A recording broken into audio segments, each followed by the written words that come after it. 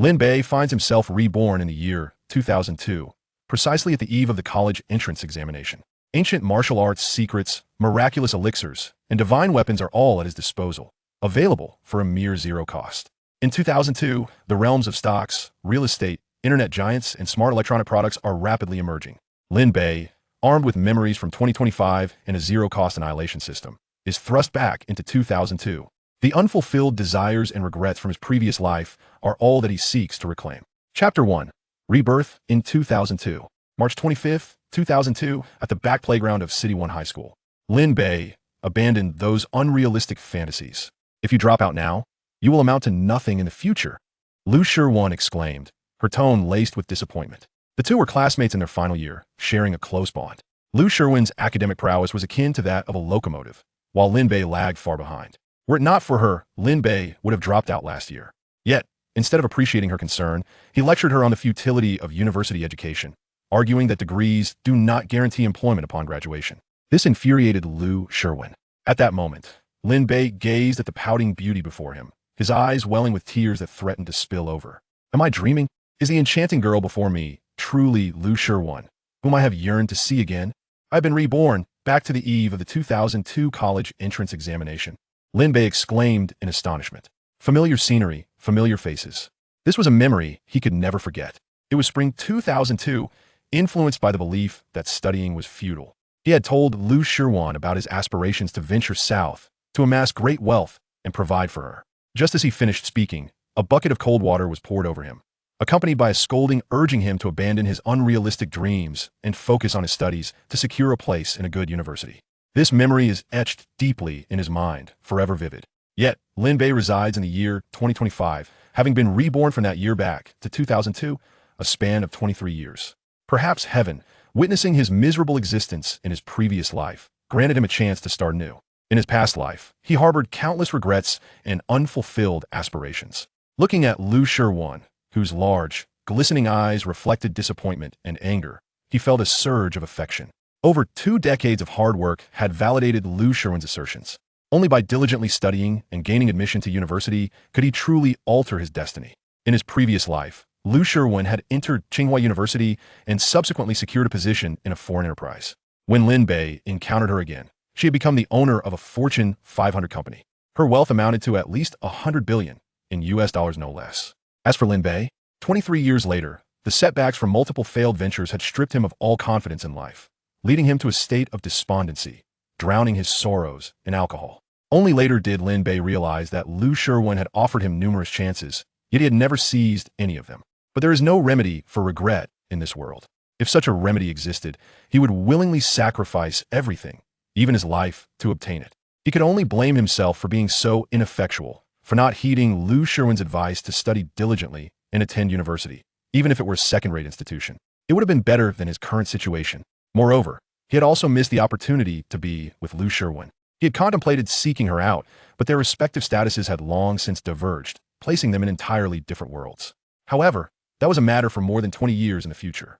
For now, it was still 2002, and nothing had yet transpired. There remained ample opportunity. Lin Bei must change. He must seize the chance to relive his life. He could not allow the outcome from 20 years hence to repeat itself. Thank you, Lu Shiwen. You are right. I will dedicate myself to my studies and strive to gain admission to university, Lin Bei said with fervor. Over 2 decades later, he had left behind a mountain of debt for his wife and children. Just as he contemplated jumping into the river to end it all, Lu Shiwen appeared before him like a guiding light, pulling him back from the brink of death and helping him settle all his debts. That moment left an indelible mark on Lin Bei, bringing forth his first tears of regret. He had thought his life would be resigned to such a fate. Yet, turning one's life around is no simple task. Not only could he not repay Lu Shiwen, but he also found himself devoid of any opportunity to repay her kindness. He was destined to live a life laden with regret. He never anticipated that he would be reborn and back to his high school days at that. In 2002, everything was yet to unfold. All was still ripe for change. Lin Bei finally had the chance to live without regrets. Observing his transformative journey, Lu Shiwen paused, then earnestly stated, "It is best if you understand this. I hope you will follow through. The college entrance examination is 3 months away, and there is still time." Lin Bei's heart swelled with excitement at the prospect of seeing Lu Shiwen again, his face illuminated by a joyful smile. 2002 was indeed wonderful. In his previous life, he had been a quintessential failure, no matter how hard he struggled, ultimately leading to despair. In this new life, he was determined to alter his fate and ascend to a life of distinction. Having endured the past 2 decades, he recognized the multitude of opportunities for wealth creation and the winds of fortune. In such times, even a pig could soar. How much more so for someone like him, reborn with the knowledge of the future, not to mention the likes of Tencent, Taobao, and other internet titans that would flourish 2 decades hence, along with stocks and electronic products that were burgeoning in this era. If he were to grasp even one opportunity, he could amass a fortune. And let us not forget real estate, a veritable myth of wealth creation. The real estate market of this era was just beginning, where even blind investments would yield returns. Although the prices would soar dramatically over the subsequent decade, the initial capital outlay was substantial and the recovery period lengthy, making it suitable only for long-term investments. Lin Bei was not in a rush to consider this yet, as there were numerous quicker paths to wealth available. With such thoughts, Lin Bei was invigorated. His life experiences over the past 2 decades had taught him that while he possessed the memories of this era, it was imperative to abide by the law and to earn money in a reasonable, legal, and compliant manner. He should focus on honest ways of achieving prosperity, leaving the chaotic matters to those beyond his station. Just then, a melodious voice of a young lady resonated in the air. Congratulations, host! You have acquired the zero-cost flash sale system. The zero-cost flash sale system has been activated for you. Please complete your first flash sale task within 5 minutes to confirm the system. Otherwise, the system will automatically vanish. Lin Bei wore a bewildered expression. A system? Isn't that something that only exists in the novels of Tomato Town? Yet, he soon found solace in the thought. If even his rebirth, a miraculous event, could occur, then possessing a system seemed entirely plausible. This is the standard configuration for a reincarnator. System. I desire a zero-cost flash sale. Ding dong. Following a melodious chime, a high-definition system interface unfolded in his mind. It was a 6D high-definition colored image, yet the interface was remarkably simple, with information presented clearly. It resembled a colorful Word document, with the system name at the top, Zero-Cost Flash Sale System. System function, zero-cost flash sale. This essentially meant it was free, didn't it? Such a bargain was undeniably enticing. Lin Bei couldn't help but feel a surge of excitement within. In the next moment, the system displayed another line of text. 2 gifts refresh daily, and only one may be chosen. The zero-cost flash sale must occur within 5 minutes after the system refreshes. Otherwise, it will reset for the day. This is the essence of the zero-cost flash sale system. Today's flash sale gifts: Intelligence Potion, Ancient Martial Arts Secret Technique, both at maximum level. Intelligence Potion enhances intelligence tenfold. Ancient Martial Arts Secret Technique increases combat power tenfold. Persistent practice may lead to immortality. Lin Bei's eyes sparkled with excitement. Both gifts were extraordinary, and he desired them both. After much deliberation, he ultimately chose the Ancient Martial Arts Secret Technique. According to the trajectory of his previous life, a school bully would soon arrive to torment him. This episode of bullying had left him permanently disabled. Chapter 2. The Zero-Cost Flash Sale System. In his recollections, at this very moment and place, the notorious campus bully, Wang Fei, would soon arrive with his entourage to administer a brutal beating. During that harrowing episode of bullying, his legs were shattered, and after healing, he was left with a lifelong disability. This was a period of excruciating humiliation that Lin Bei would never forget, a painful memory that haunted him even 2 decades later. It was a nightmare he could never erase from his life. At this moment, he found himself torn over the idea of dropping out. This incident had plunged him into an abyss of profound inferiority and dread. He lay in the hospital for over 3 months, his demeanor becoming increasingly taciturn, effectively severing his ties to campus life. Every time he reflected on this, his body would involuntarily tremble. Wang Fei, a senior student from the neighboring class, wielded his father's wealth and power as the richest man in East City, strutting around the school with impunity. His motivation for such cruelty stemmed from his infatuation with Liu Shiwan. As a rival in love, he had long sought an opportunity to teach Lin Bei a lesson.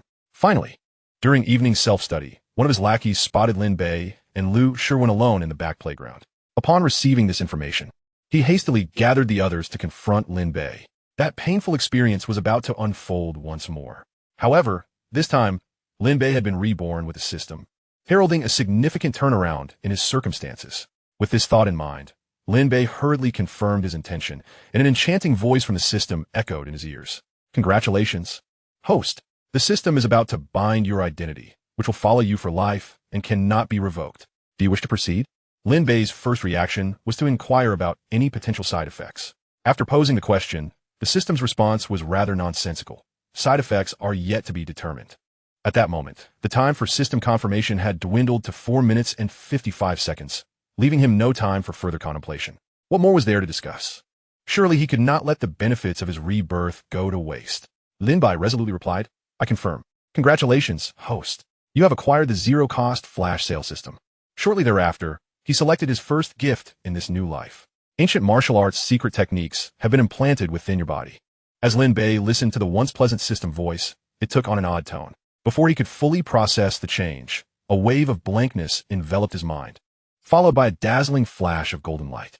In an instant, powerful energy surged into his body, and a plethora of ancient martial arts techniques transformed into memories within his mind. Congratulations, host. The ancient martial arts techniques have been successfully loaded. Lin Bei slowly opened his eyes, a glimmer of golden light flashing within them. At that moment, he had become a master of ancient martial arts. Every minuscule cell within him brimmed with boundless power. To put it simply, ancient martial arts represent the essence of martial arts that have evolved over time. When cultivated to a certain level, one could even achieve immortality, although such a realm would require Lin Bei's prolonged dedication to reach.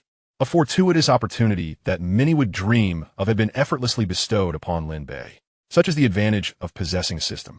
He attempted to channel his internal energy, casually swinging his right hand, unleashing a force that struck a wall 100 meters away, creating a 1-meter square breach. This level of combat power could only be attained by top-tier martial arts masters. As he reveled in the limitless internal energy coursing through him, Lin Bei could hardly contain his joy. Just then, amidst the night, 5 or 6 shadowy figures approached from the direction of the teaching building. Lin Bei suppressed his smile and focused on the approaching figures, recognizing the leader as none other than his nemesis, Wang Fei. Lin Bei would never forget Wang Fei. He was the shadow that loomed over his life. The memories were too vivid. In his previous life, Wang Fei and his lackeys not only shattered Lin Bei's legs, but also humiliated him by urinating on him. They had boasted about their deeds around the school, their arrogance echoing through the halls, leaving Lin Bei unable to lift his head in shame. Luckily, in this era, mobile phones were not as advanced. Otherwise, they would have surely documented his physical and psychological trauma, sharing the humiliating images online for all to see, subjecting Lin Bei to ridicule before the entire nation. After the incident, Wang Fei's family, leveraging their wealth and influence, only paid for medical expenses and a meager compensation of 1,000 yuan. At the time, Wang Fei was just shy of 18 and still a student, which meant the matter was swept under the rug. Even during Lin Bei's hospitalization, Wang Fei and his parents never once visited him. Lin Bei's parents were unemployed freelancers, lacking money, power, or connections. Though they were furious and attempted to raise their concerns at the school, the administration merely issued Wang Fei a minor reprimand, allowing the matter to fade into obscurity, leaving Lin Bei with lifelong psychological and physical scars. Though it did not hinder his ability to walk normally, he always limped, which inevitably affected his image. Despite his parents' seething anger, they ultimately succumbed to helplessness. Consequently, Lin Bei not only missed out on the opportunity to take the college entrance examination, but also carried the burden of a lifelong regret. In time, even the wife he eventually found shared his disability. Fortunately, this condition was not hereditary, and their children were born healthy. Now, upon encountering Wang Fei's figure once again, Lin Bei's body involuntarily trembled. He quickly regained control, replaced by a profound hatred for Wang Fei. The experiences he had endured must be visited upon Wang Fei, who would also taste the humiliation and agony, both mentally and physically. Ouch my butt. The familiar cry of pain pulled Lin Bei back to reality. The rotund Chindaji, Lin Bei's childhood friend, had been struck hard by one of Wang Fei's lackeys. Just as Lin Bei was immersed in memories of hatred, the wailing of his friend jolted him. Chindaji was a comrade who had played with Lin Bei since childhood, from kindergarten through high school, remaining his closest ally. He had come to warn Lin Bei, but was caught by Wang Fei and his gang en route. Though Chindaji had not suffered significant physical harm, the humiliation he endured was no less than Lin Bei's. A cold glint flashed in Lin Bei's eyes as a meaningful smile crept across his lips. Wang Fei, if you wish to teach someone a lesson, it should be me, not Chindaji. Let him go. Before Wang Fei could respond, Chindaji shouted, Lin Ge run. They're armed and planning to hurt you. Before he could finish, one of Wang Fei's lackeys slapped him across the face, leaving a large red mark. The thug glared at Chindaji and snarled, Be quiet, or I'll tear your mouth apart. Shundaji shot a resentful glance at the thug, but ultimately fell silent in humiliation, as four men continued to advance toward Lin Bei. Instead of fleeing, Lin Bei walked toward them. Lin Bei, you really have the audacity. I see you Haven T heeded my warning from last time. Lu Sherwin is my girlfriend, damn it. Do you dare to encroach upon her? I will ensure you remember this lesson thoroughly, so that from now on, whenever you see me, you will crawl away. Wang Fei brandished a baseball bat, incessantly striking his other hand. As he swaggered forward, cursing under his breath, he approached Lin Bei with a disdainful and contemptuous gaze. Today, he was determined to impart an unforgettable lesson to Lin Bei. Lin Bei's eyes were sharp, glimmering with a chilling resolve as he fixed his gaze upon Wang Fei. There was not a trace of the fear and panic that Wang Fei anticipated. His demeanor was as calm as still water. To Lin Bei, these individuals were merely insignificant ants, easily manipulated at his whim. Chapter 3. Revenge Without Mercy. Wang Fei was simply a plump pig delivered to him, ready for slaughter. It was time to settle the scores from a past life.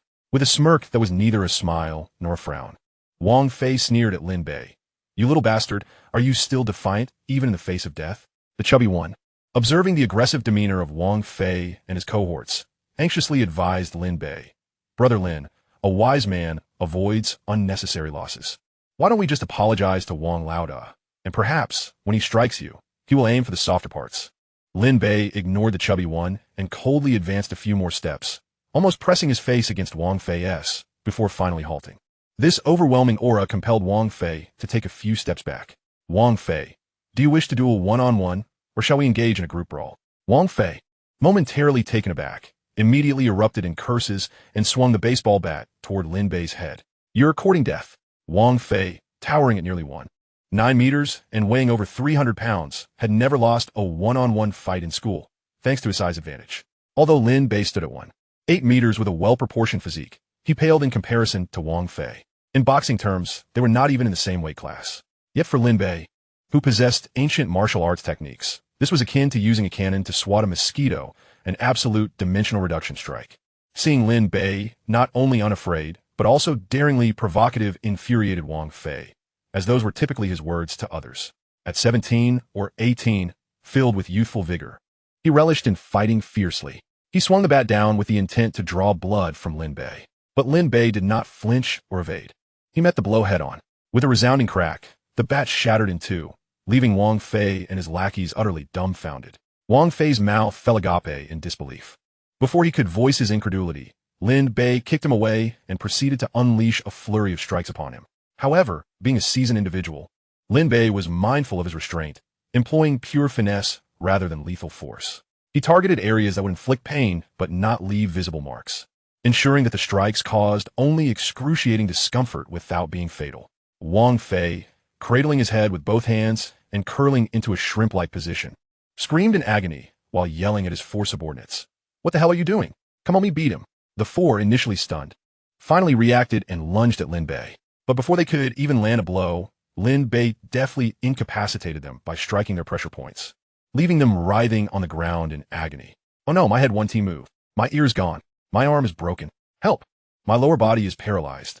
This was a wondrous technique from ancient martial arts. The chubby one, who had intended to assist, stood frozen in awe at the bizarre spectacle. After all, they were merely adolescents, never having witnessed such a scene. To see so many attacking one person, only to find themselves on the ground without the opponent ever having struck back, was unprecedented.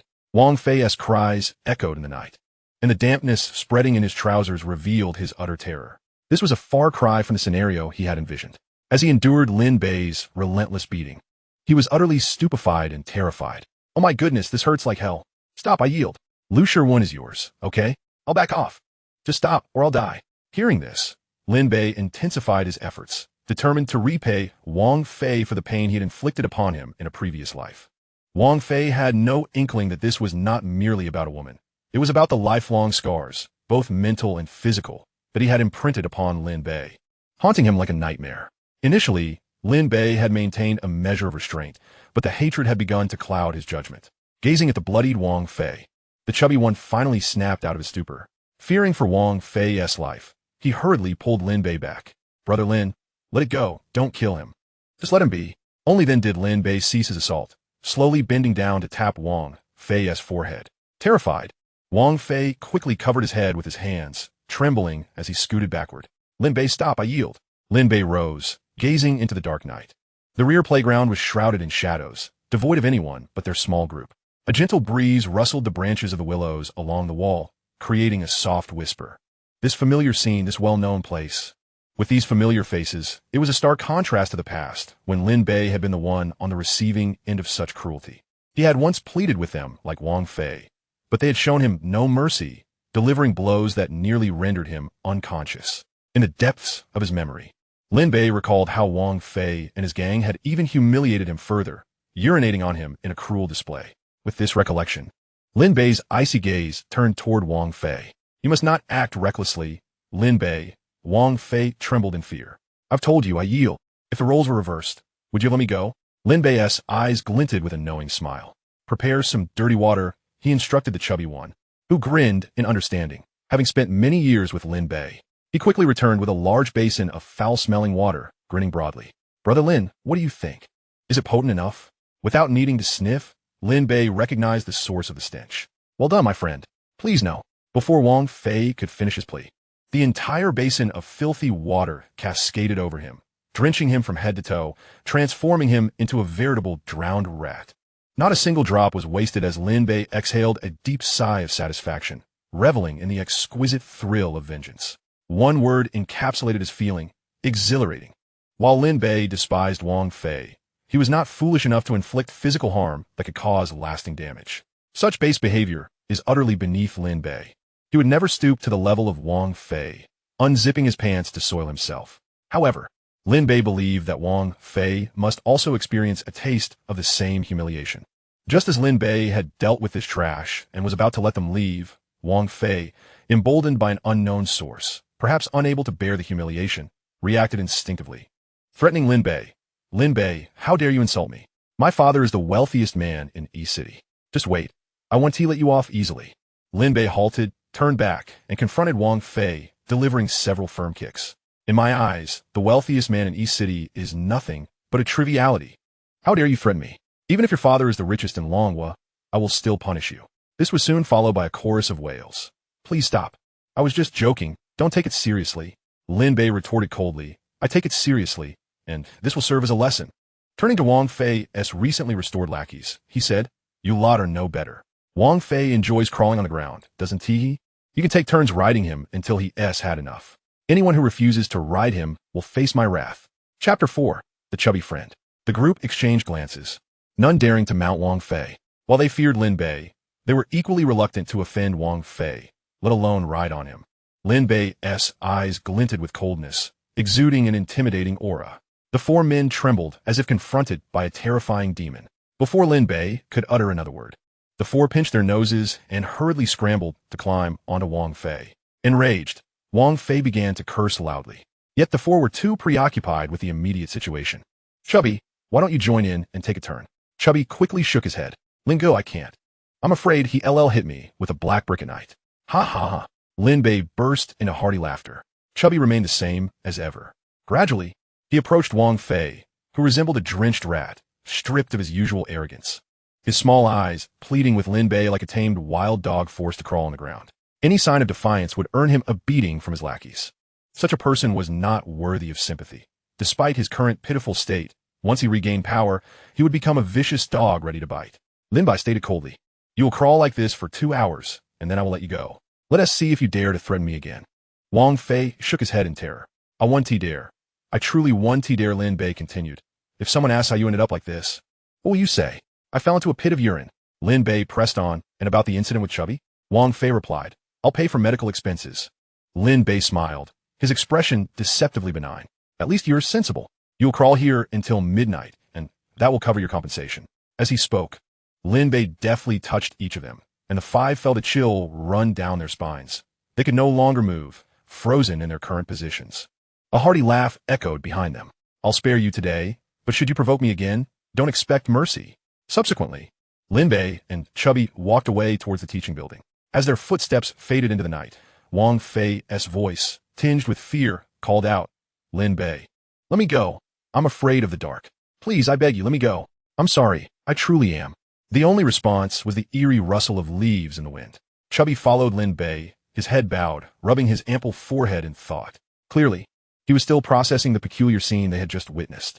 Lin Bei moved with lightness, his heart a tumultuous mix of exhilaration and emptiness.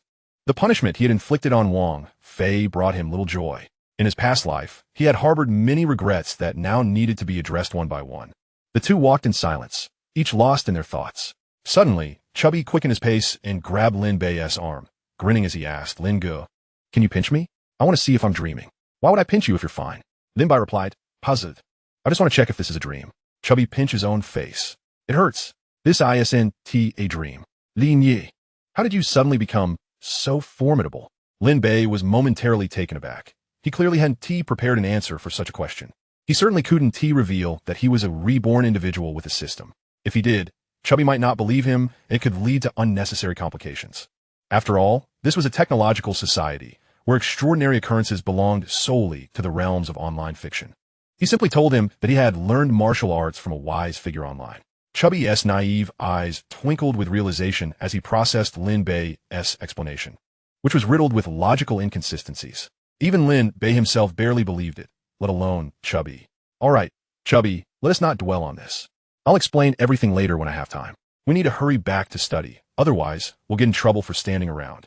Chubby, still somewhat confused, mumbled an agreement and followed Lin Bei toward the classroom, pondering, didn't he want to drop out? Why is he suddenly so keen on studying? As is well known, the study pressure in the final year of high school is exceptionally intense. The college entrance examination represents one of the few chances for most students to alter their destinies. By the end of the third year, they have typically completed all high school courses, and the focus shifts to comprehensive review and endless mock exams. As the exam approaches, the intensity of study is palpable. For a soul inhabiting the body of a middle-aged man in his 40s, just thinking about it was enough to induce a headache. Upon arriving at the familiar classroom, they were greeted by a stern-looking middle-aged woman with a face full of unsettling hair, standing at the door. With a stern expression, she unleashed a torrent of criticism upon them. This woman was Lin Bei's homeroom teacher, Ms. Zhang. She was known for her diligence and strictness, never abandoning even the weakest students like Lin Bei and Chubby. "You two are something else. In this mock exam, one of you came in last and the other second to last, and you still dare to skip class? You both go stand outside." In his past life, the two would have simply grabbed their bags and headed home. This time, however, Lin Bei obediently walked outside. Moments later, Chubby tugged at Lin Bei, eager to leave. "Boss, do you really want to stand here? It's so embarrassing. Let us hurry up and go," Chubby insisted, trying to pull Lin Bei back inside. The portly figure of Zhang, our teacher, is indeed acting in our best interest, insisting that we return to our study shortly. What is the point of studying now? Graduation is merely 2 months away. Why exert ourselves? The chubby boy remarked, attempting to pull Lin Bei along. Just then, Zhang approached with a stern expression. "Ah, you too. Not only are you standing idly outside, but you also dare to be disrespectful. Bring your Chinese textbooks to my office. Memorize the key points from the first 10 units. If you fail to do so, you shall continue until you succeed. No one is leaving until I say so. I will keep a close watch on you." Having been over 2 decades since Lin Bei last engaged with the contents of the textbook, he had nearly forgotten everything. Furthermore, given that he had barely grasped the material in his previous life, relearning it would not differ much from starting anew. The chubby boy, ranking at the bottom of the class, was not in any better position. By 10 o'clock that evening, Lin Bei had memorized the material in under an hour. With a tone of earnest concern, Zhang addressed Lin Bei. "Such a brilliant mind. Why not channel it towards more fruitful endeavors?" Following this, she delivered a heartfelt lecture, prompting Lin Bei's attitude to undergo a complete transformation as he nodded respectfully and assured her of his commitment to diligent study from that point forward. "Very well. I trust you, but you must fulfill your promises," she replied. "Although the college entrance examination loomed less than 3 months away, with your intelligence and hard work, there remains a glimmer of hope for you to gain admission to a university. Some individuals have already resigned themselves to failure. You must not let their influence sway you. Keep your distance from them, lest you become embroiled in their misfortune." Though Zhang did not explicitly name names, Lin Bei understood she referred to the chubby boy. Chapter 5. The Blessing of Youth. Lin Bei cast a glance at the chubby boy, still in the corner, shaking his head and swaying as he struggled to memorize. He quickly assured, "Rest assured, teacher, I will refrain from wandering about and will devote myself to studying." At last, Zhang revealed a long-lost smile. "Right. Return home and get some rest. Tomorrow is the weekend. Take time to reflect on your upcoming review strategies. Teacher, it is already 10 o'clock in the evening. I too must return home to contemplate my study approach. The teacher shot a cold glare at the chubby boy. You need not rush. First memorize what I instructed you. Then you may return. Lin Bei chose not to leave, waiting patiently at the school gate for the chubby boy. That night, the chubby boy labored until midnight before emerging from the office. Upon seeing Lin Bei, his face lit up with surprise, warmed by the gesture. Brother Lin, you haven't left yet? I thought you had gone home early. Lin Bei smiled softly. How could I abandon you to return alone? He inquired, by the way. How did it take you so long to memorize everything? The chubby boy shrugged dismissively. Memorizing? What a trivial matter. Teacher was simply too exhausted. Her home was inundated with calls urging her to return. It was her eagerness to leave that led her to kindly release me. Haha. Unable to contain himself, Lin Bei burst into laughter. No way. That really happened? After the laughter subsided, Lin Bei was flooded with memories from his previous life. The chubby boy's future had been tragically bleak. Upon graduating high school, he drove trucks, only to suffer a horrific accident that resulted in the amputation of both legs. As if that were not enough, his life took a further downturn due to his wife's ruinous influence. This woman, whom the chubby boy had met in a nightclub, was not only beautiful, but also brazenly flirtatious, ensnaring him utterly. Within a week of their acquaintance, they married, and less than 9 months later, they welcomed a son. While the chubby boy was on the road, his wife frequently consorted with other men. After his accident, while hospitalized, she shamelessly engaged in affairs. The betrayal he faced was monumental. Yet despite it all, he endeavored to provide a complete family for his child, gritting his teeth and enduring. Tragically, when his 6-year-old son was diagnosed with leukemia, blood tests revealed that the child was not biologically his. The chubby boy was utterly shattered. Despite the injustice, he did not abandon his son's treatment, demonstrating a commendable sense of responsibility. To fund his child's medical care, he sold his home and accrued substantial debt. Sadly, despite his sacrifices, the child ultimately succumbed to illness. As despair set in, his wife continued her reckless pursuits, leading one to question her humanity. At long last, the chubby boy could bear it no longer. In a fit of rage, he ended her life. Thus, the chubby boy's existence spiraled into ruin. Although his life was fraught with hardship, he had always been loyal to Lin Bei. During Lin Bei's most desperate times, when he struggled to afford meals, the chubby boy had sent him 500 yuan.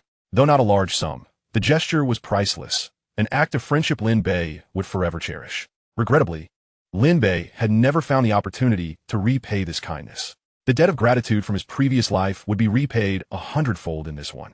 Lin Bei vowed silently. In this lifetime, I will ensure the chubby boy experiences immense fortune. Naturally, this would mean altering the trajectory of his life from this moment forward, steering him away from misfortune. Lin Bei gently placed a hand on the chubby boy's shoulder, speaking with profound significance. From this day forth, we shall adopt a new way of living. Whoa, Brother Lin, why have you become so sentimental? You've given me goosebumps. You're not. In that way, are you? Get lost. I have no such proclivities. The chubby boy clearly could not comprehend Lin Bei's current state of mind, and Lin Bei chose not to elaborate further. He hopped on his bicycle and sped towards home. In less than 20 minutes, they arrived at the Blue Star community, where both Lin Bei and the chubby boy resided, albeit in different buildings. The Blue Star community, constructed in the late 1980s, consisted of 6-story residential buildings erected by the municipal food factory. Though dilapidated, it still maintained a sense of cleanliness. The chubby boy lived just above in the adjacent building. As Lin Bei gazed upon the familiar neighborhood under the night sky, a wave of nostalgia washed over him. Yet in 10 years, this very place would transform into towering skyscrapers. Lin Bei lived on the 6th floor, and without an elevator, he raced up the stairs to his family's door. In the stillness of the night, he longed to awaken his parents and younger sister, yearning to glimpse the faces of his family from 20 years past. Treading lightly, he suppressed this urge and unlocked the door. Inside, the dimly lit living room was barely 6 square meters, furnished with a dining table and a cluttered sofa. Although compact, the 3-bedroom apartment provided Lin Bei with his own small room. He refrained from turning on the lights, quietly preparing to retreat to his room for sleep. At that moment, the hallway light flickered on. Little Bei, you're back. Why are you so late? Is your study workload too heavy? But remember to take care of your health. It was his mother, Wang Sumei, speaking with concern. She must have been worried about him returning late, which kept her from sleeping.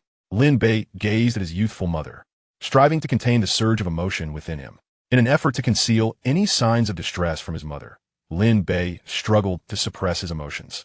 Managing to force a faint smile, and nod in acknowledgement. Ultimately, he could no longer contain himself and, like a child, embraced his mother tightly. "Silly boy, what's come over you today? You're not a child anymore, still seeking affection from your mother. It's getting late. Hurry and wash up for bed." After scrutinizing his mother for a while, Lin Bei reluctantly retreated to his room. At that moment, his mother appeared to be in her early 40s, truly youthful. In Lin Bei's memories from his past life, his mother, worn down by years of toil, was already in her 60s. Her hair predominantly gray and her face etched with wrinkles. In his previous life, his parents endured significant hardships, and their lives were fraught with difficulties. Both were ordinary workers at a food factory, which closed its doors in 1998, leaving them unemployed.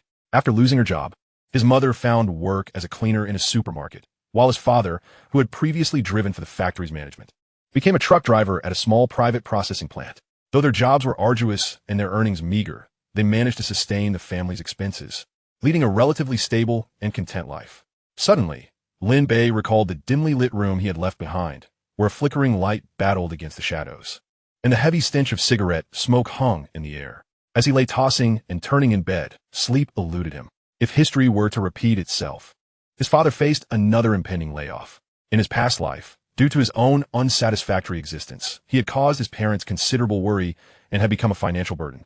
He felt an overwhelming sense of indebtedness to them, having never had the opportunity to repay their sacrifices. Fortunately, fate had granted Lin Bei a second chance at life, and he was determined to seize it. He would not allow regrets to linger. He vowed to ensure his parents would enjoy a life of comfort and happiness. With a heart full of complex emotions, he drifted into a fitful sleep until dawn broke.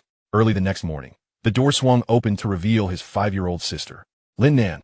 She rushed in, extending her chubby little hand to pull Lin Bei out of bed, her sweet voice chiming, "Brother, play with me, please." Lin Bei rolled over, scooping his sister into his arms and lifting her high, exclaiming, "All right, I'll lift you up high." Laughter filled the room, a chorus of giggles echoing joyfully. Their mother soon prepared a simple breakfast of congee, eggs, and a plate of pickled vegetables. The family gathered around the dining table, and as Lin Bei gazed at his youthful parents and little sister, he felt a warmth enveloping their seemingly mundane life. Despite the hardships etched on his parents' faces, their youth still shone through. There was still time to change their fate. In Chapter 6, the topic of an IP phone supermarket arose. Lin Bei observed that his parents bore few wrinkles, their hair still dark and full. He sighed once more. Youth is truly a blessing. There is still an opportunity for them to enjoy a better life.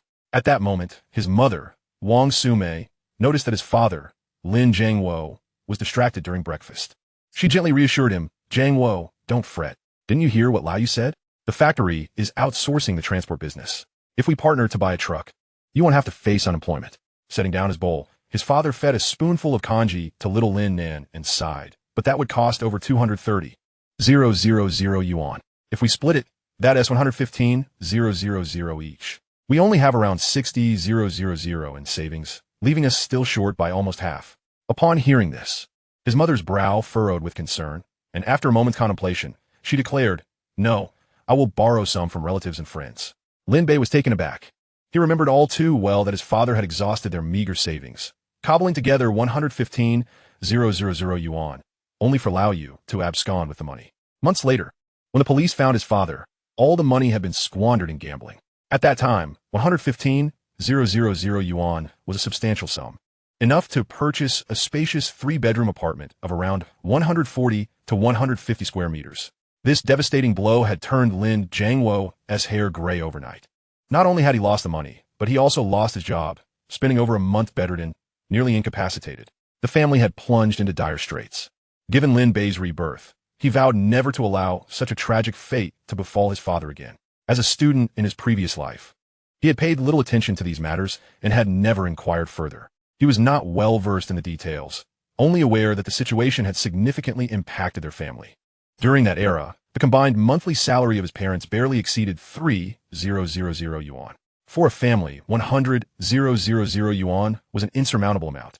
They would have to forego all expenses for 4 years to accumulate that sum. Such a setback was unbearable for an ordinary household. As Lin Bei pondered how to avert this calamity, he continued to listen to his parents' conversation. His mother persisted, "Jiangwo, borrowing money shouldn't be an issue. The real question is how you feel about it." After a moment of reflection, his father hesitantly replied, "Of course, I want to buy the truck." With Xiao Bei about to enter college, our financial needs will only increase. If we don't purchase the truck sign, he continued, that Lao Yu. He only joined us a few months ago, and I don't really know much about him. Hearing this, Lin Bei quickly interjected, Dad, if that's the case, we absolutely shouldn't partner with him. Mom is right. You don't know his background. What if he's a fraud? This is over 100,000 yuan. Can our family afford to lose that? His words doused his parents with cold water. What do you know about adult matters? Stay out of this. Lin Jiangwo admonished sternly. But Dad, didn't you say I'm 18 now, an adult? You just mentioned that you've only known him for a few months and don't understand his background. This money is not a trivial amount, especially for our family. If anything goes wrong, can we bear the consequences? After Lin Bei's words, both parents fell silent. In truth, they hadn't fully contemplated the situation. They were merely grappling with the dilemma. As the pillar of the family, his father was burdened with indecision. His mother felt even less secure. She only wished to alleviate her husband's worries, which was why she had spoken up. The 60,000 yuan they had saved was a product of years of hard work and was intended for more than just Lin Bei and his sister's education. It was also their safety net against unforeseen circumstances. For this family, they could earn but could not afford to lose. Lin Bei pressed on, Dad, now is a time when the country is vigorously developing its economy. Why stick to a job? Lin Jiangwo shot him a glare. If we don't work to earn money, how will our family survive? Lin Bei continued to explain, Dad, I'm not saying that work is futile. It's just that after a year of hard labor, how much do you and Mom really make? Instead of risking your job, why not consider starting a small business?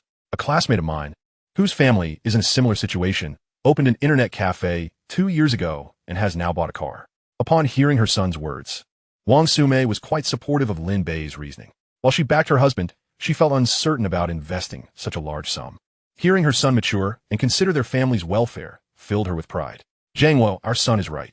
If you're going to lose your job, why not start a small business? We could sustain our family that way. My former colleague, Sister Lu, quit her cleaning job last month and now sells meat buns at the entrance of her neighborhood. Hearing her speak, she mentioned that she could earn over 100 each day, which was superior to a regular job, offering her freedom and time. And the amount earned was entirely at her discretion, far better than working for someone else. Lin Jiangwo, the father, hesitated slightly and with a bitter smile remarked, You and T want me to set up a stall at the entrance selling meat sandwiches, would you? Lin Bei quickly interjected, I know of a business that, once established, will undoubtedly reap profits without fail. This was not mere fanciful talk from Lin Bei. In 2002, the nation was undergoing a prosperous economic transformation, with various industries poised for explosive growth. The competition was nowhere near as fierce as it would be 20 years later, and opportunities abounded. As someone who had lived through it, Lin Bei was acutely aware of which businesses were riding the wave of economic momentum. Lin Jiangwo, skeptical, inquired, Is there truly such a business that guarantees profits? Pray tell, what is this business? Father, have you heard of IP phone supermarkets? Lin Bei had initially considered delving into the trade of mobile phones and other electronic gadgets, but the investment was prohibitively high. Since his father had no prior experience in business, he opted for a more cautious approach. The concept of IP phone supermarkets was just starting to gain traction and was certain to flourish in the coming years. The investment required was relatively modest. Lin Jiangwo, puzzled, asked, What exactly is an IP phone supermarket? Wang Sumei pondered for a moment and then queried, Isn't at a place with a bunch of telephones where people can make calls? She worked as a cleaner at a supermarket adjacent to a vocational college, where a new IP phone supermarket had recently opened. Every time she passed by on her way home, she noticed a throng of students queuing to make calls. Lin Bei replied with a smile, Yes, mother, that is exactly what an IP phone supermarket is. Not only can one make calls, but they also sell IC cards. With so few people currently in the business, and mobile phones yet to gain widespread use, it's the perfect time to venture into this. Upon hearing this, Lin Jiangwo's expression shifted to one of amusement, only to be quickly replaced by irritation as he scolded, You rascal. You're about to take your college entrance exams. And instead of focusing on your studies, you're preoccupied with such nonsense? After all, he did not wish for his son to be distracted during this critical period. Lin Bei hurriedly defended himself. Not at all. I spend all day in school tackling problems. My mind is already exhausted, with no energy left to ponder these things. The reason I considered having the family open an IP phone supermarket is that a classmate of mine is in this business. His family is doing exceptionally well and is preparing to open a second and third store. They could be set up in universities or densely populated areas. With an estimated daily call duration of 500 minutes, the conservative monthly profit could reach 3,000 yuan. If we also sell IP cards and, considering the rent, the total investment would only be around 20,000 to 30,000 yuan. Chapter 7. convincing his father to start a business. If we can acquire more telephones and manage it well, we could conservatively earn 50,000 yuan a year. How much do you and mom earn combined in a month? Wouldn't this be better than working for someone else?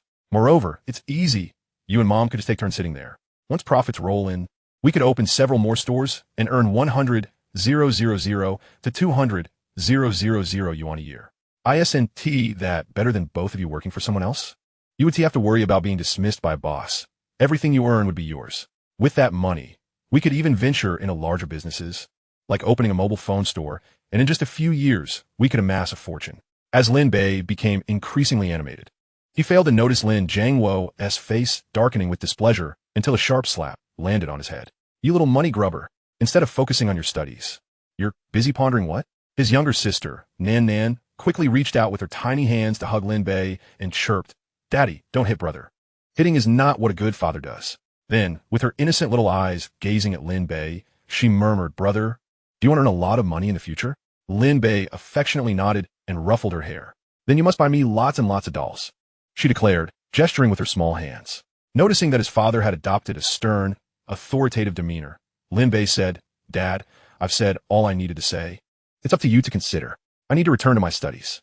Lin Jiangwo's stern attitude stemmed from feeling that his paternal authority had been challenged by Lin Bei. Yet, there was a hint of validity to his son's arguments, which he could not dismiss outright. Thus, he chose to respond with displeasure.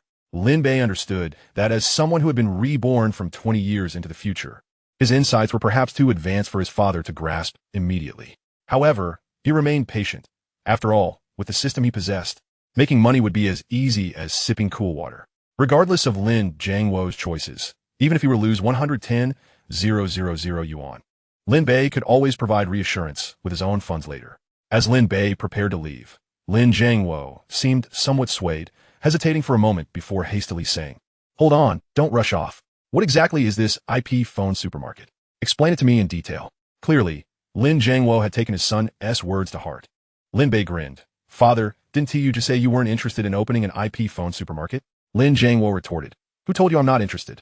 I simply don't understand it. You need to explain it properly."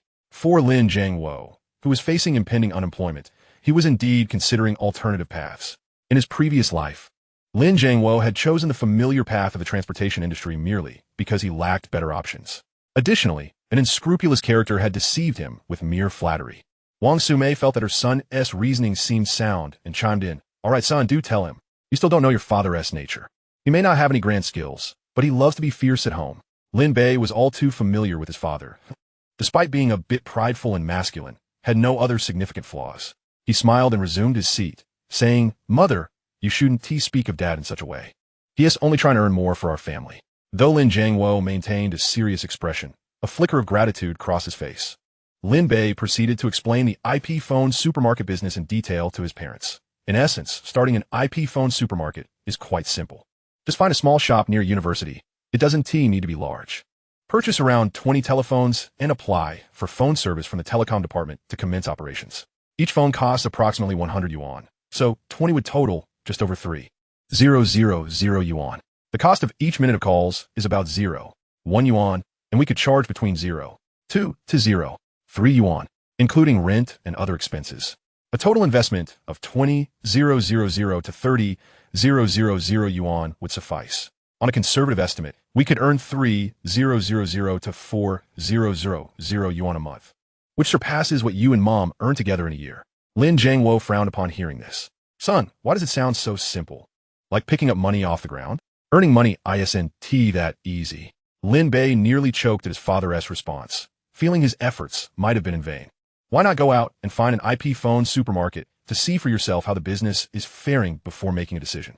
Lin Bei concluded, before retreating to his room to study. After Lin Bei left, Lin Jiangwo murmured to himself, "What the boy said does seem to have some merit." He gazed around the familiar bedroom, at the worn and faded wooden desk, the wooden chair, and the yellowed elementary school certificates adorning the wall. Lin Bei couldn't help but be engulfed by a wave of nostalgia. However, the room was far too small. Though cozy, it felt cramped and uncomfortable to live in. He silently vowed to himself, once he acquired wealth, he would first upgrade to a larger house, allowing his parents to truly enjoy life. If an outsider were to overhear such sentiments, they might very well deem him deranged. Despite having entered a new century, material resources remained relatively scarce. Computers and mobile phones were yet to be ubiquitous. The household possessed only a second-hand pager, which often struggled to receive a signal. Lin Bei persevered in his studies, understanding the importance of performing well on the college entrance examination. Yet, the sight of English vocabulary words left him overwhelmed. He recognized them, but they remained foreign to him. Opening his mathematics textbook only intensified his frustration, ultimately leading him to turn to his Chinese literature studies. To his dismay, the Chinese textbook proved more soporific than a sedative, and he found himself succumbing to sleepiness within moments. Thus, Lin Bei forced himself to remain seated in his room for an entire day, feeling more exhausted than if he had been laboring on a construction site. He even began to suspect he had an intellectual deficiency, regretting not having chosen an intelligence potion. Thinking of this, he hastily summoned the zero-cost flash sale system, only to hear a melodious voice respond. "Regrettably, esteemed host, you have missed today's zero-cost flash sale gift task. Please return tomorrow at 2 p.m. for the next opportunity." Frustrated, Lin Bei cursed under his breath. After calming down, he recalled that the zero-cost flash sale system allowed for only one-time flash sale per day, with gifts being random and requiring completion within 5 minutes. With a sense of regret, he drifted into slumber. Early the next morning, before dawn had even broken, Lin Bei was roused by his mother's call. The most torturous aspect of high school life was the early rising. Fortunately, in this new life, he no longer lingered in bed, quickly washing up, eating breakfast, and shouldering his backpack before heading downstairs. He waited for a considerable time at the bottom of the building until his friend, Fatty, finally emerged, rubbing his bleary eyes and dragging his feet. "Hurry up, Fatty. We're going to be late for school." As they rode their bicycles to school, Fatty panted and remarked, "Lingo, why the rush? We're only a few minutes late. It's not like we haven't been late before." Lin Bei replied sternly, "Being late by even a minute is unacceptable. We need to arrive 10 minutes early from now on." Huh. The sun must be rising in the west for Lin Ge, the underdog, to aspire to become a phoenix. Lin Bei ignored him, speeding along the way. Upon arriving at school and securing their bicycles, Fatty suddenly recalled something. "Hey, Lin Ge, have you finished the math mock exam? Let me copy it during class." Lin Bei's expression turned ashen. A math mock exam? What on earth? How could he not remember such a thing? Fatty reminded him that their math teacher had assigned it for the afternoon. It dawned on Lin Bei that he had yet to fully transition into this time. Now, with class in session, they were expected to submit their work, leaving no time for copying, and they would have to brace themselves for reprimands. Reprimands were nothing new to Lin Bei. He had faced them countless times in his past life, so he sighed and resigned himself to the inevitable. "I didn't write a thing. You should find another classmate to copy from." Fatty gave Lin Bei a thumbs up. "At least I wrote something. You left yours entirely blank?" "Lin Ge, that's impressive." Fatty had never anticipated that the current Lin Bei wouldn't even bother with homework. Chapter 8. The Perspective Scroll. At this point, there was no use in fretting. Worrying would yield no benefits.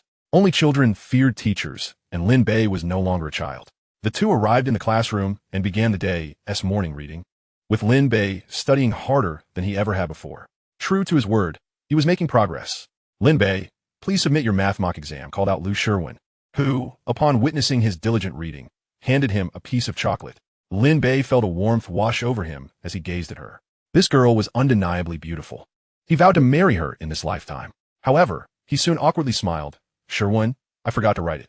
Upon hearing this, Lu Sherwin's expression soured instantly, and with a huff, she snatched back the chocolate and stormed off, her ponytail swishing behind her.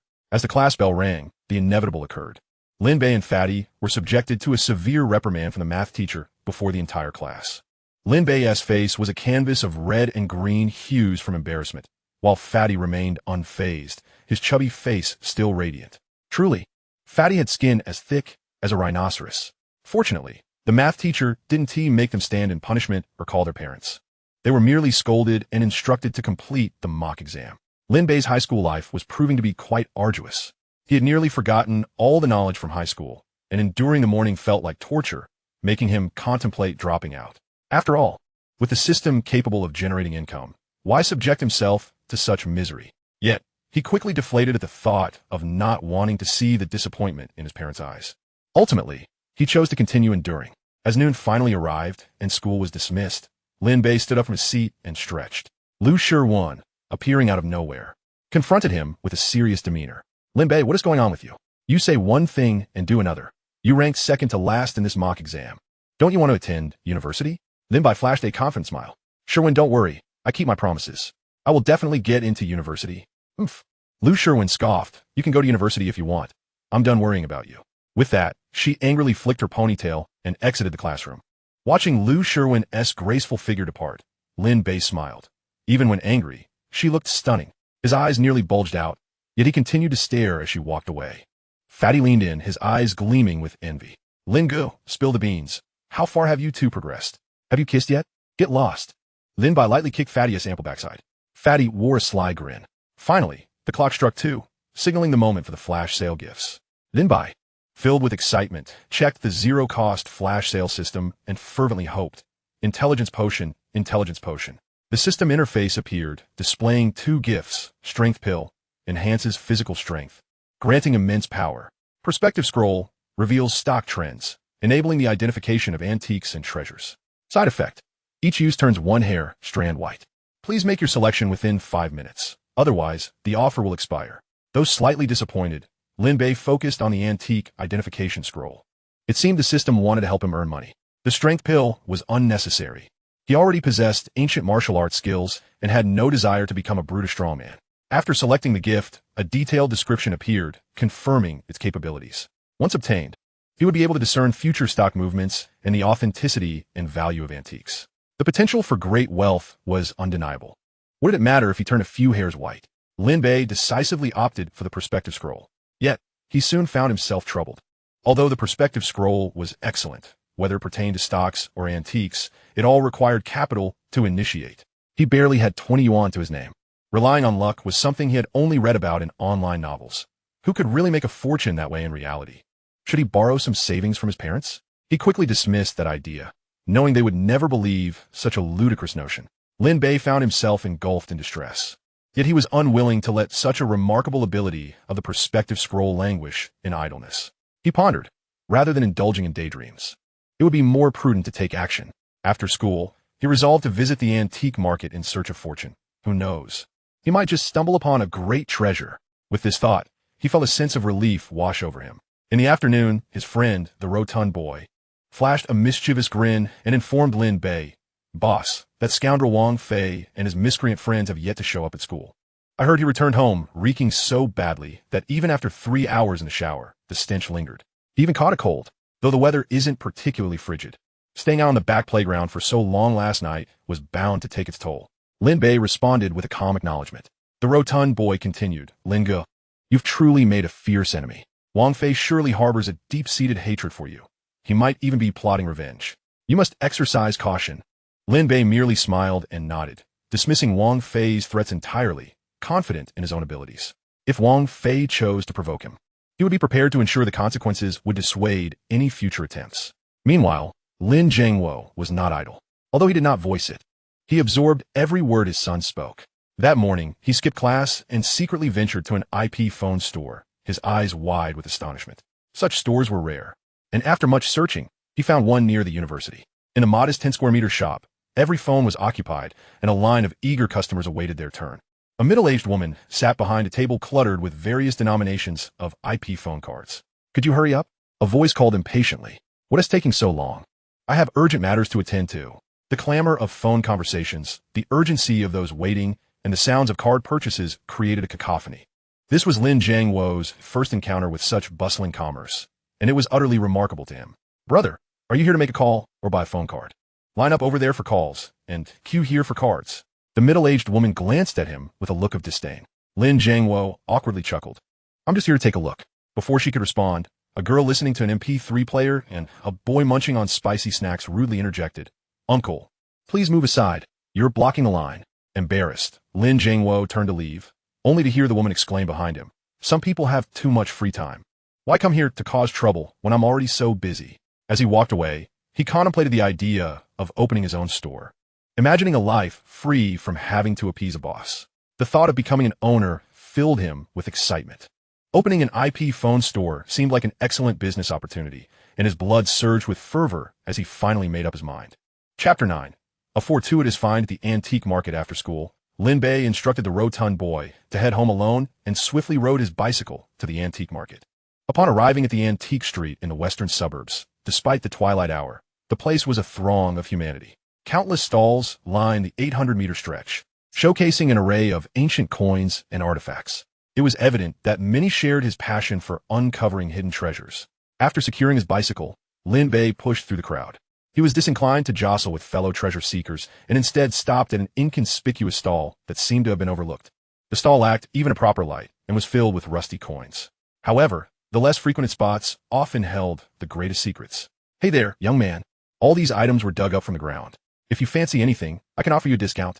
The speaker was a dark-skinned, middle-aged man, seemingly honest and kind-hearted, who recognized Lin Bei's school uniform and assumed he was a city student with a decent allowance.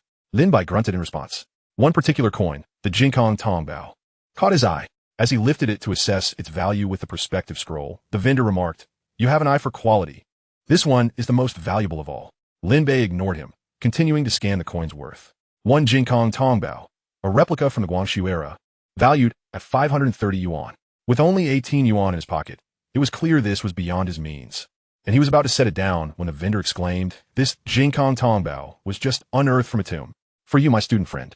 I'll let it go for 8,000. What a scam. 8,000. He had just scanned the stall, and the most expensive item was worth a few hundred. Did he take me for a fool? Lin Bei thought, responding, "The item is indeed good, but it's far too expensive for me." At that moment, a stunning woman in a tight-fitting skirt approached, her long, fair legs exposed. "Handsome, I've had my eye on that coin for some time, but lack the funds," she said sweetly, nudging Lin Bei aside and whispering, "To be honest, I've had it appraised, and its actual worth is at least 50,000. How about we each chip in 4,000 to buy together?" The overpowering scent of her perfume filled the air as she lowered her voice intentionally. But the stall owner overheard her clearly. These two were clearly in cahoots, attempting to ensnare him. Lin Bei glanced at the beautiful woman and then at the middle-aged man, forming his judgment. "Miss, I don't even have 100 yuan, let alone 4,000. Huh, a poor student," she scoffed, dismissing him as she turned to seek another target. Feeling belittled, Lin Bei felt a surge of indignation. "Wait, how dare you speak to me like that?" He aimed to teach her a lesson, but the middle-aged man interjected, "Young brother, a gentleman shouldn't argue with a lady. We have a connection. Let's chat some more. I can give you a better price. How about 1,000? Lin Bei laughed at this. The middle-aged man was no better than the rest. From 8,000 to 1,000, his bargaining skills surpassed even those of a market vendor. 1,000? I wouldn't take it even for 100. Realizing he had been seen through, the vendor didn't show any anger but chuckled. "You're quite the savvy one. I paid 30 for it, and I'll let it go for 50 to you." Unbelievable. It went from 8,000 to 50 in mere moments. This is outright swindling. Lin Bei knew the true value of the coin and felt tempted. Acquiring it could yield a tenfold profit. "Boss, I genuinely wish to buy it. As you can see, I'm just a student with only 18 yuan. Would you consider selling it to me for that amount?" He pulled out all the money he had to show the vendor. Seeing the vendor hesitate, Lin Bei feigned disappointment. "If that is not possible, I'll just look elsewhere." He pretended to walk away, and the middle-aged man thought to himself, "I bought it for 5. 18 is still a profit." He slapped his thigh and feigned reluctance. "All right, you got a deal." The transaction concluded, and although the profit was merely a few hundred yuan, Lin Bei felt an undeniable joy. After all, it had validated the authenticity of the perspective scroll, had it not? By heavens, it truly worked. 18 yuan transformed into 530. What a remarkable gain. In his excitement, he hurriedly stowed away the copper coins. The next step was to sell them for cash. Lin Bei approached a shop, its glass door adorned with advertisements proclaiming the purchase of various currencies. He lifted his leg and entered. The shop spanned over 100 square meters. While its decor could not be deemed luxurious, it was certainly neat and polished. At the counter, the proprietor was engaged in a conversation with a middle-aged male customer, introducing items of interest. This gentleman, dressed with discernment, unmistakably belonged to the affluent class. Lin Bei chose not to intrude, instead perusing the ancient copper coins displayed on the counter. "Hey kid, don't touch that. If you break it, I'll sell you off. You wouldn't be able to afford it. Get out of here and play somewhere else." Just as Lin Bei reached for a copper coin, a voice laden with disdain admonished him. The speaker, a man in his 50s with slanted eyes and thin lips, bore an appearance of treachery, likely the shopkeeper. He scrutinized Lin Bei with evident contempt, perhaps believing that Lin Bei, being a student, was not there to patronize his business. Lin Bei, feeling irked, retorted, "What kind of talk is that? You open a shop to do business. Customers are akin to gods. I'm here to sell, not to beg for your money. A poor student like you? What did you possibly sell? Can't you see I have esteemed guests?" The shopkeeper replied dismissively. Lin Bei felt a surge of indignation, wishing to slap the arrogant man who looked down on him. Li boss, that is not right. Every customer is a guest when they enter your shop. What are you doing? The middle-aged man interjected. Suzong, this kid is just a student. He should be focusing on his studies. I'm worried he'll lead a bad example. Li boss quickly retorted, shifting his demeanor to a subservient tone in front of Suzong. Despite his frustration, Lin Bei managed to suppress his anger and coldly remarked, "Humph. A man with such lowly vision will inevitably face closure. I'm not selling to you." Suzong, observing Lin Bei's composed demeanor despite his youthful appearance, suddenly took an interest. "Oh, young brother, what do you wish to sell? May I take a look?" Suzong has spoken. "Show us what you have. If it's truly valuable, I'll offer you a handsome price." Li boss feigned enthusiasm, though inwardly he scoffed at the notion of a poor student possessing anything of worth. Despite his discontent, Lin Bei was unwilling to forego the opportunity. He produced the copper coins for their inspection. While these may be replicas from the Guangxu era, they still hold some value. "Li boss, how much can you offer?" Suzong examined the coins closely and inquired of Li boss. Li boss donned his reading glasses and glanced at the coins, replying, "Suzong is correct. Yet being replicas, they lack true worth. However, considering your esteemed presence, I can offer you 200. Lin Bei, taken back, felt wronged not only for the undervaluation, but also for the implied obligation. "You're offering me just 300 for something valued at over 500? How can you be so unscrupulous? I'll take my business elsewhere." 300? That's enough for my monthly expenses. The system indicated a value of 530. The lowest he could accept was 450, or else he would not honor the effort he had expended negotiating with the vendor earlier. Suzong chuckled at the boy's savvy response, realizing he was not easily deceived. Having a keen eye for collectibles himself, he understood the true worth of the copper coins. "Old Li, you've erred in this instance. How can you attempt to deceive even a student?" Li boss, grinning awkwardly, replied, "With a shop of this magnitude, I must make a profit, don't you think? But fine, I want to squeeze you for more. I'll offer you 500, but that's my final price." Suzong nodded slightly towards Lin Bei, who cast a grateful glance his way. Suzong proved to be rather honorable, unlike the avaricious shopkeeper. Having secured his payment, Lin Bei did not leave immediately. His gaze fell upon a copper mirror in front of the two men. From their brief exchanges, it was evident that Li boss intended to swindle Suzong handsomely. Suzong was a decent fellow. He couldn't allow this lowly man to take advantage of him. He needed to intervene. "Suzong, this copper mirror is undoubtedly a genuine artifact used by Yang Guifei from the Tang dynasty. I spent 3 months persuading the owner in Luo City to allow me to sell on their behalf. It's worth 680,000, absolutely." Suzong responded with a smile. "That's far too pricey. I'd only pay 500,000 for it." Lin Bei had already used the perspective scroll to assess it. Yuan Dynasty high-quality imitation of the Sea Beast Great Mirror, valued at 980,000. 680,000? My goodness. "Suzong, as I mentioned earlier, this is a consignment from someone else. As a loyal customer, I would at least sell it for 800,000 to others. This mirror is a Sea Beast Great Mirror from the Tang Dynasty. Observe the craftsmanship of the creature. Its form robust and exquisite, a true marvel of artistry. Purchasing it would guarantee you a handsome return." As Li boss spoke, he tapped the mirror with his fingertips. "Listen to that sound. It's clear and melodious, deep yet rounded, truly a superior piece. And look at the color, the patina, rich with historical depth. And this earthy scent from years spent buried underground." As Li boss continued his pitch, a peculiar confidence crept onto his face. "Your description is indeed enticing. But alas, the price remains too steep. Shall we both take a step back and find a middle ground?" Suzong, captivated by the mirror, displayed a keen interest. Lin Bei smirked inwardly, realizing that Suzong was quite the player himself. How could he not see that it was a mere replica? Unwittingly, Lin Bei let out a chuckle of derision. Noticing Lin Bei's unusual smile, Suzong inquired, "Young brother, do you have an understanding of antiques? Please share your thoughts. After all, this is a multi-million item, and he isn't a fool with money." Since Suzong had asked, Lin Bei felt compelled to respond, especially as he found Suzong to be a commendable person. Just as he was about to speak, Li boss's expression darkened, and he bellowed at Lin Bei, "Kid, I've already made a high offer for your copper coins in deference to Suzong. What are you still doing here? Get out and don't disturb my business." Suzong, displeased, remarked, "Old Li, what's your problem? Keep this up, and I'll take my business elsewhere." Wait. I'm merely concerned that this kid might disrupt your enjoyment. He clearly doesn't strike me as a serious student." Li boss continued to justify himself. Ignoring Li boss, Suzong turned to Lin Bei, curiosity etched on his face. "Young brother, fear not. Old Li is just that kind of person. Speak your mind. He can handle it." Having harbored resentment towards Li Boss's condescending attitude, Lin Bei felt a surge of indignation. He had no qualms about voicing his opinion, especially since he had the system to protect him. With resolve, he shook his head without hesitation. I'm not too knowledgeable, but I can tell you that this copper mirror is undoubtedly problematic. How dare you speak such nonsense? Li Boss exploded in anger. Oldly, that's enough. If this continues, I'll no longer be interested in this copper mirror.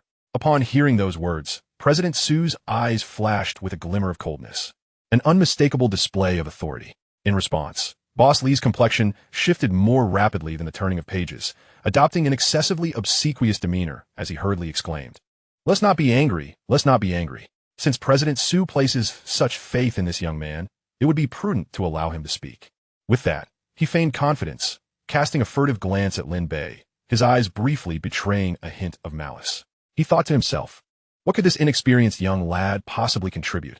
President Su, however, did not genuinely believe that Lin Bei possessed any profound understanding of the bronze mirror.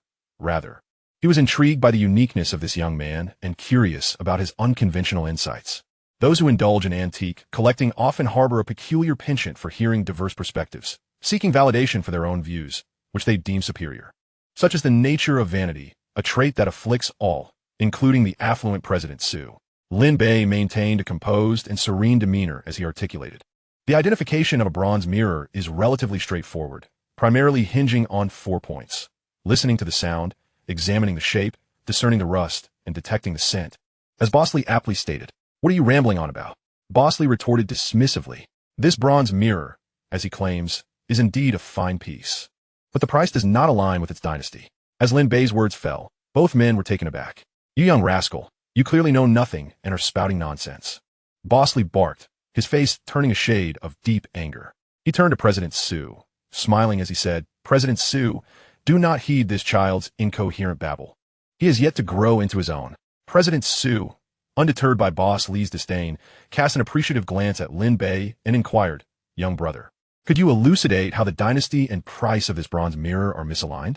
Meanwhile, Boss Li seethed with frustration, baffled by President Su's unexpected admiration for this young upstart. Lin Bei, unruffled, slowly replied, this bronze mirror was not crafted in the Tang dynasty, but is rather a high-quality imitation from the Yuan dynasty. While it is indeed a fine imitation, it is worth considerably less than Boss Li suggests. In my estimation, it would fetch no more than 1 million. If you doubt my words, a simple test with water will suffice. Upon hearing this, Boss Li's triangular eyes widened in shock, and he shouted at Lin Bei, you little brat, what do you know? This is a valuable antique. It must not come into contact with water. Boss Li was already in a fit of rage, but Lin Bei remained unfazed, calmly responding, do not be hasty. A similar Tang dynasty beast grape mirror fetched 30 million at last year's auction in the metropolis, whereas you're selling this one for only 6 million. Boss Li, as a seasoned antique dealer, are you truly unaware of its market value? Or do you harbor ulterior motives? You scoundrel, be silent. Get out now. You are not welcome here. Boss Li had never anticipated that this inexperienced young man would possess such knowledge of bronze mirrors, inciting his fury. It was not merely Lin Bei's understanding. Rather, it was the data provided by his system's analytical capabilities, which surpassed even what Lin Bei himself could articulate. President Su, a shrewd businessman, recognized that Lin Bei's insights aligned with the truth upon observing Boss Li's desperate reaction. He understood that the craftsmanship of bronze during the Yuan dynasty, several centuries later, was not of the same caliber as that of the Tang dynasty. A little scrutiny would reveal the subtle differences between the two eras. With a raised eyebrow and a smirk of arrogance, President Su remarked, Boss Li, I find merit in what he says. Perhaps we should verify his claims using his suggested method? At this moment, Boss Li's face turned a shade of bitter melon, beads of sweat dotting his forehead. This is not acceptable, President Su. This is a highly valuable antique, exceedingly delicate. It cannot be exposed to water. Besides the 4 points I mentioned earlier, there is one crucial method for authenticating a bronze mirror, which involves the application of water. If you doubt my word, consult someone knowledgeable, Lin Bei interjected, clearly relishing the unfolding drama, even going so far as to offer President Su the half bottle of mineral water he had been drinking. After all, Boss Li had underestimated him, and he felt compelled to teach him a lesson. As Boss Li found himself at a loss for words, President Su smiled and said, Boss Li, you are aware that I am acquainted with numerous experts in this field. Would you prefer to consult someone, or shall I? Upon hearing this, Boss Li's face contorted with a mix of rage and humiliation, his complexion shifting through various shades. This. Chapter 11. Meeting the real estate tycoon Su Jia.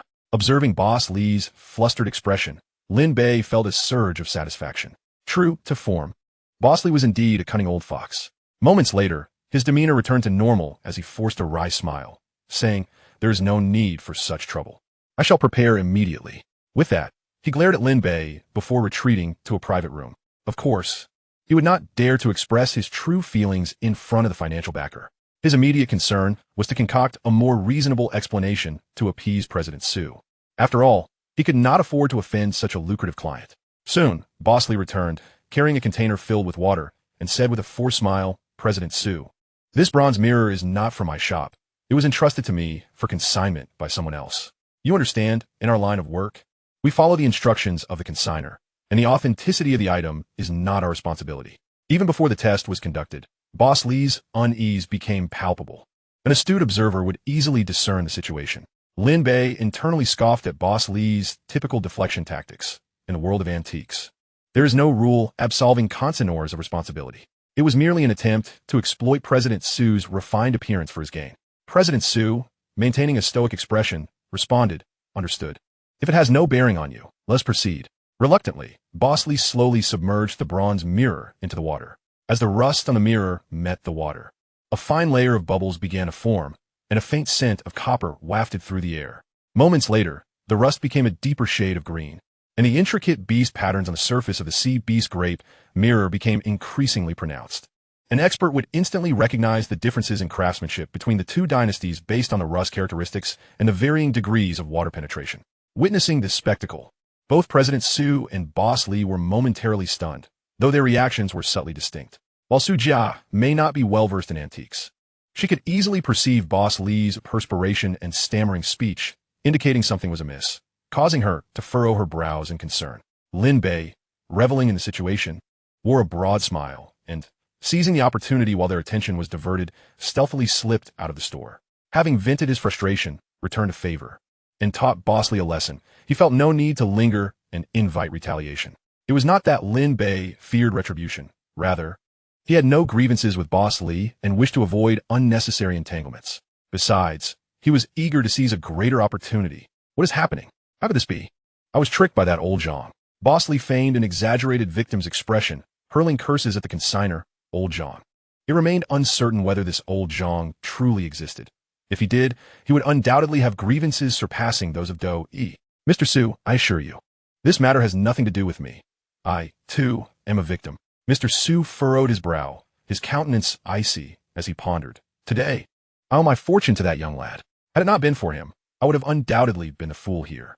The money itself is of little concern to me. After all, it amounts to 5 or 6 million. The crux of the matter is that I cannot afford to lose face." With this thought, he coldly remarked, "Old Li, we have been friends for many years. I usually turn a blind eye to your minor transgressions, but this..." With that, he waved his sleeve and departed, leaving the agitated Mr. Li to grasp a container holding a bronze mirror, poised to shatter it on the ground, only to gently place it back onto the counter. That little rascal. Damn his luck. Over 5 million in profits, all disrupted by a mere child. Frustrated, he whipped out his phone and dialed. "Hello, Biao. Someone has obstructed our financial path. Hurry and gather a few brothers to teach that kid a lesson." Meanwhile, Lin Bei had exited the shop and was ambling through the antique market, continuing his quest for hidden treasures. With his recent minor triumph and the 500 yuan in startup capital, his confidence soared. He was determined to make a small fortune that evening. "Hey, young brother. Wait a moment." Mr. Su quickly caught up to him. Lin Bei turned to see him. "Mr. Su, is there something else you need?" Mr. Su smiled warmly. "I came specifically to express my gratitude to you. If it weren't for you, I would have faced significant embarrassment today. I am Su Jia of Hengda Real Estate. Here's my business card." He handed Lin Bei a card, which caused Lin Bei to startle upon reading it. The card bore the name of Su Jia, chairman of Hengda Real Estate Company, Limited, in Yingcheng. Lin Bei was all too familiar with this name, renowned across the nation, evoking feelings of both animosity and admiration. The hatred was self-explanatory, while his future accomplishments were undoubtedly commendable.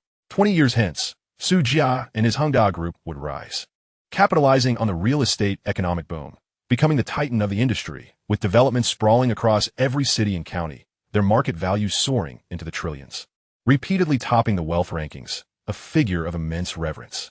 However, that was all yet to come. At present, Su Jia and his Hengda group were still in their infancy. Lin Bei never anticipated that, upon his rebirth, he would have the fortune to meet such a magnate. Even more surprising was the revelation that this influential figure was also an avid collector of antiques. He mused, currently, Hengda is merely a small company in Engsheng. In 5 years, it will seize the benefits of urban redevelopment and rise. Building a good rapport now outweighs future associations. A wave of excitement surged within him. But he managed to suppress it, responding calmly, I am Lin Bei. There is no need for formality, Mr. Su. I merely detest old Li's condescending attitude. Had it been anyone else, I would have interfered just the same. Mr. Su noted Lin Bei's demeanor, which was neither overly humble nor arrogant, and found it hard to believe he was merely a 17 or 18-year-old student. He possessed an undeniable presence. Initially, Mr. Su thought Lin Bei was simply a precocious youth. Yet he was astonished by the depth of his expertise in antique appraisal. While many knew Su Jia as a businessman, few were aware of his passion for collecting antiques.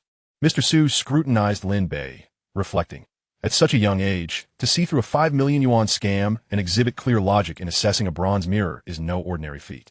His admiration for Lin Bei grew, along with a desire to cultivate a deeper acquaintance. Young brother, regardless of circumstances, you have rendered me a significant service. From now on, you are a friend of the Su family. By the way, I see you are quite young, yet possess such remarkable knowledge of antiques. Might I inquire if your family is involved in the antique business? Lin Bei shook his head. No, I simply enjoy reading about this subject in my spare time. And today it happened to come in handy. The advantages of being a reborn individual must not be easily unveiled. Upon hearing this, Mr. Su's admiration for Lin Bei intensified. He was not only modest, but also exceedingly polite, and his hobby was impressive. Mr. Su surveyed Lin Bei with a subtle smile creeping onto his face. Indeed, a prodigious talent. Young brother, your future is undoubtedly bright. With that, he produced a thick wad of cash from his bag and extended it toward Lin Bei. Young brother, as a student, I'm sure you have many expenses. This is a token of my appreciation for your assistance today. I hope you will accept it. Lin Bei glanced at the money, 20,000 yuan, an amount that would take his parents half a year of relentless toil to save. His eyes gleamed with desire. He was tempted. After a brief pause, he refrained from accepting it. If he did, Mr. Su might view him merely as a paid appraiser. Only by declining could he earn genuine respect. Accepting would diminish the purity of this relationship. Lin Bei firmly believed that this connection with Mr. Su would one day yield immense wealth. He must not let a small gain jeopardize a greater opportunity. With this in mind, his expression grew serious. Mr. Su, what do you mean by this? Although I am in need of money, I understand the principle of not accepting rewards for unearned benefits. While I did assist you a bit, you did sell my bronze coin, did you not? Mr. Su, upon hearing this, regarded Lin Bei with newfound respect, chuckling ruefully. Since you refuse, I shall not insist. Based on your character, I, Su, have secured a friend in you. Should you ever require assistance, do not hesitate to reach out. I still have some influence in the world. I will do my utmost to help. Lin Bei felt a warmth spread through him, his fondness for Mr. Su deepening.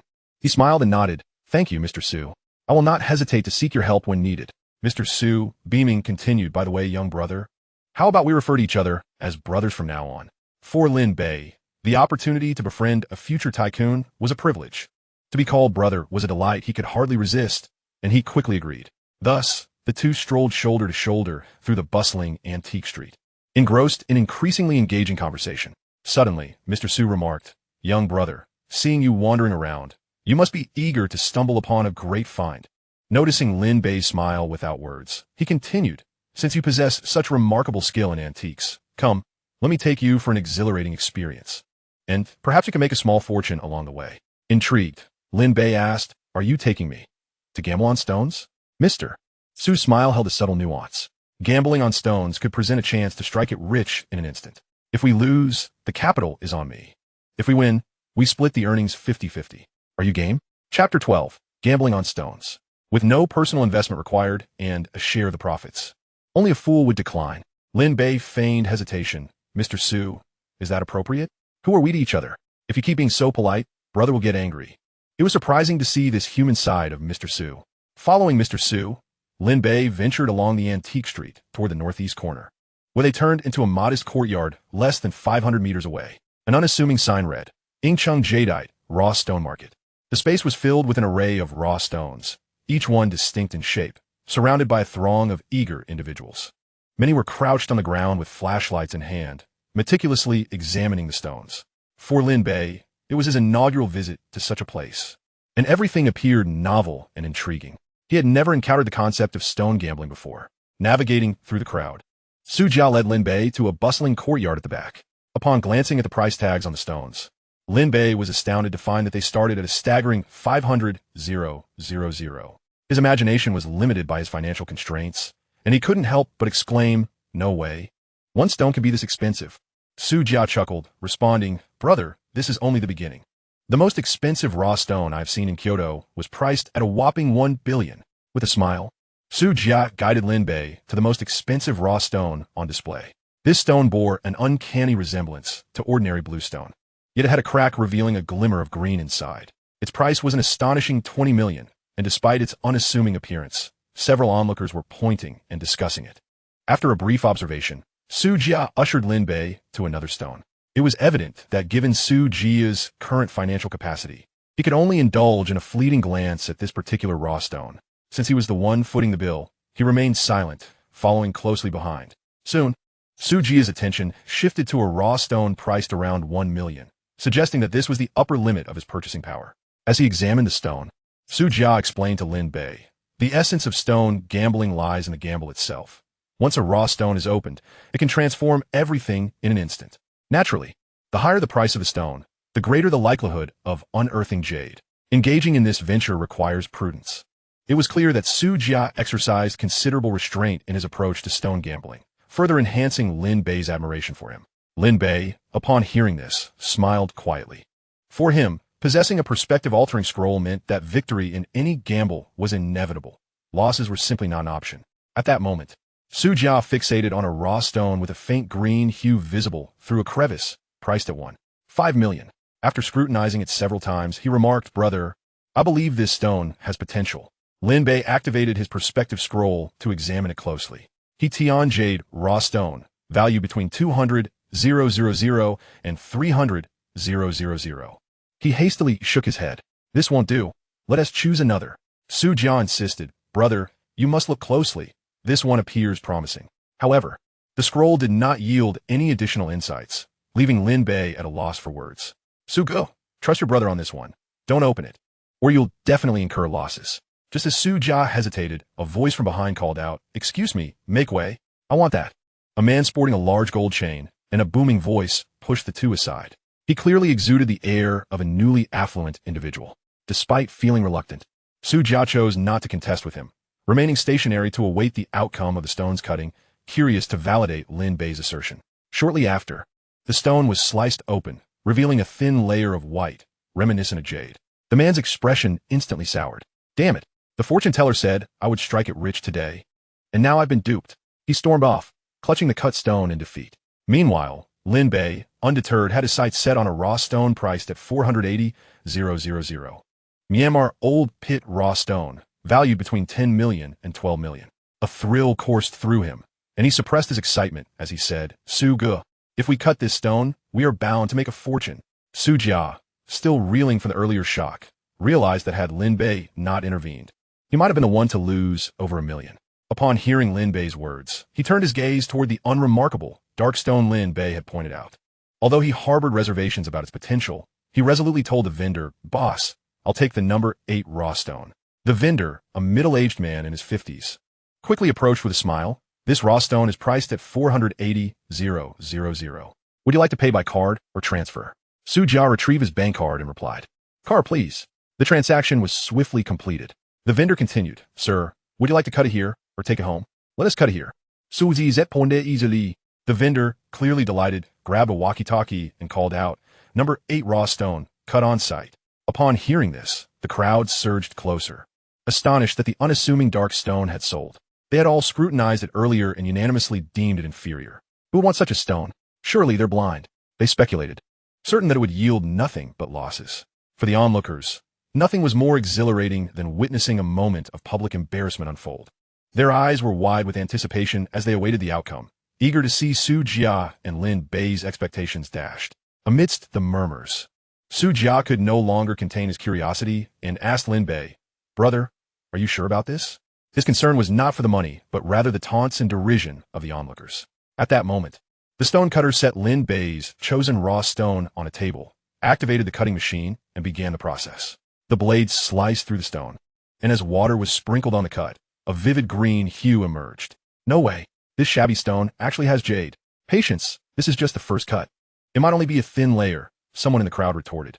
The onlookers, once brimming with confidence, began to murmur uncertainly. Brother, you were right. There is indeed green. Though the area is small. Lin Bei felt a surge of confidence in his perspective scroll and smiled. No rush. This is merely the first cut. Let's see what lies beneath. After the second cut, the stonecutter's eyes widened with delight, revealing a captivating shade of green that sparkled brilliantly under the lights. Jade. It truly is jade. The crowd erupted in astonishment, their earlier skepticism evaporating. The two were indeed fortunate, and the onlookers' expressions transformed from doubt to admiration, envy, and respect. Upon witnessing their triumph in the gamble, Su Jia appeared even more exhilarated than Lin Bei. Brother, you're incredible. Lin Bei could no longer maintain his composed demeanor, his face lighting up with a radiant smile. Chapter 13, A Profit of 8 million. Before long, a piece of jade the size of a bun was unveiled. Imperial green? Indeed, it is the coveted imperial green, which once fetched a staggering price of 10 million at an auction in the bustling metropolis. Yes, I have heard this as well. I never would have imagined that our humble city could yield such a precious gem. The master gem cutter, with utmost care, cradled it and presented it before Su Jia. Su Jia's hands trembled as he held it, for in his eyes, Lin Bei was nothing short of a legend. For Su Jia, whose worth was still shy of 100 million, the prospect of earning 10 million in an instant was a thrill impossible to conceal. At that moment, a voice rang out. Sir, I offer 6 million for your jade. Buy it from me. I bid 8 million. I bid 10 million. Listening to the frenzied bidding, Su Jia's heart swelled with joy. Brother, do you think we should sell it? At this moment, Lin Bei's heart raced with excitement. 10 million, half of which would be 5 million for him. In his previous life, he had toiled for over 20 years without encountering such wealth, and he nodded with a smile. Seeing this, Su Jia quickly replied, 10 million, let us sell. The man who had shouted 10 million beamed with delight upon hearing this. He understood the true value of imperial green and its rarity. In the entire dragon country, there might not be a single piece cut in a year. The jade's hue and density were undoubtedly of the highest quality, far surpassing the flawed piece auctioned in the metropolis, which could easily fetch at least 12 million at an auction. Just as he was about to speak, Lin Bei interjected, Wait, we can sell this imperial green, but not for 10 million. It must be at least 12 million. The market value, as per the projection scroll, hovered between 10 and 12 million. As for future appreciation, that was not for him to ponder at the moment. If someone were willing to pay 12 million, they should at least leave a margin for profit. Hence, Lin Bei proposed a price of 12 million. The man's expression darkened instantly, and he retorted, Young man, you must still be a student, right? This is not a child's play. Raising the price by 2 million shows a lack of understanding of the jade market. I offer 10 million, and that is already a generous price. Before he could finish, an elderly gentleman interjected, If you don't want it, I am willing to offer 12 million. The man, realizing someone was competing, hastily amended, who said I don't want it. I will match 12 million. Sir, we must adhere to the principle of first come, first served. Do not compete with me. The elderly gentleman was equally resolute.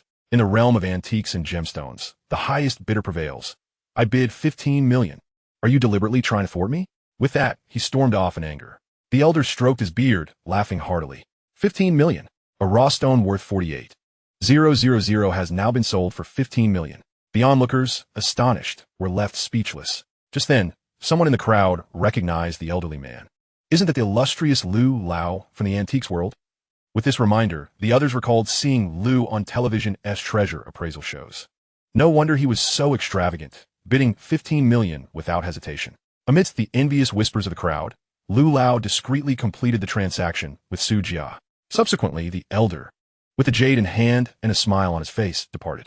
Once outside the antique market, Su Jia cheerfully said to Lin Bei, Brother, send me your bank card number. Tomorrow, I'll have someone transfer 8 million to you as soon as I get to work. Lin Bei, not wishing to be courteous, readily agreed, but then added with a wry smile, I don't have a bank card. No worries, I know Manager Lee at the bank. He can set you up with one. Mention of the bank reminded Lin Bei of the recent sharp decline in Middle Eastern oil futures, poised to breach historical lows. With the impending outbreak of war between Israel and Palestine, global oil prices were about to soar. Such a lucrative opportunity could not be missed. He hastily inquired, Su Ge, does your friend Manager Lee's bank offer accounts for overseas futures trading? Of course. They're one of the 5 major banks in the country and can facilitate any account. I'll take you there tomorrow. Skipping class again. Balancing studies and wealth creation was truly a challenge. In his past life, Lin Bei had known the pangs of poverty. After a brief hesitation, he quickly acquiesced. After finalizing their plans, Su Jiao proposed, "Brother, we've made quite a fortune today. We must celebrate. Gulme, let me take you somewhere fun." Lin Bei shook his head, as it was already 8 p.m., and he needed to return for evening classes. "All right then. My car is parked nearby. Come, I'll drive you back." "No need, Sugo. I row my bicycle here." Su Jiao watched as Lin Bei mounted his dilapidated bike, preparing to leave. "Brother, I'll gift you a car tomorrow." Meanwhile, Lin Bei had already caught the attention of a pair of watchful eyes lurking in the shadows. "Biaoge, that kid is riding towards Jianxi Road." As he pedaled through the city, illuminated by the enticing glow of neon lights, Lin Bei's figure elongated and distorted. Having just made 8 million, with this seed capital, he could amass even greater wealth. Given the second chance bestowed upon him by fate, along with a miraculous system, he was determined to seize the opportunity. If he failed to become immensely wealthy, he would be unworthy of the system he possessed and the chance to live again. Money, money, I aspire to be the richest man in the world. Lin Bei turned into a dark alley, the surroundings dimming instantly, with few pedestrians on the road, yet he did not slow down. Suddenly, a black Santana sped toward him, cutting off his path. The tires screeched against the pavement, creating a piercing sound. Startled, Lin Bei slammed on the brakes, narrowly avoiding a collision by mere centimeters. Before he could regain his composure, 4 burly men emerged from the vehicle, hurling curses at Lin Bei. "Damn it, who is that brat who ruined Boss Li's plans?" "Just a little punk. Biaoge. How should we deal with him?" The man referred to as Biaoge, sporting a scarred face, sneered dismissively. "Forget it. I don't want to be accused of bullying a child. Make him kneel and apologize, then let him go." As he spoke, Biaoge leaned against the car, pulling out a cigar, while another thug hurriedly lit it for him, nonchalantly exhaling smoke toward Lin Bei. "Kid, Biaoge is showing mercy. You've avoided a beating, and yet you still stand there inviting trouble? Hurry up and kowtow to admit your fault." Chapter 14. The Revenge of Boss Li from the Antique Shop. Lin Bei quickly discerned that this group was clearly from the underworld, each with a fierce countenance, certainly not of good character. For Lin Bei, who possessed ancient martial arts skills, they were hardly a concern. The sparse onlookers, intrigued by the commotion, began to gather around. Biaoge, the undisputed leader of this area, is well known to many. Upon sighting him, people instinctively lower their heads and skulk away along the walls. There are those who feel sympathy for Lin Bei, this young lad. Alas, this unfortunate boy has chosen to offend the wrong person. Biaoge. It's best to leave quickly. Biaoge is notoriously ruthless. Indeed, he is not one to be trifled with. He has taken lives before. How could this child, so young, have incurred the wrath of such a formidable figure? This boy is doomed. It is human nature to revel in the spectacle, and the timid quickly disperse, while the bold linger at a distance to observe. Boss Li, seeking revenge, wishes to blind him. Lin Bei, with a calm demeanor, coldly retorted, "I was walking along just fine until you blocked my path and startled me. If anyone should bow and apologize, it ought to be you. How audacious, you little brat. You dare to defy me," shouted the bald man as he raised his hand to strike Lin Bei. Rather than retreating, Lin Bei seized the man's hand with his left and delivered a resounding slap to his right cheek with his right hand. A sharp crack echoed through the air, causing the bald man to stagger. Had Lin Bei not held onto his wrist, he would surely have fallen. The bald man was accustomed to being the aggressor and had never tasted such defeat. "How dare you strike me?" he began, but before he could finish, Lin Bei exerted a slight pressure, and the man let out a cry of agony. Beads of cold sweat quickly formed on his forehead. Biaoge and his 2 companions looked on in disbelief. The bald man was a skilled fighter, capable of taking on 5 or 6 grown men single-handedly. After a brief moment of shock, Biaoge revealed a fierce grin. Well, I didn't see that coming. You are quite the fighter." He turned to his 2 henchmen. "Boys, go and have some fun with him." The trio, witnessing their companion being bested, thought to themselves, "Baldy, you were too careless to fall to this little brat. No matter how tough he is still just a half-grown child. If we don't teach him a lesson, it will be a source of embarrassment, not just for you, but for us as well." Recognizing Lin Bei's prowess, the 3 men approached with caution. Lin Bei kicked the bald man aside, who let out a pained howl as he rolled on the ground. The 3 men charged in, but it was as if they were offering themselves up. With just a single exchange, they too were met with cries of anguish. Bu's pupils constricted. Despite being only in his early 20s, he had earned the title of Biaoge through his reputation as a fierce fighter, having once won championships in 3 provincial competitions. It was clear to him that Lin Bei was not to be underestimated. A sudden feeling of camaraderie emerged in Biao Ji's mind. He could no longer afford to dismiss Lin Bei. Stepping forward, he coldly declared, "Kid, I see potential in you. If you join me, we can forget this unpleasantness. Otherwise, I'll make sure you leave on your hands and knees." Lin Bei, upon hearing this, smiled slightly and replied, "Join you? You, a mere scum of society, are not worthy. Apologize to me now, and I'll let you off the hook." Before he could finish his sentence, Biao Gu, enraged, swung a straight punch at Lin Bei's solar plexus. But Lin Bei deftly dodged. Following up with a powerful kick, Biao Gu struck Lin Bei's calf, but the blow felt like striking a steel plate to him. It sent shockwaves of pain up his leg. Biao Gu stood momentarily stunned, questioning if this boy was made of iron. Before he could ponder further, Lin Bei retaliated with a powerful kick that sent Biao Gu flying like a ball, crashing to the ground and losing consciousness.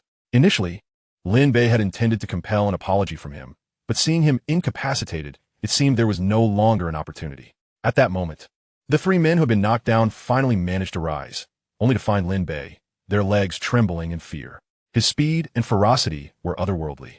He was no mere human. With just a glance from Lin Bei, the three men recoiled in terror, shaking like frightened quails. With no deep-seated enmity between them, Lin Bei had no desire to linger. He mounted his bicycle and quickly vanished into the night, under the dim glow of the streetlights.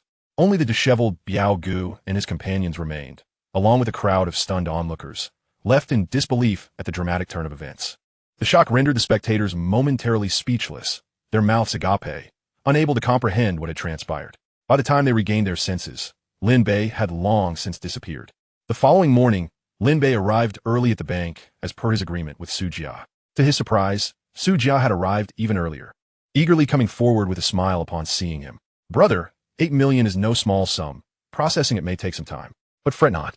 I've already spoken with Manager Li. He will expedite the process for you." "Su Gu, there's no rush. I've already taken a leave from my teacher," Lin Bei replied. Just then, he felt an urgent need to relieve himself. "Su Gu, please sit here for a moment. I need to visit the restroom." After finishing in the restroom, Lin Bei felt a wave of relief wash over him. Oh, what a relief! As he thought about the imminent arrival of 8 million, excitement surged within him. Standing at the sink, he washed his hands, lost in exhilaration. "Oh yeah," he exclaimed, striking a cool pose with his hands, causing droplets of water to splash far and wide. "Are you out of your mind?" A coldly elegant young woman in a professional skirt suit scolded, wiping her face with a tissue as she glared at him. Realizing he had splashed water on her, Lin Bei quickly apologized. "I'm so sorry." As he reached into his pocket for a tissue to help her dry off, the beautiful woman disdainfully rebuffed him. "Don't touch me, you filthy poor loser." Lin Bei's expression changed abruptly. Although he was at fault, he had little to say in his defense. Looking at her, she was stunningly beautiful with long dark hair, fair skin, delicate features, and a curvaceous figure that drew attention.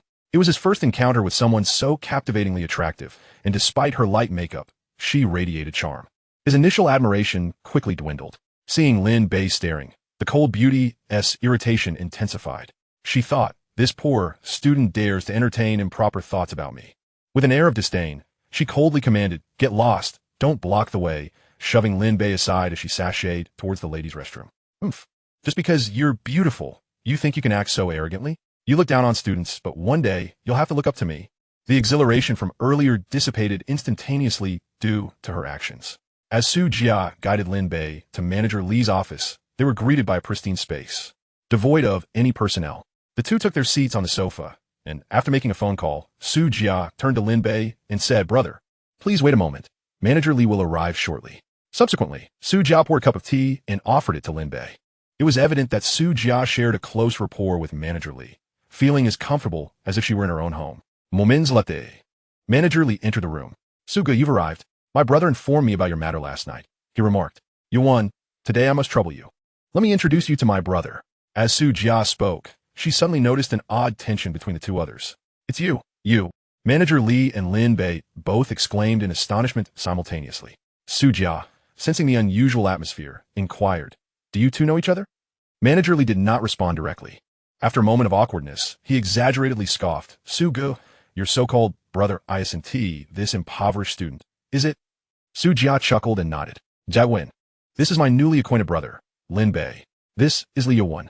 Ha ha ha. Su Gu, he is just a little brat. You're over a decade older and could be his uncle. yet you address him as your brother. Following this, a hearty laughter ensued. Lin Bei, whose soul felt decidedly like that of a middle-aged man, was irked to be referred to as a little brat by a woman barely in her 20s. He retorted, "You aren't too much older than I am. If I'm a little brat, then what does that make you? A big brat? Uft. Get lost." Their first encounter was thick with an undeniable tension.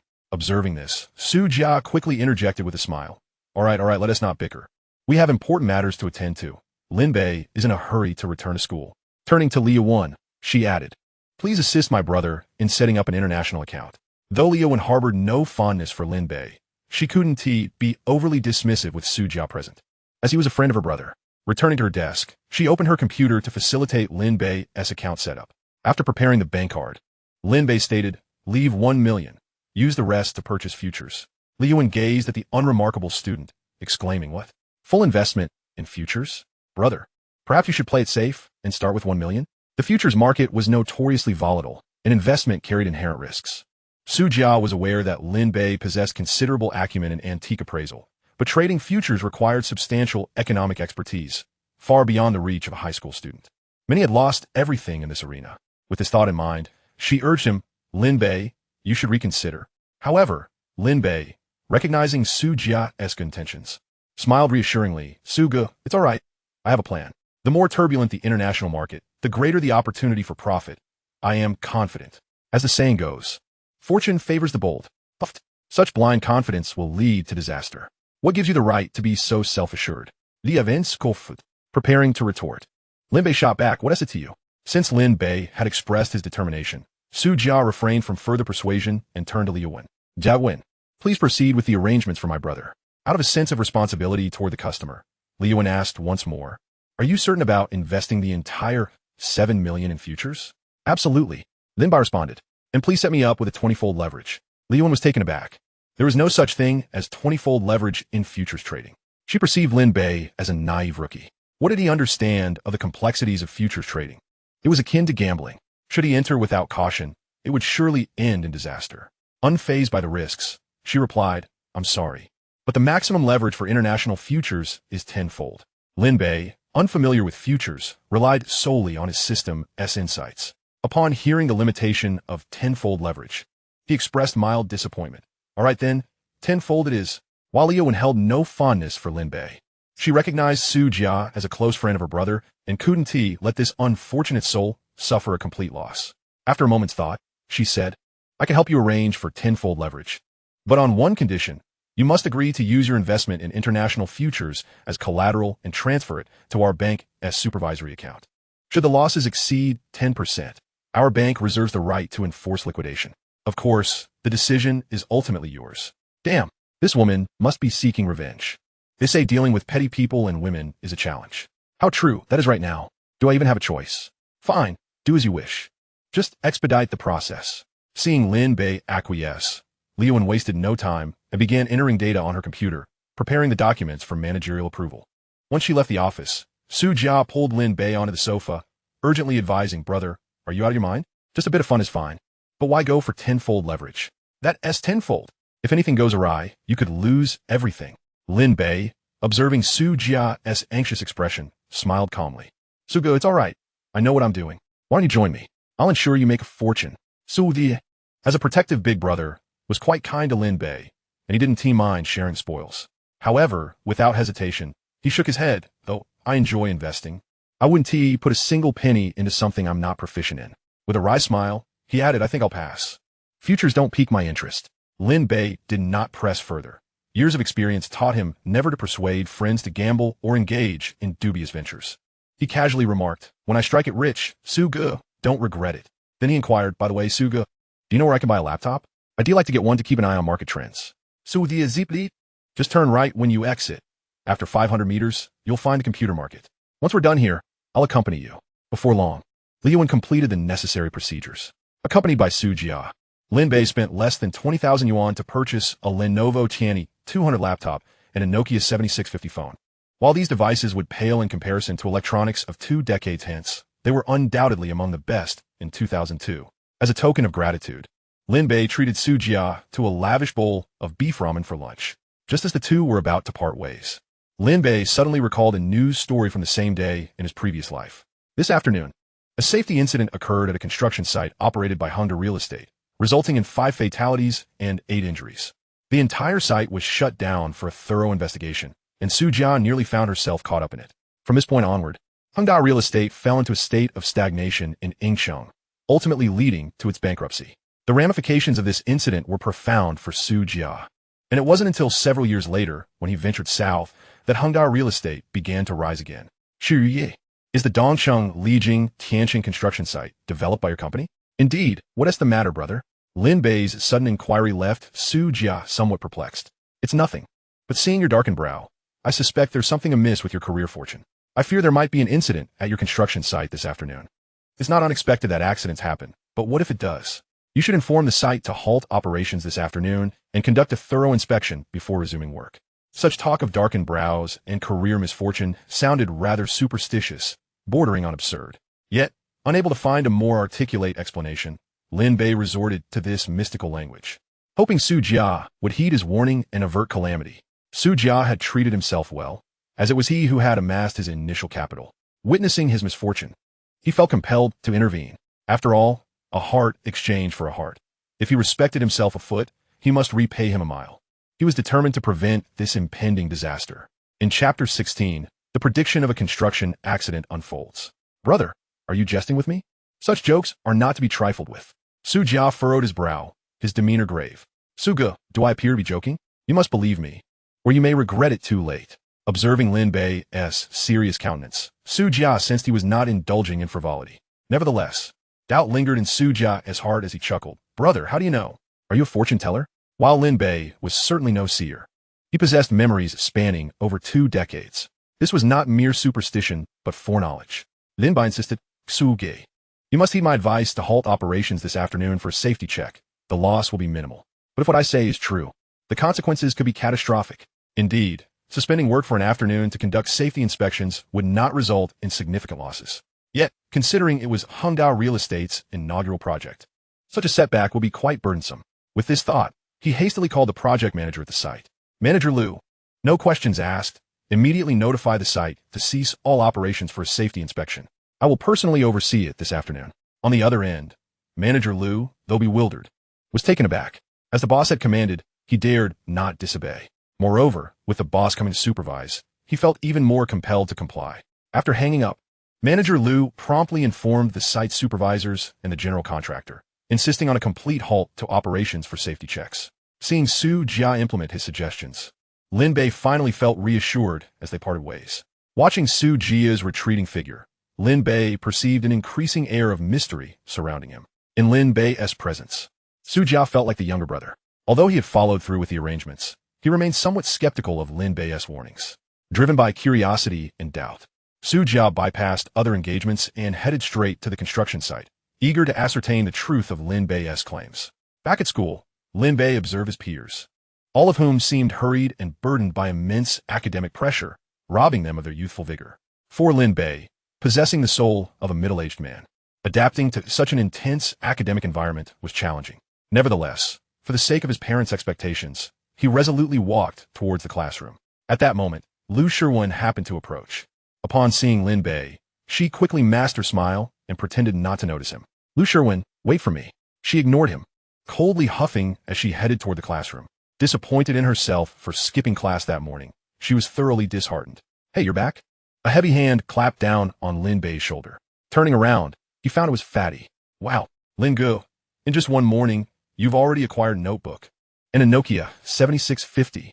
Impressive, brother, you struck it rich. Fatty exclaimed, unabashedly snatching the phone from Lin Bei's hands, his eyes brimming with envy and jealousy.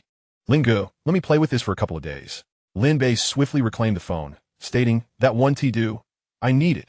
Fatty replied in dissatisfaction. Well, they say money makes one forget their friends. How true that is. Although Fatty spoke casually, his words struck a chord with Lin Bei. He quickly retorted, I genuinely need it, but if you like it, I'll buy you one. How about that? Really, Lin Gu? Fatty's eyes sparkled with excitement, and after a moment, he added, never mind, such an expensive phone. I can't take advantage of you. Just let me play with it for a bit. No way. A good brother deserves a good phone. After school, I'll take you to get one, Lin Bei asserted, unwilling to let his good friend feel disheartened. It didn't matter if it was a phone or even a car. He would give it to Fatty without hesitation. Noticing Lin Bei's confidence, Fatty's eyes sparkled as he inquired, Lingo, these two items must cost nearly 20,000, and you're even buying me a phone? Have you really struck it rich? Having no intention of concealing the truth from him, Lin Bei briefly recounted the events of the past few days. Omitting the part about his system, however, he insisted that Fatty should keep this information to himself, including from his parents. Lin Bei did not wish for anyone to know about his newfound wealth. Otherwise, he could forget about maintaining a low profile. Upon hearing Lin Bei's account, Fatty's mouth fell agape in astonishment. Lingo, you truly have encountered a benefactor. If that is the case, I'm definitely getting that phone. Observing Fatty's exuberance, Lin Bei felt an indescribable sense of satisfaction and joy. Why had he returned to this life? Was it not to witness the happiness of his loved ones and friends? Let us head back to class. Fatty hurriedly pulled Lin Bei aside, whispering, Lingo, be cautious this afternoon. After you skipped class this morning, Zhang Laosher is quite displeased with you. She mentioned you in front of the entire class. Lin Bei chuckled. He could easily imagine Zhang Laosher's earnestness towards each student. Her sole flaw was her penchant for reprimanding students publicly, completely disregarding their feelings. As she would say, your broken drum must be struck to make a sound. Just as he returned to his seat, he caught a glimpse of a towering figure at the back door of the classroom, peering in surreptitiously.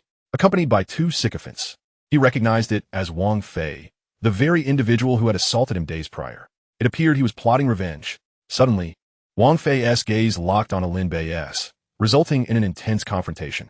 Wang Fei, abandoning any pretense of concealment, glared at Lin Bei with a venomous gaze, his right hand swiftly adopting a gesture reminiscent of a knife.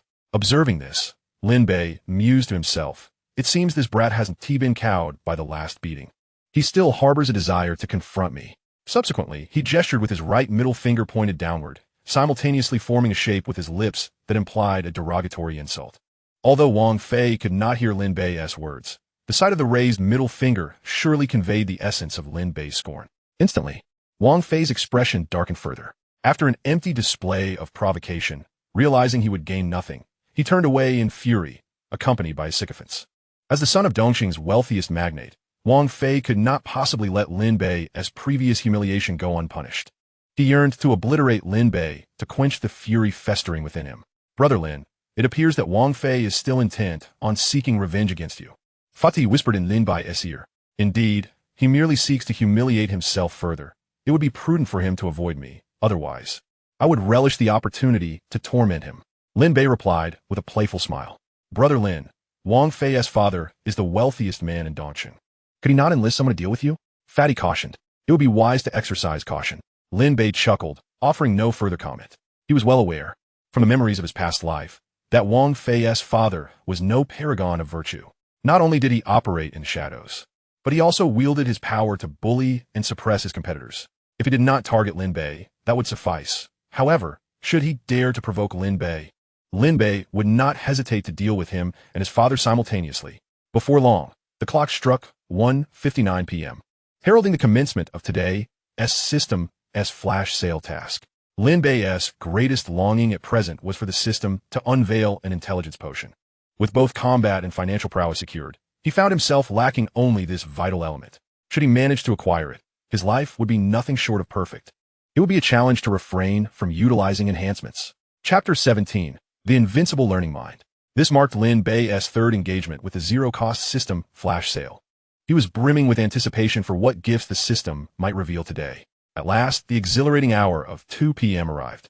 Lin Bei activated the zero-cost flash sale system within his mind, and the interface refreshed in an instant.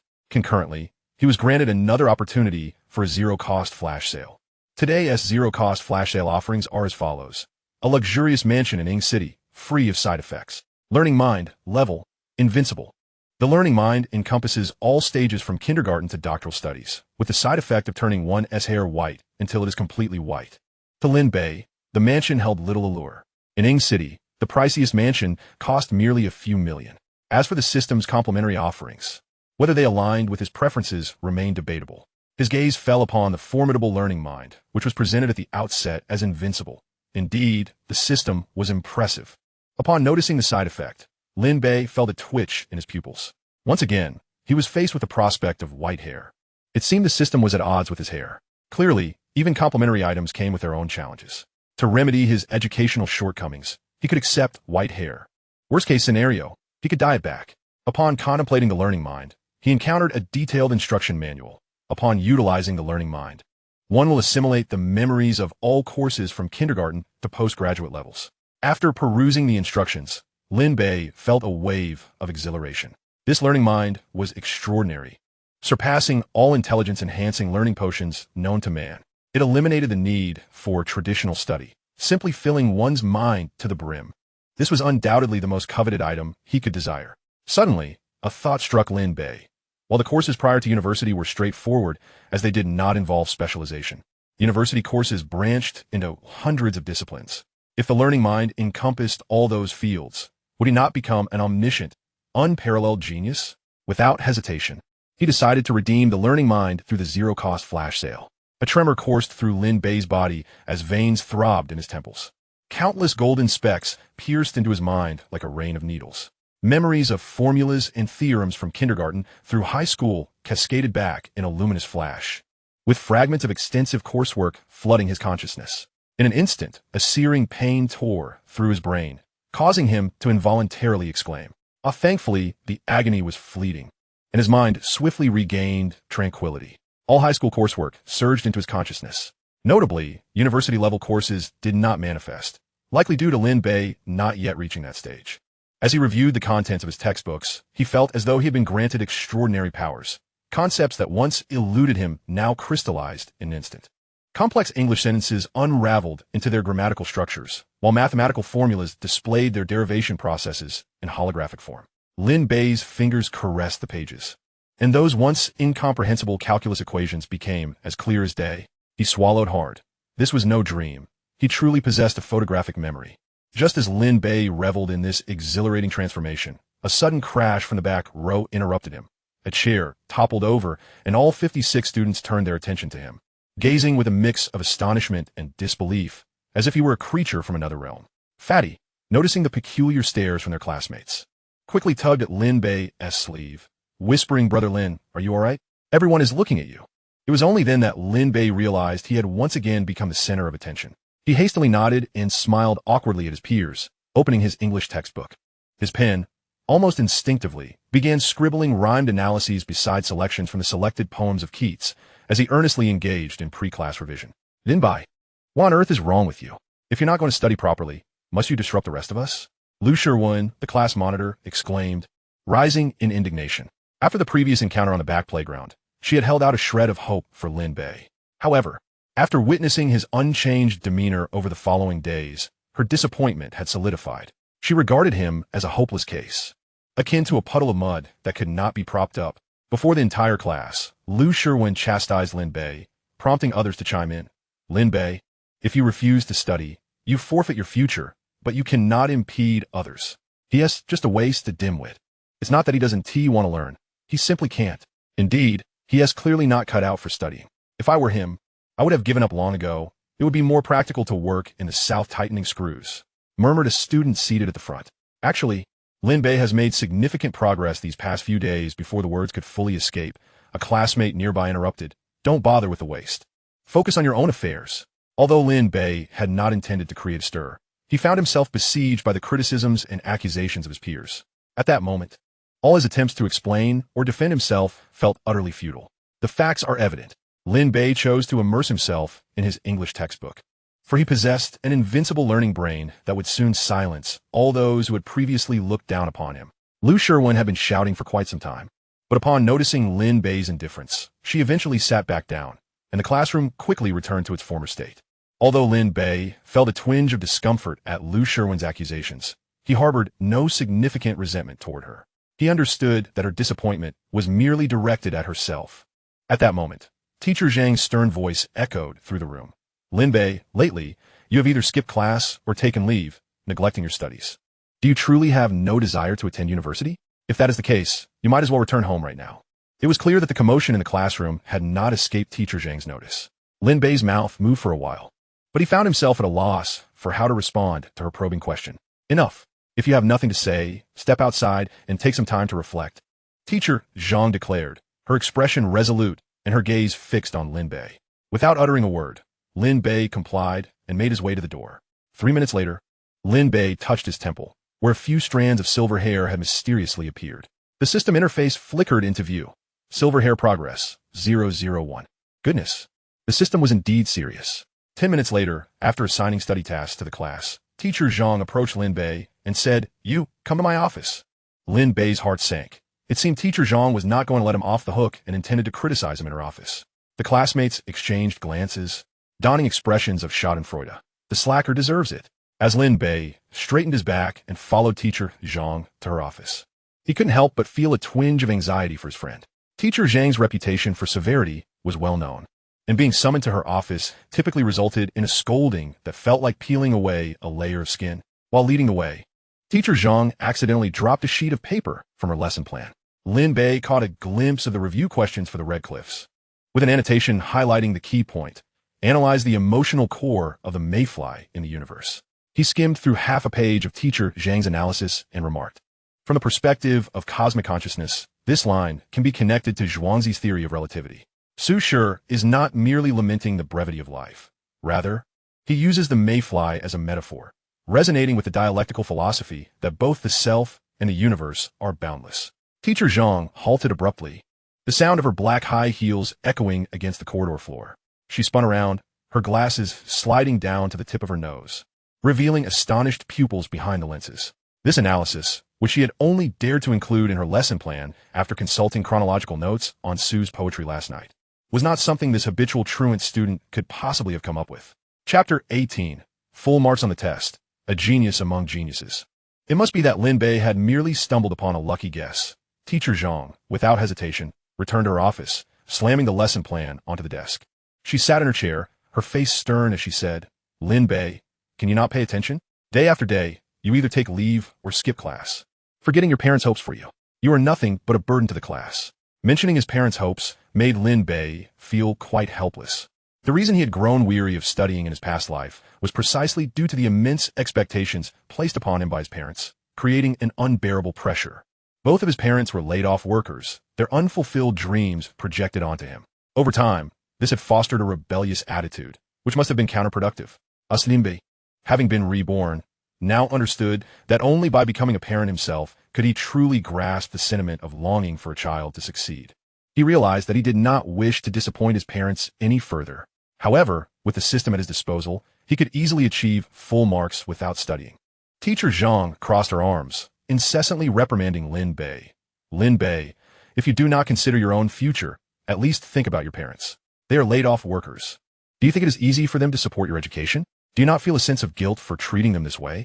Lin Bei dreaded the thought of others using his parents to lecture him, as that was the regret of his past life and his most vulnerable pain point. He opened his mouth, attempting to request Teacher Zhang to refrain from discussing his parents. "Actually, I have learned everything." Before Lin Bei could finish his thought, Teacher Zhang interrupted him. "You've learned everything? Yet you skip class every day. What could you possibly have learned?" Faced with the situation, Lin Bei had no choice but to muster his courage and say, "Teacher Zhang, despite my frequent absences, I assure you I have indeed learned. If you doubt me, you can give me a test." Teacher Zhang, upon hearing this, found herself both amused and enraged. "Huh, I have encountered clever students before, but I have yet to see one who can learn without attending class. Very well, I shall test you." Teacher Zhang, perhaps taken aback by Lin Bei's boldness, casually tossed a copy of Appreciation of Prose by the 8 great masters of the Tang and Song dynasties, flipping to the page on the Red Cliffs, and tapped the annotation section with her finger. "This notes Su Shi's 3 layers of contradictory psychology. What do you say the 3rd layer refers to?" Lin Bei glanced at the textbook, and the annotations from selected ancient texts surfaced in his mind. The 3rd layer is the transcendental breakthrough, moving from the individual lament of the brevity of my life to a spiritual transcendence of riding the immortals to Rome, ultimately achieving reconciliation within the cosmic perspective of the boundlessness of both self and universe. Teacher Zhang's eyes widened in shock, her expression a mixture of disbelief and astonishment. "This is impossible. How could this be?" The very material she had meticulously gathered for her lesson had not yet been presented to the students, and even Lu Shi, the top student in the class, might not have been able to answer it. He claimed to have learned everything, yet she had deliberately sought to challenge him and found herself at a loss. Without hesitation, she pulled out a more difficult mock exam for Lin Bei to tackle. "Here, take this test. I want to see whether you truly know your stuff or not." As the homeroom teacher, Teacher Zhang had indeed invested considerable effort into her students. If Lin Bei could score 80, it would indicate that he had genuinely put in the effort. Lin Bei accepted the exam paper, said no more, and bent over the desk to write. In less than 20 minutes, he completed the paper.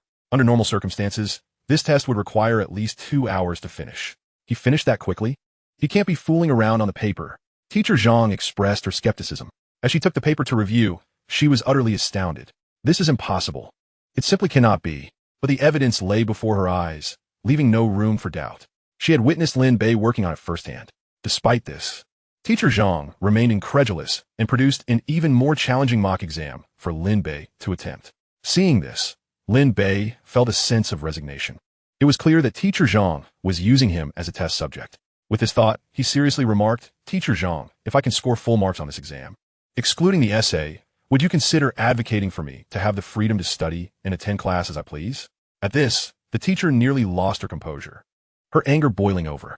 "Lin Bei, it is utterly inconceivable for you to achieve a perfect score, given your current attitude towards learning." Upon uttering this, she hastily covered her mouth, realizing that the test paper displaying the perfect score was right before her eyes. Nevertheless, she remained convinced that Lin Bei was merely boasting. Engaging in idle talk, observing the fleeting hesitation and skepticism etched upon Teacher Zhang's face, Lin Bei understood that words alone would not suffice. Actions speak louder than words. He resolved to first attain a perfect score and then approach her for a discussion. Perhaps, if Teacher Zhang were to be pleased, she might acquiesce to his request. With this thought in mind, he opened the test paper and began to write fervently. It is worth noting that Lin Bei's mind was now a repository of knowledge, encompassing all the material he had absorbed throughout his high school years. Tackling these mock examination questions was as trivial as child's play. At that moment, Teacher Zhang rose from her chair and approached Lin Bei from behind, eager to witness how he could possibly attain a perfect score. As she gazed upon him, her eyes widened in astonishment. He was completing each question in less than a second, with answers that were astonishingly precise, even if one were to copy the answers. Such speed was unfathomable. A prodigy, without a doubt. To Teacher Zhang's amazement, Lin Bei's pace exceeded that of the previous test, and within 10 minutes, he had completed the entire paper. Teacher Zhang seized the paper and returned to her seat, meticulously comparing the answers. After 10 thorough comparisons, each one revealed a perfect score. The tension that had previously gripped her face in disbelief now contorted into a state of utter shock, and her breath became uneven. In disbelief, she pinched her thigh. It hurt. She was not dreaming. How could you possibly know all the answers? Teacher Zhang's voice was imbued with astonishment and incredulity. How could the student who ranked second to last in class suddenly transform into an academic genius?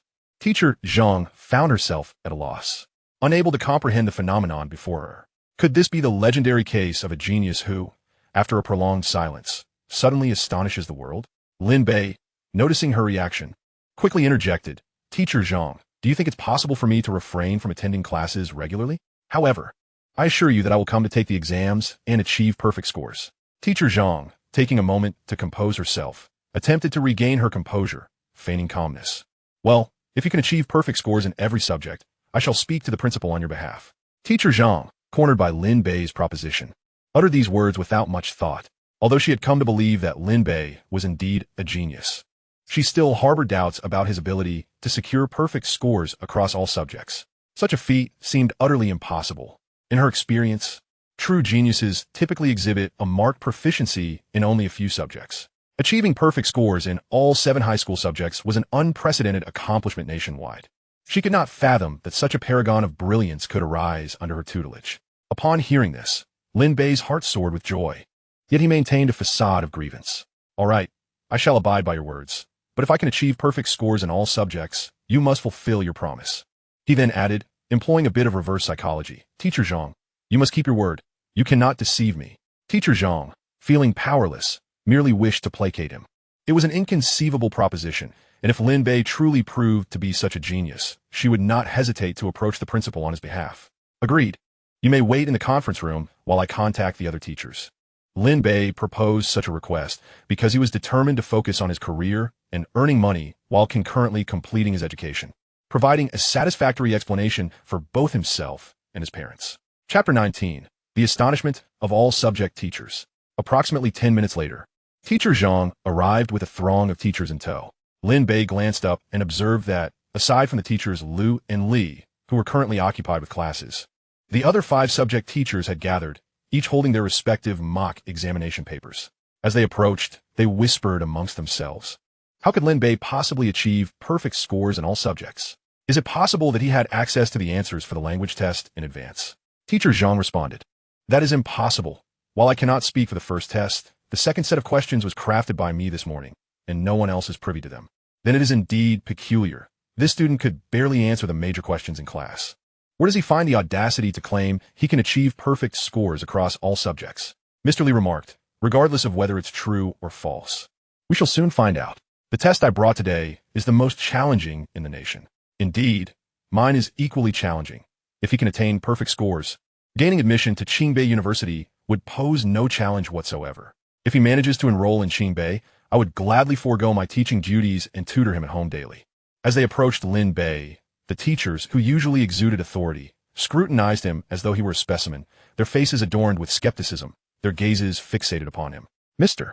Li, tall and imposing, slammed his hand on the table, his booming voice betraying his incredulity. Lin Bei, are you truly confident that you can achieve perfect scores in all subjects? Lin Bei, with a calm demeanor, scanned the teachers and confidently nodded. It should be feasible. Although he felt assured within, he chose to express humility. Well, you seem rather confident, but not in the least humble. Achieving perfect scores across all subjects? Why not claim you can ascend to the heavens? Mr. Li scoffed, the disdain evident on his face. Mr. Ma, the mathematics teacher, rolled his eyes, a dramatic smirk crossing his lips as he retorted. Indeed, in subjects other than mathematics, without the foundational knowledge, achieving a perfect score is nothing short of absurd. Precisely. The other teachers echoed in agreement. The eldest among them, Mr. Zhu, the history teacher, adjusted his spectacles and addressed Teacher Zhang. Young Zhang, you cannot possibly have been swayed by this boy's words, can you? After over 40 years of teaching, this is the first time I've encountered such nonsense. We are scholars. We must conduct ourselves with rigor. I see no need for a test. This boy is undoubtedly delusional, and we should not subject ourselves to ridicule. Mr. Zhu's words were rather harsh, not only questioning Lin Bei's credibility, but also implicating Teacher Zhang. Teacher Zhang's previously pale face flushed crimson at his remarks. Mr. Zhu, you yourself have stated that we must act with rigor. After the examination, we will know the truth. Currently, only a handful of us are aware of this matter. Once tested, the truth will be revealed.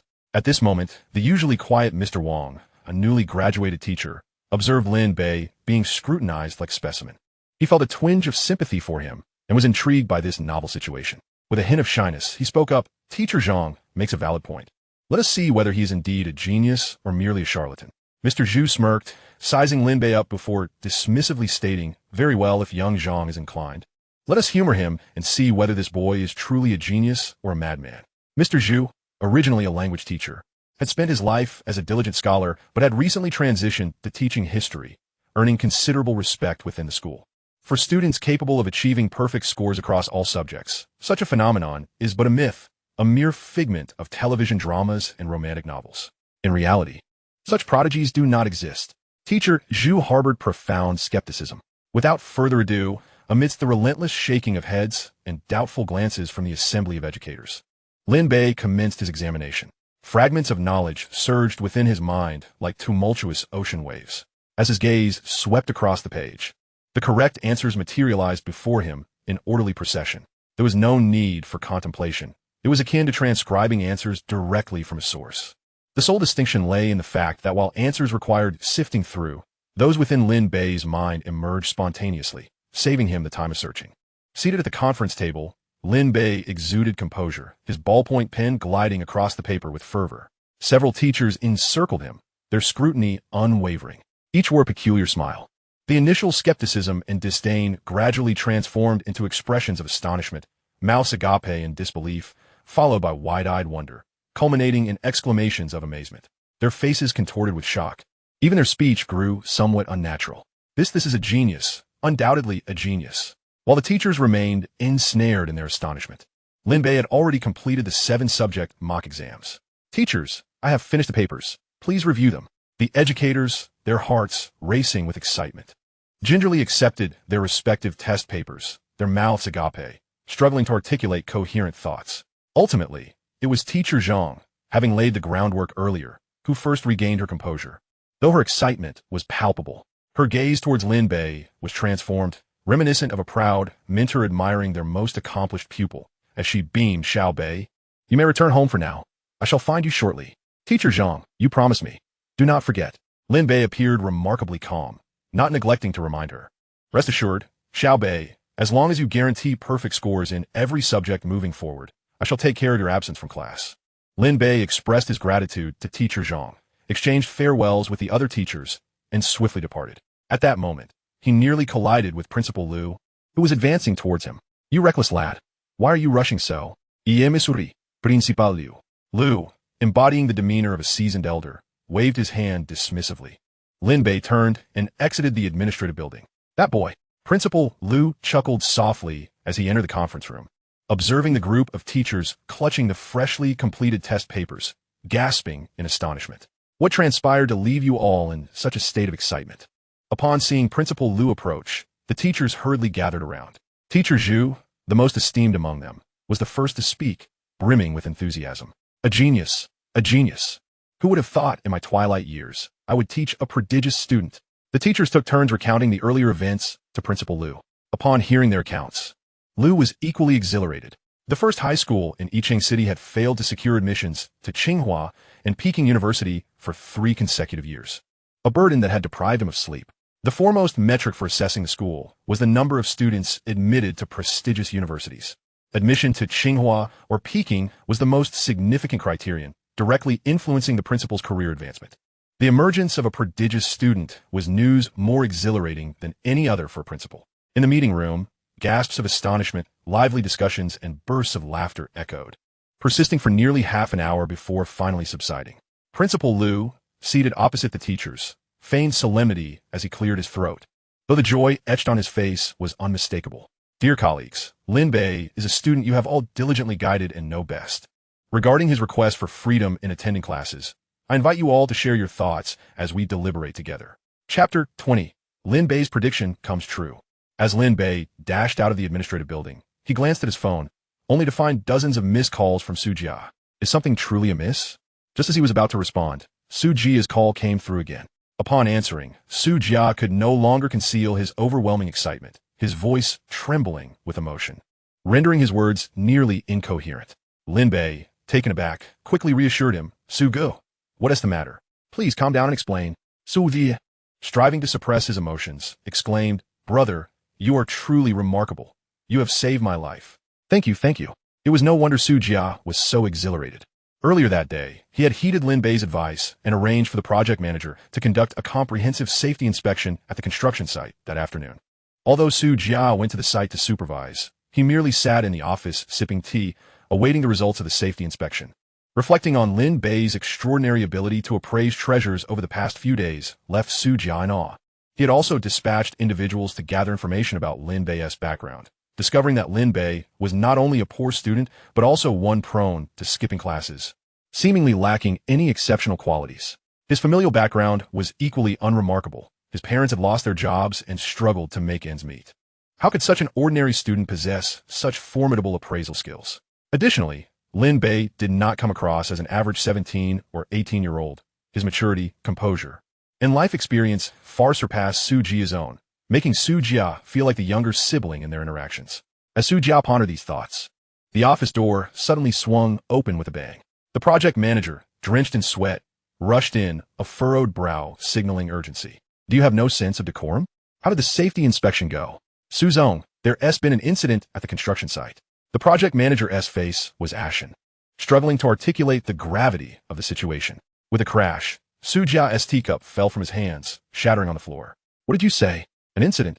Su Zong, the scaffolding of Building 4 collapsed. Thankfully, you ordered the work to cease this afternoon, so no workers were present on site.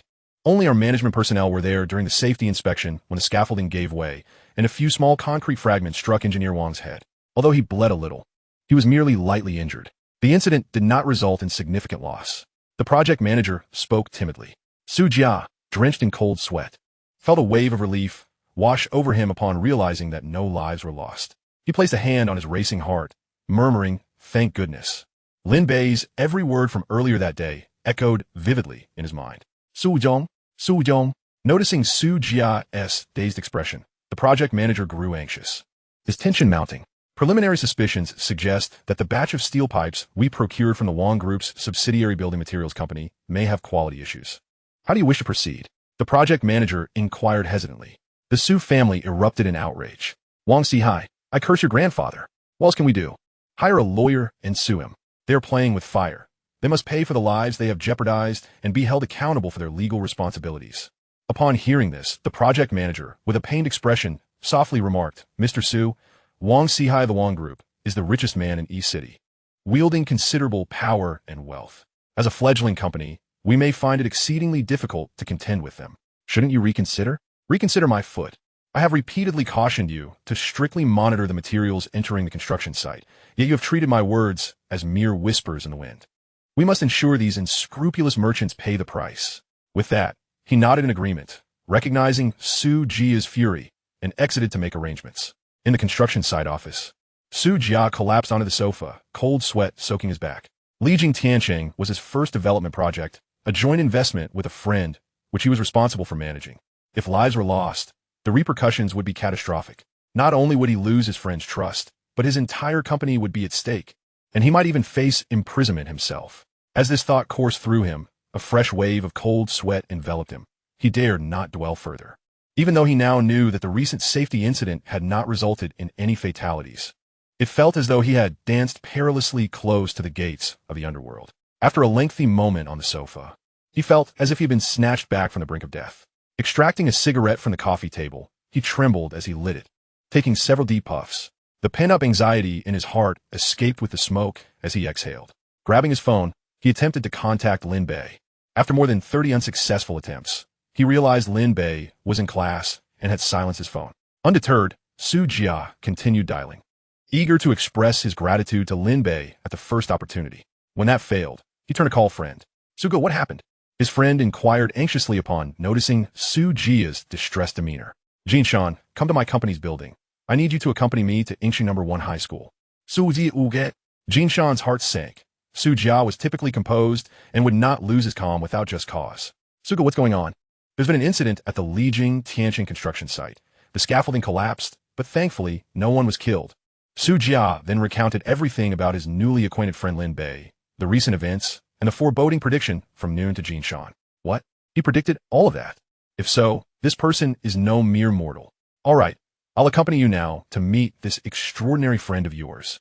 After hanging up, Jinshan felt a lingering unease, but was also filled with curiosity about the high school student, Lin Bei, having narrowly escaped disaster. Su Jia felt utterly drained as he reclined on the sofa, his throat parched. He swiftly replaced his teacup and drank deeply. At this moment, Lin Bei was the person he was most grateful to, and he resumed his attempts to call him. This time he finally got through. Listening to Su Jia's account, Lin Bei remained unfazed. Naturally, he was pleased to have helped his friend avert this calamity. Sugo, as long as there are no significant losses from this incident, there's no need for you to come. I'm still in class, and I want to have time to attend to you.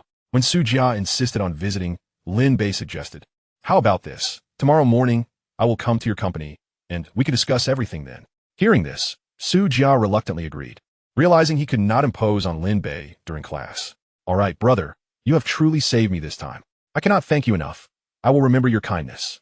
Lin Bei responded calmly. Suga, if you're being so formal, I might just get upset. The cheerful laughter from the other end of the line brought a smile to Lin Bei's face. After ending the call, he felt elated, having astonished his teachers and assisted Su Jia in the process. In the classroom, his classmates observed Lin Bei, the so-called failure, being reprimanded by the teacher. Yet he appeared so upbeat, prompting a flurry of discussions and ridicule. This guy has no shame, his grades are in tatters, and he is still smiling after being scolded?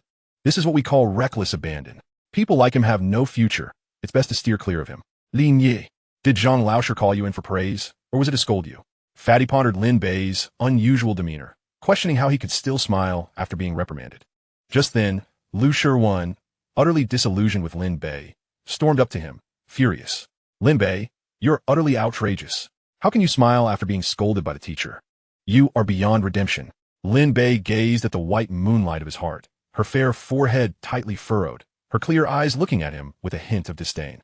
Overcome by a complex mix of emotions, he could not help but retort, have I always been this kind of person in your eyes? Do you truly believe I am beyond saving? Chapter 21. The privilege of independent study. Lu Sherwin's eyebrows arched in disdain, her demeanor cold and unfeeling. And what of it? Lin Bei felt as if a bucket of icy water had been thrown over him, chilling him to the bone. He could hardly believe that the object of his affections would utter such hurtful words before him. After a moment of silence, he replied, "It's nothing." With that, he slumped down, speechless, his face clouded with distress. Observing this, Lu Sherwin clenched her pencil tightly, the splinters digging into her palm. She averted her gaze from Lin Bei, her mind flashing back to the scene of her father shattering a wine bottle in the living room. "If you can't get into Qing Bei, don't call me your father." Her throat tightened, but she ultimately swallowed the words "I'm sorry," her eyelashes fluttering before she returned to her cold demeanor. Huffing as she turned back to her seat. "Lin Gu, don't let her get to you. She is always so frigid. If you ever marry her, it will be a trial." Fatty, aware of Lin Bei's feelings for Lu Sherwin, offered his consolation. Lin Bei shot him a fierce glare, prompting Fatty to fall silent. Meanwhile, in the conference room of the office building, the principal and several teachers continued to deliberate Lin Bei's situation. As an educator with over 40 years of experience, I must first reflect, I have misjudged him. Lin Bei is undoubtedly a once-in-a-century genius, being able to score full marks in 7 subjects. He is almost guaranteed admission to Qing Bei this year. In my opinion, with only a couple of months left until the college entrance examination, we should grant him the privilege of independent study, Teacher Zhu proposed. The principal nodded with a smile, stating, "Comrade Zhu, you have always been the school as traditionalist. It's surprising to see you so progressive today. As long as he scores full marks consistently, I believe we can agree to this." Just as Principal Liu was about to continue, Teacher Zhang interjected hastily, "Principal Liu, as Lin Bei's homeroom teacher, I personally believe this matter is inappropriate. Even though Lin Bei is a prodigy, he remains but a child, merely 17 or 18 years of age. If he is granted the liberty to study at his own pace, I fear he may fall behind in his education." After Mr. Zhang's remarks, the faculty found themselves divided into 2 factions. Some voiced their agreement, while others expressed their dissent. Each party articulated their rationale, engaging in a lively debate, leaving Principal Liu momentarily at a loss as to how to resolve the matter. At that moment, a figure entered the room, laughing heartily. Uncle Liu, what is there to argue about? If the young genius is willing, can you really bind him to study against his will?" The newcomer was a young man in his early 20s, dressed casually yet adorned in name-brand attire. Following closely behind him was a man in his 30s, appearing considerably more composed, attempting to restrain the youth while awkwardly smiling at the assembled teachers. Teacher Zhu furrowed her brow, taken aback by the rudeness of the interruption. What sort of person is this, disrupting our meeting? The other teachers turned their attention to the 2 intruders. Accompanying them were administrative staff members from the school, who hurriedly approached Principal Liu. Principal Liu this. Upon recognizing the newcomer, Liu's smile broadened, and he waved dismissively. "No worries, no worries." He then addressed the assembly. "Ladies and gentlemen, today I have a distinguished guest in our midst. This meeting is hereby adjourned, and we shall deliberate on Lin Bei's matters at a later time." Rising, he turned to the newcomer. "Cousin Jinshan, why did you not inform Uncle Liu of your arrival beforehand? I could have prepared for your visit, you know." "Cool, mate. Let us retire to my office for tea." The visitors were none other than Li Jinshan and Su Jia. After Su Jia exchanged messages with Lin Bei, they had arranged to meet the following day. When Li Jinshan found Su Jia, he eagerly shared Lin Bei's situation, and being impulsive by nature, he insisted on meeting the young prodigy. "Brother Su, as long as we do not interfere with his studies, it will be fine. Principal Liu and my family are on good terms. I shall request him to look out for this young fellow in the future." Su Jia deemed this reasoning sound, considering it a small gesture of gratitude on his part, and he was also keen to meet Lin Bei. Thus, the 2 made their way to the school, where Principal Liu was currently in a meeting. They waited outside the conference room, eavesdropping on the discussion regarding Lin Bei, absorbing every detail. Su Jia's admiration for Lin Bei, coupled with Li Jinshan's perception of him as a genius, only deepened Li Jinshan's intrigue towards the enigmatic youth. Overcome with excitement, he dashed into the room without a second thought, much to Su Jia's chagrin as he attempted to restrain him. "Uncle Liu, there is no need for formalities. We shall sit briefly and then depart." He promptly conveyed their purpose to Principal Liu. "What? Lin Bei is your brother? When did this happen?" Principal Liu exclaimed, astonished. To be acknowledged as Li Jinshan's brother held considerable weight. The Li family was the most prominent in Yingqiang, and countless individuals sought to associate with them, but the Li family scarcely regarded them. Principal Liu had already learned from Mr. Zhang in the earlier meeting that Lin Bei hailed from an utterly ordinary family, devoid of any notable status. It seemed that this Lin Bei was not only a scholarly genius, but also possessed remarkable circumstances. His curiosity about this talented student grew ever stronger. Uncle Lu, I suggest you forego the meeting. Simply respect his personal wishes. A genius, by definition, is distinctly different from the ordinary. We cannot impose conventional management upon him. Can we, Uncle Lu? Although Li Jinshan, a wealthy scion, often appeared unreliable, his words resonated with Principal Lu, who found them quite reasonable. Uncle Lu, since my brother is at your school, and considering the rigors of the third year, I would like to donate 1 million yuan to support the student's nutritional needs. Upon hearing this, Principal Lu's expression transformed into one of pure delight. Cousin, that is splendid. You are aware of the school's financial constraints. This 1 million will not only enhance their living conditions, but also allow us to equip each classroom with air conditioning. Uncle Lu, shall we go meet Lin Bei now? Very well, come along.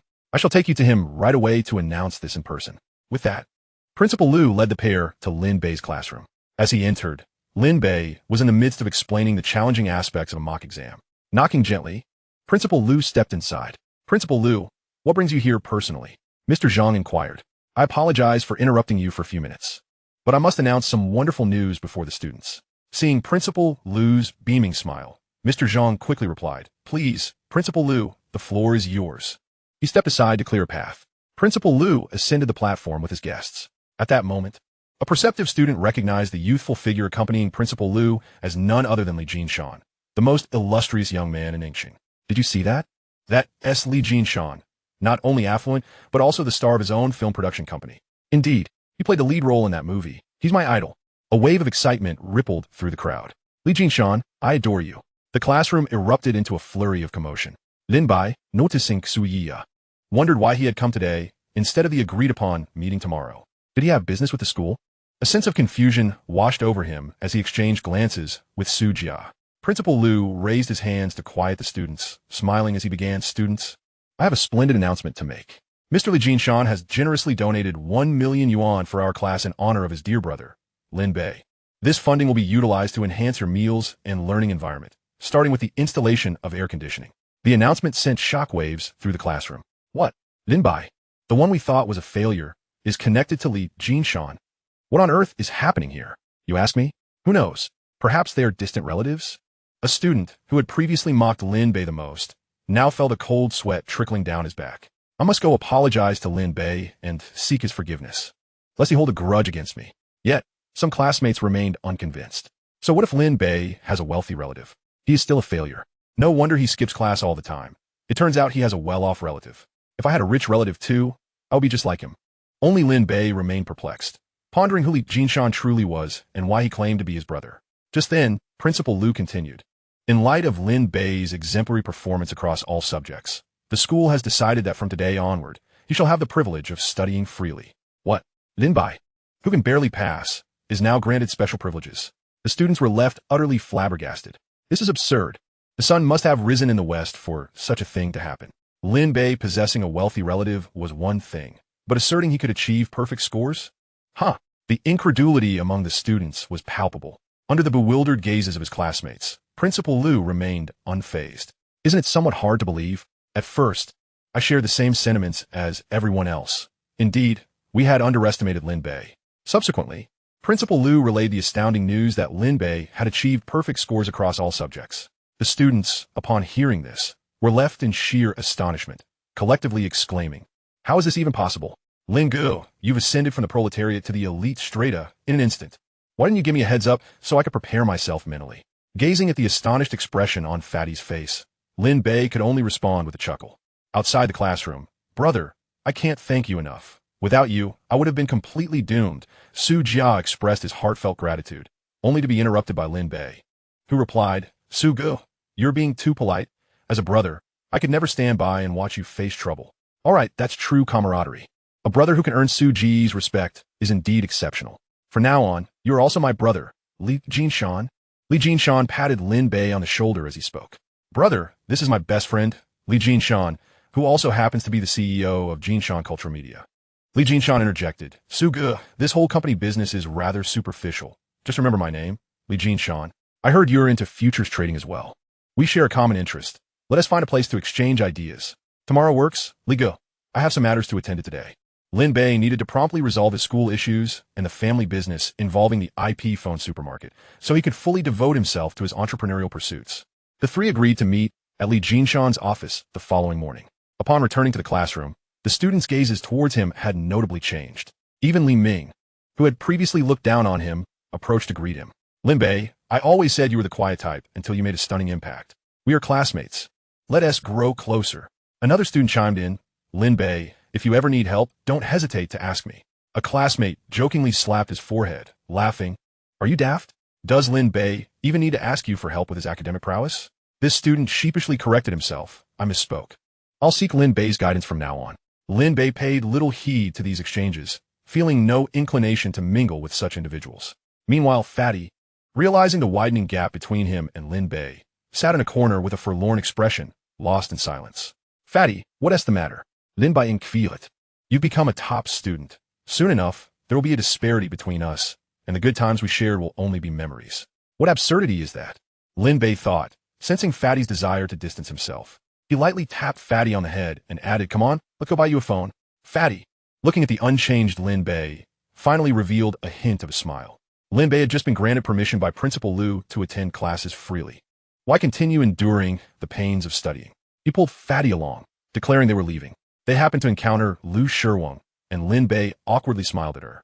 He cherished those who had helped him in his past life, and regardless of Liu Shiweng's demeanor towards him, he would unconditionally treat her well.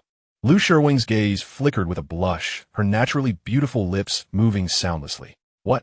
Are you trying to skip class again? In the silence that ensued as they exchanged glances, Fatty discreetly walked away. Shiweng, I assure you, I'm genuinely taking Fatty out for something important, not to ditch class. Liu Shiweng stifled a laugh at Lin Bei's flustered expression, her laughter as enchanting as ever. Lin Bei joined in her laughter, feeling a warmth swell within him. I'm sorry, Lin Bei, I didn't mean to.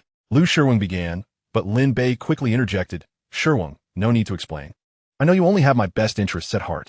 Under the watchful eyes of their fellow students, they dared not speak further. Each understood the other's feelings. And for Lin Bei, that was more than enough. Lin Bei, I'll be waiting for you at Qingbei, Liu Shiweng said, her fair cheeks turning crimson as she hurriedly looked down and ran away. A wave of warmth washed over Lin Bei. With a soul akin to a middle-aged man in his 40s, he understood that when a pure girl expresses such sentiments to a boy, it signifies that she has entrusted her heart and soul to him. Bro, your eyes are about to pop out. Stop staring. Fatty laughed, patting Lin Bei's shoulder and adding, let us go. I want you to treat me to the latest model phone. They then hopped on their bicycles and headed towards the computer city. For Lin Bei, equipped with a system, he now possessed an unbeatable learning capacity. Whether he attended class or not mattered little, as long as he desired. The prestigious universities in the country would be at his disposal.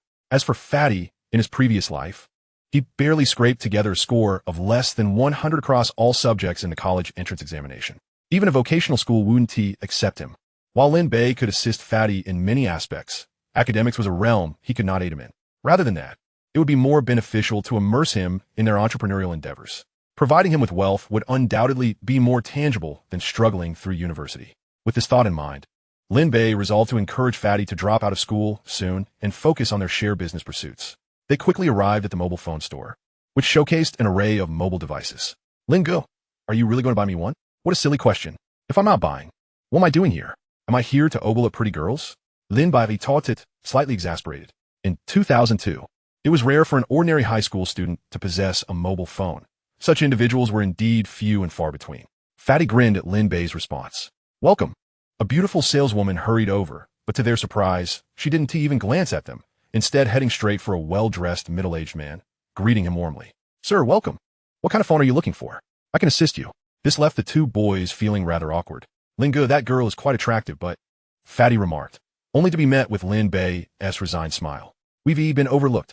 Lin Bei, feeling no inclination to engage further, thought, if this place doesn't appreciate me, I'll take my business elsewhere. They wandered around, finding either unsatisfactory phone performance or unappealing designs. Only this store had the Nokia 7650. In 2002, mobile phones were not as ubiquitous as they would be 2 decades later.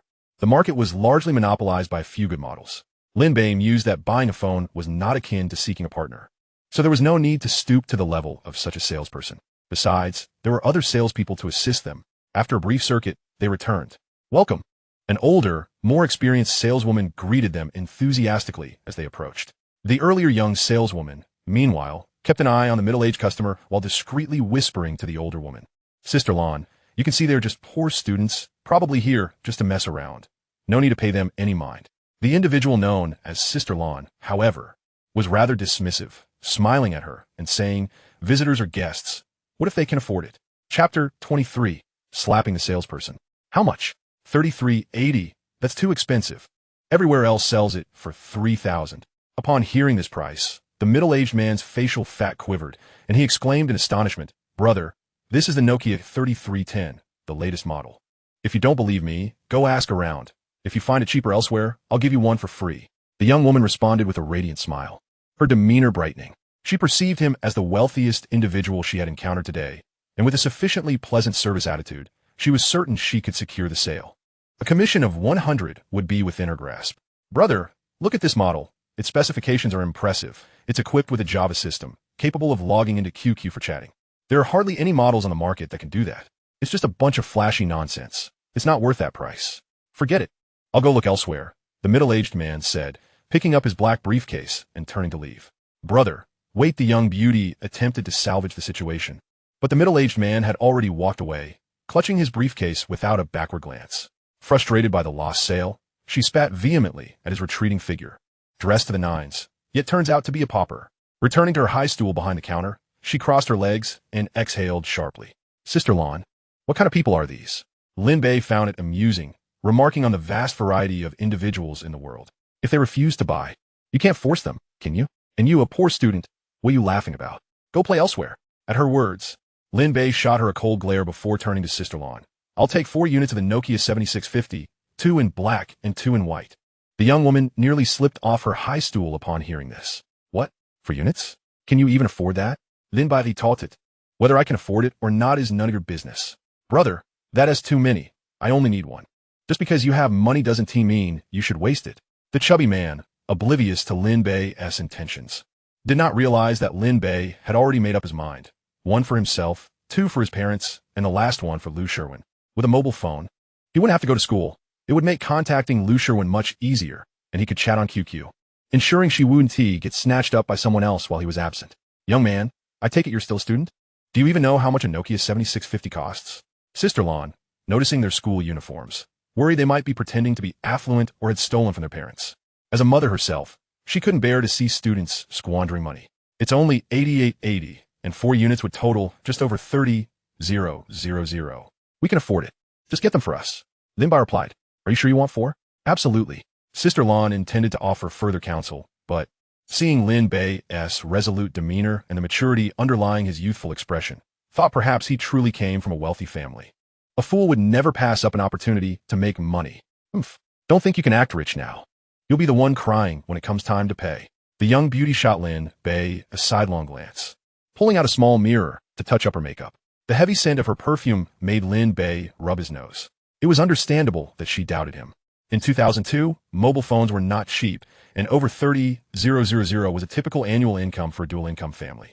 Ignoring her, Lin Bei instructed the chubby man to check the phone's performance. When the POS machine spat out the successful transaction receipt, the young beauty's powder compact fell from her hands, shattering into a fine dust on the ground. Sister Lon glanced at the amount, her eyes crinkling with laughter. Young lady, in the future, try not to speak so confidently. That student's parents are undoubtedly wealthy and one team mind is small expense. The young beauty's complexion alternated between pale and flushed, and as she reached for a mirror to throw it, she suddenly withdrew her hand upon touching the glass surface. Resorting to rolling her eyes at her reflection, unable to restrain herself, she muttered softly, why are students nowadays so affluent? Sister Lon warmly escorted Lin Bei and his companion out of the store. Meanwhile, the young beauty was engulfed with jealousy and regret, her fair complexion reddening, resembling a wilted cucumber. Once outside the electronics market, Lin Bei initially intended to personally deliver the mobile phone to Lou Sherwin. He did not wish to cultivate a reputation for reckless spending at school, nor did he want to stir up trouble or incite unrest among the students. Thus, he helped her download the QQ software, added her as a friend, and entrusted the chubby man with the delivery. Just as he was about to part ways, Lin Bei suddenly pulled the phone box back. He bent down to smooth out the air bubbles on the screen protector with his fingernail, softly instructing, Have her powered on and log into QQ. My ID is 520-1314. Please note it as Brother Bei. Pausing briefly, he then retrieved a pink lanyard from his pocket, saying, I bought this from a stall. Help her attach it, but don't mention that I bought it. Brother, that note is bound to raise some eyebrows. The chubby man teased, winking. Lin Bei's ears turned crimson, and he turned around to kick him lightly. Enough chatter. Hurry up and deliver it. On his way home, Lin Bei pondered how to explain the origin of the money and the phone to his parents. With $8 million in hand, while not an astronomical sum, it was sufficient to provide for his family comfortably. However, if he were to divulge the truth, his parents would undoubtedly suspect him of engaging in illicit activities, leaving him defenseless when confronted. Lin Bei, you'd better come clean. Where on earth did this 100,000 come from? As soon as he disclosed the matter to his parents, his father, Lin Jianguo, seized his ear and pretended to strike him with his slipper. If you don't clarify today, I'll beat you. His mother hurriedly intervened, pushing her husband aside to shield Lin Bei. Jianguo, allow our son to explain himself before you resort to violence. That S100,000. He claims it was a gift from someone.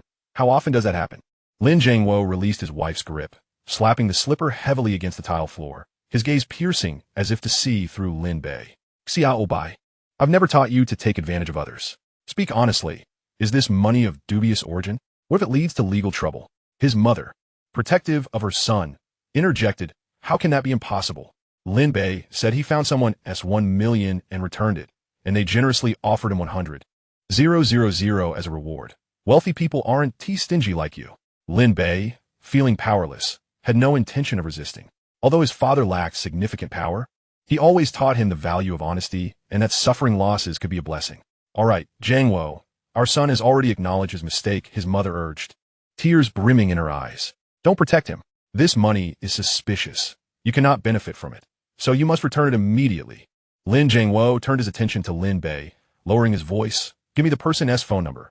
I'll clarify this myself. With no other option, Lin Bei had to call Su Jia and put the call on speaker. He hoped she could convince his parents. Fortunately, Lin Bei had already sent Su Jia a message beforehand, and the outcome was as anticipated. She genuinely wished to give him money, and since Lin Jianguo couldn't find her, he had no choice but to accept it. Following this confrontation, Lin Bei was subjected to a lecture on morals from his father. The turmoil at home only settled down after dinner, with Lin Jianguo finally wearing a smile. Of course, amidst all this commotion, Lin Bei dared not mention his plans for free classes. Jianguo, how old are the children now? You can't just resort to hitting them like before. His mother reproached her husband. What's wrong? He is my son, and no matter how much he grows, he will always remain my child. When I strike him, it is merely an attempt to teach him the ways of life. Does he intend to rebel against me? Lin's mother shot her husband a fierce glare before approaching Lin Bei, saying, My dear son, you must never emulate your father. He does this for your own good. The outside world is far too complex, and you are merely a student. Lin Bei obediently nodded and replied with a smile. Rest assured, mother, I understand that father has my best interests at heart. Upon hearing Lin Bei's words, Lin Jianguo's anger dissipated entirely. Indeed, his son had matured and begun to comprehend his intentions. Reflecting on this, he felt a twinge of guilt. Looking at his son, whom he had nurtured from infancy, a smile graced his face, especially when recalling Lin Bei's astute suggestion to start an IP phone store, which filled him with pride. Come here, you rascal. Sit down and tell me more about this IP phone business. It seemed that the father's interest in his son's proposal had been piqued, prompting Lin Bei to eagerly take a seat beside him.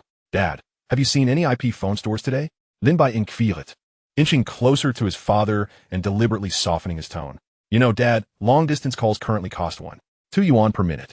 If we open an IP phone store, we could offer 100 yuan for 50 minutes, which only costs us 3 yuan per minute, just near the school gate. The student foot traffic alone could easily cover our expenses. Chapter 24. The Tender Heart of Parents. Lin Jianguo had often worried that his son would not grow up. But today, through Su Jia's evaluation of him and Lin Bei's coherent business analysis, he felt a sense of reassurance that his son had indeed matured. The prospect of an IP phone store brought a broad smile to Lin Jianguo's face. Yes, I visited several IP phone stores, and the business is just as you described, thriving. I toured multiple establishments, each more successful than the last. I genuinely believe this venture has potential. Dad, it's not just a belief. It's a venture that is inherently profitable, far superior to the jobs you and Mom hold. Lin Bei interjected. Lin Jianguo clearly felt convinced and did not refute Lin Bei's argument. Continuing with a smile, The IP phone business is indeed feasible, but I still worry about my lack of experience and fear I might not execute it well. There's no need for concern, Dad. You have me. One of my classmates' family runs an IP store, and we can always seek guidance if we encounter difficulties. Lin Bei had already formulated a plan in his mind. As for the procedures for establishing an IP phone store, he could easily find someone to consult. Moreover, with his acquaintance Su Jia, who knew numerous business people, he felt confident that these obstacles were trivial. In truth, Lin Bei viewed the IP phone store as a modest endeavor, merely a means to provide his father with a stable source of income. Frankly, his father was already in his 40s, and expecting him to grasp any complex business concepts was unrealistic. He lacked the acumen and decisiveness for such ventures. If given a substantial sum of money, Lin Jiangwo would rather toil at a construction site than sit idly at home. Thus, Lin Bei aimed to offer his father a sense of stability in his career. His father had lived a life filled with constraints, losing his job while still young and facing constant struggles over finances. In this lifetime, Lin Bei aspired to help his father reach the pinnacle of his life. That evening, Lin Bei and his father conversed extensively, ranging from the IP phone store to aspirations in life, becoming increasingly animated as they spoke. From his father's gaze, Lin Bei could detect a glimmer of hope for the future. As their discussion reached its zenith, Lin Jiangwo insisted on pouring Lin Bei a drink. In high spirits, Lin Bei thought to himself, what was he truly pursuing in this second chance at life? It was nothing less than to fill his family's lives with hope, to amass wealth, and to allow his parents to enjoy a life of ease. Had it not been for his mother's intervention, Lin Bei would have insisted on having a drink. In an attempt to prepare his parents for the reality of his future financial success, Lin Bei deliberately said, Mom, could you possibly lend me 10,000 yuan from that 100,000? 10,000 is no small amount. You are still a child. What would you do with such money? I fear you might lose it, his mother replied. Mom, I'm already 18. I'm an adult now. I plan to invest this money in stocks with Mr. Su to earn significant returns. Investing in stocks is akin to gambling. You are forbidden from engaging in such activities, his mother admonished. Moreover, that 100,000 is earmarked for your university expenses. You will need funds for housing and marriage after graduation. Your father and I have worked for years to save just a few thousand. We have finally accumulated this amount, and we will deposit it into a fixed-term account tomorrow. No one is allowed to touch it. She clutched the bank card tightly, as if afraid it might be snatched away. Mom, rest assured, your son will earn his own money. I will ensure that my university, housing, and wedding expenses are covered without you two having to spend a single cent. Lin Bei feigned innocence while gazing at his mother. His words were merely a ruse to convey to his parents that he intended to start earning money from that day forward, preventing any future misunderstandings regarding his financial situation. Little Bei, running a business and making money is our responsibility, so focus on your studies. Get into a good university for your father and mother. That is far more important. Lin Jiangwo interjected. Don't worry, Dad. I will certainly get into a good university to make you and Mom proud. However, you need not concern yourselves with my financial endeavors. Once I'm in university, I plan to balance both studies and work. Look at you, still so inexperienced. Dreaming of wealth. Do you think it's that easy? The atmosphere at home turned tense once again, prompting Lin's mother to interject. Jiangwo, our child is growing up and has his own ideas. That's actually quite good. We cannot simply oversee him every day. The tender heart of parents knows no bounds. No matter how old their child becomes, they will always be perceived as their little one. This generational gap in perspectives makes it challenging for the two generations to reach a mutual understanding. Lin Jiangwo felt a sense of melancholy as he acknowledged the reality that his son had indeed matured and formed his own opinions. Taking a sip of his drink, he poured himself another handful of peanuts and continued to drink in solitude. Noticing that Lin Jiangwo had indulged a bit too much, Lin Bei advised, Dad, you still need to search for a house tomorrow. Perhaps you should drink a little less. Don't worry, I can handle a few more drinks. It won't affect me tomorrow. Lin Bei reassured him. After engaging in a playful banter with his little sister, he retreated to his room and opened his newly purchased laptop to analyze the trends in futures trading. Today was March 29th, and due to the easing of conflicts in the Middle East, international oil prices have been plummeting for some time. However, after midnight, the situation in the Israeli-Palestinian conflict would once again shift, leading to a surge in oil futures the following day. Although he had not purchased at the lowest point, he was confident in securing a 10% profit. With a tenfold leverage, he was poised to earn at least 7 million yuan. Ha ha ha. With that 7 million as capital, I am about to enter the realm of millionaires. However, he was aware that this futures purchase was merely a short-term venture, as the complexities of the ongoing Middle Eastern conflict made it a precarious situation. It was merely a brief crisis, and a full-scale war had yet to erupt. Thus, he resolved to sell for a 10% profit by the following morning. Subsequently, he logged onto the QQ messaging application, where the sole profile picture was that of a pure cartoon girl with a username acloud. There was no need to inquire further. It was undoubtedly Lou Sherwin's, as she had once mentioned that she adored clouds the most. Clouds drift freely in the sky, unrestrained and whimsical. Upon opening the message interface, he was met with a simple yet heartfelt note. "Thank you, Lin Bei. I truly love your gift." Upon reading the message, Lou Sherwin's fair and delicate face, along with her enchanting large eyes, vividly appeared before Lin Bei's mind. His previously tranquil heart began to race uncontrollably. That night, he dreamed of Lou Sherwin, where they were together in a warm and intimate embrace. The following morning, as he opened his drowsy eyes, he exclaimed in shock, "Goodness, how embarrassing." In a flurry, he changed his clothes and rushed to the bathroom to wash his underwear thoroughly. After having breakfast, as was customary, he awaited his friend, the fatty, to come downstairs. Lin Bei then proposed to him, "From now on, you needn't attend school. Come and earn money with me." He proceeded to share his intentions candidly with Fatty, revealing that he currently had $7 million in his account and was engaged in international futures trading. Fatty, in disbelief, processed the information and exclaimed, "7 million. 5%. That's 350,000. Suddenly, I have a fortune of 350,000. Keep it down. This is a matter for only you and me. If you dare to speak of it, I won't include you in future ventures," Lin Bei cautioned. "Understood, Brother Lin. Rest assured," Fatty replied, gazing at Lin Bei with a mischievous look. "Brother Lin, is this appropriate? I feel as if I'm dreaming." Lin Bei playfully kicked Fatty's rear end, urging him, "Stop dreaming and get moving." Chapter 25. Confronting the snobbish security guard before long. Having arranged an appointment with Su Jia and Li Jinshan, the two arrived at Li Jinshan's cultural media company. "Brother Lin, your friend is truly wealthy. This is the most upscale office space in the entire city. How much must it cost to operate here?" Fatty exclaimed, surveying the grandeur of the Dihao building with wide-eyed wonder. It was no surprise that Fatty was awestruck. Even Lin Bei, who had returned from 2 decades in the future, felt a jolt of admiration. The lavish decor and opulent surroundings spoke volumes about the Dihao Group's immense wealth. Truly, the Dihao Group deserved its reputation as the leader among enterprises in the city. "Stop right there. No entry for the idle." The security guard of the Dihao Group swiftly obstructed the entrance upon spotting the 2 youthful students. "Hey, we are not idle people," Fatty retorted confidently. "Just the 2 of you? 2 impoverished students? Move along. Go play somewhere cooler." The middle-aged security guard waved his hand dismissively, attempting to shoo them away. "How can you say that? It was your personnel who invited us." Lin Bei interjected. "Huh, you 2 broke students. Who could possibly invite you? What a ridiculous fabrication." The guard scoffed. "Get lost before you disturb someone important and regret it. Why must there always be such snobbish individuals?" Lin Bei's expression darkened as he replied coldly. "How can you speak to us like that? Just because we are students doesn't mean we cannot be invited as guests. Let me clarify. It is Li Jinshan who has invited us. So step aside and allow us entry." Upon hearing Lin Bei's words, the guard erupted in laughter. "Oh, you dare invoke young Master Li's name? Who doesn't know of the illustrious Li family in the city? You think you can use his name to deceive us? Are you his relative or his brother? Why would he invite 2 high school students like you? What a farce. I am indeed his brother. If you don't believe me, go ahead and call him. You'll find out." Lin Bei asserted. "You're his brother? I might as well be his uncle." The guard scoffed. Lin Bei, infuriated, felt a surge of rage. But Fatty intervened.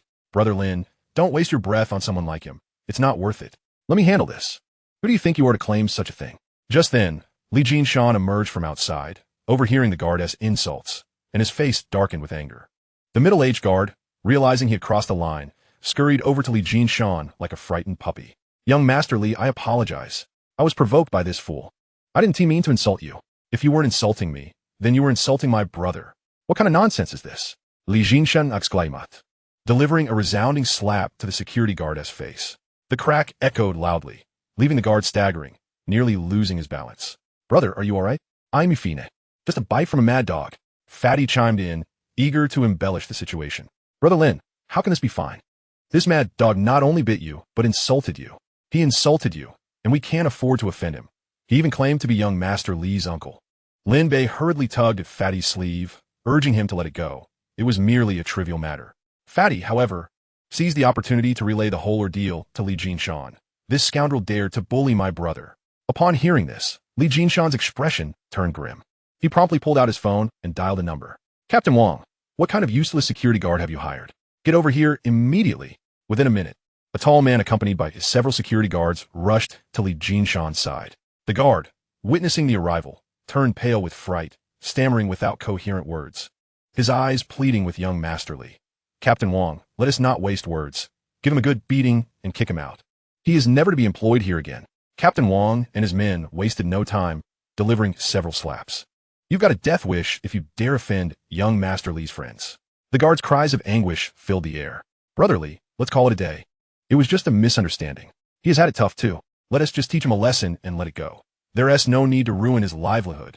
Lin Bei interjected, reflecting on the guard's actions, which, while misguided, did not warrant such severe punishment. Stop. For my brother's sake, I'll let you off this time. Now, come and apologize to my brother.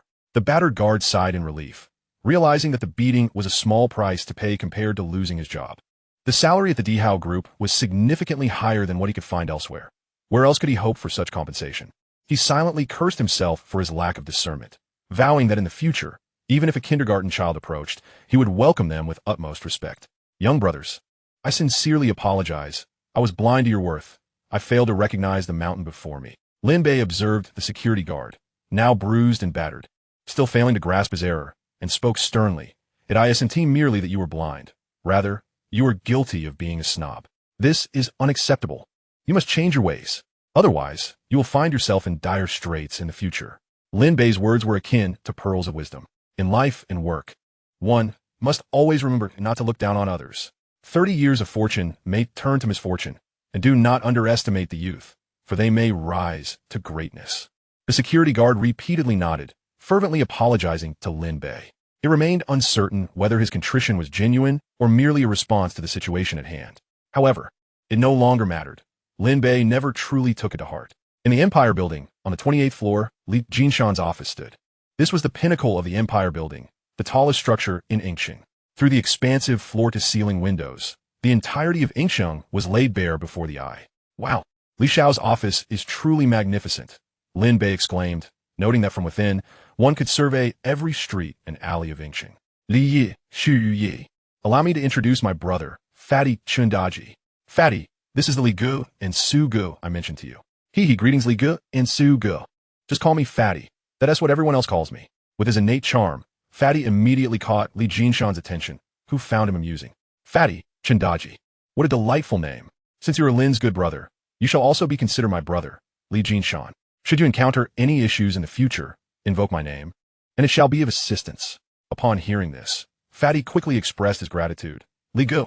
If anything arises, I will indeed do so. With Fatty's jovial presence, the atmosphere instantly became lively. Among them, Jinshan was in his 30s, the eldest and most composed. After a few casual exchanges, Su Jiao once again brought up the topic of the safety incident at the construction site, showering Lin Bei with thanks. Su Gu, here you go again. If you persist in mentioning this, my brother might become upset, Lin Bei said, feigning irritation. Indeed, Su Gu, since we are all brothers, there is no need for such formality. Ha ha ha. Jinshan Xiandi, you speak truthfully. We shall not mention it again. Lin Bei smiled and quickly concurred. Pouring everyone another cup of tea, Li Jinshan finally remarked, Lin Xiaodi, I hear from Su Gu that not only do you have an interest in antiques and jade, but you also possess knowledge of futures trading? To say I possess knowledge would be an overstatement. I simply have a fondness for it, Lin Bei replied modestly. Li Jinshan, recalling his sister Li Yan's complaints the previous evening, thought about how she had lamented that Su Ji's brother Lin Bei knew nothing and had recklessly invested his entire capital in crude oil futures, particularly during a downturn in the market. It was astonishing he and T lost everything. He felt compelled to caution this friend. Lin Xiaodi, I've heard you invested in Middle Eastern oil futures? He inquired. Lin Bei nodded. The international futures market is currently in a dismal state. Entering now is not advisable. I've refrained from engaging for the past 2 weeks. At that moment, Su Ji's phone rang. It was Li Yan calling. What? The international oil market has plummeted again today. Yes, Su Gu, your brother Lin Bei has invested his entire capital with 10 times leverage. He must sell immediately, or else the bank will force liquidation, and his 7 million will be lost, she warned. What's happening, Su Gu? Upon witnessing Su Ji's panicked expression, Li Jinshan couldn't help but inquire. Brother, a grave situation has arisen. Lin Bei, the oil futures you purchased have plummeted since the market opened today. Yan called to inform you to sell all your oil futures. Otherwise, the bank will liquidate your position, Su Jia explained. What on earth? Didn't T my sister inform you last night? Why isn't T he sold yet? Li Jinshan expressed his concern. Lin Bei calmly opened his computer and replied, Manager Li, I did receive a message last night. He glanced at his phone, noting several missed calls. Ah, my phone was on silent. Perhaps Manager Li couldn't reach me and called Su Go instead. Lin Xiaodi, are you not worried? Last night, oil futures fell to 7. You must sell your holdings to limit your losses. Li Jinshan urja. Yes, brother, do not delay. If it continues to drop, the bank will certainly enforce liquidation. This would be a total loss. Su Ji Zaitet? Ling Gu, if you would heed your 2 elder brothers' advice, it would be wise to sell now. A small loss is far better than complete ruin. Fatty added, sharing their concern for Lin Bei. Lin Bei remained composed, responding, Who told you it was so dire? Fear not, I shall not incur losses. With the futures market in such disarray, how can you not lose? Li Jinshan Naxglaimat. Without further explanation, Lin Bei turned his notebook towards Su Jia and Li Jinshan, stating here, take a look for yourselves. 10, 100, 1,000, 10,000, million, 2,100,000. Brother, where did you acquire such wealth? Realizing the gravity of the situation, Lin Bei had initially invested 700 million, yet overnight, his account had swelled to 21 million. Su Jia gasped, what just happened? Just moments ago, oil futures rebounded unexpectedly. I managed to buy at the bottom, and now they've risen by 20, allowing me a modest profit, Lin Bei replied with a smile. Li Jinshan, still in shock, momentarily lost his composure, incredulous. Didn't they say it would crash? How could it suddenly rebound so dramatically? Well done, Lin Xiaodi. You truly have a knack for timing. Remarkable. Lin Xiaodi. You've become a millionaire overnight. Fatty exclaimed, patting Lin Bei on the shoulder in excitement. Fatty, do not forget, you have a share in this as well. You too are now a millionaire. Fatty, remember what I said? This morning, I encouraged you to drop out of school, and you hesitated. I wasn't deceiving you. Was I? Shortly, I intend to give you 100,000 to help your family improve their living conditions, while the remaining funds will serve as your investment capital to earn substantial profits alongside me. What do you think? Lin Bei proposed with enthusiasm. That sounds fantastic. Lin Yi, you truly are my good fortune. Our family's benefactor, Fatty replied, tears of joy welling in his eyes, speechless in his gratitude. It was no wonder Fatty was overwhelmed. His circumstances were even more challenging than Lin Bei's. His parents were former employees of a now-defunct food factory, and his father suffered from chronic bronchitis, perpetually reliant on medication. Unable to perform strenuous labor, he could only work as a security guard or take on light, temporary jobs. His mother worked as a housekeeper, and their household barely scraped by. All right, Fatty, I will elevate you to prosperity, ensuring your family enjoys a better life, Lin Bei said, affectionately ruffling Fatty's hair. Thank you. Thank you, Lin Gu. I do not need to be wealthy. I only wish to have money to spend. Meanwhile, Su Jia and Li Jinshan exchanged glances. And Su Jia smiled. Brother, with such formidable abilities, you must also guide us. We wish to follow you into futures trading. Indeed, Lin Xiaodi. Your prowess in futures trading is impressive. You must bring us along. Li Jinshan echoed, his gaze toward Lin Bei now ablaze with eagerness. Despite his family's wealth, he had long sought independence from them. Do not be deceived by his Golden Mountain Cultural Media Company. Although it thrives on the family's prestige and generates considerable profits, its annual income merely amounts to several tens of millions. While he dabbles in stock trading and futures, the meager profits he earns in front of Lin Bei pale in comparison. Witnessing Lin Bei amass over 10 million in a single night, how could he not feel envious? As for Su Jia, it's needless to say that with no family support, he relies solely on his own endeavors, despite just venturing into real estate. In 2002, real estate was still in its infancy, and the investment cycle is notoriously lengthy, yielding slow returns. His company had just been established, with its first project still under construction.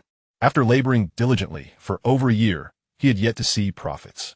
Observing Lin Bei's remarkable financial success, it was only natural for him to be tempted. If he had previously harbored doubts about Lin Bei's luck during the last stone gambling episode, this time it utterly shattered his worldview. Such prowess was hardly what one would expect from a high school student. He was a veritable financial prodigy. At that moment, Lin Bei chuckled. As long as you two brothers are willing, there's money to be made, and I wouldn't mind bringing you along for the ride. I've always said that any brother known by Su is undoubtedly reliable. Lin Xiaodi, I'm prepared to invest 30 million to trade futures. How do you suggest we proceed? Li Jinshan inquired. I'll contribute 20 million. Brother, just tell us how we should invest, Su Jia echoed. Gentlemen, I believe it may be too late now. I intend to liquidate all my futures immediately. Upon hearing Lin Bei's words, disappointment washed over both men's faces. Li Jinshan inwardly muttered, "What? He was just discussing it so earnestly. Does he not wish to involve us?" The smile on his face vanished, replaced by a grim expression. Lin Bei continued calmly. "Currently, the international futures market is fraught with uncertainties, and there are no opportunities for profit. I plan to shift my focus to the stock market. If you're interested, you could join me."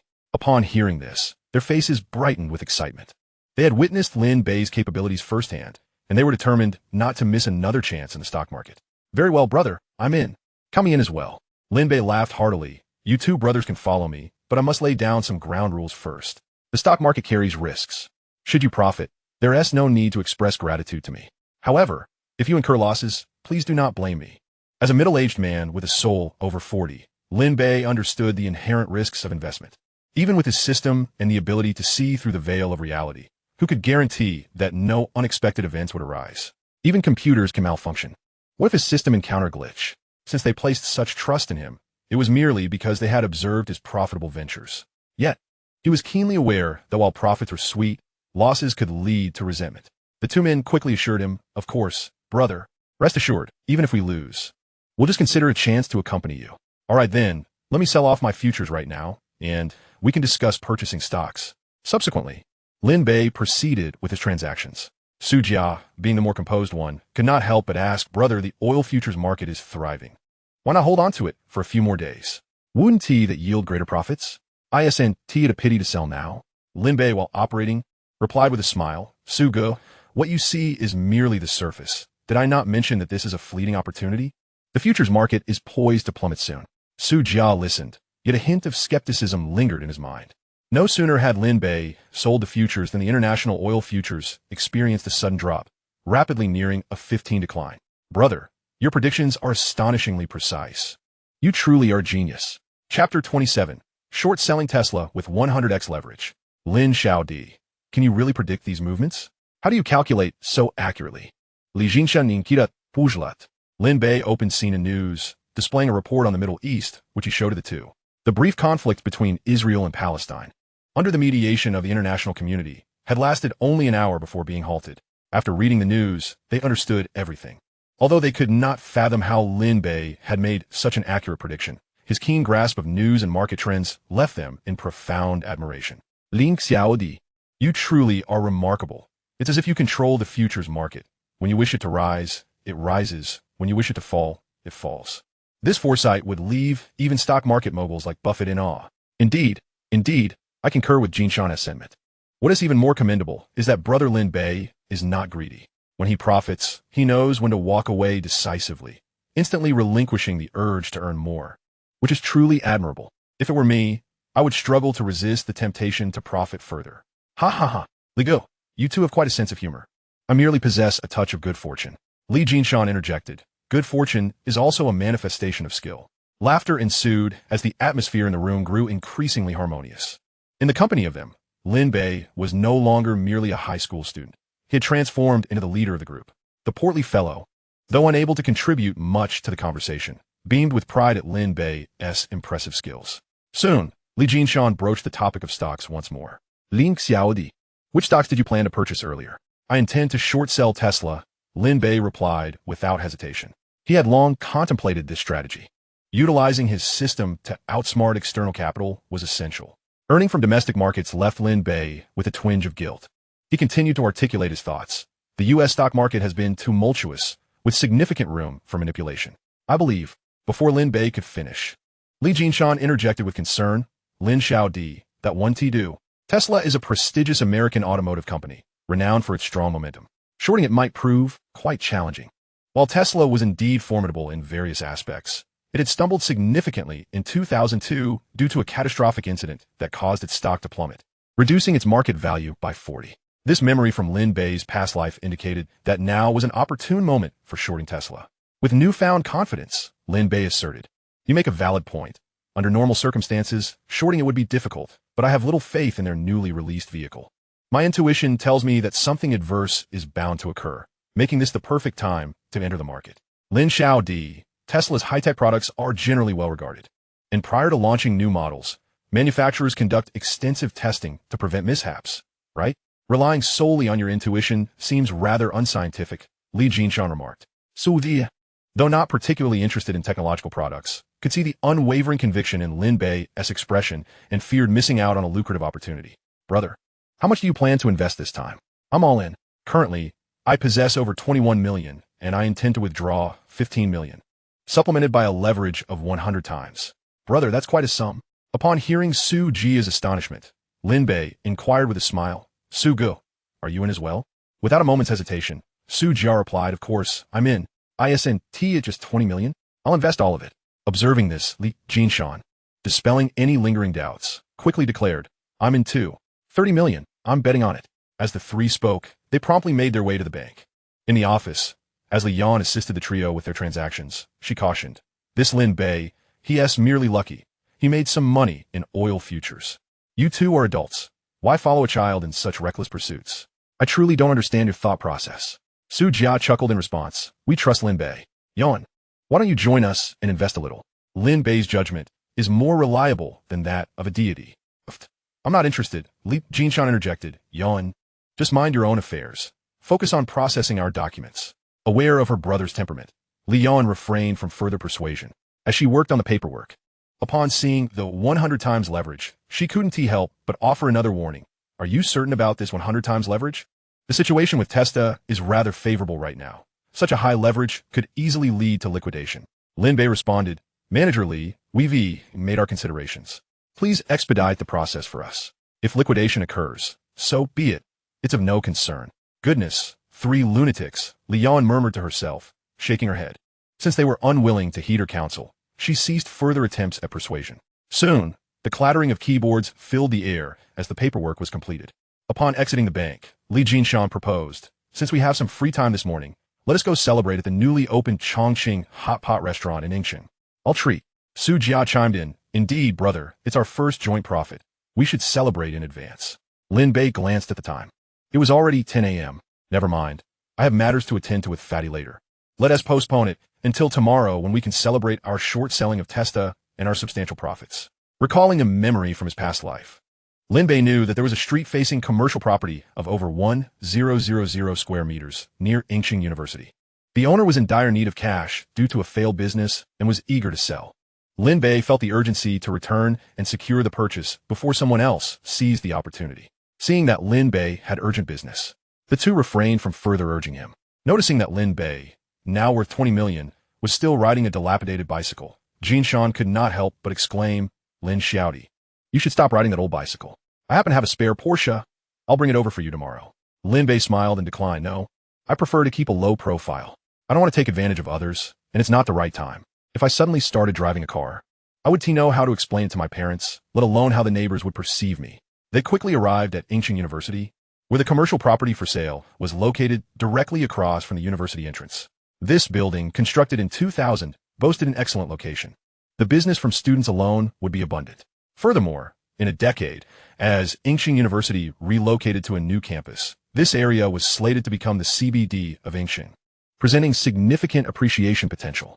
However, Lin Bei was not overly concerned with this aspect. What mattered more was that if he purchased it, his father could operate an IP phone supermarket without needing to rent a space, and he could also open a mobile phone store. In 2002, mobile phones had yet to become ubiquitous, and the next decade would be a lucrative venture, one he certainly did not wish to miss. Lin Ye, are you truly considering buying this commercial property? Fatty scrutinized the various shops, of which there were over a dozen, each secured with an iron chain on the glass doors. Lin Bei leaned against the glass, peering inside, and replied, Indeed, we cannot be the only ones profiting. We should also find some work for your parents. Saying this, Lin Bei tore down the A4 paper taped to the glass door and called the number listed. Hello, is the first floor shop across from Yingxing University for sale? I wish to get straight to the point. Perhaps the person on the other end found Lin Bei's youthful voice unconvincing, as they hesitated momentarily before responding. Yes, I'm selling. This property spans over 100 square meters and is for sale as a whole. Can you accept that? Certainly. May I inquire if all the paperwork is in order? How much are you asking? Rest assured, the paperwork is complete. I urgently need cash, so I'll offer you a straightforward price of 1 million. If that works for you, I can come over and we can discuss further.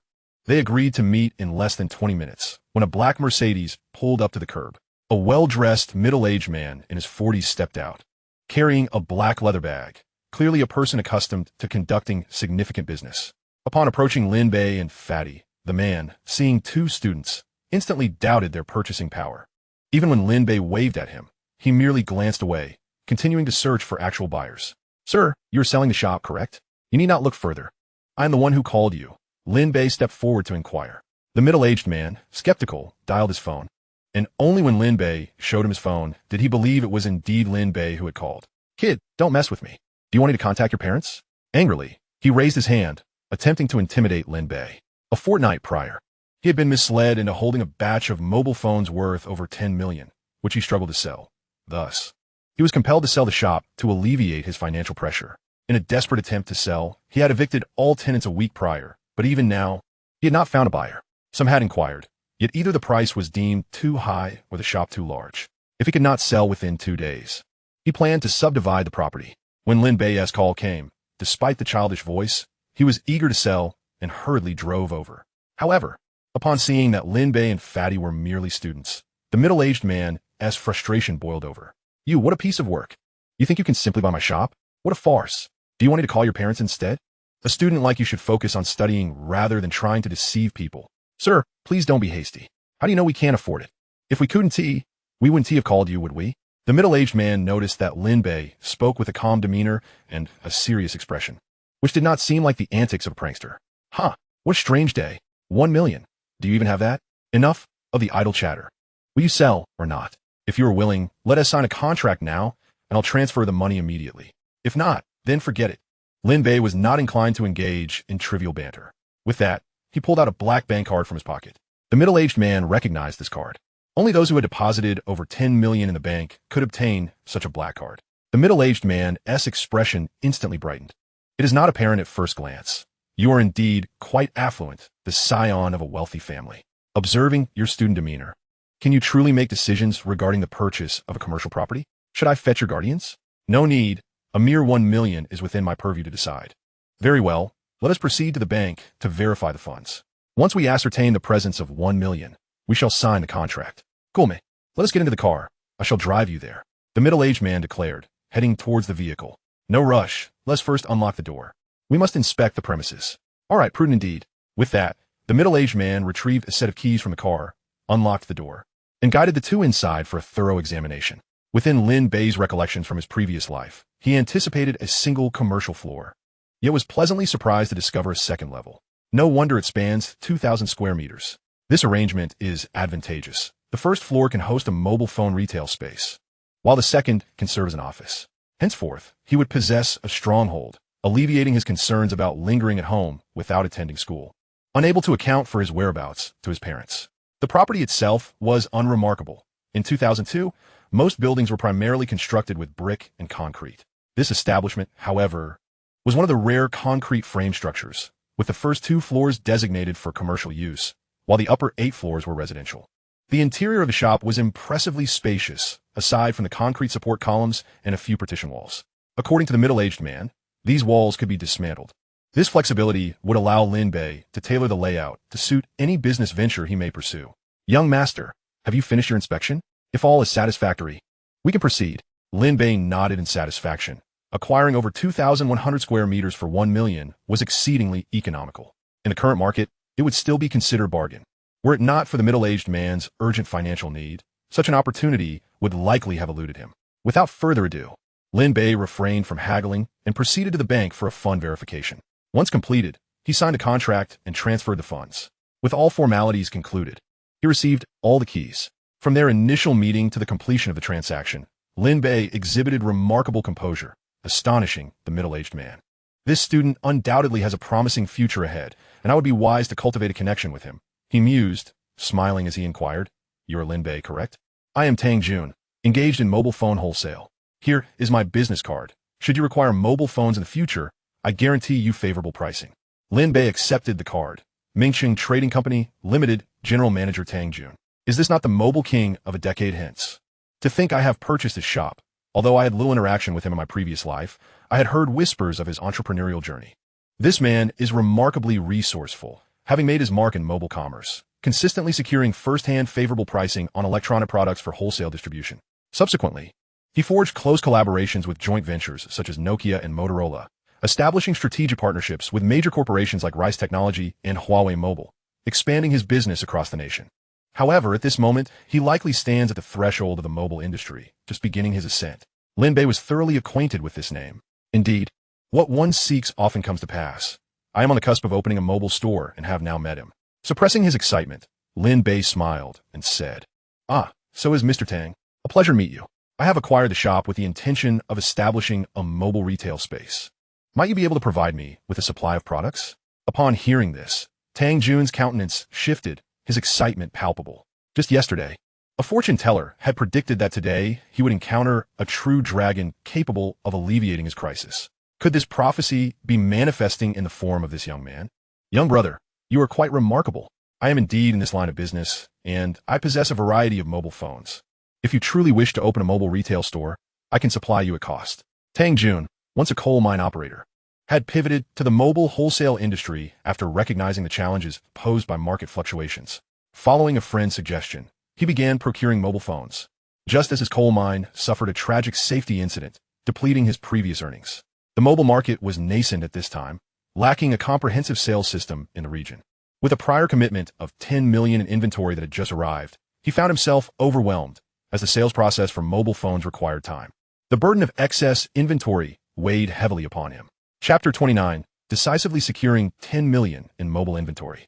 As Lin Bei and Tang Jun conversed, their rapport deepened, and they finalized several supply details. Lin Bei then inquired, "Mr. Tang, how much inventory do you currently have?"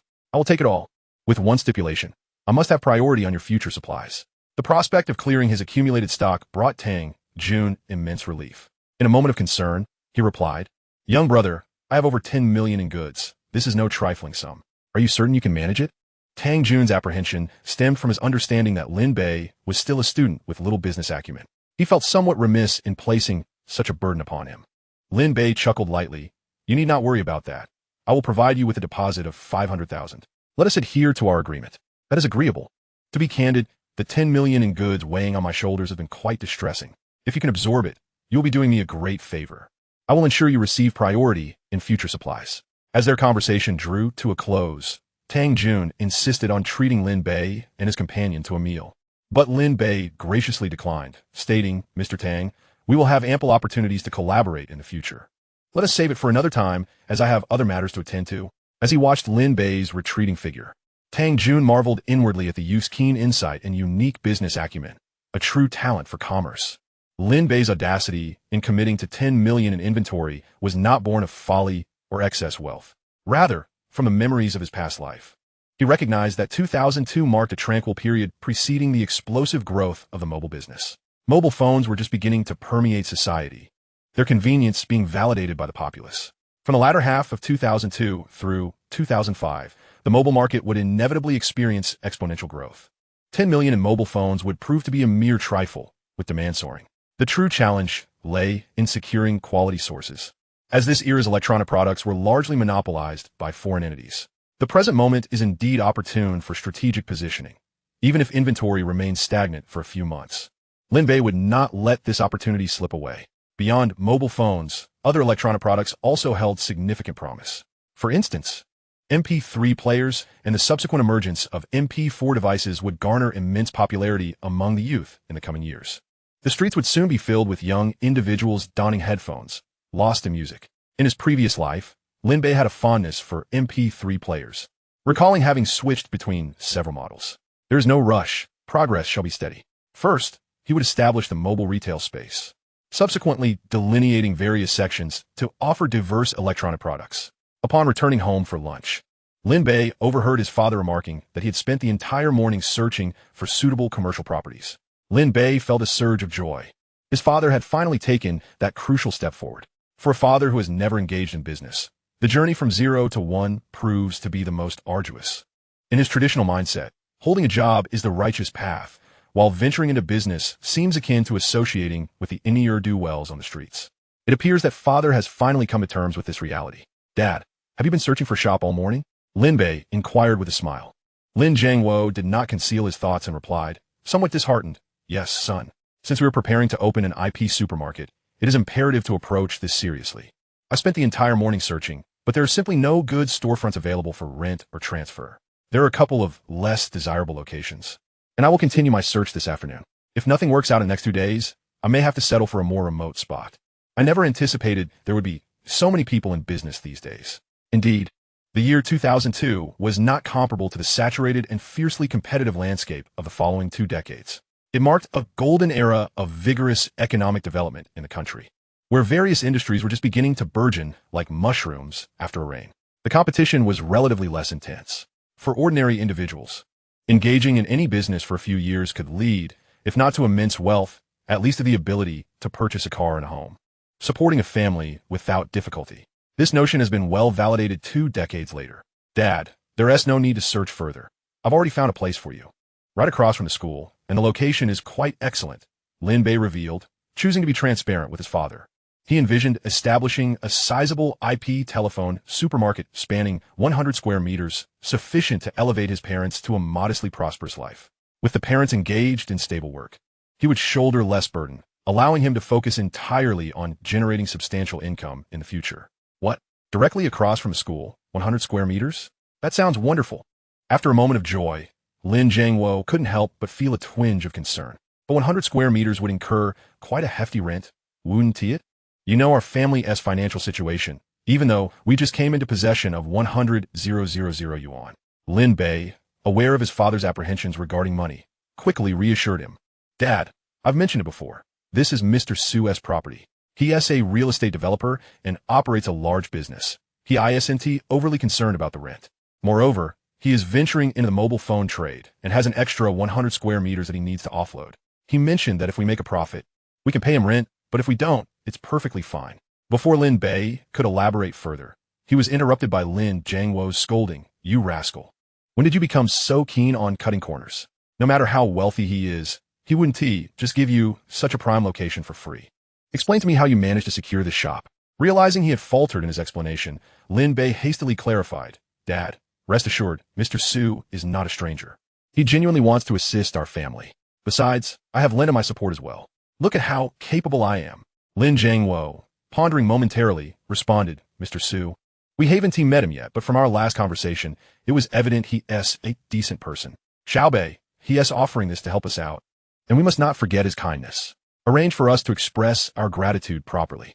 Hearing that his father had ceased to press further, Lin Bei felt relieved and quickly affirmed, of course, Mr. Su is a great person. You must be proud of the friends I have made. Dad, let me share with you that I am currently learning stock trading from him. Once I earn a significant sum, we can move into a larger house. As Lin Bei spoke, he subtly infused his father with confidence in his earning potential, hoping to prevent any future shock at the extent of his wealth. Dad, I've already discussed this with Mr. Su. He's south constructing real estate and has a team. I plan to coordinate the renovations of his mobile phone store with our IP telephone supermarket. In less than a week, you will be the proud owner of an IP telephone supermarket. Lin Jiangwo nodded in agreement, his lips forming a smile that betrayed his excitement, even if he refrained from verbalizing it. Meanwhile, Lin Bei's mother was still working at the supermarket, managing lunch, while his sister was at kindergarten until 6 in the evening. Their midday meal was modest. Lin Jiangwo prepared tomato and egg noodles, and the two of them shared this simple meal.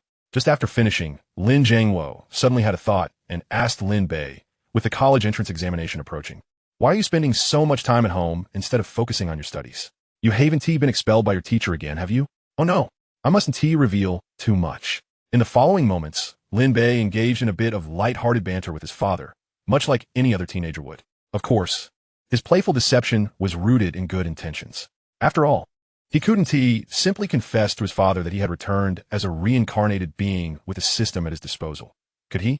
The truth validated Lin Bei's extraordinary ability to persuade, honed from the perspective of someone with the soul of a 40-year-old. Lin Jiangwo, though skeptical, found himself half convinced. So, you're at a crucial juncture as the college entrance examination approaches. It's best to avoid running around with that chubby boy from the Lauchen family. He has never been academically inclined and is unlikely to fare well in high school. We cannot follow his example. Don't worry, Dad. I'm well aware and will keep my distance from him in the future. Upon hearing his son's compliant tone, Lin Jiangwo shifted to a more serious demeanor. So, it's not that I wish to interfere with your friendships. You know your mother, and I have never been particularly capable. And we've struggled for most of our lives. We merely hope you can gain admission to a university. Not for the sake of glory for the Lin family, but for your own future. Hearing this, Lin Bei felt a pang of sorrow. The plight of parents is indeed a universal sentiment. What parent does not wish for their child to thrive? Although many times they may overlook their children as feelings, it is only upon growing up, as Lin Bei did, that one can fully appreciate their parents' words. Even when he knows his father may not always be right, he no longer feels the need to argue. Dad, you can rest assured, I will put in the effort. All right, you should go rest for a bit before heading to school. Nodding, Lin Bei returned to his room. Though the prospect of napping was far from his mind, he was eagerly anticipating the moment for today as 0 yuan system flash sale. As he lay on his bed, lost in drowsiness, he was roused by his father's booming voice at 1:30. Xiaobei, it's time for school. Concerned that his son might be late for afternoon classes, Lin Zhangwo had forego his own rest. Lin Bei obediently got up, washed his face, slung his backpack over his shoulder, and descended the stairs. Once downstairs, however, Lin Bei found himself at a loss. He had no intention of attending school. With his unparalleled learning abilities, he could easily achieve perfect scores regardless of his attendance. After all, Principal Liu had granted him the freedom to learn at his own pace. The thought of returning to that headache-inducing school was simply unappealing. Hiding in the hallway of the Chubby Boys building, he scrolled through his phone while waiting for the flash sale to commence. Soon, the clock struck 2, signaling the start of the 0 yuan flash sale system. Lin Bei tucked away his phone and opened the system interface, which, as always, remained remarkably succinct, devoid of any superfluous text. Exquisite grapes, calligraphy of Wang Shiji, and the ancient 9 meridians acupuncture technique. What the heck? Isn't the system supposed to refresh 2 gifts every day? Why is there an extra one today? He glanced further down. Exquisite grapes, 1,000 pounds, with a unique flavor, sweet and sour, calming the spirit and promoting sleep, possessing remarkable beauty-enhancing effects. No side effects.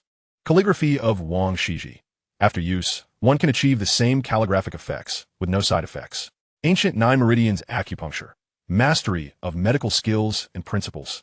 Treating complex ailments, saving lives, and aiding the world. Side effects. White hair. Lin Bei continued to scroll down. Exquisite grapes. Not a flash sale item.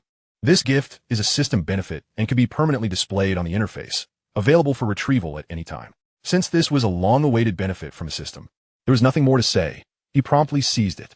As for the calligraphy of Wang Shiji, Lin Bei held no interest. Instead, he found the ancient 9 meridians acupuncture quite intriguing, though the side effect of white hair was a concern. It seemed the system was at odds with his own hair.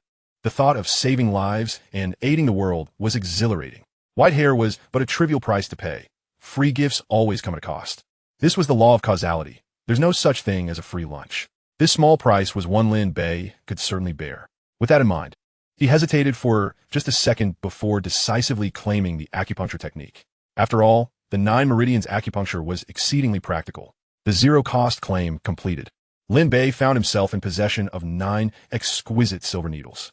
In an instant, a torrent of memories regarding the use of the 9 meridians acupuncture flooded his mind.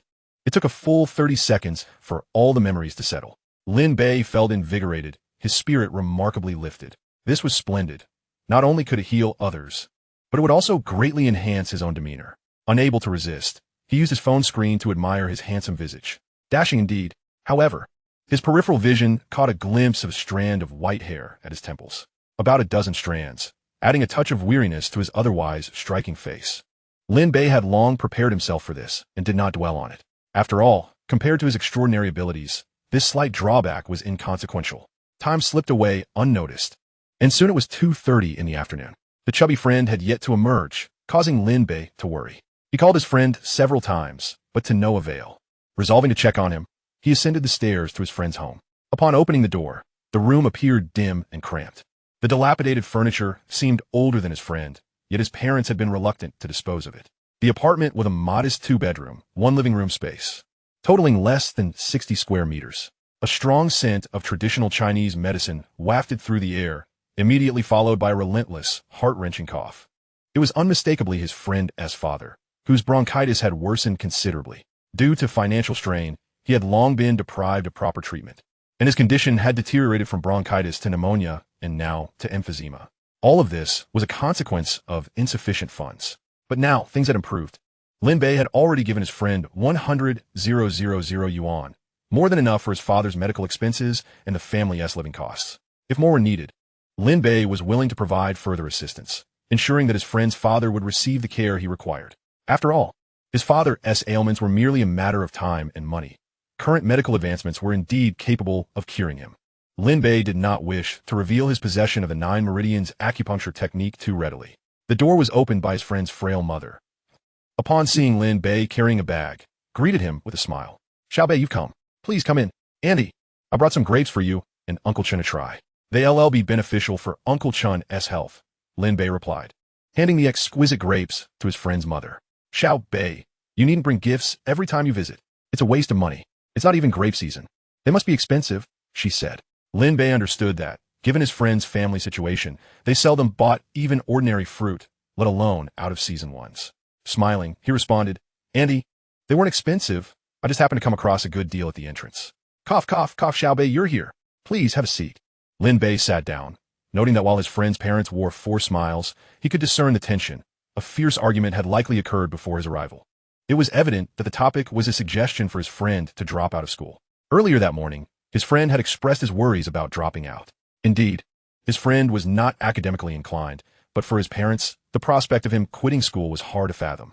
Given their financial circumstances, if his parents did not appreciate the value of education, he would never have made it this far. Lin Bei stole an awkward glance at his friend, who was hiding in the corner.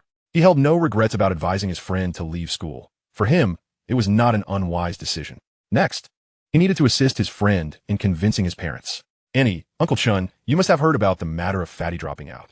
I feel Chapter 31, Exquisite Grapes." Lin Bei proceeded to candidly explain his friend's situation to his parents. He spoke directly, though it might sound harsh. He was merely stating the truth. "Cough, cough."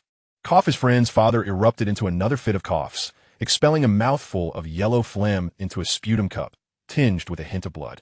His mother's expression turned grave. She wiped her tears while patting her husband's back. His friend, resembling a chastised child, shuffled from the corner to offer his father a glass of water. "Annie, Uncle Chen, I do not intend to offend you, but I genuinely care for Fatty's well-being. With his current academic performance, he stands no chance of succeeding in the college entrance examination. Rather than let him attend a mediocre university, it would be more prudent for him to seize this opportunity while Mr. Su recognizes his potential and allows him to work alongside him. You've seen how generous Mr. Su is. Learning business from him would undoubtedly lead to a prosperous future." Lin Bei persistently analyzed the pros and cons for his friend's parents, tirelessly persuading them. "Dad, Mom, I'm really not cut out for studying. I get headaches during class. Let me go earn some money now. It will alleviate your burden." His friend spoke up, summoning his courage. "Cough, cough, cough." His father coughed again, casting a disappointed glance at his son, who sat listlessly on the sofa. His mother's lips quivered for a long time as she squatted on the couch, weeping. The atmosphere in the room became thick with tension, suffocating even Lin Bei. The outsider, witnessing the distress of his friend's parents, Lin Bei found himself questioning his own actions. Convincing someone to drop out of school was hardly commendable. Was he truly in the right? Soon, however, he reaffirmed his stance. As a reborn individual endowed with a system, he believed he was justified. The portly individual followed closely behind, and I could undoubtedly pave the way for his future prosperity, far exceeding the trajectory he would have followed in his previous life, by not just hundreds but thousands of times. With this thought, Lin Bei felt a flicker of solace within. At that moment, the portly one's mother wiped away her tears and was the first to speak. "Shirlong, Xiaobei has a point. Our son struggles with headaches in class, and we shouldn't pressure him further. Learning to engage in business with others could be a viable path." Hearing her son mention his headaches tugged at her heartstrings. Just days prior, while working as a nanny, she had heard the lady of the house lament about a child of her colleague who had been overwhelmed by studies, ultimately suffering severe mental strain and requiring medication to maintain a semblance of normalcy. The thought filled her with dread, with nothing else to hold on to. Her son's health was paramount. This concern had also been voiced by the portly one's father, who, at first, had been skeptical. However, witnessing his son's condition, though lacking extensive formal education, understood that learning was indeed a taxing endeavor that could not be forced. With a heavy sigh, Chun Shirlong conceded, "All right. If you truly do not wish to continue your studies, then so be it. Make sure to follow General Su diligently. Do not resort to deceit or shortcuts. For if you do, I shall not condone it." As the dark clouds began to dissipate, Lin Bei restrained his burgeoning joy and added, "Uncle Chun, rest assured, Daki is not that kind of person. Indeed, father, do you not know your own son? I am exactly that type. Chun Shilong coughed dryly, and Lin Bei, along with the portly one, urged his father to promptly seek medical attention to prevent any worsening of his condition. After discussing matters at length, Lin Bei and the portly one finally left his home. On the way, Lin Bei informed Su Jia of his plans regarding the shop renovations and expressed his desire for assistance, while also requesting a recommendation for a capable store manager. Lin Bei had no time to oversee the store himself, having learned from his business failures 20 years down the line that to expand, one must have a reliable team. Brother, that's simple. This is my line of work. When are you free? Let us meet and discuss. Lin Bei contemplated and replied, Suga, how about I come to see you tomorrow morning? The results regarding the short sale of Testa will be available by then. So soon? All right. Let's meet at the Jinshan office tomorrow morning. Over the phone, Su Jia's excitement was palpable. Although their acquaintance had been brief, Lin Bei sensed that he was a person of deep loyalty, making it easy for him to seek assistance without hesitation. Such is the nature of friendship. The more one helps, the closer the bond becomes. If there were no mutual inconveniences, what would distinguish them from mere acquaintances? After the call, Lin Bei accompanied the portly one to school to process his withdrawal. As Lin Bei rode along, the portly one suddenly recalled something and asked, Lin Gu, where did you buy those grapes you brought to my house? They smell incredible. The portly one had caught a whiff of the delectable grape aroma at home, but had been too preoccupied with his withdrawal to taste any. Lin Bei then remembered that such exquisite grapes had yet to be sampled by his good friend. He quickly retrieved a bunch from his bag and offered it to the portly one. Here, try these. Drawn in by the enticing fragrance, Lin Bei grabbed a bunch for himself, plucked 2 grapes, and popped them into his mouth.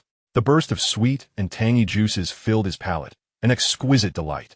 The portly one, equally captivated by the tempting aroma, indulged heartily and exclaimed, Lingu, where did you get these grapes? They are the best I've ever had. As he devoured a bunch, Lin Bei, amused by his friend's eagerness, produced 2 more bunches for him. In less than a minute, the portly one had consumed them all. Hey, Lingu, do you have any more? I still want more. Lin Bei glanced at the dwindling supply of grapes and decided to give him another bunch. You should pace yourself, my friend. At that moment, the portly one looked at Lin Bei with a glint in his eye, as if wishing to knock him out and steal the remaining grapes for himself. Lin Bei, however, intended to savor the exquisite grapes for a while longer. With 1,000 pounds of grapes, he planned to enjoy them gradually, ensuring that the portly one could indulge for a lifetime. The rest he intended to gift to Lu Sherwan. Speaking of Lu Sherwan, having not seen her for 2 days, Lin Bei felt a twinge of longing. Soon they arrived at the school, just in time for the break. When Lin Bei had previously gone to withdraw, he had arranged to meet Lu Sherwan at the school gate. Before long, she emerged, her cherry lips and sparkling eyes as captivating as ever. Though clad in a school uniform, it did little to conceal her alluring figure. What have you been doing at home these past 2 days without attending class? Lin Bei chuckled. Oh, nothing much. Just studying at home. By the way, I have a distant relative in the countryside who grows some exceptional grapes that are not available in the market. I brought you some to share with your parents. Make sure to eat plenty. They're great for your complexion. As he spoke, he handed her a full tote bag. As she opened it, an enticing fragrance wafted into her nostrils. So fragrant. Before Lu Sherwan could fully articulate her thoughts, Lin Bei had already opened one for her to try. Don't be silly. We're right at the school gate, and others are watching. What's there to be afraid of? We're not doing anything wrong. Once she tasted it, her eyes widened in surprise. This is delicious. How come I've never had these before? If you like them, eat as many as you wish. I enjoy watching you eat. Stop that. Or, I won't talk to you anymore, Lu Sherwan said playfully, though internally, she felt sweeter than the grapes themselves. With that, she pulled out her study notes and handed them to Lin Bei. Here, take this. Since you're not in class, make sure to review it. It'll surely be beneficial. Lin Bei accepted the beautifully crafted notebook, which still bore a faint trace of Lu Sherwan's fragrance. Thank you, he replied, tucking it into his bag. I can't chat now. Class is about to start. Let us talk on QQ later. With a flick of her ponytail, she dashed toward the school entrance. If you finish the grapes and want more, just let me know. After Lu Sherwan departed, Lin Bei, unable to resist the fragrant allure, pulled out 2 grapes from his bag and popped them into his mouth, relishing their delectable taste. Chapter 32. Wang Fei Gets Beaten Again. While Lin Bei was idly waiting at the school gate for the portly one, he suddenly looked up and caught sight of Wang Fei glaring at him from a distance. It seemed fate had brought them together once more. This fellow clearly had not been subdued from their last encounter. Little did Lin Bei know that Wang Fei had long harbored a grudge and yearned for revenge. After the lesson he received last time, he was acutely aware of Lin Bei's prowess in combat. The students at school were no match for him. Thus, he enlisted the help of individuals from the underworld. However, to his dismay, Lin Bei had not shown up at school, rendering his efforts futile. Today, finally encountering Lin Bei, he could hardly let the opportunity slip away. He hastily contacted his associates from the streets, summoning them to his side with his sycophantic students in tow. Rather than recklessly confronting Lin Bei, he chose to observe from a distance, as if waiting for someone. Lin Bei flashed him a grin, dismissing him entirely. He thought to himself that as long as others did not provoke him, it was fine, but if someone dared to challenge him, they would remember it for a lifetime. This brat was no saint either. In Lin Bei's memories from his previous life, Wang Fei was the scion of the East City's wealthiest family. After graduation, he returned home to inherit the family business. He was devious and malicious, engaging in illegal dealings and even maiming himself. He wielded his family's wealth and influence to make Lin Bei's life miserable. Lin Bei's past business failures were often tied to Wang Fei's machinations. After their last encounter, Lin Bei had hoped that Wang Fei would refrain from provoking him again, but given the current situation, it appeared Wang Fei was intent on inflicting serious harm. Fuming at the thought, Lin Bei surveyed his surroundings. They were filled with familiar faces from school. He did not want to create a scene here and risk involving his parents, who would only worry. Thus, he hopped on his bike and pedaled swiftly toward Dongfeng Road.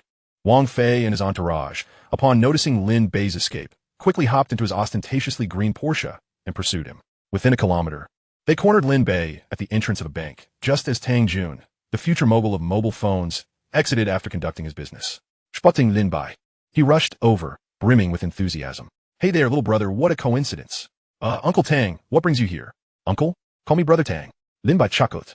All right, Brother Tang, I'm tied up with something, so I'll have to run, he said, preparing to leave. Just then, the garish green Porsche blocked his path, and Wang Fei approached with a club in hand. Tang Jun sensed the impending trouble and shouted at Wang Fei and his cohorts. What do you want? If you cause a ruckus, I'll call the police. What do you think you are? You dare meddle in my affairs? Have you not heard? My father is Wang Sihai, the richest man in East City. Brother Tang, this doesn't concern you. You should go back to your business. Lin Bei waved him off. Get lost. This is none of your business. Wang Fei sneered, and his lackeys shoved Tang Jun aside. Lin Bei, today you're as good as dead. Wang Fei spat venomously. What is the matter, Wang Fei? Didn't I teach you a lesson last time? Back for more? Are you looking to be humiliated again? Lin Bei smoked. Last time, Wang Fei was drenched in filthy water by a hefty student and was humiliated by his own lackeys until the early hours of the morning. He returned home exhausted, spending 3 hours in the shower to rid himself of the odor, only to fall ill afterward. The mere recollection of that incident twisted Wang Fei's face with rage. Some of his underlings had been part of that humiliating night and couldn't help but glance at Wang Fei. Are we going for a one-on-one or a group brawl? Choose your poison, Lin Bei taunted. Wang Fei, already fearful from the last encounter, was emboldened today only because he had backup. However, that backup had yet to arrive. After hesitating, he mustered his courage and replied, I know you can fight, but don't think you can escape today. Even if we're no match for you, you better not get cocky. I've called in the toughest guy, Brother Biao. He'll be here soon. If you're a man, wait right here. So that is why you're so bold today. You've got someone backing you up, Lin Bei remarked. At that moment, a gold-plated van sped into view, and a dozen young men, exuding an aura of menace, disembarked, brandishing lethal weapons. These individuals were nothing short of thugs. Lin Bei knew that Wang Fei's father, Wang Sihai, was no saint either, straddling both the legal and illegal realms. It was hardly surprising that he could summon such a crowd. What caught Lin Bei off guard was the audacity of these thugs, wielding weapons brazenly in broad daylight. They were all under the command of Wang Fei's uncle, Wang Xijiang. After Lin Bei had humiliated Wang Fei before his lackeys, this time, Wang Fei sought assistance from his uncle specifically to deal with Lin Bei. With the reinforcements now present, Wang Fei's confidence surged. Lin Bei, you think you're so tough? Let us see how many of us you could take down today. Brothers, get him. I'll give anyone who brings him down $10,000. Despite their intimidating demeanor, these thugs were not truly prepared to commit violence in daylight. They were merely there to bolster Wang Fei's bravado. Upon receiving Wang Fei's orders, they sheathed their knives and charged at Lin Bei. Unfazed, Lin Bei swiftly dispatched the gang, and as they fell one by one, they realized the futility of their assault. They turned and fled toward Wang Fei. Sans signe danger. Wang Fei snatched a knife from one of his lackeys. Don't push me, kid. Or what? What can you do? I'll cut you down. Wang Fei swung the knife toward Lin Bei's head. Lin Bei, observing Wang Fei's desperate strike, effortlessly seized his arm, forcing the knife to the ground before delivering a powerful kick to Wang Fei's abdomen. The force propelled him several meters away, crashing to the ground. Ignoring the pain, Wang Fei shouted, "What are you waiting for? Get up and stab him." The remaining thugs, recovering from their initial shock at Lin Bei's ability, now realized their young master was being humiliated and had no choice but to act. They grabbed their knives and charged at Lin Bei again. In mere moments, they were all taken down once more. Lin Bei approached Wang Fei, placing a foot on his back. "Wang Fei, I'll give you one more chance. You can call for help again. Lin Bei, you said yourself. If you can't deal with me this time, I'll follow you from now on." Wang Fei gritted his teeth in pain. "Follow me? You're not worthy." Lin Bei replied coldly. "Wang Fei, you're bold. Just wait. I'm going to call for help right now." Tang Jun, initially worried for Lin Bei, realized that the confrontation had shifted. The group of thugs now seemed like mere children in Lin Bei's presence. He had long been astonished by Lin Bei's formidable combat prowess. Was this truly a high school student? After a prolonged moment, he finally regained his composure and approached Lin Bei, saying, "Brother, do you need me to call the police? We could have these individuals arrested." Lin Bei responded with a smile, "Brother Tang, no need to trouble Uncle Mao. You go ahead and attend to your matters." Lin Bei preferred not to escalate the situation with such individuals.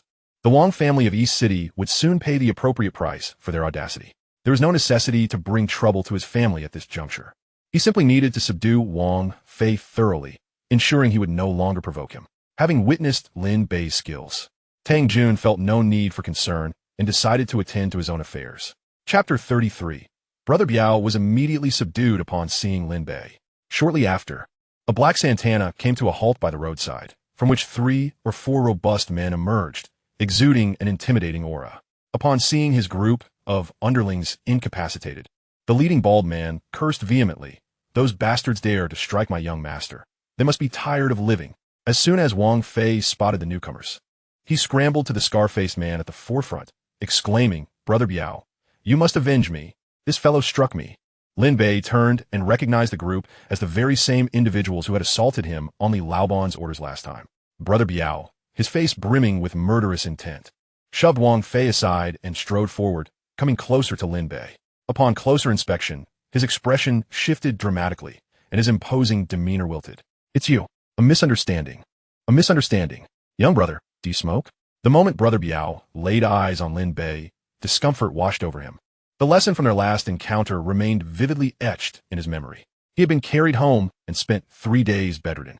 The men accompanying him, upon seeing Lin Bei, hastily buried their heads in their waistbands. Brother Biao retrieved a pack of cigarettes from his pocket and offered it to Lin Bei.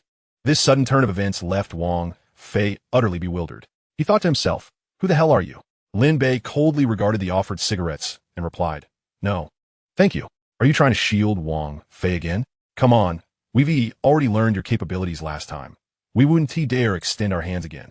Brother Biao pleaded, "If there is nothing else, we'll just take our leave." He attempted to discreetly lead his men away. "Stop." Brother Biao and his companions froze in their tracks, beads of sweat instantly forming on their foreheads. "Young brother, do you have further business?" Lin Bei approached Wang Fei, wearing an innocuous smile. "In broad daylight, you all brandish weapons and attack people, and you think you could just walk away? That seems rather difficult to justify to society. Tell me, what do you want, young brother?" Brother Biao stammered. "Debts must be settled with the debtor." All of this stemmed from Wang Fei. "For the sake of our shared status as classmates, will you report yourselves to the police, or shall I do it? Head to the station and clarify what transpired today." Upon hearing this, Brother Biao's face turned a sickly shade of green. "What if we pay you off? Just name a sum, and we'll cover it. Young brother, grant us some leniency. This matter, you don't deserve my leniency. This is all Wang Fei's doing, and he must face the consequences today. I'll give you one last chance. Will he turn himself in, or shall I personally escort him?" Zai Lin by his unwavering resolve. Brother Biao had no choice but to comply. Turning himself in was certainly a different experience for being forcibly taken. Anyone with common sense could discern the gravity of the situation. Wang Fei, terrified, began to plead for mercy. "Wang Fei, had you not been my classmate, I would have personally ensured you face the consequences today. You need to learn a lesson to prevent further harm in the future." As the distant sound of police sirens approached, Lin Bei mounted his bicycle, not forgetting to leave them with a final remark. "I've already shown you mercy. Once at the station, you'll know what to say, I trust." Brother Biao quickly shook his head. No, we won't trouble you." Leaving Wang Fei and the others to manage the police, Lin Bei felt no obligation to worry about them. After walking a few steps, he turned back.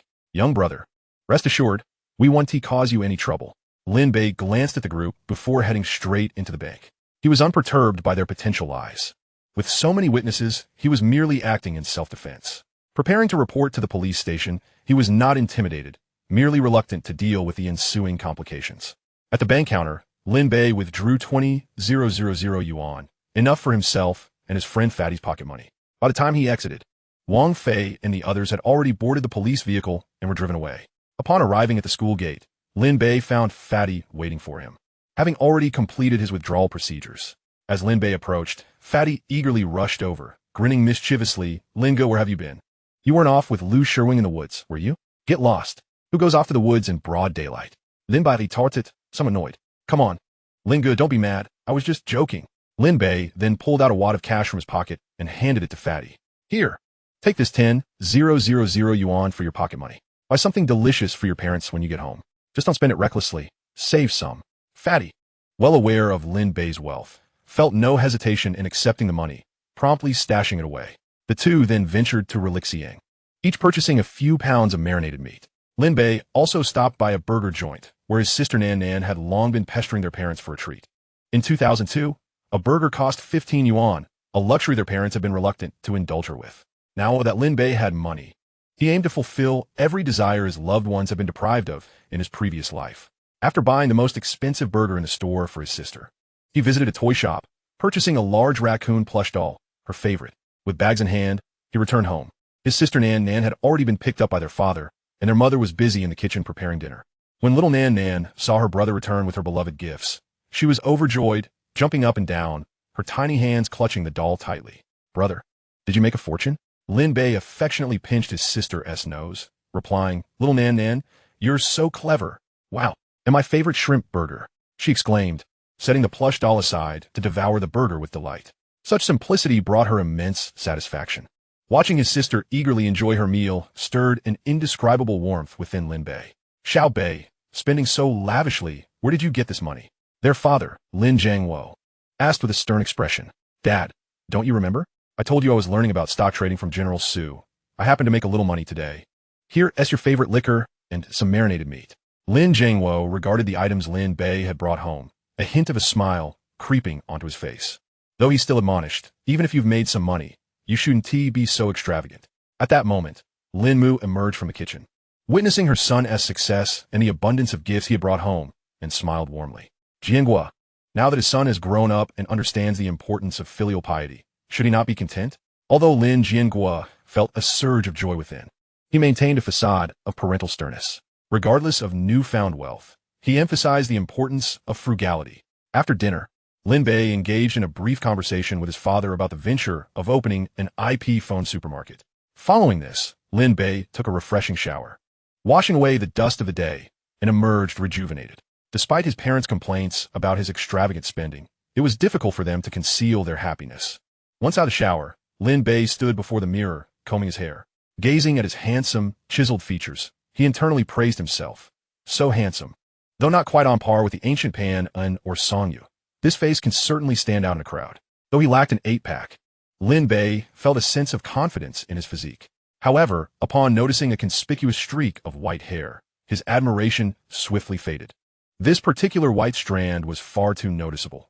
Unlike others who had scattered gray, his seemed to cluster together, a fact he found difficult to accept. No wonder his mother was so concerned during meals. "Son, is the pressure of studying too much? No matter how great the pressure, do take care of your health. Do not overexert yourself." Determined, he resolved to shave it all off the next day. It appeared that the system's gifts, despite being free, came at a cost. Whether it would impact his health remained uncertain, evoking a sense of dread regarding his system. He promised himself that after profiting from shorting the test company, he would rely less on his zero-cost system. His entrepreneurial funds were sufficient to support any endeavor, and even without the system, leveraging the memories of his past 20 years would allow him to earn money effortlessly. He certainly did not wish to be burdened with premature gray hair, as that would inevitably cause his parents to worry. Chapter 34. The Career Woman, Wang Dongxue. The next day, in the office of Li Jinshan at the Dihao building, Su Jia enthusiastically introduced Wang Dongxue. "Dongxue, this will be your boss, Lin Bei." Hearing the name Wang Dongxue, Lin Bei was momentarily taken aback. In his previous life, Wang Dongxue was quite renowned in Ing City, recognized as one of the most distinguished career women in Su Jia's Hongda group. She ranked just below Su Jia in terms of status and was not only beautiful but exceptionally skilled, having become the vice president of Hongda Group at a young age. Undoubtedly, her contributions were pivotal to the company's growth. However, at this moment, she was merely a small employee in the sales department. Upon realizing that her future boss was a high school student, Wang Dongxue felt a tinge of disappointment, as he did not match the glowing praises sung by Su Jia. Nevertheless, her professionalism compelled her to exhibit enthusiasm. "Hello, Lin Zong, I look forward to working with you," she said, extending her right hand warmly. "There's no need for such formality. Just call me Lin Bei from now on." Lin Bei's display of humility and maturity made Wang Dongxue regard him with newfound respect. Lin Bei was indeed the youngest future career woman she had ever encountered. One could not deny Wang Dongxue's exceptional beauty. At 21 or 22, she possessed a slender yet curvaceous figure, breathtaking looks, and an aura of cool competence. This alone left a lasting impression on Lin Bei. "Brother, you and Dongxue converse. I need to discuss other matters with Jinshan." With that, the two exited the room, leaving Lin Bei and the portly fellow behind. Lin Bei instructed the latter to pour Wang Dongxue a cup of tea before continuing. "Su Zong should have informed you about my plans. The mobile phone marketplace is my first tangible business, and I intend to venture into other fields in the future. You will be in charge of the mobile phone marketplace. And please refrain from disclosing my identity to outsiders." Wang Dongxue's capabilities had already been recognized by Su Jia, and had Lin Bei not requested her, she might have been promoted to department manager. Su Jia had assured her that should her experience with Lin Bei prove unsatisfactory, she was free to return to Hongda. Knowing that Su Jia valued Lin Bei, Wang Dongxue harbored complex feelings.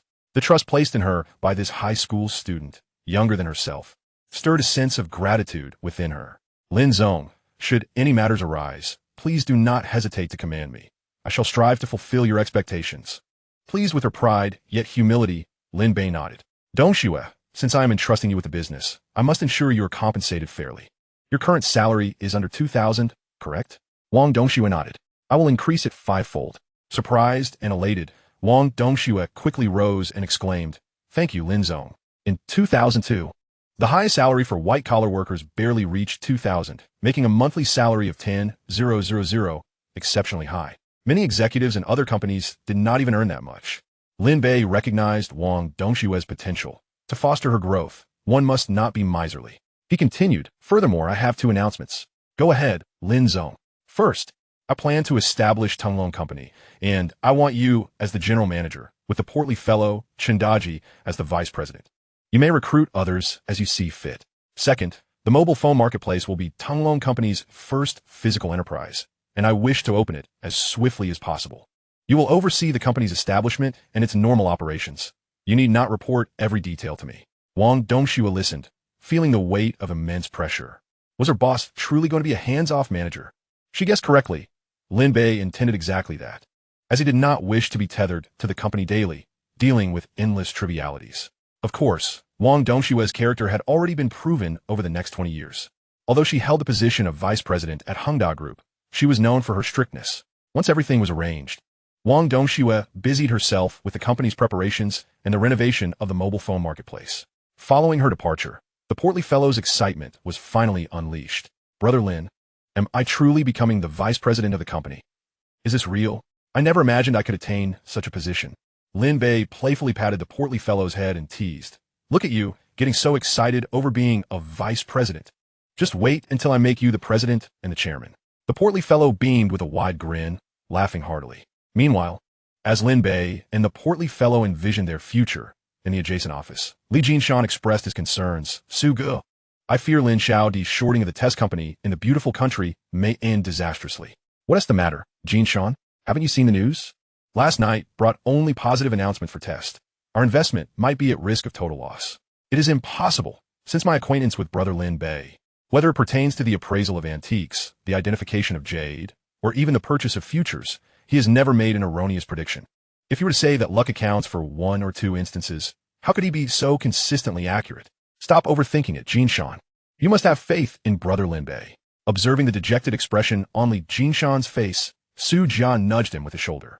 "Brother Su, did you not see the news yesterday? The President of the United States has stood by him. Today's press conference is unprecedented in its grandeur. And even Buffett has shown interest in his stocks. With this trend, Tesla will only rise, It shows no signs of decline whatsoever. I have invested 30 million, leveraged 100 times. If this collapses, my entire fortune is at stake.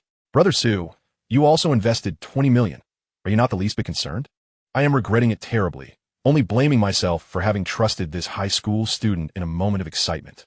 Su Jia patted Li Jinshan on the shoulder, encouragingly saying, Jinshan, fret not. Until the final moment, there remains hope for us. Moreover, Lin Bei has also staked his entire fortune.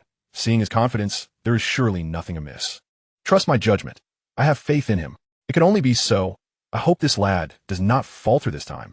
That's the spirit, Jinshan, prior to investing. Lin Bei did express that if we profit, we should not thank him, and if we incur losses, we should not blame him either. One must accept the outcome of their wagers, and besides, we have not yet lost. By the way, the test of product launch should have commenced. Let's first check the stock situation. Su Jia glanced at his watch and spoke. The two hastily opened their laptops, witnessing the stock market in the United States soaring. Brother Su, Tesla has already surged by 5 points. If this continues, we will face liquidation. Li Jinshan's voice trembled as he spoke, nearly on the verge of tears. Su Jia, watching the trajectory of Tesla, suddenly turned pale, drenched in cold sweat. In disbelief, he murmured to himself. Could it be that Lin Bei truly made an erroneous prediction? Chapter 35. A windfall of 1.5 billion. Just as the two were contemplating cutting their losses, distressed beyond measure, across the ocean, Tesla's stock market plummeted dramatically, experiencing an abrupt collapse. Su Jia was utterly stunned by this sudden reversal. His gaze fixed on the stock market graph, his expression contorted in disbelief. Brother Su, what is wrong? Li Jinshan, witnessing this, panicked and repeatedly patted Su Jia. He feared he might have lost money and was unable to accept the reality, concerned for Su Jia's well-being. Brother, do not be agitated. It's merely money lost. We can find a way to earn it back. After a moment of composure, Su Jia finally caught his breath, his excitement causing him to gesture wildly. His expression even more twisted as he exclaimed, Jinshan, look, it's rising. Is he not speaking nonsense? Tesla has plummeted to such depths. Is there any chance of it rising now? Could it be that Brother Su's mind has faltered? Brother, please do not frighten me. If we have lost, we have lost. We still have each other, right? Should it come to worst, I can seek help from my family SD Hao group. Li Jinshan's face turned ashen as he spoke. He was not truly worried about losing money. After all, he was the wealthiest man in Yicheng, a third-generation heir. What concerned him was his steadfast friend, Su Jia, who had been his savior. He recalled 8 years prior, when, due to a tragic car accident, he lost both parents. He suspected that his uncle conspired to kill them for the sake of inheritance. In that household, he wished to linger not a moment longer. It was the darkest period of his life, crushed under the weight of mental anguish. He even contemplated suicide by drowning. It was Su Jia who, like a superhero, pulled him from the water despite his own poor swimming skills, and in a struggle for survival, he was nearly pulled back under. Quick, hit him on the head. Knock him out. The onlookers on the shore shouted frantically, urging him to abandon his struggle. Su Jia chose not to yield, his eyes filled with determination. He would rather drown than relinquish himself. Faced with the fear of death, Li Jinshan was already filled with regret. Finally, with a rope thrown from the shore, they were both rescued. Su Jia's unwavering gaze, even in the face of death, left an indelible mark on Li Jinshan's memory. Later, he learned that Su Jia was an orphan, perpetually troubled by the need for sustenance. Reflecting on his own circumstances, he realized how much more fortunate he was. To abandon one's life is the most cowardly act. It is an irresponsibility towards one's parents and family, as well as to oneself. Su Jia's earnest counsel resonated deeply within him, and from that moment forth, he no longer entertained thoughts of self-harm, but instead found the courage to live. He was determined to uncover the truth behind his parents' demise, avenge them, and lead a better life. Su Jia gazed at Li Jinshan, his eyes reddening with urgency, tears welling as he turned Li Jinshan's face towards him, saying, "What are you thinking? I want you to look at the screen. Tesla's stock has fallen. It has plummeted." As Li Jinshan's eyes met the screen, he beheld the green interface, witnessing the stock's catastrophic drop. Overcome with joy, he wept. "It has risen. It has risen."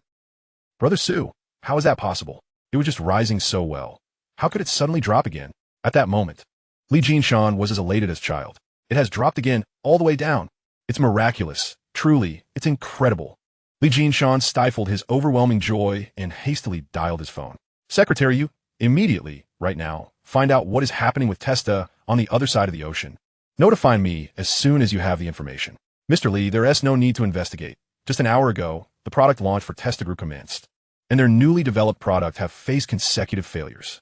Although Testa Group is attempting to contain the news, it has leaked, affecting the stock as well. After hanging up, Li Jinshan appeared remarkably calm. Lin Bei had indeed made an accurate prediction.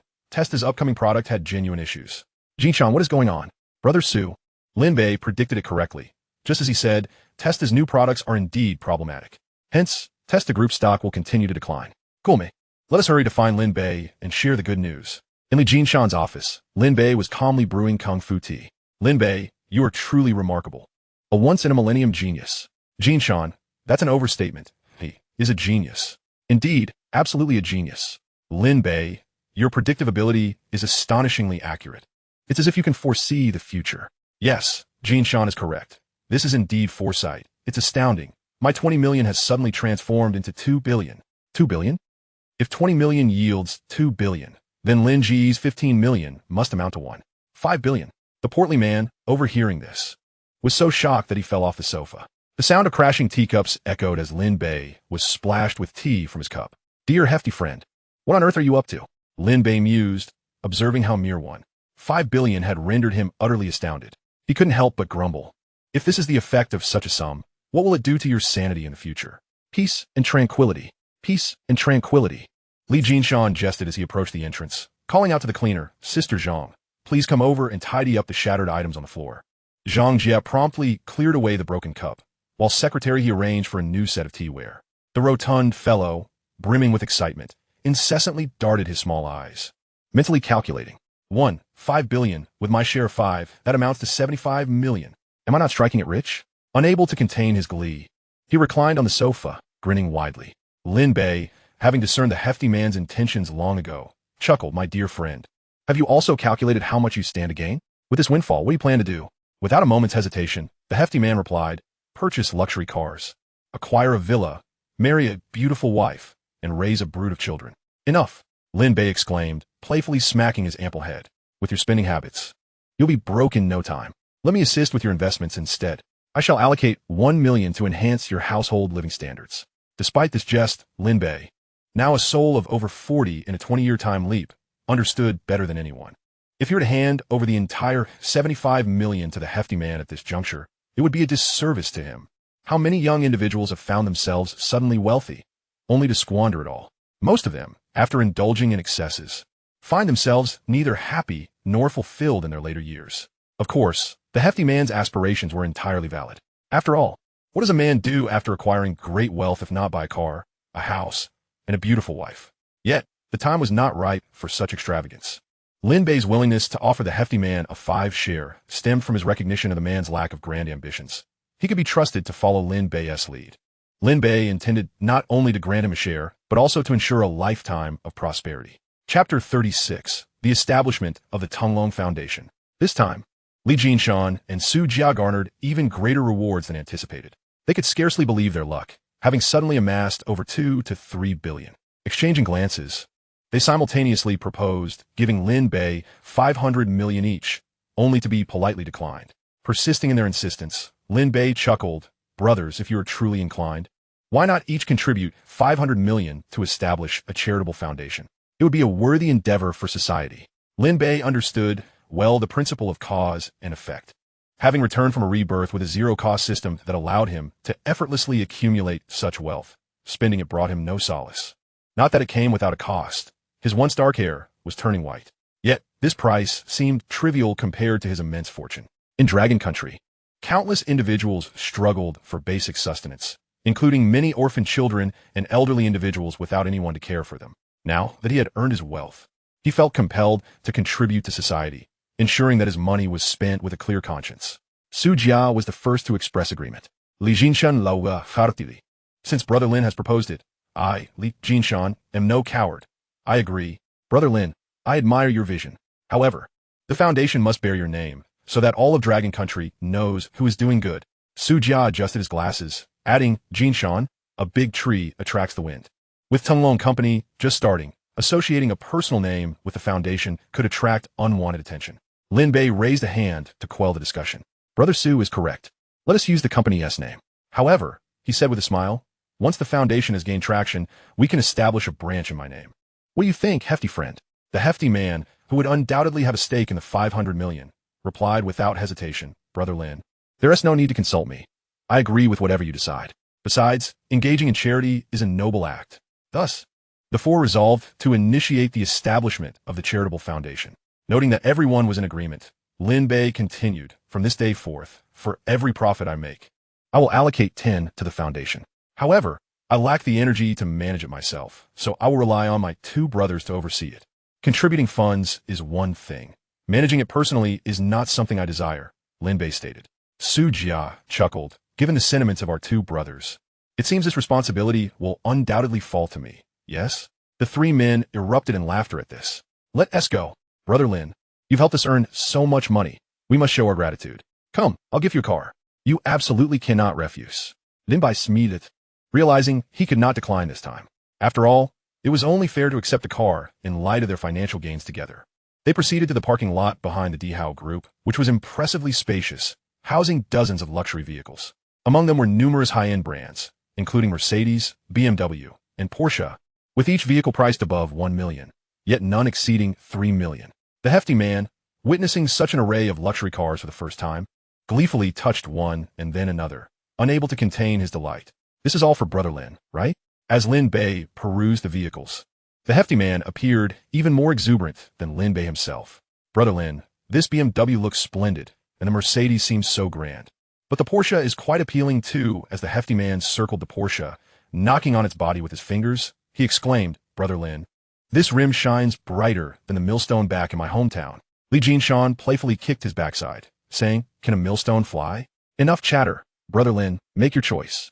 Brother, this is all my wealth, Li Jinshan said, revealing his passion for cars. Lin Bei, observing the luxury vehicles, nodded at Su Jia, noting that Li Jinshan was quite restrained compared to other wealthy heirs, not indulgently extravagant.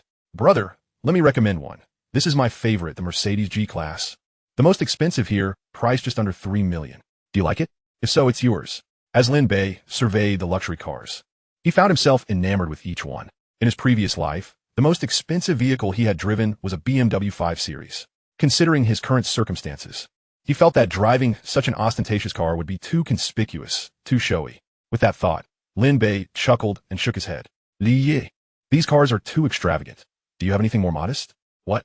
The Mercedes G-Class, and you find it too costly? There are still vehicles priced around 1 million. Brother Lin, you possess over 10 billion. Driving a car worth more than 1 million doesn't seem ostentatious at all. Why are you still considering a car in the 100,000 range?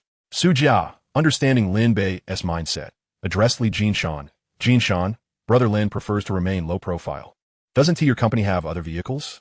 Brother Su, that one do. Those are ordinary vehicles assigned to personnel. Lin Bei quickly interjected, ordinary vehicles are just fine. I prefer something unremarkable. The group exited the garage and made their way to the adjacent outdoor parking lot.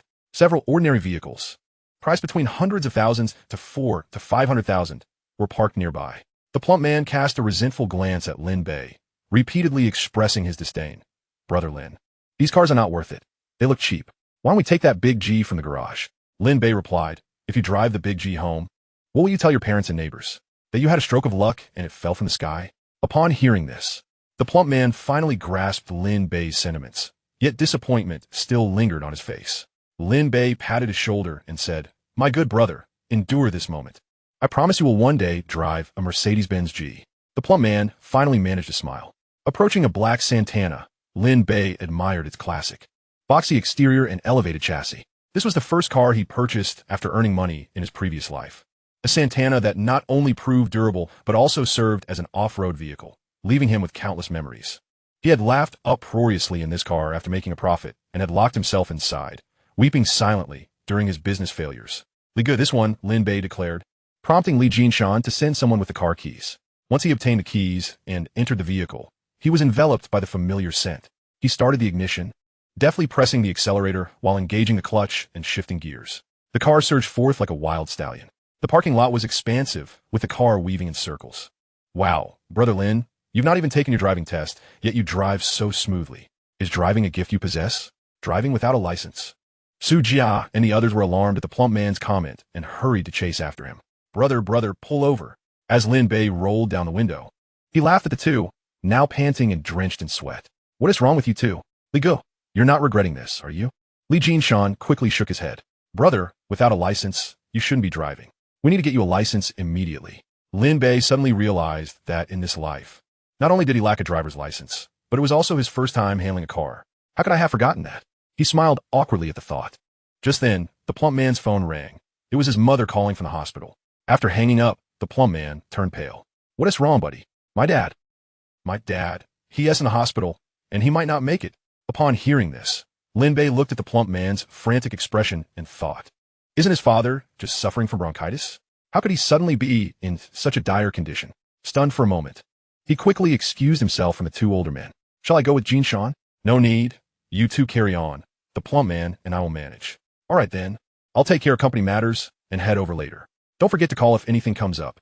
After urging the plump man into the car, Lin Bei disregarded everything else and drove the Santana straight to the hospital. The plump man clutched the seat's armrest, his knuckles turning white, and suddenly choked out, Brother Lin.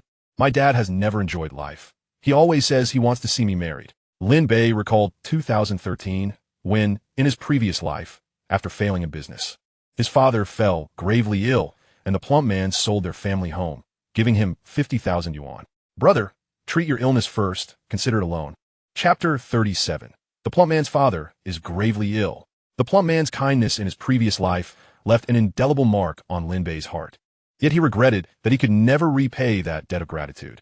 In his past life, Lin Bei was plagued by an abundance of regrets. Dark clouds gathered ominously in the sky, swiftly engulfing the city of Ing. At the largest people's hospital in the city center, stark white lights illuminated a hospital bed. A middle-aged woman, her face filled with despair and anxiety, hurriedly paced in the office of the attending physician. Opposite her sat an elderly doctor clad in a white coat, his face grave behind his black-framed glasses, slowly exhaling a heavy sigh. Family member, based on our diagnosis, the patient has lung cancer, now in its advanced stages. Given current medical capabilities, we are out of options. You should start preparing for the worst. The middle-aged woman was none other than the plump man's mother. Upon hearing the doctor's words, her expression turned to one of utter despair. Darkness enveloped her, and her legs buckled, causing her to collapse to the floor. The plump man rushed to lift her up, his eyes reddened and tears welling up, struggling to maintain his composure as he trembled and asked the doctor, Doctor, wasn't my dad just suffering from bronchitis? How could it be lung cancer? There must be some mistake. You're the patient's son, correct? I too wish the diagnosis were incorrect. After several consultations with specialists, we have ultimately confirmed that your father is indeed in the late stages of lung cancer. This condition does not develop overnight. The patient has long suffered from pneumonia and emphysema, which went untreated for an extended period, leading to lung cancer. You should have brought him in for treatment much earlier. Otherwise, we wouldn't be in this situation now. Listening to the doctor's words, the plump man's tears could no longer be contained, cascading down his cheeks. All of this misfortune stemmed from a lack of funds. Had they had the money, his father would not have suffered until now, and timely treatment might have healed him. Doctor, please, I beg you, save my dad. I have money. I'll pay whatever it takes. As he spoke, the plump man emptied the 50,000 yuan from his bag onto the table, the bills cascading to the floor. The elderly doctor gently rubbed his eyes, filled with compassion. Please, don't do this. Quickly put the money away. He handed a form to the plump man, his tone somber as he continued. We understand your feelings as family, but as a physician, I wish even more not to see patients suffer. However, some truths must be conveyed. Even with further treatment, your father likely won't survive beyond a week. Please take the time to consider whether further treatment is necessary. After the elderly doctor finished speaking, he fell silent, lowering his head to help the plump man gather the scattered money with several nurses. In the doctor's office, the only sounds are the rustling of bills and the mother's sorrowful sobs. The plump man supported his mother back to the hospital room, gazing at his father, who lay on the bed with tubes inserted everywhere, his complexion as pale as paper and his lips a dark blue. His frail frame accentuated the protruding cheekbones. Noticing the plump man and his mother enter, his father struggled to breathe, weakly moving his lips to utter in a barely audible voice, Your mother, my dear. If I am not long for this world, do not spend any more money on treatment. I want to go home. As he spoke, a violent fit of dry coughing erupted, shaking his fragile body. Dad, Shirlong. The plump man and his mother anxiously supported Chun Shirlong, their eyes brimming with tears. After a bout of dry coughing, the plump man's father, in a voice as thin as a silkworm's thread, said, You too. Don't cry. Just take me home. No more treatment. Upon hearing this, the plump man's eyes turned bloodshot, and tears streamed down his face like a dam bursting. His throat felt as though it were stuffed with cotton, rendering him unable to speak. The entire hospital room plunged into a suffocating despair. Lin Bei could no longer contain his emotions. Although he had many questions and words to ask the plump man and his mother. He had seen the plump man's father just yesterday, and he seemed perfectly fine.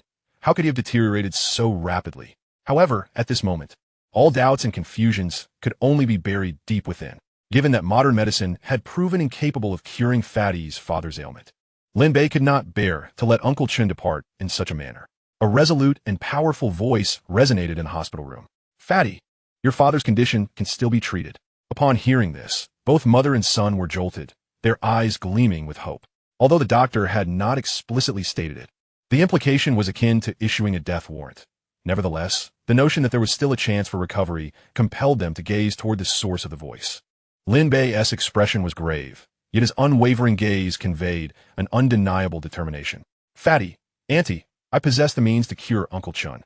The sound of Lin Bei's voice was akin to a lifeline, and in that desperate room, the mother and son seemed to glimpse a ray of sunshine piercing through the darkness. Fatty's mother hurriedly approached Lin Bei, grasping his arm tightly, fearful that this glimmer of hope might slip away. Xiao Bei, is what you say truly the case? Is there still a chance for Uncle Chun? Lin Yi, at a time like this, surely you jest? Fatty was momentarily taken aback, his face a mask of skepticism, his eyes filled with gratitude and disbelief. He knew Lin Bei too well. Like himself, he had no understanding of medicine. Lin Bei's words were merely a means of comforting himself and his mother. Fatty, trust me, I can heal him. Lin Bei was not speaking thoughtlessly. Just yesterday, he had successfully employed the ancient 9 meridians acupuncture technique at no cost. A memory flashed in his mind, one that specialized in treating various cancers, including lung cancer. Although saving a patient would exact a toll, Lin Bei was willing to pay that price if it meant rescuing Fatty's father. At that moment, a sudden wave of skepticism crashed down like a bucket of ice water, extinguishing the flickering hope ignited within Fatty's mother. This is sheer nonsense. The patient is already in the late stages of lung cancer. How could he possibly be cured? Family members of the patient, do not heed such absurd claims. Be wary of falling victim to deceit. The door swung open, and 5 or 6 doctors entered, accompanied by several nurses. The speaker was the elderly chief physician treating Uncle Chun, his expression stern and lined with doubt. With 60 years of medical experience, he had never encountered a case of late-stage cancer that could be cured. In his eyes, this 17 or 18-year-old boy was clearly just a high school student. To him, Lin Bei's words were either sheer folly or an indication of ulterior motives. Such individuals, who prey on the desperate hopes of patients, were the epitome of moral depravity. Lin Bei understood that the chief physician's skepticism was to be expected. After all, cancer, given the current level of human medical technology, was deemed incurable. However, Lin Bei was different. He was a reborn individual equipped with a system, and having mastered the ancient 9 meridians acupuncture technique, curing Uncle Chun was not out of reach. Nevertheless, Lin Bei would not disclose his identity as a reborn individual. With a calm demeanor, he remarked, while current medical standards may seem powerless against cancer, let us not forget the invaluable wisdom passed down through our ancestors in traditional Chinese medicine, which holds unique insights. Particularly, acupuncture within traditional medicine is extraordinarily refined and may indeed offer a remedy for the patient's cancer. Preposterous! What do you, a mere child, understand of traditional medicine? My background in Western medicine far surpasses your knowledge. The elderly physician scoffed, finding Lin Bei's mention of traditional medicine utterly absurd. His voice rose in indignation, his expression darkening further. Chapter 38. The first attempt to save a patient. The patient's cancer did not manifest overnight. It had gradually evolved from mild bronchitis to pneumonia, emphysema, and now to late-stage lung cancer, a result of prolonged neglect and years of delay. Had the patient received timely treatment before cancer developed, there might have been a chance for recovery, but now, in the late stages, the situation was dire. We have consulted with experts from major cities like Kyoto and Modu regarding the patient's condition. Be it traditional medicine or divine intervention, it could only extend the patient's life by a mere 10 days. Lin Bei, now bereft of patience for further verbal sparring, was eager to expedite the healing of Uncle Chun to alleviate the suffering of Fatty and his mother. With a furrowed brow and a somber expression, he confidently asserted, the acupuncture techniques of traditional Chinese medicine boast a rich history spanning thousands of years. The intricacies and medical expertise contained within are beyond our comprehension. On what grounds do you dare to doubt the efficacy of our ancestral medical traditions? Are you questioning me, or our forebears? Lin Bei's words struck with gravity, reverberating in the hearts of those present. The hat he placed upon the old doctor weighed heavily. The elderly physician opened his mouth, momentarily at a loss for words. Who could deny that traditional medicine, steeped in the wisdom of our ancestors, has an immeasurable depth? Numerous cases of seemingly incurable ailments have emerged wherein traditional medicine provided healing, some practices of which remain inexplicable by modern medical standards. Are you doubting our ancestors or traditional medicine? Fatty observed the intense exchange between Lin Bei and the old doctor. Looking at Lin Bei's serious and self-assured demeanor, Fatty found himself engulfed in self-doubt. Lin Bei's recent transformations have been nothing short of remarkable. Once a struggling student, he had now blossomed into a prodigy. His newfound abilities to foresee profitable ventures only added to the enigma surrounding him. Fatty knew Lin Bei too well to dismiss him as a charlatan. He was not one to speak frivolously, given that his father's condition was already so dire. There seemed little harm in allowing Lin Bei a chance to prove himself. Perhaps a miracle would unfold. With this thought, Fatty spoke up, "Doctor, I believe in Lin Go. Let's allow him to give it a try." Upon hearing this, the old physician frowned, casting a disapproving glare at Lin Bei, thinking, the patient has little time left anyway. If he wishes to gamble, let him. After all, what was there to lose? Nurse Liu, fetch a waiver for the patient's family to sign. Any consequences will not be the hospital's responsibility, the old doctor instructed, turning to leave. Doctor, please hold on. There is something I wish to inquire, Lin Bei interjected. The old physician halted, but did not turn around. Speak, what is it? Why did Uncle Chun deteriorate so severely overnight when he appeared well just the day before? The patient has suffered a pulmonary embolism, severely affecting blood circulation in the lungs, which caused a rapid decline in respiratory function, leading to his swift deterioration. This is primarily due to a lack of early treatment, the doctor explained before striding away. Lin Bei nodded thoughtfully. Once the medical staff departed, Fatty and his mother placed all their hopes in Lin Bei. Lin Go, can you truly save my father? Xiao Bai. If you can heal Uncle Chun, you will be our family's great benefactor. I would kneel in gratitude. The plump mother was about to kneel before Lin Bei, but he could not bear such a gesture and hurriedly supported her. Auntie, please don't do this. The plump one is my dearest brother, and I will exhaust all means to save Uncle Chun. Indeed, Mom, there's no need to be so polite with Brother Lin.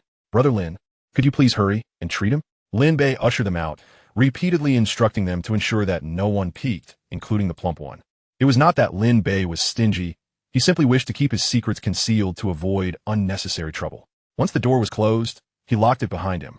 Gazing at Uncle Chun, who lay on the bed, tortured by illness and barely clinging to life, Lin Bei felt an immeasurable sorrow. Memories from his childhood surged in his mind. He recalled when he was in elementary school. Uncle Chun was still relatively young then, and his culinary skills in preparing meat were unparalleled. Of course, during that era of scarcity, one could hardly afford regular pork. He had savored Uncle Chin's braised pig-esh trotters countless times. The texture was chewy, and the aroma was simply delightful. Xiao Bai, eat more, echoed in Lin Bai's mind, as the image of Uncle Chun's smiling face reappeared. Lost in thought, he began to salivate. What a wonderful person Uncle Chun is. I must save you, cure your ailment, and allow you to enjoy a life of peace. With that resolve, Lin Bei retrieved 9 silver needles, and fragments of ancient acupuncture techniques flooded his mind, illuminating his vision. The acupoints on Uncle Chin's body materialized before him. Lin Bei first removed all obstructive monitoring equipment, making the patient's already faint breaths even more labored. If a doctor were to witness this, he would undoubtedly accuse him of attempted murder. Without hesitation, Lin Bei commenced the treatment, and the patient's breathing soon grew steadier. Bai Wei, Shanzhong, Zhongwan, golden spiritual energy coalesced at the tips of each silver needle. As he inserted the needles, this energy infused the acupoints. He shifted to different points, repeating the process. The silver needles pierced the acupoints, and a soothing warmth began to spread through the patient's body. Initially, the patient trembled violently, but soon, tranquility enveloped him. In an instant, the cancer cells in his lungs were eradicated at a visibly rapid pace. The patient, drenched in a cold sweat, began to regain a hint of color to his once pale complexion. His breathing, previously a mere whisper, gradually grew stronger. Seeing this transformation filled Lin Bei with immense joy. However, he noticed that more strands of white hair had appeared around his original silver locks.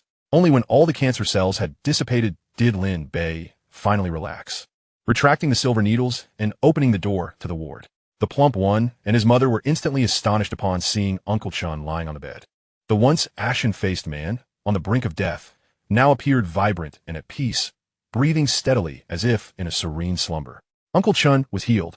Given the recent treatment, he needed rest, and they would take him home once he awoke. Upon hearing Lin Bei's words, the plump mother was overcome with joy and tears began streaming down her face, her eyes brimming with gratitude and disbelief towards Lin Bei. The plump one stood momentarily stunned, but after a brief pause, he enveloped Lin Bei in a tight embrace, then playfully jabbed him with his chubby fist, bursting into hearty laughter. Ha ha ha, Brother Lin, thank you. Thank you. Lin Bei responded with a gentle punchback, chuckling, no need for pleasantries between us. For the plump mother and son, the specifics of how Lin Bei had healed Uncle Chun were irrelevant. All that mattered was that he was cured. At that moment, Lin Bei had become an enigma to the plump one, increasingly inscrutable. He understood that as Lin Bei's subordinate, he must never pry into matters that Lin Bei chose to keep secret.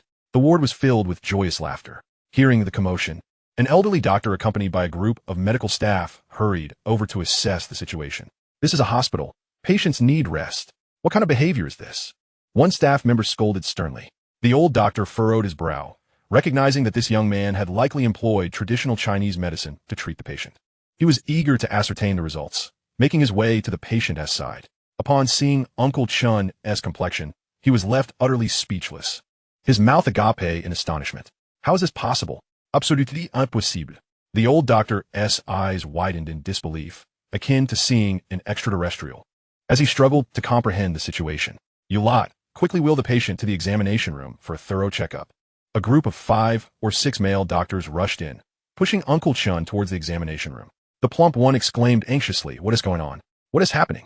But Lin Bei restrained him. It's all right. It's good for them to conduct checks. Chapter 39. The Young Divine Doctor. The patient, in the late stages of lung cancer, could not possibly have been cured.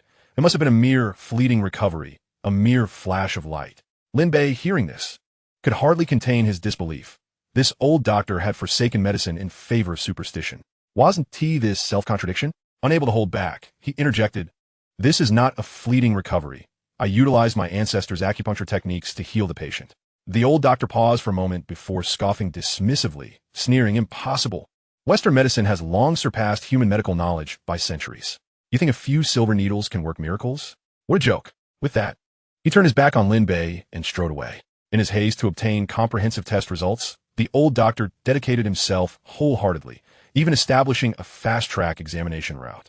After a thorough investigation, Uncle Chun's medical indicators returned to nearly normal. The cancer cells in his lungs had vanished, with only remnants of dead cells remaining as evidence.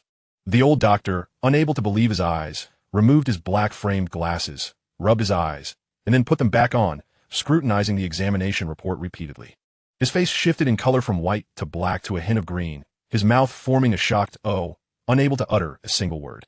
Lin Bei observed the old doctor's expression, a subtle smile gracing his lips as he remarked, the exquisite and profound nature of traditional Chinese medicine cannot be easily disparaged.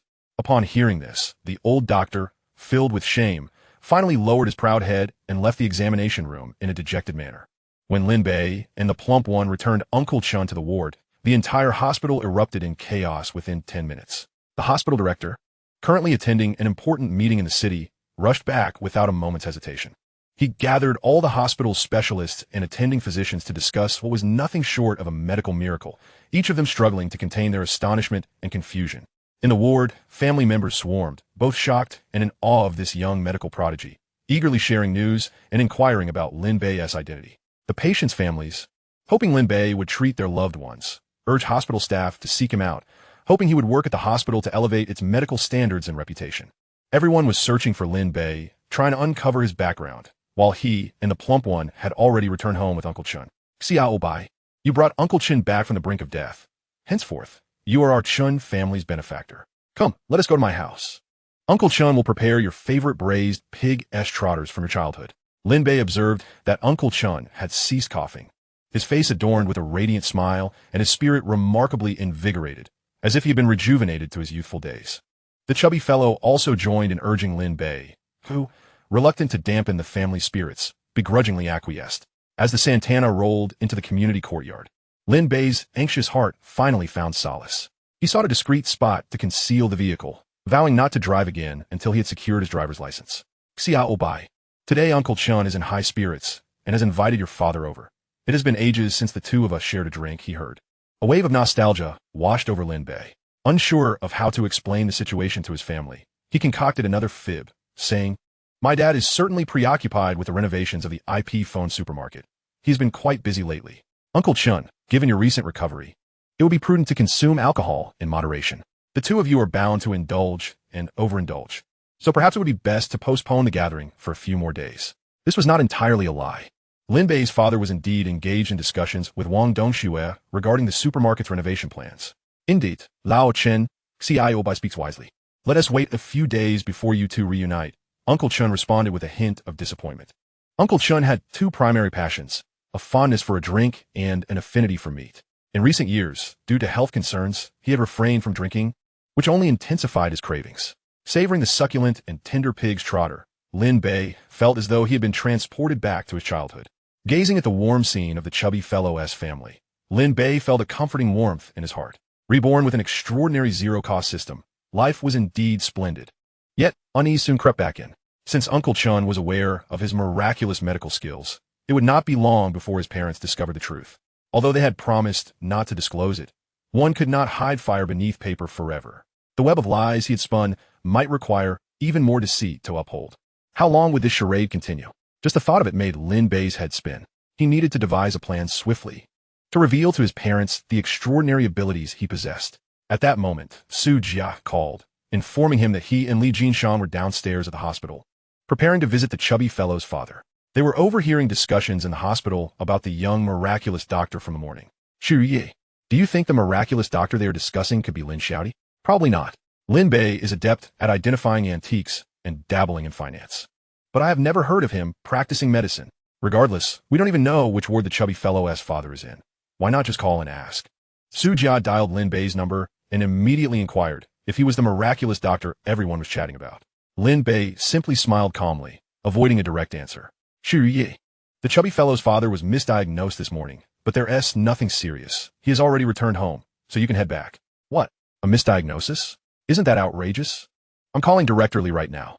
What kind of nonsense is this?" Li Jinshan exclaimed, furious, as he prepared to confront Director Li. Su Jia intervened. "People can choke even on a sip of water. It's not unusual for hospital staff to make an error. It's no big deal. Let us not create more trouble." Upon returning home, Lin Bei couldn't help but share with his father the preparations for the IP phone supermarket renovations. Lin Jiangwo, having embarked on his own venture, radiated a newfound vigor, as if he had entered a second spring of life. Lin Bei felt a surge of joy at seeing his father so revitalized. Why had he been reborn, if not to ensure that his parents and family lived better, with greater aspirations? Once Lin Jiangwo had shared his elation, he began to voice his concerns. "Xiao Fan, do you think our IP phone supermarket will be profitable?" This was Lin Jiangwo's first venture as a boss after a lifetime of working for others. Following Lin Bei's advice to Wang Dongxue, he planned to invest 100,000 yuan, aiming to create the best IP phone supermarket possible. Originally, his father envisioned investing only 30,000 yuan to open a modest 10-square-meter shop with a simple coat of white paint. Clearly, Wang Dongxue had persuaded his father to commit a substantial sum, which naturally would weigh heavily on him. "Don't worry, Dad. The IP phone supermarket is bound to be a lucrative venture, and we will make a significant profit," Lin Bei assured him, knowing that if he didn't bolster his father's confidence, Lin Jiangwo would be even more apprehensive. Moreover, Lin Jiangwo had begun to doubt his own capabilities. Lin Bei feared that without encouragement, his father might crumble under such immense pressure. "Let's hope so. The Wang Dongxue you had Su Zong introduce seems quite impressive. She appears not only astute and capable, but also possesses a keen business acumen. Your father still retains some discernment. She is destined to manage assets worth trillions as a vice president of a conglomerate. What is a mere IP phone supermarket in comparison?" Even so, Lin Bei felt a surge of pride at his father's praise for Wang Dongxue. "Indeed, Dad, Wang Dongxue specializes in business management at university. She assured me that there's no need for concern.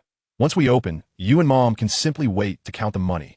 Lin Bei replied with a smile, suddenly recalling something and asking Lin Jiangwo, "Dad, why is Mom still working at the supermarket? It's too strenuous for her. She should quit. We've discussed it. And once the IP phone supermarket starts turning a profit, she'll leave her job to assist me." "Really? Is she so reluctant to part with that meager salary?" "It's understandable, given that my parents have never made substantial money. Their caution is quite reasonable." At that moment, Lin Jiangwo's expression suddenly darkened as he recalled something. Xiao Bei, with the college entrance exams approaching, isn't your study schedule quite demanding? Why are you coming home so early every day? Upon hearing this, Lin Bei felt a wave of frustration. Just as he was pondering how to respond, his mother returned home with his younger sister. Lin Bei hurried to the door to help his mother with a large bag of vegetables she had bought and brought it into the kitchen. Seated at the dining table, his mother rubbed her thighs incessantly. Working at the supermarket, she was often engaged in physically demanding tasks, leading to frequent aches and pains by the end of the day. Lin Bei, feeling a pang of sympathy, crouched down beside her and began to massage her legs. Jiangwo, there's no need to be so stern with our son. The pressure of studying is quite intense right now, so let him relax a bit, his mother remarked. Noticing her husband's stern expression as he sat on the sofa, examining the renovation designs for the IP phone supermarket, his younger sister, Nan, darted around the room, clutching the doll Lin Bei had bought for her. She approached him, pouting her cherubic lips and asking, "Brother, why didn't you bring me any treats today?" Lin Bei affectionately tapped her little nose with his finger, chuckling, "You little glutton, didn't I just buy you something yesterday?" Yesterday is yesterday. Who said that? You need to bring me treats every day. Nan blinked her big, watery eyes and whispered close to Lin Bei's ear. My classmate Xiaopong's dad bought him a king burger, and it was delicious. He shared it with his friends, but didn't he let me have any? I want to eat it too. You must bring me one tomorrow. Lin Bei nodded with a smile, cherishing this small secret that belonged solely to the two of them. His younger sister, Xiaonan, was aware that their parents lacked the means to indulge her whims, yet Lin Bei delighted in treating her to delectable treats. Especially in recent days. What are you two whispering about? Someone inquired. Oh, nothing much, Xiaonan replied, clutching her plush doll as she scampered off to play on her own. Their mother observed the affectionate bond between Lin Bei and his sister. Her face illuminated with a radiant smile. Suddenly, Lin Bei recalled the exceptional grapes that the system had bestowed upon him. He hurried to the bedroom and retrieved the exquisite fruit, eager for his parents and sister to savor them. Brother, these grapes are divine. They surpass any I've ever tasted before. Perfectly sweet and tangy. I must take some to kindergarten tomorrow to share with my friends. After tasting the grapes, their parents were equally astonished by their incredible flavor, having never encountered such delicious grapes before. Lin Jiangwo, their father, who had lived for over half a century, had never experienced such a delightful taste, and while he praised them endlessly, he couldn't help but chide Lin Bei for his extravagant spending. Where on earth did you buy these grapes? They're extraordinary. After eating them, I feel all the fatigue in my body has vanished and my legs no longer ache. Observing his mother's astonished expression, Lin Bei remained remarkably composed. However, the benefits of the system's gift were undeniably extraordinary. Mom, it must simply be a figment of your imagination. I bought them from a rural aunt right outside the school after class. She claimed to have grown them herself.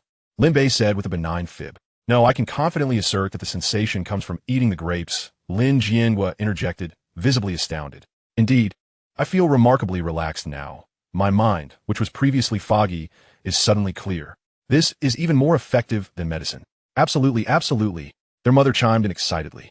Then let us all indulge some more, Lin Bei said with a smile, equally astonished. Could it be that these exceptional grapes had varied effects on everyone who consumed them? This was indeed a remarkable discovery, and he recalled that his system interface still displayed nearly 1,000 pounds of these exquisite grapes. A bold idea began to take shape in his mind. If he were to use them as seeds to cultivate an orchard, transforming them into premium organic fruit, it could prove to be exceedingly profitable. As his parents savored the enticing grapes, their expressions filled with admiration, his mother retreated to the kitchen to prepare dinner. In an unexpected turn, Lin Bei, who had never lent a hand in meal preparation, suddenly became industrious over the past few days, much to his mother's delight. My son has grown up and knows how to care for me, she mused, glancing at the single white hair atop Lin Bei's head. A wave of concern washing over her. Xiao Bei, while the college entrance examination is important, you must not overexert yourself.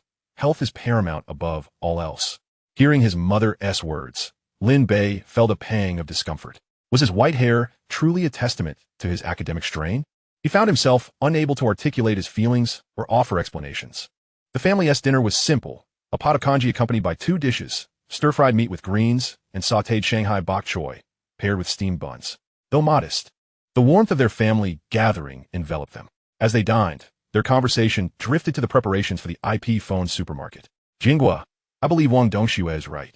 We must spend money where it counts. Attracting customers to our store is of utmost importance in business. Their father nodded reluctantly. aware that this would require an investment of 100,000 yuan, savings that would take the family 3 years to accumulate. When will the renovations be completed for the grand opening? I need to inform my boss in advance about my resignation, Lin Jianguo replied, after taking a sip of kanji. Since the storefront is already rented, we cannot let it sit idle. Wang Dongxue has advised that the construction team work around the clock. Moreover, her classmate is selling telephones at a discount. I'll head to the business office tomorrow to start the process of obtaining our business license. We should be ready to open next week without any issues.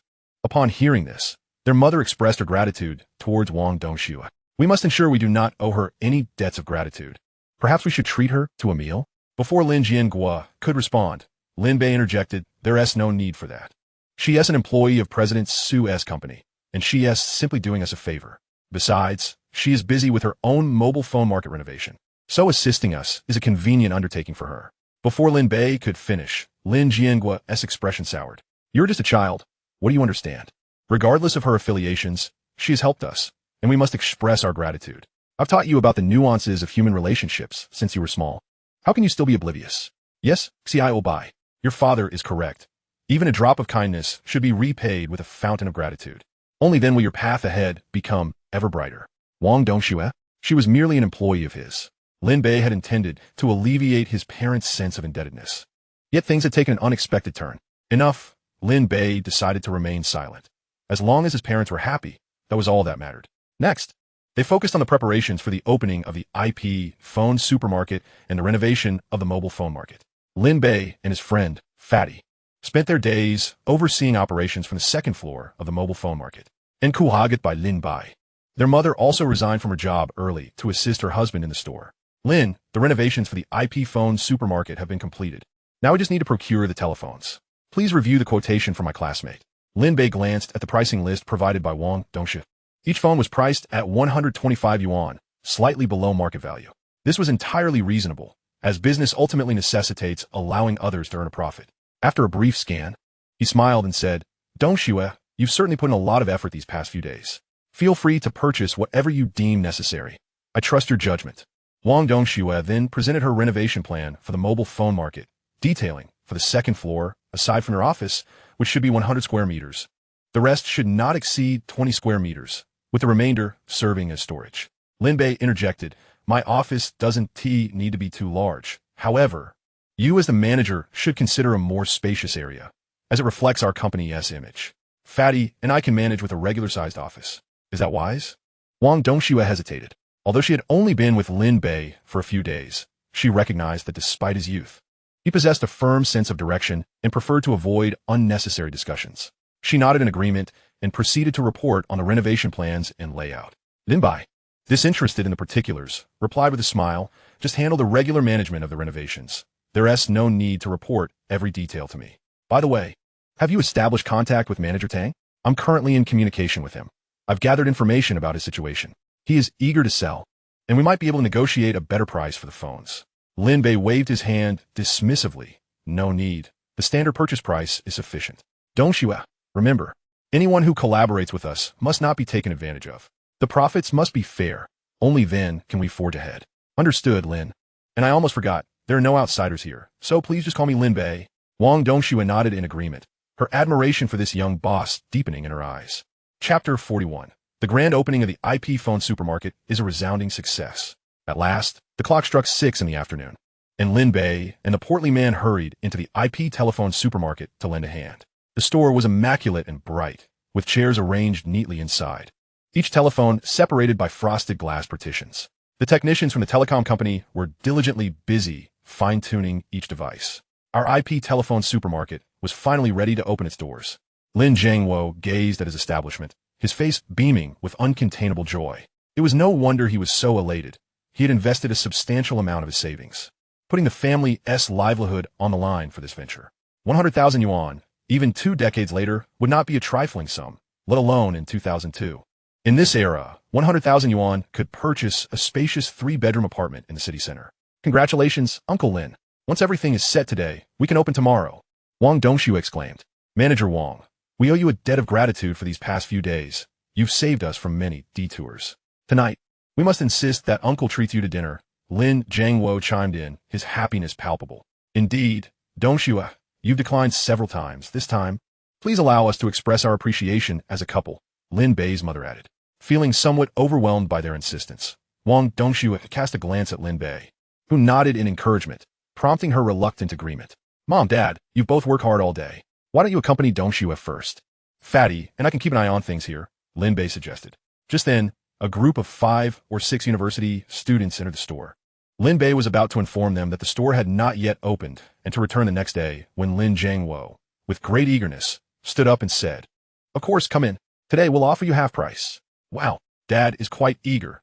It seems we're already in business, Lin Bei thought, though he warned them that they would need to make do as the place had just been tidied up.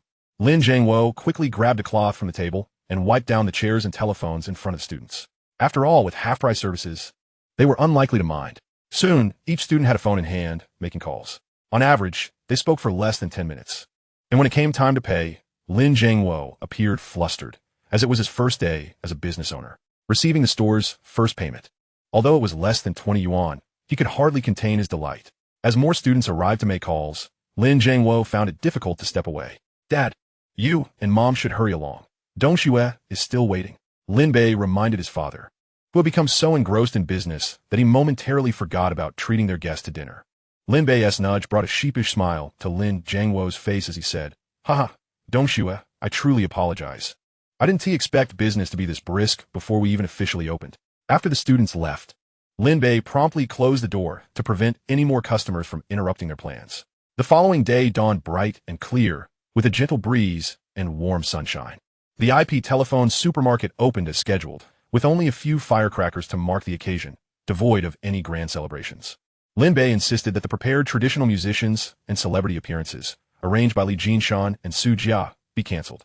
A small store's opening did not warrant such fanfare, and he wished to avoid raising any suspicions from his parents. All right, we may forego the festivities, but surely I am entitled to collect the red envelope of 880,000 yuan I prepared. Li Jinshan's request left Lin Bei speechless. Su Jia, understanding Lin Bei's sentiments, interjected, "Jinshan, are you out of your mind? If Lin Bei isn't hosting an opening event, why would you still want to make it so ostentatious?" They settled on preparing 2 floral arrangements instead. A steady stream of students continued to arrive for calls, and within just half an hour of opening, Lin Zhangwo had already collected over 100 yuan. He was astonished by how effortlessly the money seemed to flow in. With a beaming smile, he turned to Lin Bei and said, "If we conservatively estimate 10 hours of operation a day, that is 800 yuan in half an hour, 2 to 3,000 yuan a day after deducting costs, leaving us with a profit of about 1,000. In a month, that could translate to 30,000. And in a year, Lin Zhangwo calculated in his mind, becoming increasingly astounded by the figures, realizing that the annual income could equate to a decade of living without expenses. Dad, is business truly this lucrative? I was lying to you, was I? Lin Bei teased with a grin. Lin Zhangwo chuckled, but refrained from answering, unable to hide the joy and gratitude etched on his face. Once you become adept at this, we should open a second and a third store, Lin Bei suggested. Initially skeptical of Lin Bei's claims that business could be so profitable, Lin Zhangwo found himself rethinking his stance, now considering the possibilities. He felt a surge of excitement as he thought, if that is the case, we could become quite wealthy. Just then, Lin Bei's mother looked around the store, noticing every telephone was occupied, with many more patrons waiting in line. "Xiao Bei, it's only our first day, and we have so many customers. Will it always be like this?" she asked in astonishment. As if in response, even more people began to queue for their turn. Lin Bei nodded affirmatively. The IP telephone supermarket was enjoying a golden period. But Lin Bei mused that in 5 years, with the advent of mobile phones, such establishments would likely vanish from the landscape of societal development. This business could only thrive for 3 years before the era of mobile phones, with everyone owning one or even 2. Recalling the fleeting popularity of the small PHS devices between 2005 and 2007, Lin Bei recognized the opportunity to position himself favorably in advance. As long as we ride the wave of economic growth, even a fat pig can soar to great heights, he thought. Despite the brief lifespan of the PHS business, it still represented a lucrative opportunity that Lin Bei was determined not to miss. Turning to Wang Dongxue, he said, "Dongxue, we must maintain our partnership with General Tang, but we also need to assign someone to liaise with mobile phone manufacturers. No matter where we source our products, we must secure the latest releases. Keep an eye on the market to see if any manufacturers are developing small PHS devices." "What is a small PHS?" Wang Dongxue asked, her brow furrowed in confusion. Lin Bei quickly explained, I heard from a friend that some manufacturers are working on this. It's similar to a mobile phone, but offers cheaper local calls. It hasn't been launched yet, but it won't be long before it hits the market. We need to be the first to seize this opportunity. Although Wang Dongxue still didn't fully grasp what a small PHS was, Lin Bei's earnestness made the concept resonate with her. At that moment, Su Jia entered the store, accompanied by Li Jinshan. After greeting Lin Bei as parents, Li Jinshan turned to Lin Bei and said, Brother, there's an antique charity auction in the city this afternoon. Shouldn't we go take a look? I've heard there will be many national treasures up for bid, items that are typically not allowed on the market. This is a rare opportunity. Some antiques, if missed, one may never have the chance to encounter them again in a lifetime. Noticing Lin Bei's hesitation, Su Jia urged, Brother, let us settle this. Let us go and see the commotion this afternoon. Perhaps we might stumble upon a hidden gem. To Su Jia, whose passion for antiques was fervent, it was evidently more than a mere casual visit. Lin Bei understood that this was a premeditated scheme between them. They were aware of his discerning eye for antiques and sought his assistance to garner some additional profit. Reluctant to resort to his system's X-ray scroll once more, Lin Bei feared that overuse might turn his hair white. However, out of respect for his friends, he found it difficult to decline, resolving that this would be the last time he would engage in such activities. All right then, I shall pick you up at the shop at 2 this afternoon. Great. See you then. After bidding farewell to Su Jia, the chubby friend, Lin Bei observed the shop's thriving business with satisfaction, realizing that his presence was merely an encumbrance. He retreated to the second floor of his mobile phone marketplace, where in a makeshift office, he engaged in an online game of Red Alert. Meanwhile, Lin Jiangwo and his wife watched their bustling shop with beaming smiles, busy counting their earnings and brimming with confidence for the future. Just then, a commotion erupted at the entrance, causing everyone in the shop to turn their heads. A group of rowdy youths stormed in with an intimidating air. Each of them sported revealing attire, adorned with peculiar tattoos on their arms and waists, wielding steel pipes, unmistakably a gang not to be trifled with. The atmosphere shifted dramatically as fear gripped the patrons, and Lin Jiangwo and his wife were overtaken by terror. At the forefront was a young man with yellow hair, who surveyed the shop before pointing his pipe at Lin Jiangwo with a menacing grin. Are you the owner of this establishment? It's quite the occasion today. How could you not give your brothers a heads up? Do you look down on us? Lin Jiangwo, pale with fright, managed a forced smile, stammering, what do you want? I have all the necessary permits. Prior to the opening, Lin Jiangwo had heard rumors about local thugs collecting protection fees. It was said that some businesses had been driven to ruin by such ruffians. However, he had believed that in this day, an age of transparency and justice, these individuals would not dare to extort money, suspecting the tales to be mere exaggerations. To his dismay, on the very day of their launch, these thugs had indeed arrived. The yellow-haired youth smirked at Lin Jiangwo. Boss, we're all in the business, aren't we? As the saying goes, there's enough money for everyone. Since he didn't come to find Brother Biao, let us put a halt to your business for now. The tone of his voice escalated, emboldening his cohorts to begin ushering the customers out. Get out, get out. We're not doing business today. Within moments, every patron had been expelled. Since you're not cooperating, we'll come to you. I'll set the terms. You must offer us 30 equity in your shop, and we'll take care of your business. What do you say? The yellow-haired youth continued coldly. If you refuse, don't blame us for being uncivilized. You'll be shutting down for adjustments starting today. Hearing this, Lin Jiangwo and his wife gasped in shock. 30% equity? Wasn't that akin to robbery? You have 10 seconds to consider. Lin Jiangwo's face turned ashen, trembling as he pleaded, Young brother, could you show some mercy? We just opened. The yellow-haired youth slapped Lin Jiangwo across the face, sneering, Show mercy? I cost too. If I take less, my brothers will starve. Enough chatter. 30 or nothing. Tiger brother. This old man clearly won't comply. Let us not waste words. To shut him down for adjustments. When he comes around, he can come find us. With a command, the yellow-haired youth ordered several young men to forcibly eject Lin Jiangwo and his wife from the premises. Brother, send in the missiles for support. I'm in dire straits, no need. I have an aircraft carrier. I'll blast them into oblivion. Just then, hurried footsteps echoed from the stairs. Lin, don't play around. Your father has been attacked. The voice belonged to Captain Zhang of the renovation crew. Lin Bai's heart sank. The gangsters had come to collect protection fees, and his father had not complied without waiting for further explanation. He dashed down the stairs. Hearing the commotion, the chubby Su Jia followed suit, shouting to Captain Zhang, Organize your workers. I'll reward them. When Lin Bei reached the ground floor, he found the entrance to the mobile phone shop being locked up, while his mother, Wang Sumei, cowered in a corner, visibly trembling. His father, Lin Jiangwo, bore a distinct red handprint on his face, pitifully pleading with the yellow-haired youth, appearing utterly disheveled. The yellow-haired youth, with a disdainful shove, sent Lin Jiangwo sprawling to the ground. Don't play the victim with me. If you refuse to cooperate, you'll never open for business again, he barked, dismissing Lin Jiangwo's plight. Glancing up, he noticed a high school student issuing commands. Oh, a little brother with no facial hair thinks he can act tough. Scram.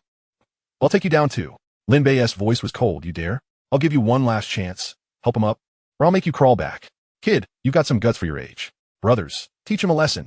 Following the yellow-haired youth's command, several of his dim-witted underlings lunged at Lin Bei, only to be swiftly knocked down. At that moment, Captain Zhang and his crew, armed with shovels and renovation tools, rushed in. Faced with the overwhelming numbers, the yellow-haired youth found himself retreating under Lin Bei's pressure.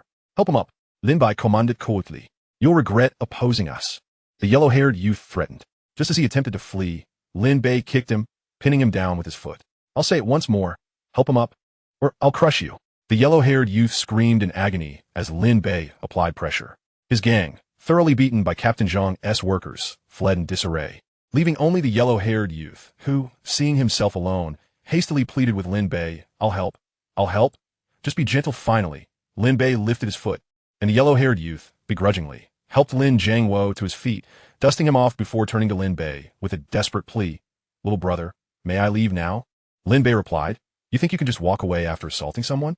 Life doesn't work that way. With that, Lin Bei approached and delivered 2 swift slaps to his cheeks. Lin Bei was, after all, a master of ancient martial arts, and those slaps carried a weight of 1,000 pounds. The young man with yellow hair felt 2 blood-red handprints appear on his cheeks in an instant.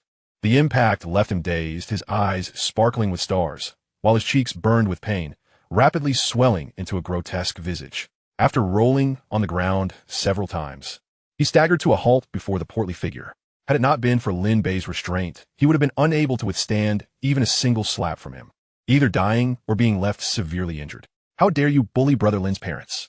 I'll make you pay for this, you bastard. The portly man cursed vehemently, delivering several kicks to the yellow-haired youth, whose face and body echoed with anguished cries. Lin Bei approached his mother, wrapping her in an embrace as he comforted her. Mom, it's all right, I'm here for you. As the trembling Wang Sume felt her son's support, the pallor of her face gradually regained some color. Dad, what on earth happened?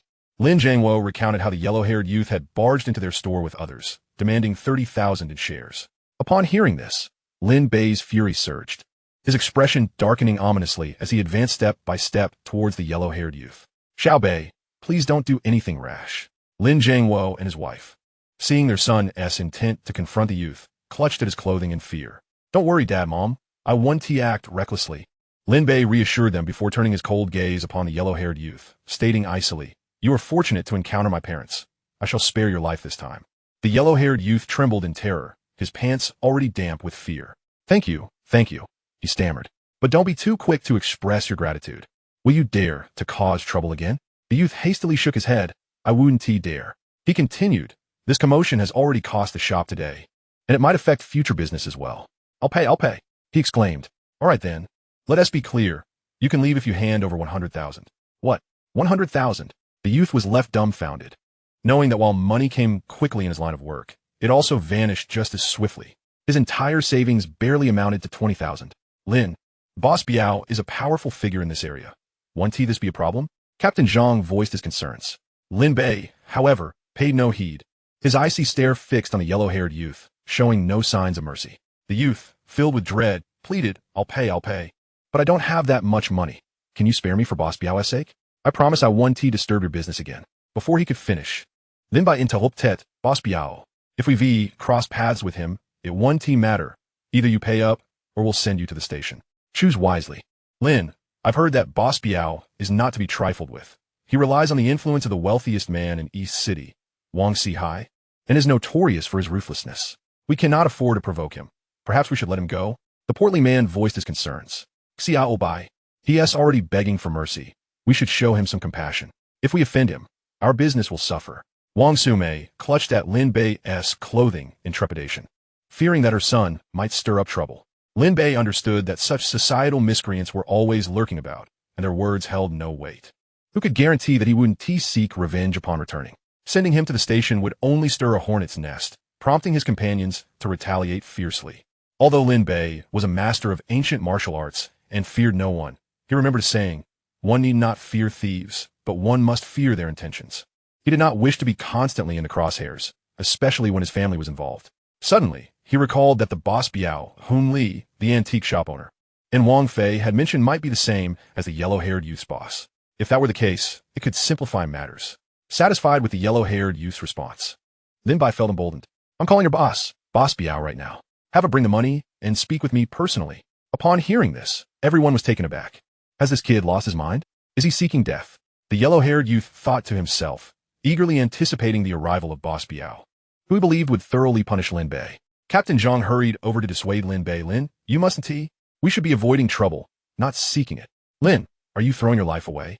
the portly man added. Lin Zhangwo and his wife trembled in fear, drenched in cold sweat, thinking, "Our son has never been like this.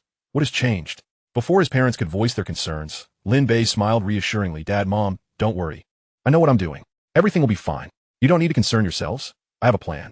If this isn't resolved thoroughly, we want to be able to enjoy our business. And how will we recoup that 100,000?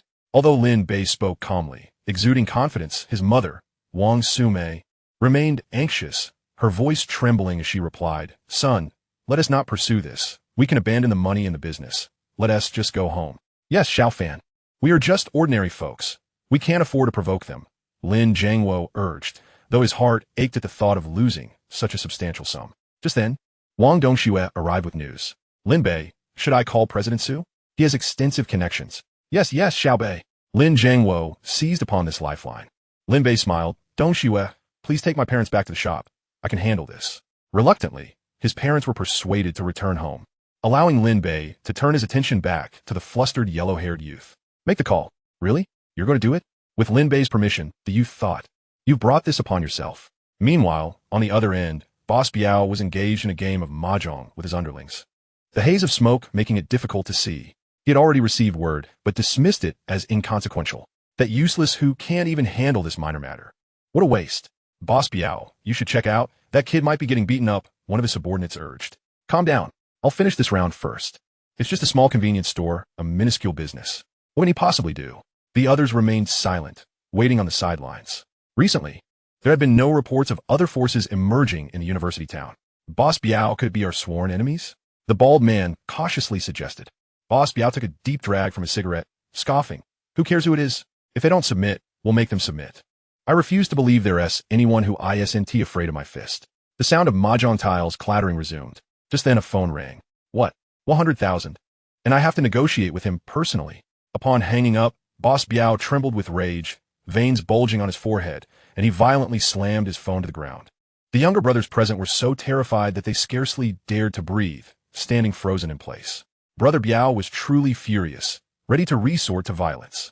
"How dare he extort me? The audacity!" "Baldy, rally the brothers and smash the place." Meanwhile, Lin Bei waited for less than 10 minutes. One by one, business vehicles arrived, from which emerged a throng of over 100 young men from the underworld, each brandishing clubs, creating a menacing sea of black. The pressure mounted, encircling Lin Bei and his companions, confining them so tightly that not even a fly could escape. Passers-by, witnessing this spectacle, took great care to steer clear, while a few bold onlookers dared to observe from a distance, wondering who the shop had offended to warrant such a calamity. "You still dare to watch? These are Brother Biao's men from East City." "What? Brother Biao, don't look, you might get hurt. Let us hurry and go. It's likely to turn deadly. We should call the police. You're courting disaster if you don't fear their retaliation. Let us go."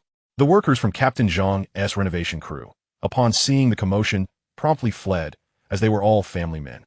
The chubby man clutched Lin Bei's shirt tightly, trembling all over, feeling as limp as a noodle. Lin Bei smiled reassuringly at the chubby man. "It's all right, fatty." Wang Dongxue and Lin Zhangwo, the couple, were equally shaken, their legs weak as noodles. Had it not been for Wang Dongxue's firm grip on them, they would have rushed out to protect their son at any cost. Outside, Brother Biao emerged from the car, flanked by Baldy and others. The crowd instinctively parted to create a path. "Brother Biao! Brother Biao! Brother Biao!" The young man with yellow hair, upon sighting Brother Biao, scrambled to his feet and hurried to him, barking like a dog. "Brother Biao, this kid is asking for death." Brother Biao's face darkened, the scars on his face quivering as he barked. "Useless fool, step aside." As he made his way through the crowd, His expression changed dramatically upon recognizing the youth before him. He had met Lin Bei twice before, and the encounters had left a profound impression on him. Lin, it's you. Lin Bei smiled enigmatically. Brother Biao, good to see you again. This time, you brought so many people. Are you here to smash my shop? Brother Biao's demeanor shifted instantly to one of cordiality. Misunderstanding, misunderstanding. Everyone, put away your weapons. We are here to support Lin Bei. If anyone fails to contribute 200, don't blame me for being rude. The sudden reversal left the onlookers dumbfounded. What was happening? Weren't they here to destroy the shop? Now it seemed they were here to offer support, and everyone was expected to pay 200 yuan. Confused glances were exchanged among the crowd, none daring to inquire further. Remaining rooted in place. Brother Biao, what is this? Before the yellow-haired youth could finish his question, Brother Biao slapped him hard across the face. Have you lost your mind? You dare to cause trouble at Lin's establishment? I'll deal with you. The yellow-haired youth stood frozen. Confusion etched across his face. Didn't you hear what I said? Stop standing there like fools and go and spend. You, Ahu, contribute 1,000. Chapter 44. The grand opening of the shop. A show of support. Brother Biao was the first to rush inside, bowing to Lin Jiangwo and his wife with an exceptionally bright smile. Are you uncle and aunt? Misunderstanding. Misunderstanding, we can make a phone call. The couple, still reeling from fear, were taken aback by the sight of the menacing scar on Brother Biao's left cheek, and they greeted him with forced smiles. This must be Lin Bei's girlfriend, right? Sister-in-law, greetings. Wang Dongxue blushed slightly at the remark, her fair complexion tinged with color. Brother Biao picked up the phone and began dialing, leaving everyone unsure if it was a genuine call or a ruse. The other young men, seeing their leader's respectful demeanor, felt compelled to follow suit. They surged into the shop, greeting everyone with cheerful faces. Hello, uncle. Hello, aunt. Hello, sister-in-law. Hello, sister-in-law.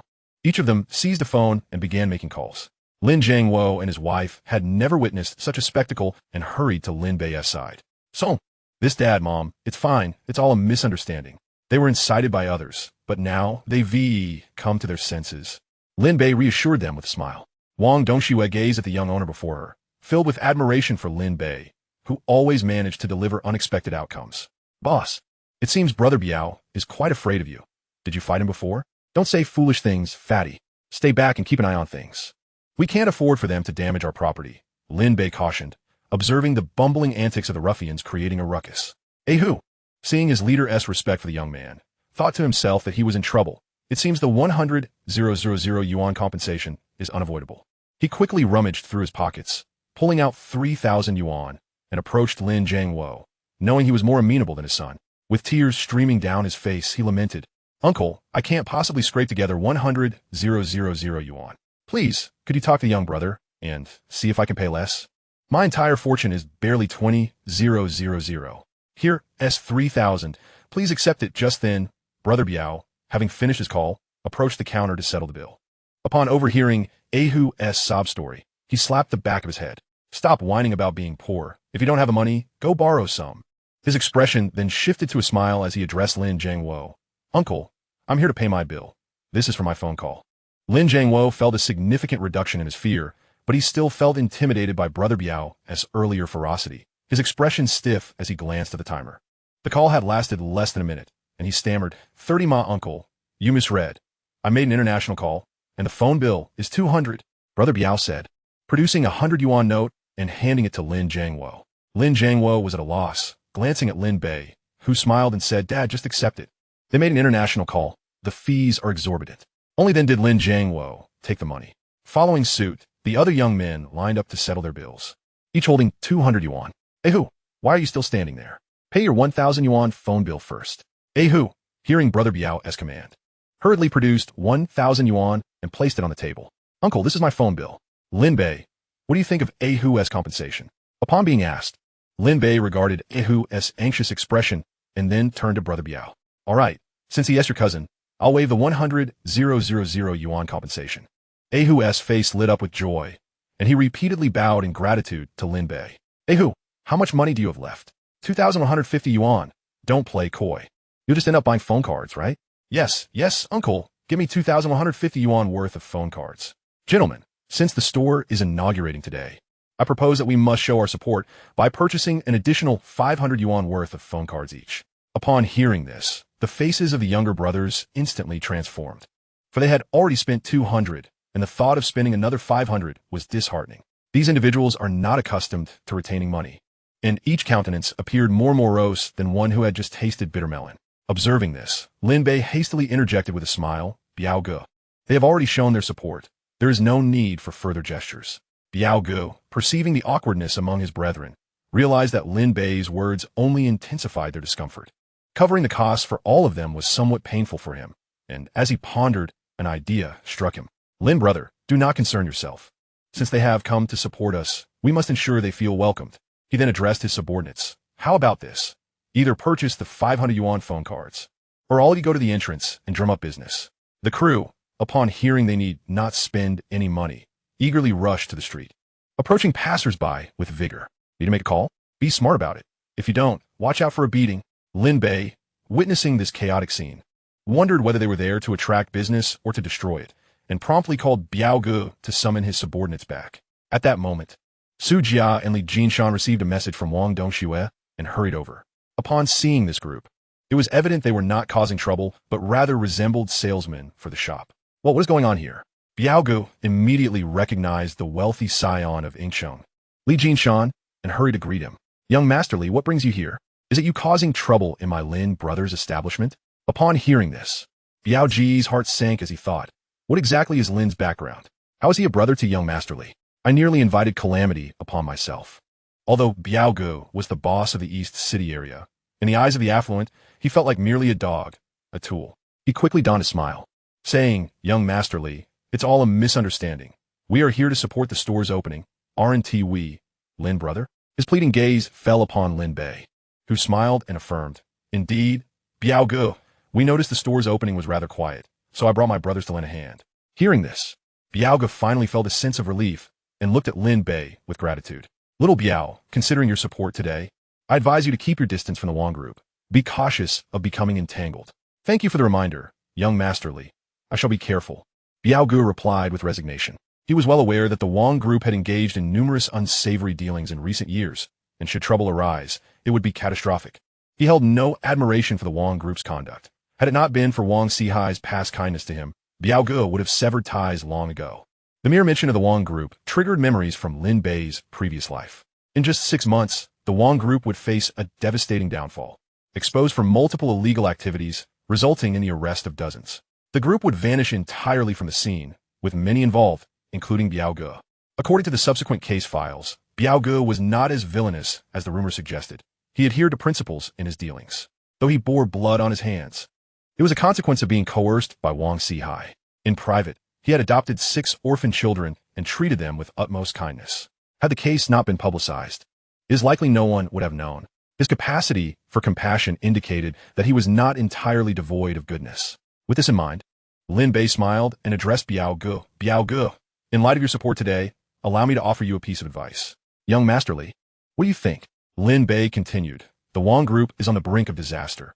I urge you to cease any assistance to them starting today, lest you risk your very life. It would be wise to lay low for at least 6 months. Chapter 45. The White-Haired Prodigy Kid. Lin brother's predictions are astute. He genuinely wishes to assist you, so don't be foolish. Li Jinshan exclaimat buistarusli. Lin Bei did not elaborate further, as his interactions with Biao Ge had been minimal, and any words exchanged were likely adversarial.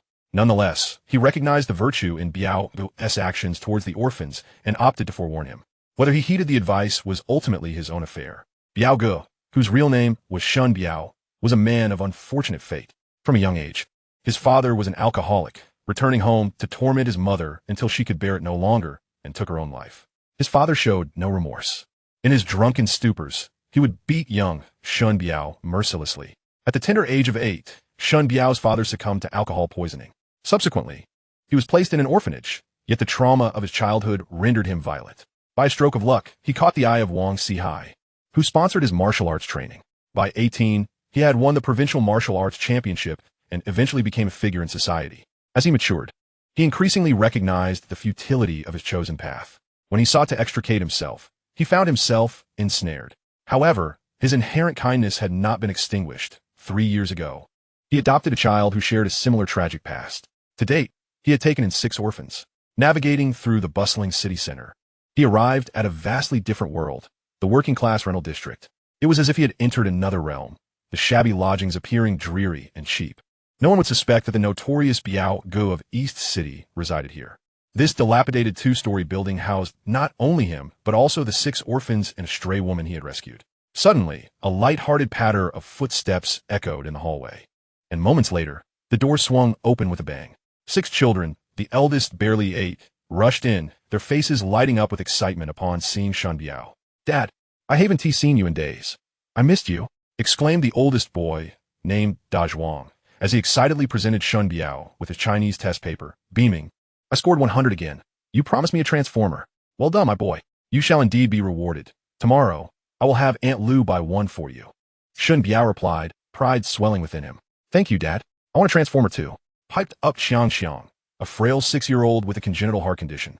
Looking even smaller than his peers, Shun Biao had found him on the street half a year ago. Shun Biao scooped him up, affectionately ruffling the hair of each child. The room soon erupted into joyous laughter. "Big brother, I prepared lunch. Shall we feed the kids?" Came the voice of Sister Lu, a woman from a rural village who had fled her abusive husband and ended up on the streets of Yingxing. 2 years prior, Shun Biao had taken her in to help care for the orphans. Although the meal was simple, this unconventional family, bound not by blood, shared a warm and hearty feast. After lunch, Shun Biao played with the children for a while before they settled down for a rest. "Sister Lu, come out for a moment. I need to speak with you." Noticing a change in Shun Biao's demeanor, Sister Lu set down her mop and stepped outside, immediately inquiring, "My dear brother, I perceive a certain unrest within you. Is there something weighing on your mind?" Shun Biao withdrew a substantial envelope from his bag and handed it to Sister Lu. "Sister Lu, I shall be away for an extended period. Please take this money. I trust you to look after the children during my absence." "My dear brother, where are you headed? For how long?" "Do not inquire. It could be as brief as 6 months or as long as a year. I will leave you a phone number to contact me, but please refrain from reaching out unless absolutely necessary," he replied. Sister Lu understood Shun Biao's temperament. She never pressed him for details when he chose to remain silent. "Take care of yourself. If the children ask about you, what shall I tell them?" After a moment's contemplation, Shun Biao responded, "Just say I have business abroad. It will be a challenging time for you." With that, he exited the courtyard, while Sister Lu stood for a while, gazing at his vanishing silhouette before finally retreating indoors. In the afternoon, Li Jinshan was driving his Mercedes-Benz G-Class, with Su Jia seated in the passenger seat, as they arrived early at the IP Telephone supermarket to pick up Lin Bei. "Lin, my little brother. Fatty." Lin Bei and Fatty climbed into the back seat. "Lin, that little Biao caused quite a scene in your store this morning. Did it affect your business? In the future, if anything like this happens again, make sure to call me first, and I will handle it. Anyone who dares to cross the line will face consequences." Having witnessed Lin Bei's success in stock trading, Li Jinshan held him in high esteem, eager to cultivate their relationship by offering assistance. "Indeed, brother. Though Jinshan may appear carefree and lacking seriousness, it is merely a facade. He knows individuals from all walks of life in Yingxing. Should such incidents arise again, he would ensure a swift resolution to prevent any personal loss," Su Jia added. "Ha ha ha ha. Old Su, that is perhaps the most candid assessment you have ever given me since we met." Li Jinshan chuckled, steering the car. "So this my..." Choosing not to dwell on the matter. Changing the topic, he said, "Brother, your discernment of antiques is remarkable. We must seize the opportunity at this charity auction and profit handsomely." "Ah, Su Ge, you overrate me. My previous successes were merely due to luck. At such a grand auction, many appraisal experts will be present. I am merely there to enjoy the atmosphere," Lin Bei replied with a grin. The side effects of his system's perspective ability had also resulted in the emergence of white hairs. Each use seemed to yield more. He preferred to minimize usage, not wishing to appear prematurely aged. His agreement to attend stemmed from a desire to avoid disappointing his friends and to experience such a prestigious auction for the first time. At that moment, it was 2 o'clock in the afternoon, signaling the daily $0 flash sale. The familiar system interface appeared before Lin Bei, displaying today's offerings: premium apple seeds and premium peach seeds, each 100 pounds. Both items had no side effects, making them inconsequential for Lin Bei, who casually claimed one. Suddenly, he pondered whether the system was nudging him towards engaging in sustainable agriculture, given the emphasis on fruit gifts lately. Such exquisite fruits were indeed rare treasures. The premium grapes he had acquired had proven not only delicious but also beneficial for beauty and health, while selling them could yield significant profit. Lin Bei was not in dire need of money. He intended to establish a mobile marketplace first and subsequently venture into green agriculture, a promising and beneficial industry for the future. As he awaited further details, Su Jia inquired, "Brother, are you feeling unwell?" Your white hairs seem to have multiplied since our last meeting. Exiting the system interface with a chuckle, Lin Bei replied, just a few white strands. He glanced at his reflection in his phone's black screen, noticing the conspicuous increase in white hairs. Old Sue, you fail to understand. White hair is currently in vogue. Many young people intentionally dye their hair shades of gray, Lin Bei remarked, showcasing his unique white streak, which he deemed quite stylish. Indeed, I concur with Brother Lee's perspective. It does look quite appealing, Fatty chimed in playfully. White hair genius, exclaimed the group in jest. That title has a nice ring to it. Who would have thought Fatty possessed such creativity? Li Jinshan Loga. Lin Bei shook his head, amused. You all are quite idle, finding amusement in teasing me. Their banter continued until they arrived at the charity auction venue, a grand building that caught everyone's attention. The parking lot was filled with an array of luxury vehicles, from BYD and Chery to even Ferraris and Rolls-Royces. As a Mercedes G-Class came to a halt, Li Jinshan and Su Jia, familiar with the surroundings, guided Lin Bei and Fatty into the building. Hello, Mr. Li. It has been a while, greeted a young man who looked somewhat gaunt and vacant-eyed as he approached. Mr. Fatty is here too. Lin, is this your friend? Li Jinshan asked, puzzled. This is my middle school teacher, Lin Bei explained, recalling that on this very day in his previous life, this teacher had tragically jumped from the 21st floor of the building. All right, you two chat. I will greet old Sue and return shortly, Li Jinshan said, patting Lin Bei's shoulder before walking away with Su Jia. Wow, Lin Bei, you have made quite a name for yourself at such a young age. How did you come to know someone like Li Jinshan? He is the head of Jinshan Media, the grandson of Yingqing's wealthiest man, Li Changjing, destined to lead the Dihao group. Teacher, he was utterly astonished, exclaiming in disbelief. He remained, as he was 5 years ago, speaking in an erratic manner, and the students frequently jested with him. Lin Bei had a particularly vivid memory of him, as it was he who had gifted him chocolate for the very first time. Lin Bei responded with a smile. Ahem. After a dry cough. Teacher, he restrained his carefree smile and spoke earnestly. Xiao Bei, Deji, if you two can associate with such influential figures, be sure to cherish it well. Great opportunities will undoubtedly come your way in the future. To be in the company of such a magnate, even if it means being their dog, is akin to being a celestial hound, a divine dog. Alas, do not follow in my footsteps and stray onto the wrong path, indulging in such vices, only to find yourself destitute, losing your job, and ultimately everything. Therefore, one must tread the righteous path. Even if you were to serve as someone else's dog, you can still live with dignity. Teacher, what is wrong with you today? You sound rather despondent, Lin Bei inquired with concern. You haven't succumbed to that again, have you? Who doesn't he know you are a wealthy heir from Luocheng, with a family running a billion-dollar enterprise, driving luxury cars, and residing in opulent mansions? The chubby boy remarked in astonishment. Let us not dwell on that. Teacher, he sighed. This teacher, he had just graduated from the normal university and had taught Lin Bei during his first semester of junior high. It was then that he had heard rumors of teacher, he being a rich heir. He had never understood why someone would choose to teach rather than inherit the family business after graduating. After 6 months, teacher, he returned to Yingqing, and since then, there had been no word of him. Later, it was rumored that he had succumbed to addiction, and upon seeing him now, emaciated and in this state, it seemed the rumors were indeed true. Chubby, never mention that vice again. I have long since quit. Seeing the youthful vitality in both of you reminds me of my own youth. You must hold firm to your principles. Remember, falling into the abyss of vice transforms you into a forsaken beast, unworthy even to be claimed by Nuwa. To speak euphemistically, it's akin to stepping beyond the realms, existing outside the 5 elements, a heap of worthless debris even Yama would reject. In truth, we too had grand ambitions in our youth, but we failed to heed our desires. The path is a bottomless abyss. Once you realize it, it's too late to ascend, as a myriad of demons pull you back. Thus, young ones, take care of yourselves. If I had known, I would have sworn never to indulge in such vices. But alas, the regret comes too late. My family is shattered, my parents are devastated, and even the inheritance they left me is on the verge of being seized by the bank. Teacher, he lamented earnestly.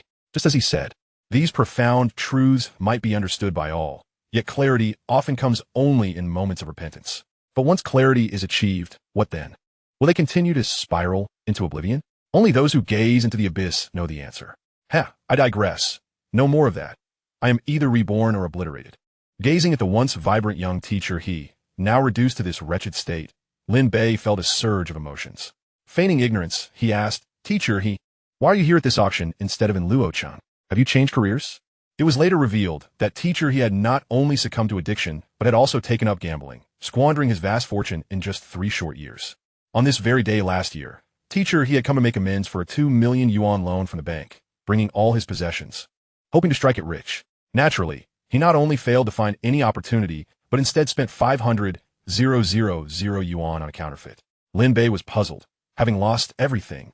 Where did he procure 500,000 yuan? Perhaps he clung to the gambler's mentality of no risk, no gain. Perhaps teacher, he, aware of his fate, yearned to confide in someone before parting ways. Without waiting for Lin Bei to inquire, he openly confessed, I sold the last piece of my family's old estate for some cash. I heard this auction would feature many valuable items from across the country. I'm willing to take a gamble. Whether I can save the company depends on this endeavor. As he spoke, teacher he grinned broadly at Lin Bei and the chubby boy. Upon hearing this, Lin Bei furrowed his brow. Teacher he, have you lost your mind? Are you forcing yourself down a road to ruin? In Lin Bei's recollection, he had never heard of teacher he having any expertise in antiques. To stake everything on a gamble was nothing short of folly. If you don't end up ruined, it would be a miracle. The image of him jumping from the 21st floor flashed through Lin Bei's mind, understanding the implications of teacher he's words. Teacher he said, awkwardly smiling. Since you've come this far, I want to hide the truth from you. I owe the bank 2 million, and I also have a 1 million loan due tomorrow. My son is lying in the hospital, waiting for money to pay for a bone marrow transplant, which costs over 1 million. In total, that's over 3 million.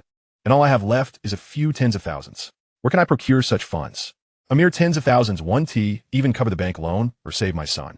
I wanted to borrow money, but when my relatives and friends hear my voice, they hang up before I can even speak. What else can I do but come here to seek fortune or return to the casino?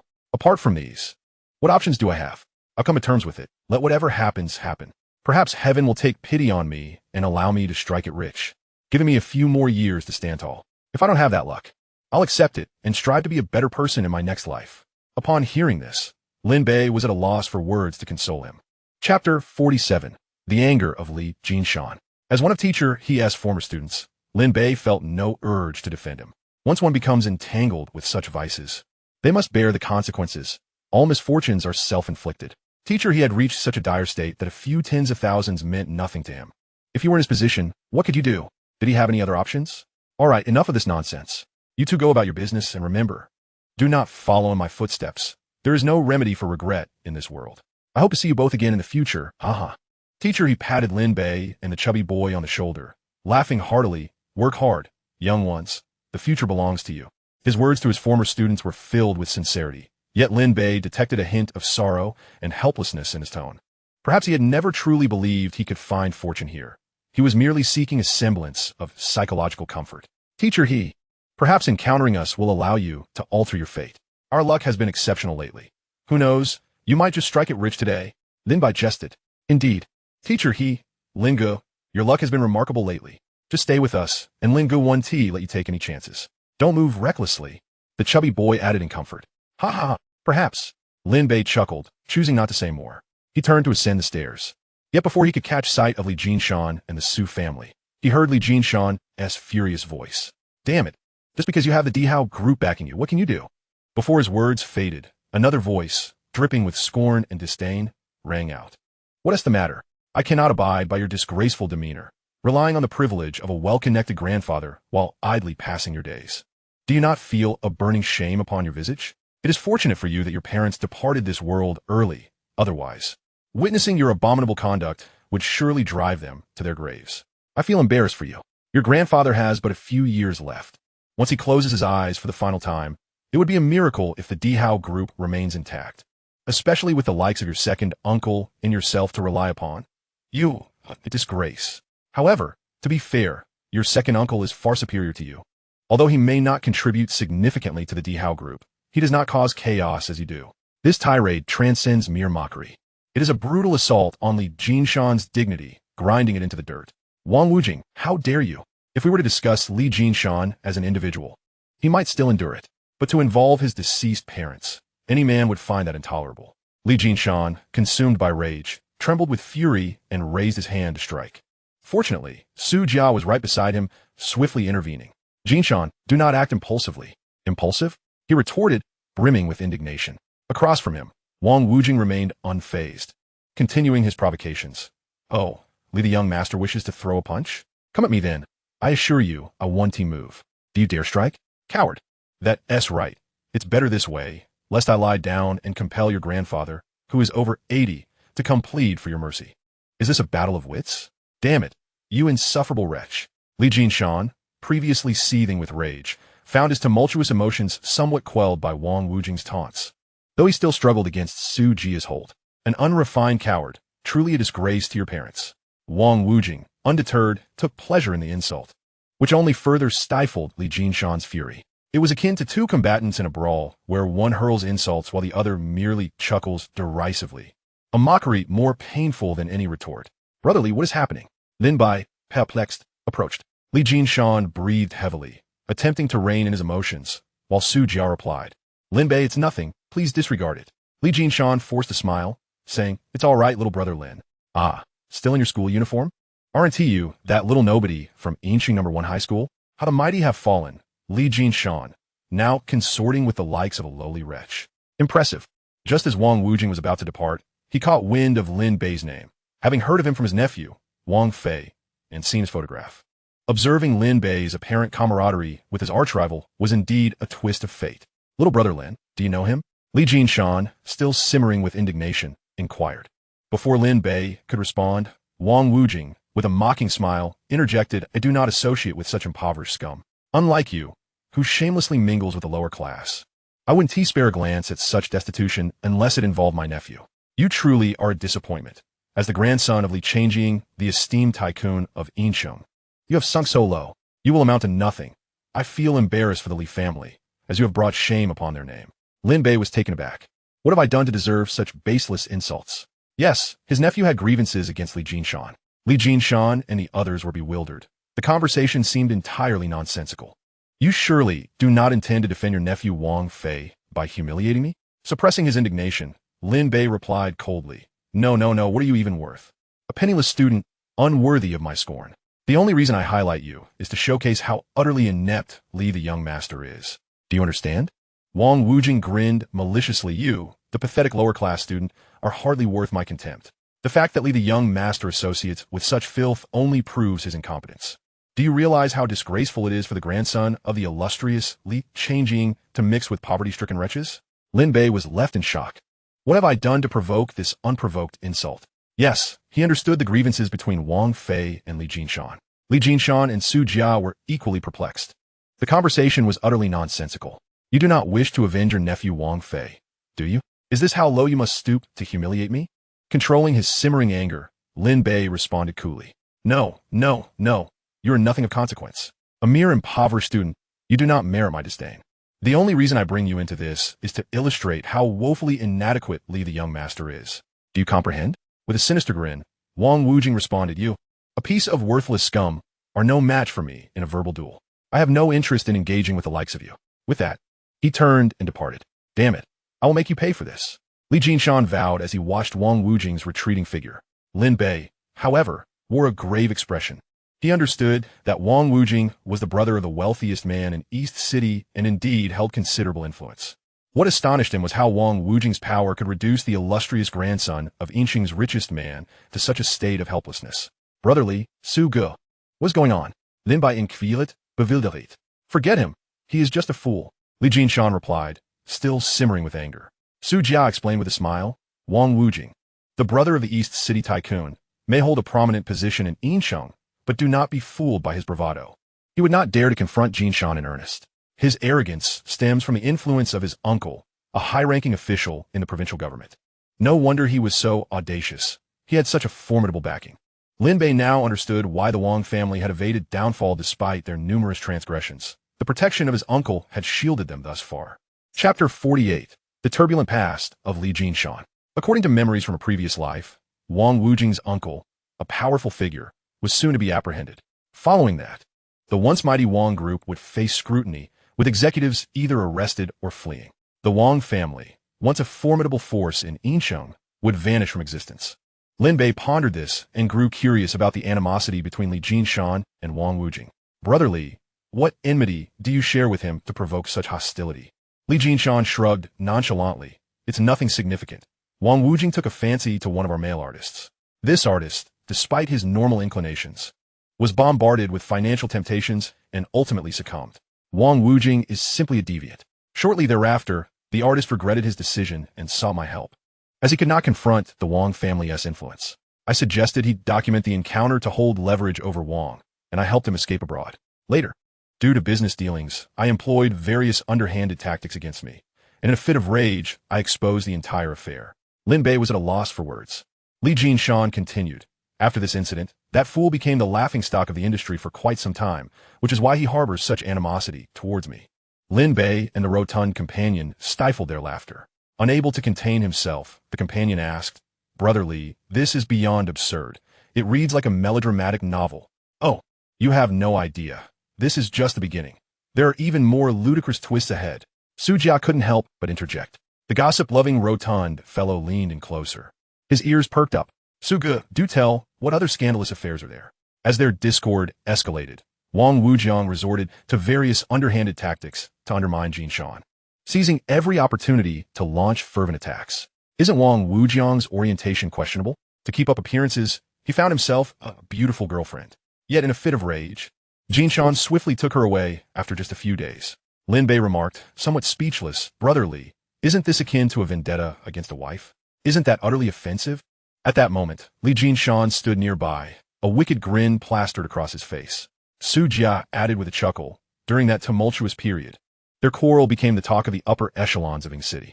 Eventually, Jinshan's grandfather scolded him soundly, and a high-ranking official intervened to mediate, bringing the uproar to a close. "Enough of this," Li Jinshan declared, his anger having subsided. "By the way, Lin Xiaodi, that fool just insulted you, and I notice you didn't seem too upset. Your temperament is truly commendable." Lin Bei smiled faintly, exuding an air of nonchalance. What is there to be angry about with someone who is on the brink of demise? Upon hearing this, Li Jinshan's excitement surged. What is going to meet its end? Pray, enlighten me, Lin Xiaodi, so that I may take delight in it. The vitality of Wang Wujiang, as indicated by the dullness on his forehead, suggested his time was limited. Li Jinshan exclaimed in exhilaration, "What is it?" Before he could voice further inquiries, a commotion arose. "We must depart now. We shall be late." Whether they were picking up scraps or merely seeking amusement, the crowd suddenly swelled. The hall buzzed with activity as everyone flocked toward the auction venue. "The auction is about to commence. Let us proceed," Su Jia remarked, observing the increasing throng. Thus, the matter regarding Wang Wujiang was put to rest, and Lin Bei and his group made their way to the auction hall. At 2:50 p.m., the auction venue was packed to capacity. Despite the multitude of attendees, seating was arranged according to one's status and identity, rendering the scene orderly. Typically, Lin Bei and the rotund fellow would have been relegated to the back. However, in the company of Li Jinshan, they found themselves comfortably seated in the front rows. Does the Li family carry substantial wealth?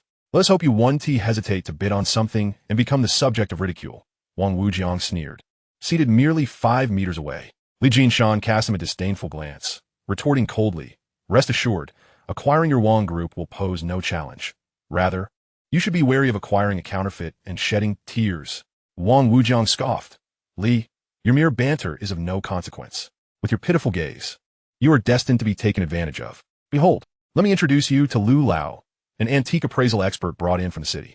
Aware that mere words would not suffice against Wang Wujiang, Li Jinshan chose to ignore him, turning his back. Wang Wujiang shot a glance at Li Jinshan, a malicious grin spreading across his face. "Kid, in the realm of antiques, 10 Li Jinshans combined would not match my prowess, especially now that I have Lu Lao from the province on my side. This time, I shall ensure that this fool, Li Jinshan, meets his downfall, quenching my thirst for vengeance."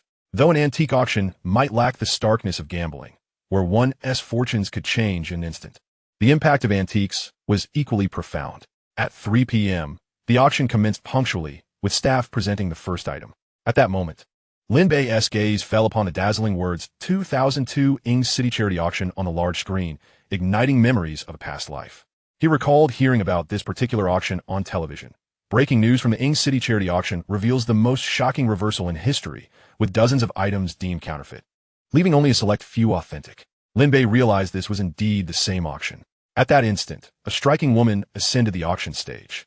"Ladies and gentlemen, please be silent and switch your phones to silent mode. The charity auction will begin shortly." Su Jia and Li Jinshan watched Lin Bei intently, awaiting his signal. As several antiques were sold without his input, they refrained from bidding. Wang Wujiang, observing that neither Li Jinshan nor Lin Bei had made a move, decided to bide his time. An hour passed, and as the auction progressed significantly, Lin Bei remained unresponsive, causing Li Jinshan to grow restless. His primary purpose for attending was to have Lin Bei assist him in making a small fortune, not merely to spectate. With much of the auction already gone by, Lin Bei's lack of reaction was perplexing. Had Lin Bei come with no intention of assisting? He quickly dismissed this thought. Lin Bei was not that sort of person. Lin Xiaodi, what do you think of this antique? Is it not worth bidding on? He inquired. Lin Bei responded calmly. No rush. Let us wait a bit longer. After several more items were presented, the host, speaking fluent Mandarin, announced, the next item for auction is a copper mirror from the Hongwu period of the Ming Dynasty, with a starting bid of 300,000. The host's expression was somewhat awkward, as the crowd realized the mirror was missing a piece and appeared tarnished. It became evident that a typical Ming Dynasty copper mirror would command at least $1 million at the outset. Any damage rendered it worthless. After calling for bids for some time, without success, Lin Bei called out, Teacher He. The frail figure of Teacher He hurried over. What can I do for you? Lin Bei, clutching his entire fortune. Teacher He still lacked the courage to bid. Trust me, you must secure this item. What is it? His words left not only Teacher He, but also those around him stunned. Even his rival, Wang Wujiang, scoffed at Lin Bei. This youth had just been putting on airs, and now he was suggesting others bid on this worthless item. Outsider. A complete outsider. Lu Lao sighed at Wang Wujiang. Is this not a case of a dead friend not wishing to see his fellow perish? Is this mentality not that of a destitute individual? Lin Bei, you would not betray me, would you? This piece is so worthless that I wouldn't even accept it for free. Before he could finish, Lin Bei interjected. You need to secure it quickly. Its true value is 6 million. If you refuse, I shall bid on it myself. Hurry, I assure you, I will not deceive you. If you incur a loss, it will be on my account. Lin Bei made this assertion because he had already assessed the item through the system's perspective. This bronze mirror, once used by Empress Ma, possesses a value exceeding 6 million. Chapter 49. Taking the plunge, I'll trust you just this once. Lin Bei's words left Teacher He momentarily speechless. Deep down, he regarded this battered bronze mirror with disdain. However, gazing into Lin Bei's eyes, filled with confidence and sincerity, Teacher He felt a flicker of uncertainty within himself. This was his entire fortune, his very life. If Lin Bei were to misjudge, everything would be lost. Trust me. Bid for it, Lin Bei said with utmost seriousness. Teacher He fell silent, staring at Lin Bei for a full 30 seconds. He could feel the steadfast confidence emanating from Lin Bei's gaze. The boy he once knew was no longer the same. Is there anyone else wishing to place a bid? If not, it will be passed over. Teacher He, striking his thigh, declared, I'm going for it. I'll trust you just this once. He then shouted toward the host, I bid 350,000. 350,000 going once, going twice, thrice. Congratulations, sir, this bronze mirror is now yours.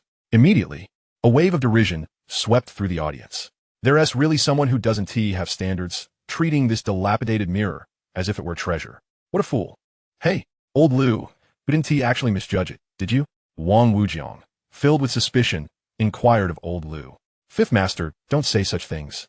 I might struggle to discern a fly's gender, but when it comes to treasures, Lu has never been mistaken, old Lu retorted, visibly displeased. Huh, it's my fault for not choosing my words wisely. Old Lu, please don't take offense, he said, lightly slapping himself on the cheek. The host, witnessing Teacher He complete the transaction, wore an expression of uncontainable joy. At last, the item had not gone unsold. After a 10-minute intermission, more antiques would be up for auction, and the host encouraged everyone to stay tuned. Teacher He, tremblingly clutching the unremarkable bronze mirror, approached Lin Bei. He was bewildered as to why he had entrusted his life savings to Lin Bei. Lin Bei, I want it. At that moment, a crowd gathered around, looking at Teacher He as if he were a fool, eager to witness his embarrassment. Lin Bei, observing the quivering Teacher He, smiled reassuringly. Fear not. I haven't deceived you. Indeed, the world is vast, and it seems every kind of scoundrel exists. I've seen those who harvest the unsuspecting, but I've never encountered someone who would exploit their own kind. Individuals of the lower strata will forever remain in obscurity. Wang Wujiang, scrutinizing the mirror tarnished with verdigris, noted that the corrosion obscured its patterns. This couldn't even be considered an antique. It was akin to refuse that no one would desire. At that moment, the malicious Wang Wujiang suddenly burst into laughter. Ha ha ha, Teacher, he was left dumbfounded by the implication. Could it truly be worthless refuse? Had Lin Bei deceived him? Although he found it hard to believe that Lin Bei would act in such a manner, the evidence was undeniable. With so many antique appraisal experts present, could they all be mistaken, while only Lin Bei discerned its true value? Wasn't he that absurd? Teacher, he felt a surge of panic. This was 350,000. His life savings at stake. He collapsed weakly to the ground. Yet suddenly, he sprang back to his feet, unwilling to accept that Lin Bei would betray him. Nor would he concede to defeat. This was his final hope, and even though he knew it was improbable, he refused to acknowledge failure. He shouted at Wang Wujiang, "What, you a mere nothing? Is that how you speak? This is indeed a precious mirror." The frail teacher, he retorted fiercely. Wang Wujiang, momentarily taken aback, regained his composure and sneered, "You bid on trash and dare to act mad? To call it garbage is merely stating the obvious." Li Jinshan had unwavering faith in Lin Bei's character and judgment. Lin Bei would never deceive his mentor. Unable to tolerate Wang Wujiang's mockery any longer, he coldly remarked, "Wang, if you truly doubt the worth of this bronze mirror, dare to wager with me? If its value is less than 500,000, I shall compensate you with 5 million. Otherwise, you owe me 5 million. Do you dare to accept the bet?" Wang Wujiang, momentarily stunned by Li Jinshan's boldness, paused before responding. "Do you have an affinity for gambling? What's wrong? Didn't you speak quite fiercely? Are you backing down?" Li Jinshan don't. However, despite his inner confidence, Wang Wujiang felt dwarfed by Li Jinshan's conviction. He chose not to respond and instead approached Old Lu. "Old Lu, this seems promising, right?" Old Lu didn't even glance at the bronze mirror and replied curtly, "You may doubt my character, but please do not question my expertise." Lin Bei had urged teacher he to acquire this mirror precisely because its value would cover the debts he owed and still leave a surplus. A mirror of lesser value would be futile for teacher he, while one of excessive worth would involve considerations regarding Li Jinshan and Su Jia. After all, their relationship with teacher he had not reached that level. Lin Bei had already extended a considerable favor by assisting him, initially intending to reveal the mirror's worth at this juncture. Lin Bei observed the escalating confrontation between Li Jinshan and Wang Wujiang and decided it was better to let teacher he endure a bit longer.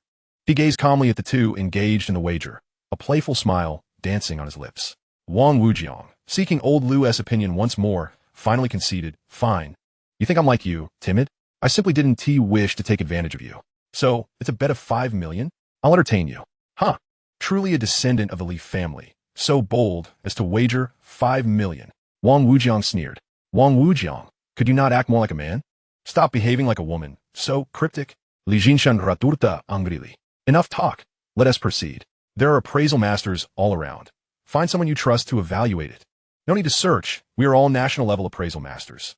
This bronze mirror is worth at most 200,000. I believe this gentleman is in for a loss," declared the owner of Yinchang Treasure Pavilion, flanked by other antique shop owners, all of whom were esteemed national-level appraisers.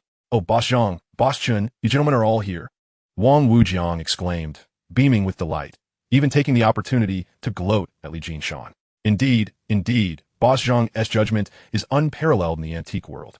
What he says is undoubtedly correct. 200,000 is generous, merely to spare this gentleman's feelings, chimed in a self-proclaimed antique expert, echoing the consensus. At this point, teacher he could no longer comprehend their words. His mind was blank as he stared into the suffocating air. He muttered repeatedly, "It's over." Utterly overly, Jinshan turned his gaze to Lin Bei, who remained calm and smiling, the corners of his mouth slightly raised.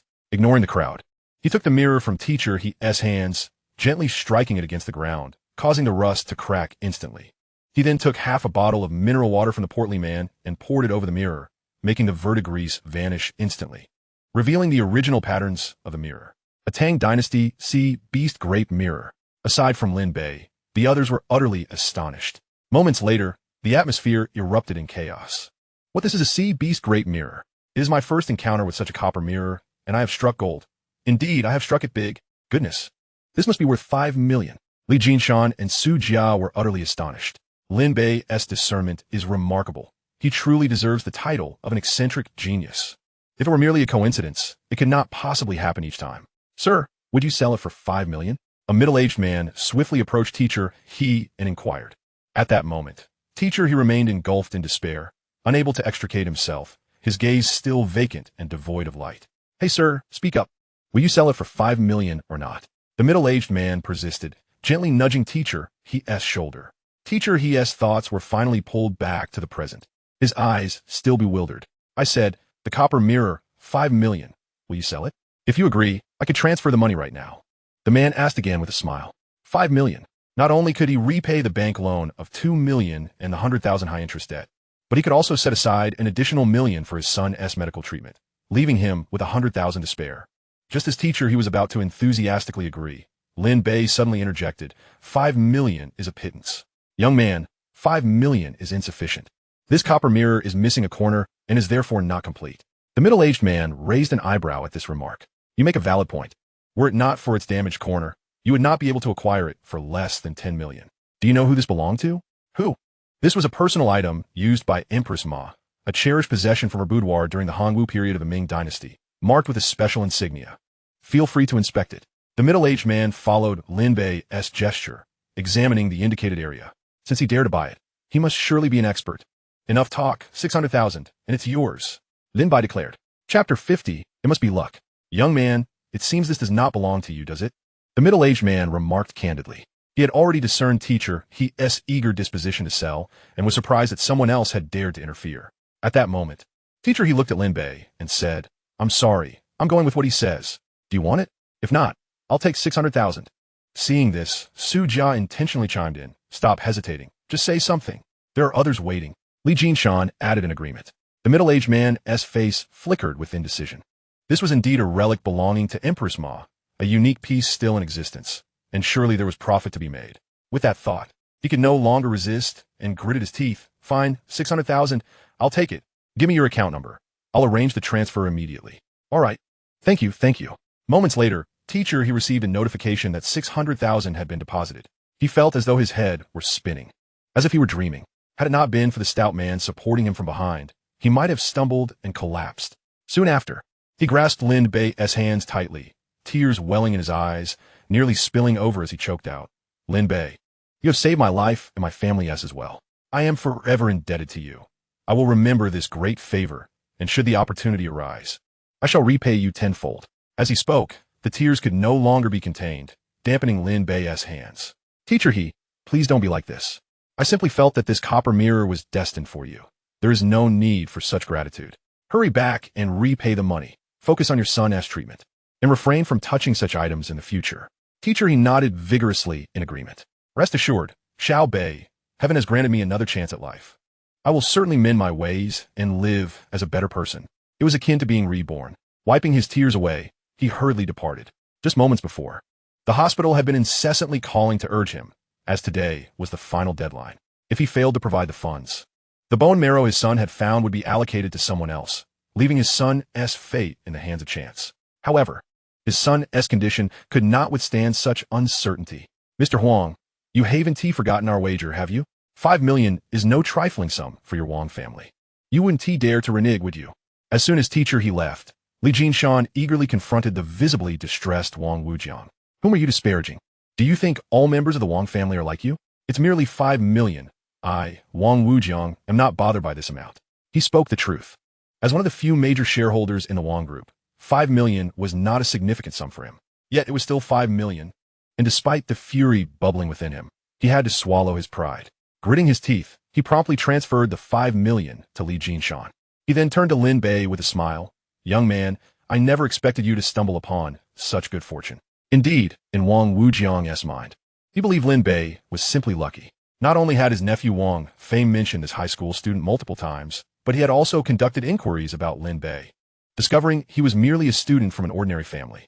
He could not fathom that Lin Bei possessed any genuine expertise in the appraisal of antiques. It had to be luck, this he firmly believed. Otherwise, how could so many national-level antique appraisal experts fail to recognize it while a mere impoverished student from the lower echelons of society could? If this were not luck, then what could it be? With this thought in mind, he continued to hurl insults at Lin Bei, referring to him as a destitute nobody and a youth who had yet to mature. Provoked by the repeated insults, Lin Bei felt a surge of anger. Initially, he had no intention of stooping to the level of this insufferable man, but he was relentless. This kind of person must pay a heavy price. Otherwise, he would find it hard to quell his inner resentment. Before Lin Bei could speak, Li Jinshan leaped at Wang Wujiang, shouting, Wang, are you even speaking like a human? What do you mean by luck? If you have the ability, go find something lucky for yourself. Stop whining and wallow in your sour grapes. It's pathetic to boast about hiring provincial experts. How nauseating.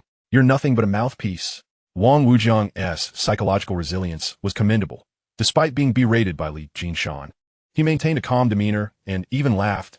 Li Jinshan, isn't it just a blind cat stumbling upon a dead mouse? Don't be so hasty. There's still the second half of the auction. Shall we play this out to the end if you dare? What do you mean? You dare to play out? Very well, I'll accompany you. Li Jinshan retorted, refusing to back down. Although he knew Wang Wujiang had come prepared, he felt compelled to engage, especially in front of Wang Wujiang, where he could not afford to lose face. Moreover, with Lin Bei, this eccentric genius, by his side, he felt quite confident. Clap. Clap. Wang Wujiang clapped his hands loudly, exclaiming, "You got guts. All right, let us continue this game."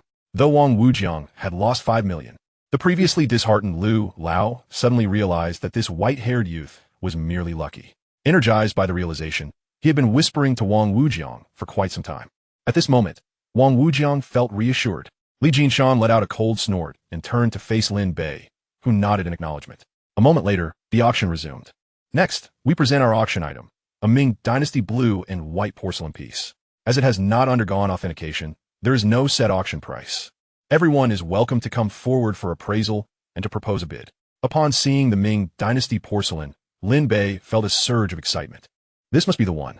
From the memories of his past life, he recalled that this auction featured a few genuine items, with this being the most valuable. To be on the safe side, Lin Bei activated the system's X-ray scroll for a detailed inspection. After examining it, he felt an overwhelming rush of exhilaration, his lips quivering as he strove to contain his emotions. He attempted to calm himself, sitting still and watching the experts take the stage for appraisal. That pattern seems incorrect. And the color. A stir arose among the audience as they wielded specialized equipment, scrutinizing the piece and shaking their heads in disapproval. Old Lu, why not take a look yourself? Ming Dynasty blue and white porcelain is quite rare. If it's genuine, we can't let that brat Li Jinshan get ahead of us. Despite observing the experts shaking their heads in skepticism, Wang Wujiang feared that Li Jinshan's group might seize an opportunity. Watching Lin Bei's composed demeanor only reinforced his determination. Old Lu, while already suspecting the truth, nodded and strode confidently onto the stage. Everyone's gone to inspect the treasure. You Li folks aren't going up to take a look? Li Jinshan queried Lin Bei. No need, Lin Bei replied succinctly. Haha, feigning depth. I wager he'd comprehend nothing up there and only embarrass himself.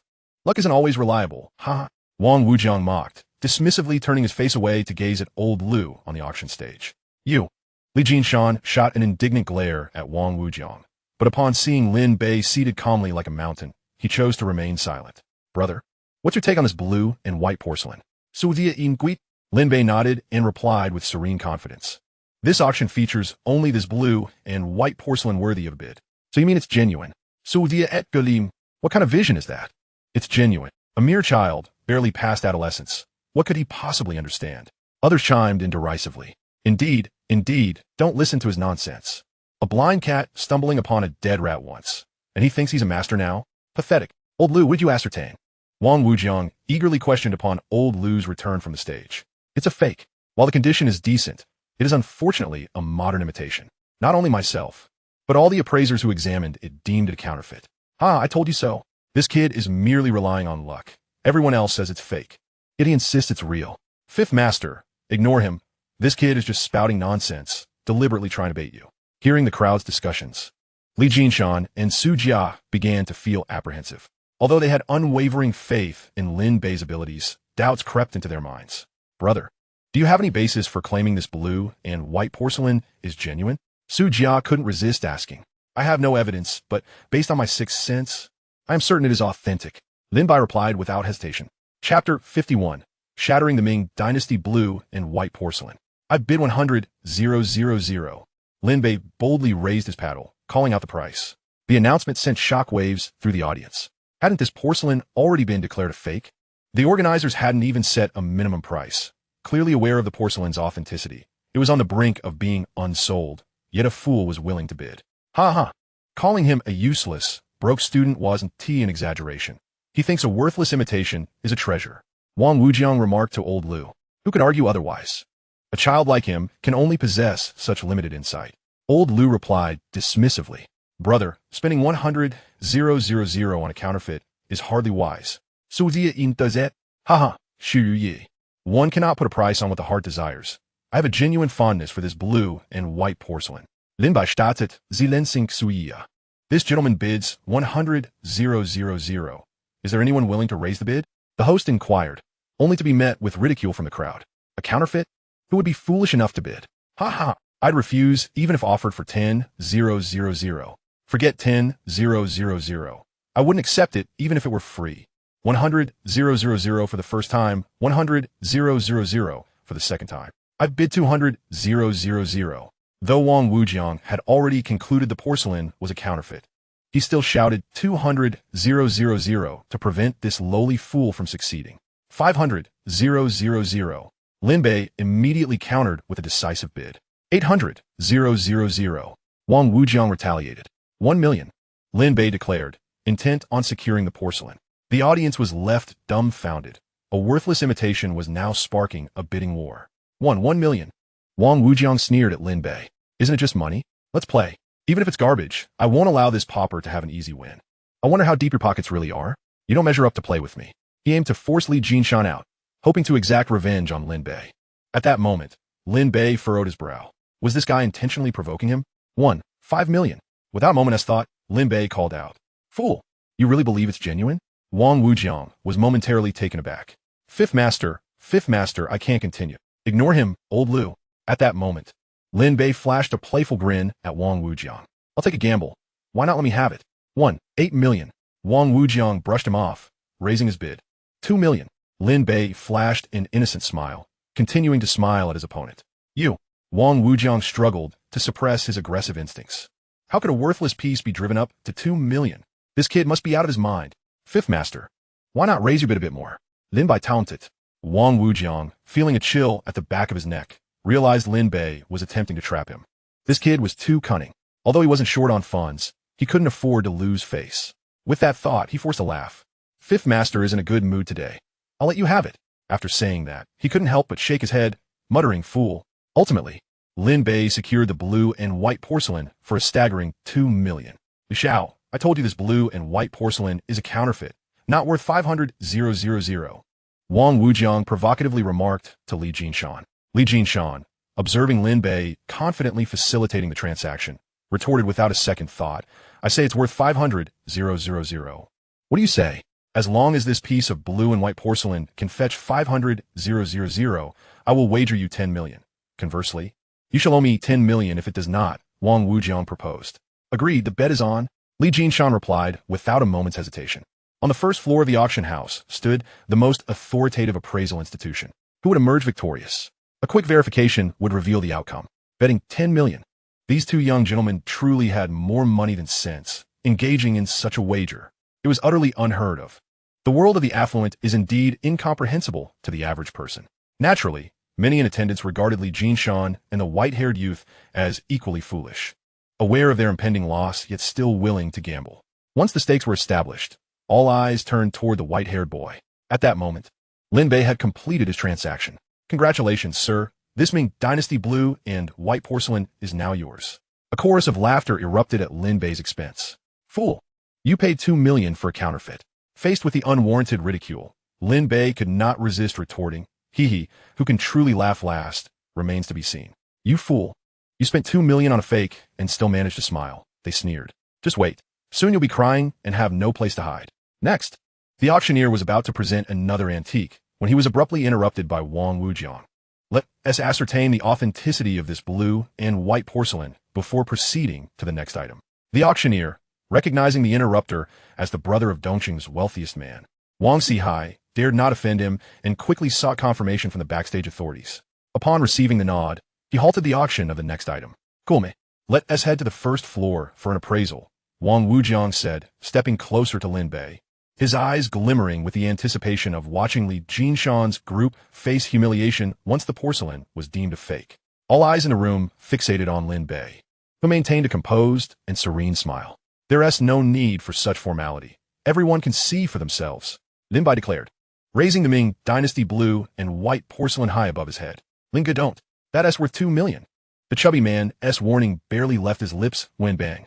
The porcelain was hurled to the ground, shattering with a resounding crack. No. Both Li Jinshan and Su Jia felt a pang of alarm. Even if it were a forgery, it had still cost 2,000,000. The chubby man, heartbroken, knelt to gather the shattered pieces.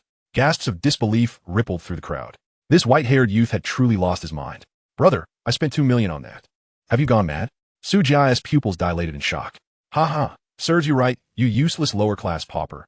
You deserve to be poor forever. Li Shou, is there any need for further appraisal? Will you be transferring the 10 million to me, or do you prefer cash? Wang Wujiang laughed heartily, reveling in the sight of Li Jinshan's group, mouths agape and faces ashen. At long last, he felt a sense of vindication. Young friend, you've demonstrated some discernment. It was indeed a worthless counterfeit. By shattering it, you have performed a public service, preventing it from deceiving others in the market. Before the esteemed appraiser, Master Liu, could finish his statement, Lin Bei interjected. This Ming dynasty blue and white porcelain may indeed lack value. But what lies within is a treasure that comes along once in a century. Lin Bei calmly bent down to clear the fragments from beneath the shattered porcelain. He gently picked up a round piece of yellow jade, its smooth surface adorned with golden veins that shimmered brilliantly.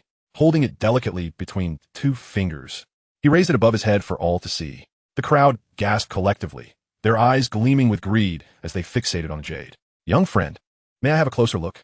Inquired an elderly gentleman with gray hair, his lips trembling with anticipation. Lin Bei graciously handed the jade to the elder, who examined it with great reverence, his eyes betraying a ravenous desire. His trembling hands echoed his excitement as he gasped in awe. The atmosphere in the hall grew thick with anticipation, silence enveloping the space as if time had momentarily frozen. Finally, the elder's voice quivered as he exclaimed, Heavens! This is the Yin-Yang Jade of Liu Bang, the founding emperor of the Han Dynasty. What? The crowd's astonishment was palpable, their mouths agape in disbelief. Chapter 52, Han Dynasty Yin-Yang Jade. The value of Liu Bang's Yin-Yang Jade. How much could it possibly be worth? The chubby man, still on the floor, gathering porcelain shards, sprang up in a frenzy. The elder replied, It is worth at least 2 billion. 2 billion. The crowd erupted in shock. What? 2 billion. The elder continued. And it is priceless on the market. Impossible. It can't be true. How could Liu Bang's jade be inside a piece of blue and white porcelain? It must be a fake.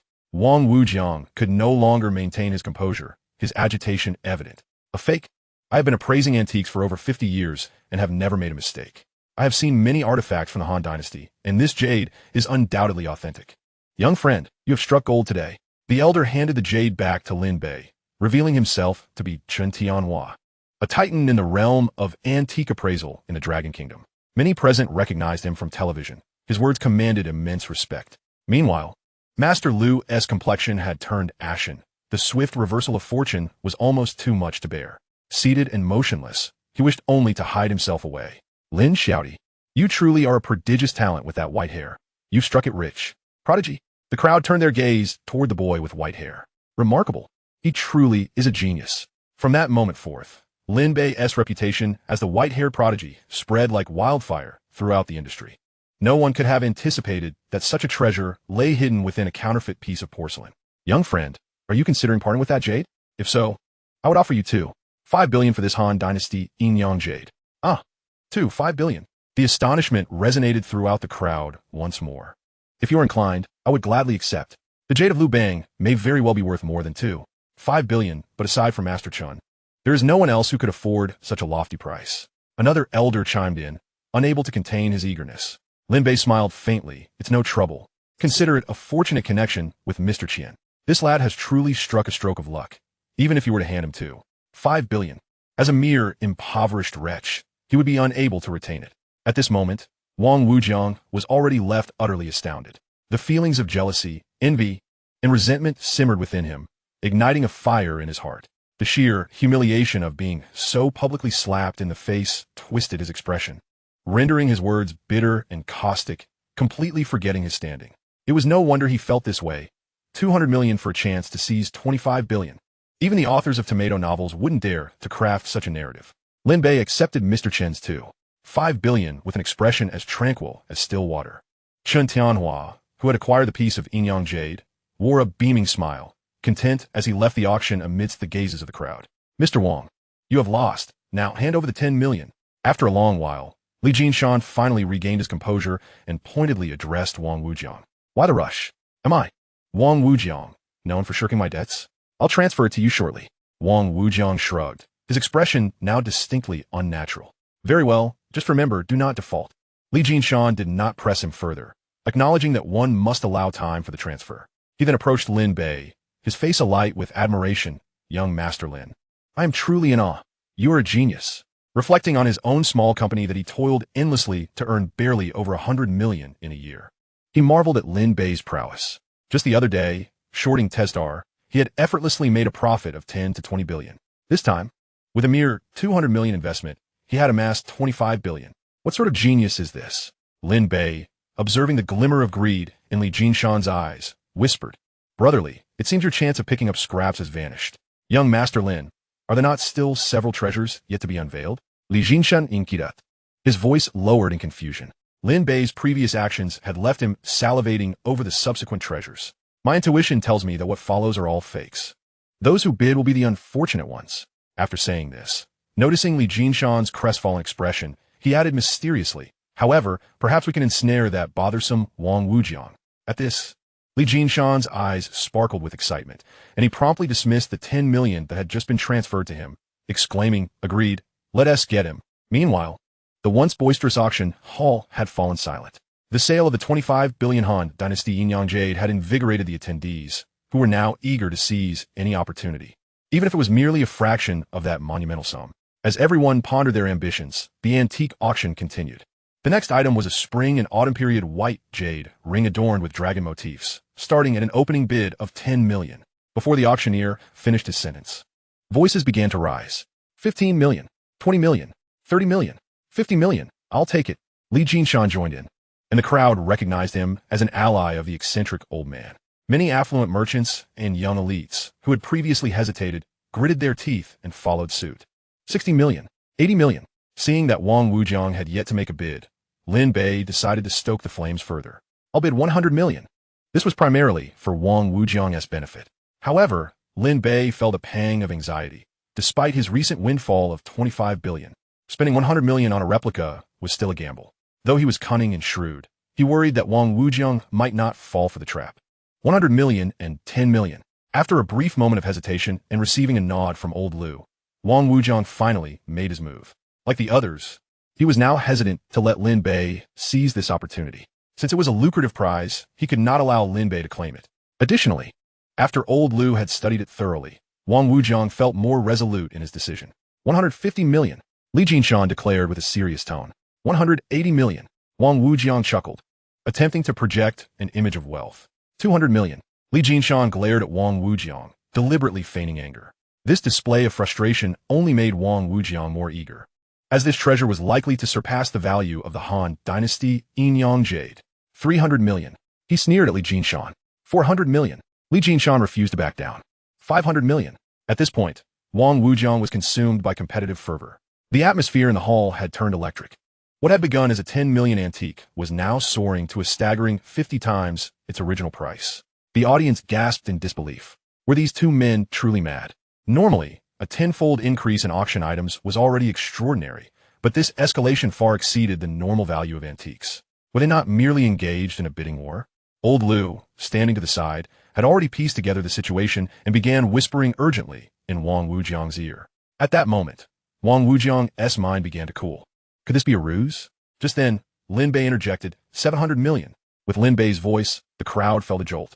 First, he had acquired the Haisho Great Mirror for 350,000, then secured the blue and white porcelain for 2 million, and now, having struck gold with the Han Gaozu Lu Bang's Yin-Yang Jade for a whopping 25 billion.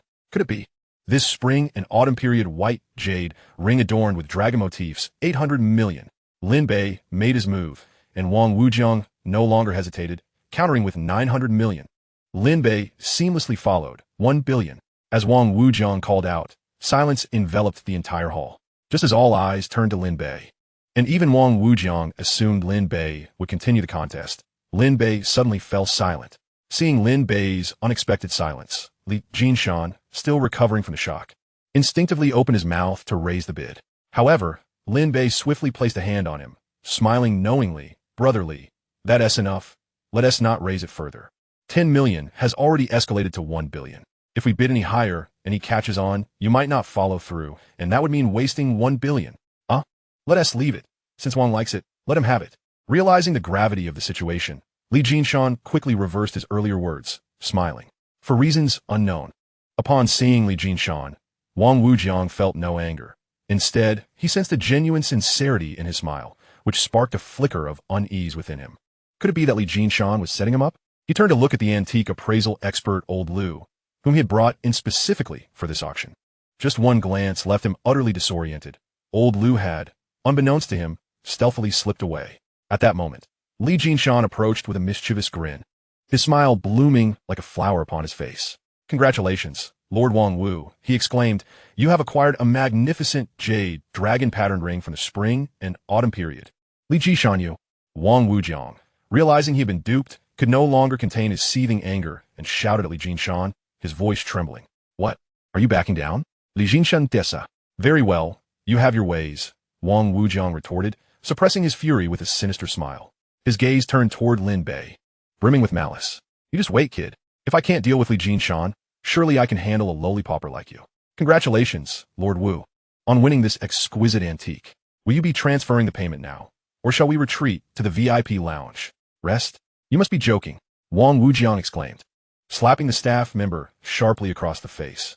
It was indeed the staff's fault for being so oblivious to the situation. The staff staggered back several steps, managing to steady himself, looking pitiful as he stood motionless. At that moment, a middle-aged man emerged from the backstage of the auction house, the event's organizer, exuding an air of authority. He approached Wang Wujiang slowly. Lord Wu, may I have a word? Mr. Chun, my apologies for the inconvenience. I intended to wait until the subsequent items were auctioned before making my payment. Mr. Chun, the organizer, smiled graciously. Very well. I have faith in your character, Lord Wu.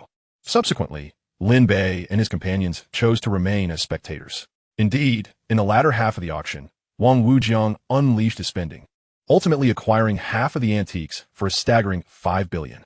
Under normal circumstances, given his intellect, he would never have dared to spend even 1 billion on antiquities. Yet, fueled by a desire to recoup losses from the 10 billion, he was gambling on the odds. Just as Wang Wujiang had paid 15 billion and was preparing to head to the first floor for appraisal, the auction house's door was abruptly swung open with a loud bang. 7 or 8 bodyguards surrounded a figure, the host of the antique auction, Chun Huan, head of the Chun family. Old Chun has arrived. Old Chun, greetings. However, Chun Huan's expression was grave, his brow furrowed, as if someone owed him countless billions. Following closely behind him was a renowned appraisal master from the Dragon Kingdom, Mu Roaming. ISNT, that Master Mu Roam, the top appraisal master from the Dragon Kingdom? Chun Huan swiftly ascended the auction stage, his expression somber. Ladies and gentlemen, I must be candid. There are issues with the antiques being auctioned today. They may all be forgeries. We have already contacted the authorities as the suppliers have fled.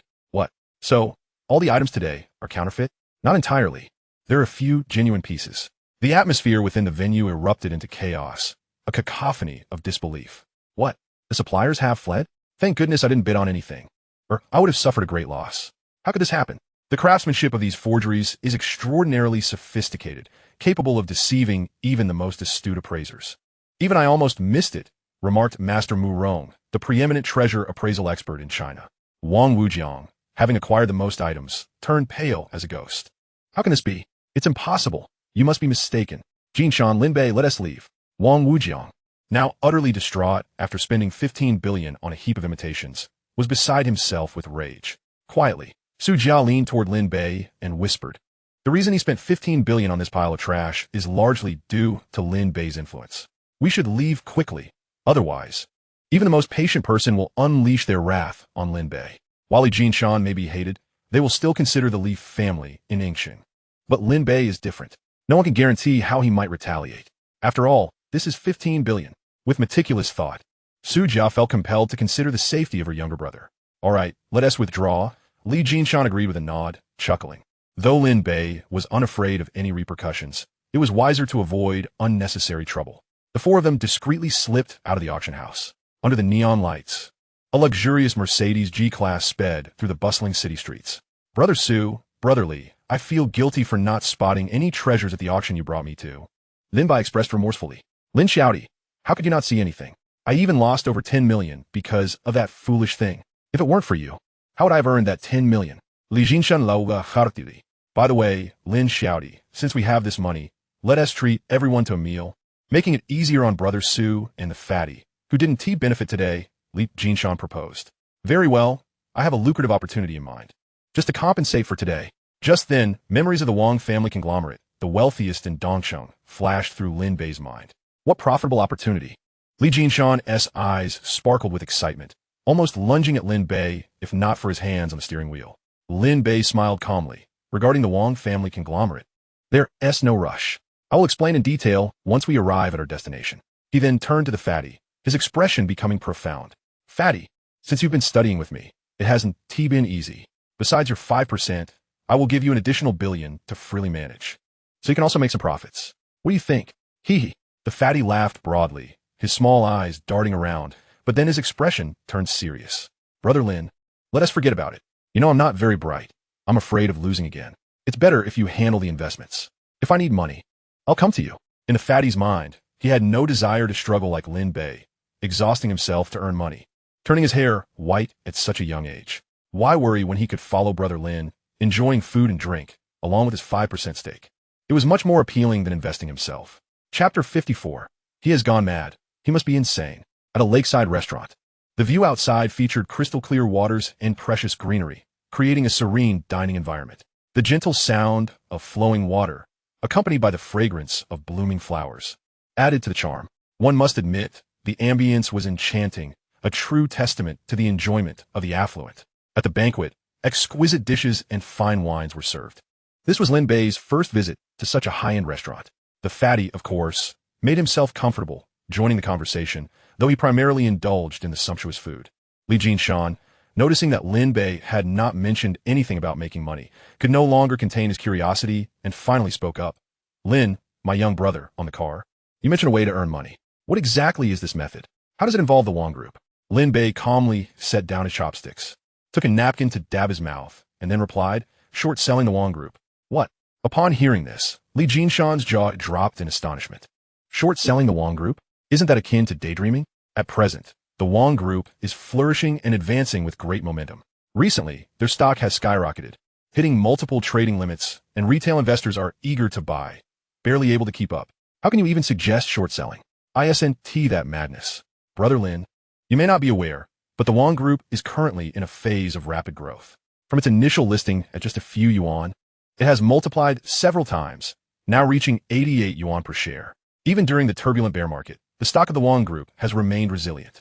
Particularly, there are whispers that my uncle in the provincial capital is about to be promoted to the capital, further boosting market confidence in the Wang Group. Brother Lin, suggesting to short-sell the Wang Group at this moment is utterly implausible. Hearing this, Su Jia's heart sank. Although he had been completely won over by Lin Bei's remarkable abilities, the notion of short-selling the Wang Group was still beyond his acceptance. Apart from his fondness for antiques, he had dabbled in stocks alongside Li Jinshan for several years. He considered himself to possess keen judgment regarding market trends. To short-sell the Wang Group at such a prosperous juncture seemed no different from courting disaster. Brother, this is unwise. Attempting to short-sell the Wang Group now is tantamount to seeking one's own demise. Short-selling a publicly listed company involves borrowing shares for brokers and selling them. When the stock price declines, one buys them back at a lower price and returns them to the broker, profiting from the difference between the selling and buying prices.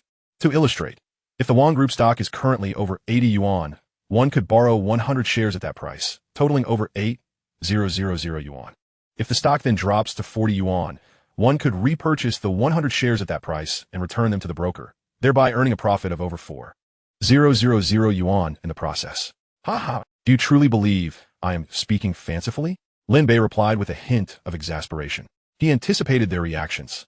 Recognizing that given the current trajectory of the Wang Group, his claim of wanting to short sell might lead even the simplest minds to label him as insane. Then, Li Jinshan quickly recovered, exclaiming, could it be that you possess some inside information? Is the Wang Group about to encounter trouble? Recalling the last time this prodigious youth shorted the stock of Tesla across the ocean, he realized that Lin Bei had a history of uncanny foresight. Inside information? Lin Bei certainly did not have any, yet he possessed memories from his previous life. Based on the events of that life, in the coming months, the Wang Group's protector, Wang Wujiang, a high-ranking official from the province, would be implicated. Subsequently, the Wang Group would be investigated, leading to the swift collapse of the entire Wang Empire. As the truth unraveled, a plethora of scandals would be exposed. revealing that the Wang Group had been operating a vast and illicit network of gambling and drug trafficking under the guise of legal business practices, with methods that were ruthless and socially damaging beyond compare. In no time, public outrage would reach a boiling point, and both the Wang Group and its high-ranking official would be despised by all. Overnight, the Wang Group stock would plummet to mere fractions of its previous worth, setting a record for the most catastrophic crash in the country's history, resulting in countless retail investors losing their entire investments. With only a few months remaining until the Wang Group's downfall, Lin Bei could not afford to wait. Not only had his rival classmate Wang Fei, leveraging the Wang family's power, bullied him relentlessly, but even his parents had fallen victim to Wang Fei's tyranny. Furthermore, having recently swindled Wang Wujiang out of 1.5 billion yuan, potentially his entire fortune, Lin Bei feared the repercussions. Severing a man's financial lifeline is akin to threatening his family's existence. Wang Wujiang would undoubtedly seek revenge. And while Lin Bei was unafraid, he still had his loved ones to protect. Thus, he was determined to act swiftly, both for personal and familial reasons, ensuring the Wang family faced ruin and enabling him to reap significant profits. The catalyst for the Wang Group's downfall in his previous life had been the Mize bar. On the surface, it appeared to be an ordinary bar, yet beneath it lay a hideous array of illicit activities involving gambling, drugs, and other criminal enterprises. These revelations would only come to light after the Wang Group's collapse. Lin Bei was acutely aware that such knowledge was not to be disclosed. He would neither dare speak of it, nor would he ever. Regardless, he had presented them with a golden opportunity for immense profit. Whether they seized it was entirely their decision. With a smile gracing his lips and a knowing glint in his eyes, Lin Bei added, "This time for the short selling. Do your utmost to utilize external funds. You too must have channels for that, right? This card contains 3 billion yuan. Take it and help me short sell the Wang Group." "Brother Lin, this," both men exclaimed in unison before falling silent. Their faces were awash with disbelief. Was he truly serious? They understood well what this 3 billion yuan represented for Lin Bei. It was tantamount to risking his entire fortune. "Brother, are you certain you wish to gamble on this? Surely, you jest." Su Jia, although knowing Lin Bei's intent, still sought confirmation, his voice laced with incredulity. "Hee, do I appear to be jesting?" Lin Bei replied, "If you trust me, follow my lead and seize this opportunity to profit. I need to think this over." Su Jia's expression grew grave, his mind still wavering. As he added, "However, I can assist you in short selling. Brother, I must advise you to ponder this thoroughly before making a decision." "Ponder? Time waits for no one. If we miss this chance, it may never come again," Lin Bei responded with a weighty implication. His words deepened the internal conflict within both men. Could it be? Was the Wang Group truly on the brink of catastrophe? How could they not detect even the slightest hint of impending turmoil? Chapter 55. Halfway up, the ladders pulled away. This meal had lost its flavor for Su Jia and Jin Shan as they departed in a state of turmoil. Only after dropping Lin Bei and the fatty off at the entrance of the community did Su Jia remember, "Your driver's licenses have been processed. You can drive with peace of mind now." "Thank you, Su Ge," they both replied, filled with gratitude. The fatty, upon receiving his driver's license, opened his mouth wide in excitement. I never dreamed that this poor lad would one day be able to drive a car." Everyone was amused by the fatty's exuberance. It was hardly surprising. In 2002, households that could afford a car were few and far between. Being able to drive a car was indeed a hallmark of a well-to-do family. Su Jia and Li Jinshan were deeply engrossed in contemplation about Lin Bei's audacious plan to short sell the Wang Group on their way back. "Jinshan, what are your thoughts on Lin Bei's intention to short the Wang Group?" Li Jinshan, gripping the steering wheel, exhaled a long sigh as if lost in thought. "Shi, when a person stakes their entire fortune and life on something, what do you think is going through their mind?" Su Jia replied without a moment's hesitation. "Either they are mad, or they possess absolute certainty." "Precisely. Lin Bei is undoubtedly not mad, based on our recent encounters with him and his extraordinary talent. He must have complete confidence to undertake such a reckless endeavor." After Li Jinshan spoke, Su Jia inquired, "Jinshan, you don't intend to follow in Lin Bei's footsteps and take such a wild risk, do you? From his performance at the auction today, I truly believe he is no ordinary person. He is a genius, a prodigy. If it weren't for him, it would not have been Wang Wujiang who was deceived, but perhaps myself. Just considering his fortune today, I am inclined to invest 2 billion as well. Su Ge, why don't you join me?" Li Jinshan finally made up his mind, chuckling, "You two are utterly insane." Su Jia, filled with excitement, began to rub his temples. His own self-image of being bold was thoroughly upended by Lin Bei's audacity. Gazing out at the city's vibrant nightscape, he momentarily shattered his rationality. "Since you both are investing, I shall invest 1 billion as well." In the following 2 days, the IP phone business of Lin Bei's father, Lin Jiangwo, was free from disturbances by outside parties and thrived splendidly. Daily revenues stabilized, much to the delight of Lin Jiangwo and his wife. Though not voicing their admiration for their son's foresight, were inwardly quite pleased. They refrained from inquiring about Lin Bei's schooling, which brought him considerable solace. Life continued in its tranquil manner, but in pursuit of evidence against the Wang group, Lin Bei and his companion, Fatty, frequented the Mize bar, spending lavishly yet finding no valuable evidence over several nights. One could not help but admire these individuals. After numerous visits, they still found nothing of worth. With Su Jia and Li Jinshan having invested billions in shorting the Wang group, Lin Bei could not afford to wait several months. For the first time, he encountered a dilemma, even rekindling his previous smoking habit to alleviate his worries. Boss, you went to the bar, refraining from gambling or soliciting, sitting there like a model student. It's a wonder you could find any evidence, Fatty remarked while engrossed in a video game. Suddenly, Lin Bei had an epiphany. Of course, I wouldn't indulge in vices, but perhaps a ruse could be employed. Well done, Fatty. Your brain still has some merit, Lin Bei exclaimed, tousling Fatty's head. Just then, Wang Dongxue rushed in, her expression grave. Lin Bei was immensely satisfied with Wang Dongxue, having entrusted her with the mobile phone market operations since her arrival. She was diligent and organized, managing everything without requiring his oversight. Manager Wang, the mobile phone market has nearly completed renovations, and your office is ready. Would you like to check for any discrepancies? I can have someone tidy up. She then handed Lin Bei a stack of documents. A cursory glance revealed personnel recruitment, company management, and paperwork for the mobile phone market, none of which piqued his interest or warranted his attention. Understood. From now on, you need not report daily operations to me. Handle it yourself. By the way, the mobile phone market is set to open in 3 days. Everything is proceeding smoothly, right? At this, Wang Dongshua's expression grew even graver. I was just about to discuss that. General Manager Tang seems to be reconsidering our agreement. It turned out that General Manager Tang, who had promised 10 million worth of mobile stock to Lin Bei's market, called that morning to say he could only supply a small portion of the goods, and only older models at that. Lin Bei's countenance darkened immediately. Isn't this akin to pulling the ladder from under me? With the opening just around the corner, where am I to source the inventory? Lin Bei pondered, couldn't mishugil changyun. Impossible. Based on my memories from my past life, the reputation of the mobile phone mogul is well deserved. Otherwise, he wouldn't have built such an empire. Suppressing his anger, Lin Bei smiled reassuringly. Manager Wang, it's fine. You go ahead with your tasks. I will handle this matter. Should we perhaps postpone the opening by a few days? Wang Dongxue began, but Lin Bei interrupted. No need. We will open as scheduled. Wang Dongxue bit her lip, hesitating to speak. She understood her young boss's temperament. Once he made a decision, it was as immovable as a mountain.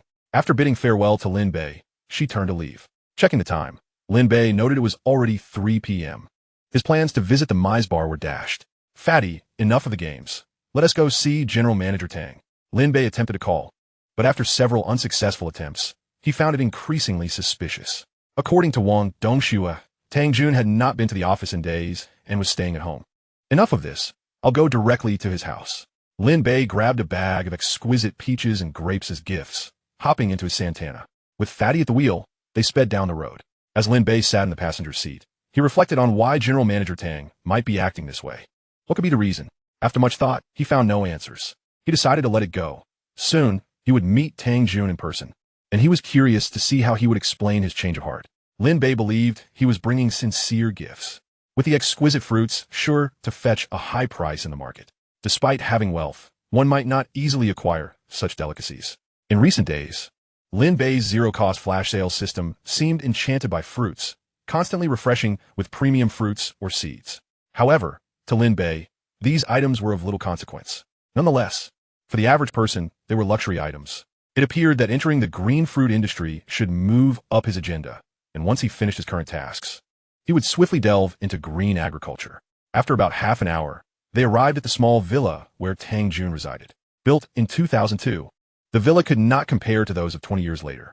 Although classified as a villa, it appeared quite dilapidated and unremarkable from the outside. After ringing the doorbell several times, the door finally swung open to reveal Tang Jun. Brother Tang, I hope my unannounced visit does not disturb you. He prepared to speak with a polite smile. Since you have come all this way, why bother with such formalities? Tang Yun chuckled, a fleeting hint of unintentional embarrassment crossing his face, which Lin Bei keenly observed. As Lin Bei stepped inside, He was greeted by the sight of Wang Wujiang from the Wang group seated in the hall. Lin Bei's pupils constricted instinctively, his heart skipping a beat. Chapter 56. The Fate of Wang Wujiang. The latter also noticed Lin Bei and the chubby man. Upon seeing Lin Bei, a glint of malice flickered in his eyes, soon replaced by a mocking grin. Ha ha, what a coincidence. Isn't this the one they call the white-haired ghost? Ha ha. Unlike Lin Bei's expectation of a bitter confrontation between foes, Wang Wujiang chose to ridicule him instead. Tang Jun, standing aside, appeared visibly uncomfortable, his bitter smile more akin to a grimace. Wang Wujiang approached Lin Bei, saying, "White-haired ghost, weren't you quite the predictor? Could have guessed why I am here today." One must admit, Wang Wujiang was not only wealthy, but also profoundly cunning. He was deliberately provoking Lin Bei, yet unfortunately, he underestimated his adversary. Lin Bei maintained an expression as calm as still waters, sporting a playful smile as he retorted, "Ha, is there even a need to guess? Only a fool would ask such a question." Wang Wujiang was taken aback. This youth before him exhibited a composure and steadiness far beyond his years, resembling a formidable opponent rather than a mere boy. "Ha ha ha, you're quite the little genius, aren't you? Bull, I must say. You dare speak to fifth brother like that?" A towering figure behind Wang Wujiang, without any decorum, directed his words at Lin Bei. Lin Bei, refusing to yield, shot back. "I am indeed bold. What can you do about it? Just a dog, after all, with the spirit of a man in his 40s. Lin Bei understood that when faced with such arrogance, one must respond with even greater audacity. You dare insult me? I'll tear your mouth apart." The giant, enraged, rolled up his sleeves as though preparing to unleash his fury upon Lin Bei. Wang Wujiang halted him, and the giant stood there, glaring furiously at Lin Bei, seething with rage. From a moment they met, he had found Lin Bei insufferably arrogant, and his calm demeanor only heightened his desire to retaliate. "Do you know how a mouse meets its end? I'll tell you. It's at the hands of a cat. Ha ha. Don't worry, young one. Fifth Master will take his time with you." His gaze towards Lin Bei was filled with a bloodthirsty madness, just as Wang Wujiang had proclaimed. He intended to toy with Lin Bei until the latter was utterly defeated. Only then would he feel a sense of satisfaction. Taking Lin Bei's resources was merely the first step of his plan. "Play all you want. I'm not afraid," Lin Bei replied defiantly. "Let us go." He signaled to his bodyguards, intending to leave, but coincidentally crossed paths with the chubby man. Wang Wujiang glared at the chubby man with a lecherous expression. "Good dogs don't block the way. Get lost." He kicked the chubby man, sending him crashing to the ground, followed by a pain scream. Wang Wujiang, a practitioner of martial arts, had legs that could exert immense power. The sudden kick was swift and decisive. Seeing his companion struck, Lin Bei could no longer suppress his fury. He charged forward, delivering a kick to Wang Wujiang with even greater force. Wang Wujiang tumbled to the ground, rolling and howling in pain. The giant bodyguard, having long since disregarded Lin Bei, led a group of other bodyguards to swarm around him, subjecting him to a brutal beating. In mere moments, Lin Bei was knocked down, struggling to rise. Bending down, Lin Bei helped the chubby man to his feet. "Are you all right, buddy?" "Me fine. Just my backside is sore," the chubby man replied, still seething with anger at Wang Wujiang, who lay groaning on the ground. He approached Wang Wujiang and delivered several kicks.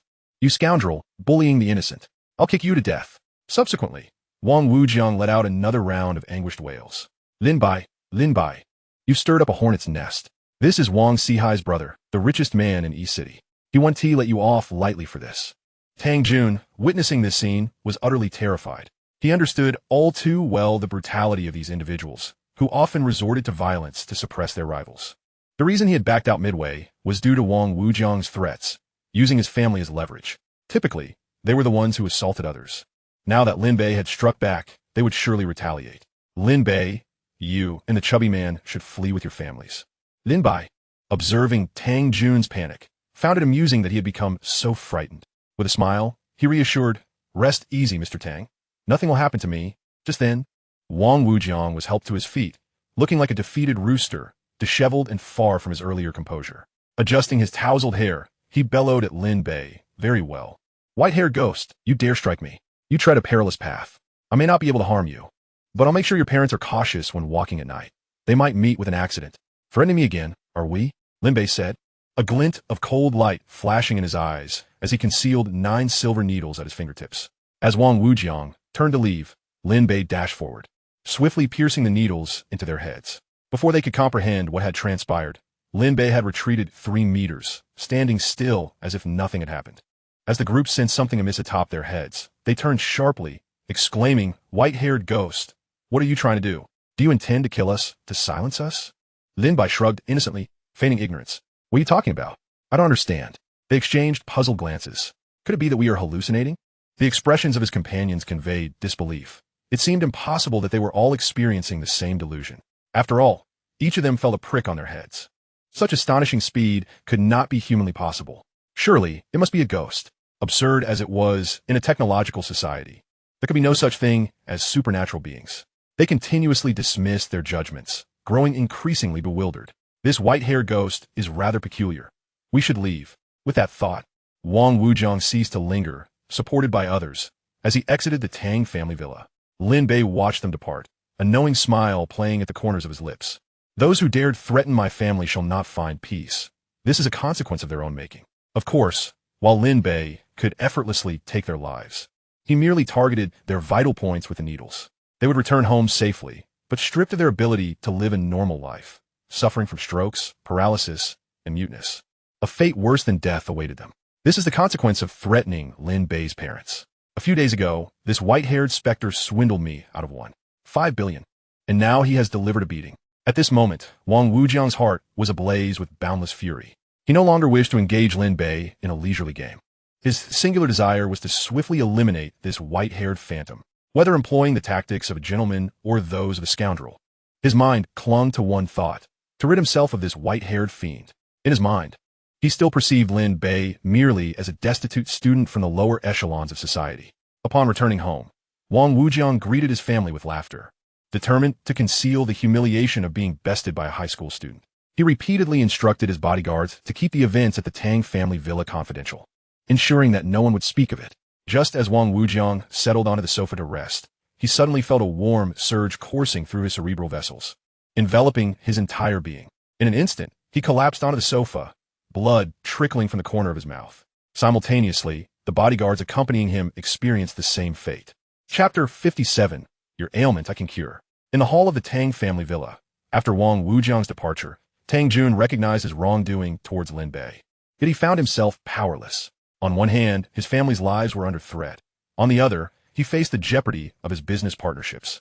Weighing the two, he could only sacrifice his integrity and choose to breach their agreement. While preparing tea for Lin Bei and the portly companion, he pondered incessantly on how to explain the situation to Lin Bei. Lin Bei, having discerned his thoughts, smiled at Tang Jun as he instructed the portly man to place the fruit on the coffee table. "Brother Tang, this is homegrown from my hometown. It's exceptionally delicious. Brought here for you to savor." At that moment, Tang Jun dreaded Lin Bei mentioning the phone incident to interrogate him. To his relief, Lin Bei not only refrained from doing so, but actively prevented him from bringing it up. A slight smile graced his face as he courteously replied, "Why bring gifts when you've come?" Lin Bei opened 2 bags, revealing exquisite grapes and succulent peaches, both products of his system. These are the grandest gestures he could extend to Tang Jun, far exceeding the value of the most extravagant gifts. Such premium fruits, unattainable in the market even with wealth, signified Lin Bei's regard for him. A fragrant aroma soon permeated the hall, enveloping the spacious room in its allure. "Why do these fruits smell so divine? I've never encountered anything like it," Tang Jun exclaimed, unable to contain his astonishment. The enticing aroma captivated his attention, momentarily dispelling his earlier gravitas, replaced by a gluttonous gaze fixated on the exquisite fruits. Noticing Tang Jun's fascination, Lin Bei grinned and asked, "Brother Tang, why not have a taste? These are treasures that money cannot buy." Tang Jun, realizing his awkwardness, awkwardly chuckled, "Wang Ma, come wash the fruits." Lin Bei quickly interjected, "No need, no need. These are eco-friendly organic fruits. They require no washing and can be eaten directly." He casually grabbed one and popped it into his mouth. The portly man, unable to resist, snatched several and stuffed them into his mouth, relishing the taste, leaving Tang Jun envious as he watched. "I want to try too." Tang Jun delicately extended his fingers, selecting a plump, tempting grape and placing it in his mouth. Instantly, the grape's sweet and tangy flavor burst forth, filling his palate, prompting an exclamation of delight. "Delicious. Exquisite. I've never tasted grapes this sensational in my life. What variety is this? Is it for sale? Where can I procure it?"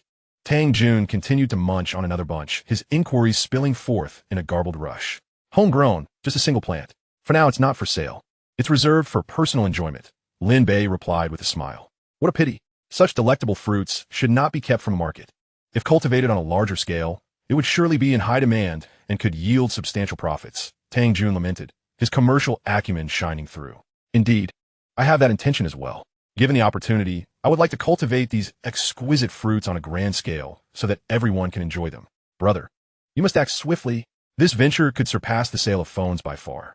These delectable fruits could fetch prices 100 or 1,000 times that of ordinary fruits.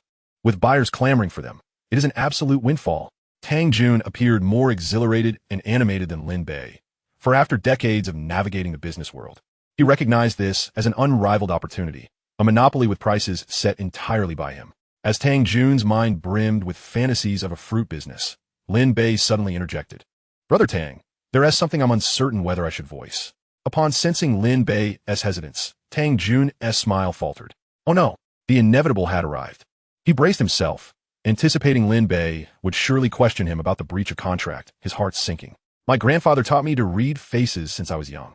Upon first meeting you, I sensed a minor issue with your health.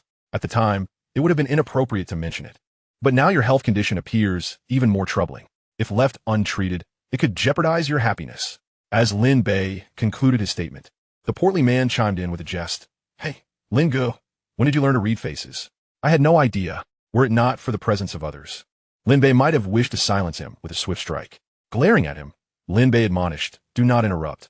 I'm discussing serious matters with Brother Tang. The portly man promptly fell silent, stuffing his mouth with grapes. The reason Lin Bei was aware of Tang Jun's ailment stemmed from the previous life, when Tang Jun's ex-wife had revealed it during their divorce. Lin Bei wouldn't admit to possessing the ability to read faces. He would rather be perceived as a charlatan than disclose his identity as a reborn individual. Although Tang Jun noticed this exchange, he was too preoccupied to dwell on it, relieved that Lin Bei had not broached the phone incident. Brother, what illness do you think I have? He inquired, feigning a smile as he gazed at Lin Bei. Brother Tang, is it that your prowess is lacking? A severe case of kidney deficiency? Although Lin Bei spoke with calmness, Tang Jun's composure shattered, his countenance turning a shade of green. Lin Bei had accurately diagnosed him. Indeed, he had been struggling in that regard. It had been a decade since he last enjoyed marital intimacy. For this reason, he had traversed every corner of Longhua, seeking remedies in hospitals and folk remedies, consuming medications by the trainload, yet to no avail. Even after years of marriage, his wife had borne him no children. Confronted head-on by Lin Bei, although he was mentally prepared, Tang Jun still felt a burning embarrassment on his face. Wealth and virility symbolize a man's dignity. At times, they even surpass the importance of money itself. Without offspring, what is the point of earning such vast sums of money? As he pondered this, Tang Jun's demeanor grew increasingly despondent. Brother, did you see through it? Lin Bei nodded emphatically in agreement. Then, with utmost seriousness, he declared, this ailment, I can remedy. Upon hearing this, Tang Jun, filled with excitement, grasped Lin Bei's hands fervently and exclaimed, really? You can truly cure me. Brother, you're not joking with me, are you? Lin Bei nodded affirmatively with a reassuring smile. Fantastic. If you can restore my health, you will be the great benefactor of the Tang family. Please, tell me how to proceed. How can I assist? I'm overwhelmed with joy. Tang Jun, in his exhilaration, flailed his arms about, at a loss for words. Lin Bei, not wasting time on idle chatter, stated directly, Brother Tang, I can begin your treatment immediately. Along with the fruits I've brought for you. Make sure to consume at least 2 each day. I guarantee that within a week, you will be revitalized and restored to your former vigor. With that, Lin Bei instructed Tang Jun to recline on the sofa and took out 9 silver needles, administering a few into the acupuncture points on his arms and thighs. Of course, these locations alone would not cure his affliction. However, due to the chronic nature of his condition, akin to rusting metal components, Lin Bei aimed to clear the blockages in his meridians. As the 9 needles pierced his skin, a wave of warmth surged through Tang Jun's limbs, gradually spreading to the afflicted area. He felt the warmth as if countless tiny ants were crawling over him, gentle yet tingling, causing a gradual discomfort throughout his body. Hold on. After about a minute, the pallor on Tang Jun's face began to fade, replaced by a rosy hue, and the irritating sensation dissipated. He felt a flow of warmth directing towards his lower body. Brother, I can feel it. I can feel it, he exclaimed with uncontainable joy. Stay still. This is just the beginning. I haven't formally begun your treatment yet. Just as Tang Jun reveled in the excitement of being liberated from years of torment, Lin Bei swiftly drove a silver needle into his perineum. With that, Tang Jun let out a primal scream, beads of sweat forming instantly on his forehead, his face contorting in agony. If not for Lin Bei's firm grip, he would have leapt off the sofa in distress. Observing Tang Yun's tomit. The stout companion couldn't help but exclaim, "Good heavens! Lin Bei, are you healing him or torturing him?" The stout one thought to himself, surely, one should not retaliate in such a brutal manner for a slight. Lin Bei shot him a fierce glare, dismissing his concern. His grip was as strong as iron. Even a fierce tiger could not escape his grasp. Despite Tang Jun's desperate struggles, Lin Bei's hand held him down as effortlessly as one might restrain a mere ant. With his other hand, Lin Bei began to massage the perineal area. A cool sensation enveloped Tang Jun, and with it, the pain gradually subsided. What followed was a cascade of warm currents that enveloped him, offering immense pleasure. In a moment, the tension that had gripped his body from the excruciating pain melted away, leaving him utterly relaxed, as if he had traversed the gates of a netherworld and returned to life. Not only had he returned, but the experience was so euphoric that it felt akin to a taste of paradise. Tang Yun suddenly fit in vigor. Not only was he restored, but he felt as if he had returned to the vigorous age of 20. As a man, he knew best whether he was capable or not. "I'm capable. I am." He jubilantly leaped around the hall. Lin Bei, retracting the silver needles, smiled and said, "Brother Tang, although your chronic ailment has been cured, do not rejoice too hastily. After all, this condition has persisted for too long and requires a week of careful adjustment. The grapes I brought will replenish your essence, while the peaches will invigorate your blood. You must consume them punctually." "Yes, yes. Thank you, thank you." Tang Jun, overwhelmed with gratitude, struggled to articulate his thanks, almost kneeling before Lin Bei. He had suffered from this ailment for many years, convinced that it was beyond remedy. Having lost all hope of ever reclaiming his masculinity, he was astonished that a business partner he had wronged had now restored him to health. He had finally regained his dignity as a man. Unable to contain himself any longer, Tang Jun shed tears of joy. With the matter concluded, Lin Bei prepared to leave. Throughout his visit, he had refrained from mentioning the breach of contract with Tang Jun. Human emotions are complex. As Tang Jun gazed at the youthful figure of Lin Bei, his heart was filled with conflicting emotions. His lips trembled as he uttered, "Brother, it is I who have wronged you. I am a wretched man. I will take my wife and family and retreat to the mountains." As he spoke, he began to slap himself fiercely across the face. Lin Bei turned back, smiling gently. "Brother Tang, there is no need for self-reproach. I understand everything. You were compelled by circumstances. But rest assured, those who pressured you will no longer do so." "What do you mean?" Tang Yun est bewildered. "You will find out this evening when you make a phone call." With that, Lin Bei turned and departed. As the sun set and the night unfolded its enchanting cloak, they arrived at the Mai's bar. The music was tantalizing, the lighting dim and alluring. Two young men, one stout and one slender, indulged in fine wines and extravagant spending. Ergo, the end of the month is approaching, and you're still short of your quota for pushing clients. You must hurry, otherwise your bonus for this month will be gone. "Yes, yes, brother phone," replied the server named Ergo, bowing and nodding with a smile. Deep down, he was more anxious than anyone, for if he failed to meet his targets this month, he would not receive a share next month. However, despite his urgency, he dared not recklessly recommend anyone. If something went awry with a suggestion, the boss would make his life a living hell. Last month, a colleague named Xiao Wang had pushed a connection, only to be brutally beaten to death in front of everyone. The bloody lesson haunted him with fear. "Server, bring me another bottle of your finest wine," shouted a young stout man from the corner. Opposite him sat a slender youth, with a striking streak of white hair, conspicuously noticeable. His hair was even trendier than the ash-gray styles popular among contemporary youth. Despite his lavish spending on fine wine and indulgence, one could discern a sense of righteousness in his eyes. Ergo had been observing the two for several days, yet hesitated to make his move. "Brother, this is the most expensive French imported red wine in the bar, priced at 188,000 per bottle. You both consumed 5 bottles already. What? Are you afraid I can't afford it? Kid, stop peeking through the door. I have money. Do you believe I could crush you with cash?" The rotund man feigned bravado. Yes, yes, yes, it is evident you two are affluent gentlemen. Please, enjoy at your leisure." After uncorking the wine for the two, he poured each a glass and began to turn away. However, he was abruptly halted by Lin Bei, who feigned grandeur, saying, "Wait, young man, don't leave. This is a tip for you." As he spoke, he retrieved a thick wad of cash from his pocket and handed it to the waiter. "Brother, this is—" Ergo asked, his face a mask of confusion. Receiving tips in bars is common, but this amount must be around 10,000 yuan.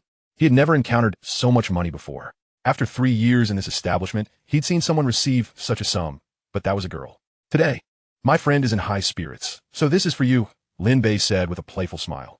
No, give it to me. The plum man, seeing Ergo's days, quickly snatched it away. Thank you, esteemed brothers, for your generosity.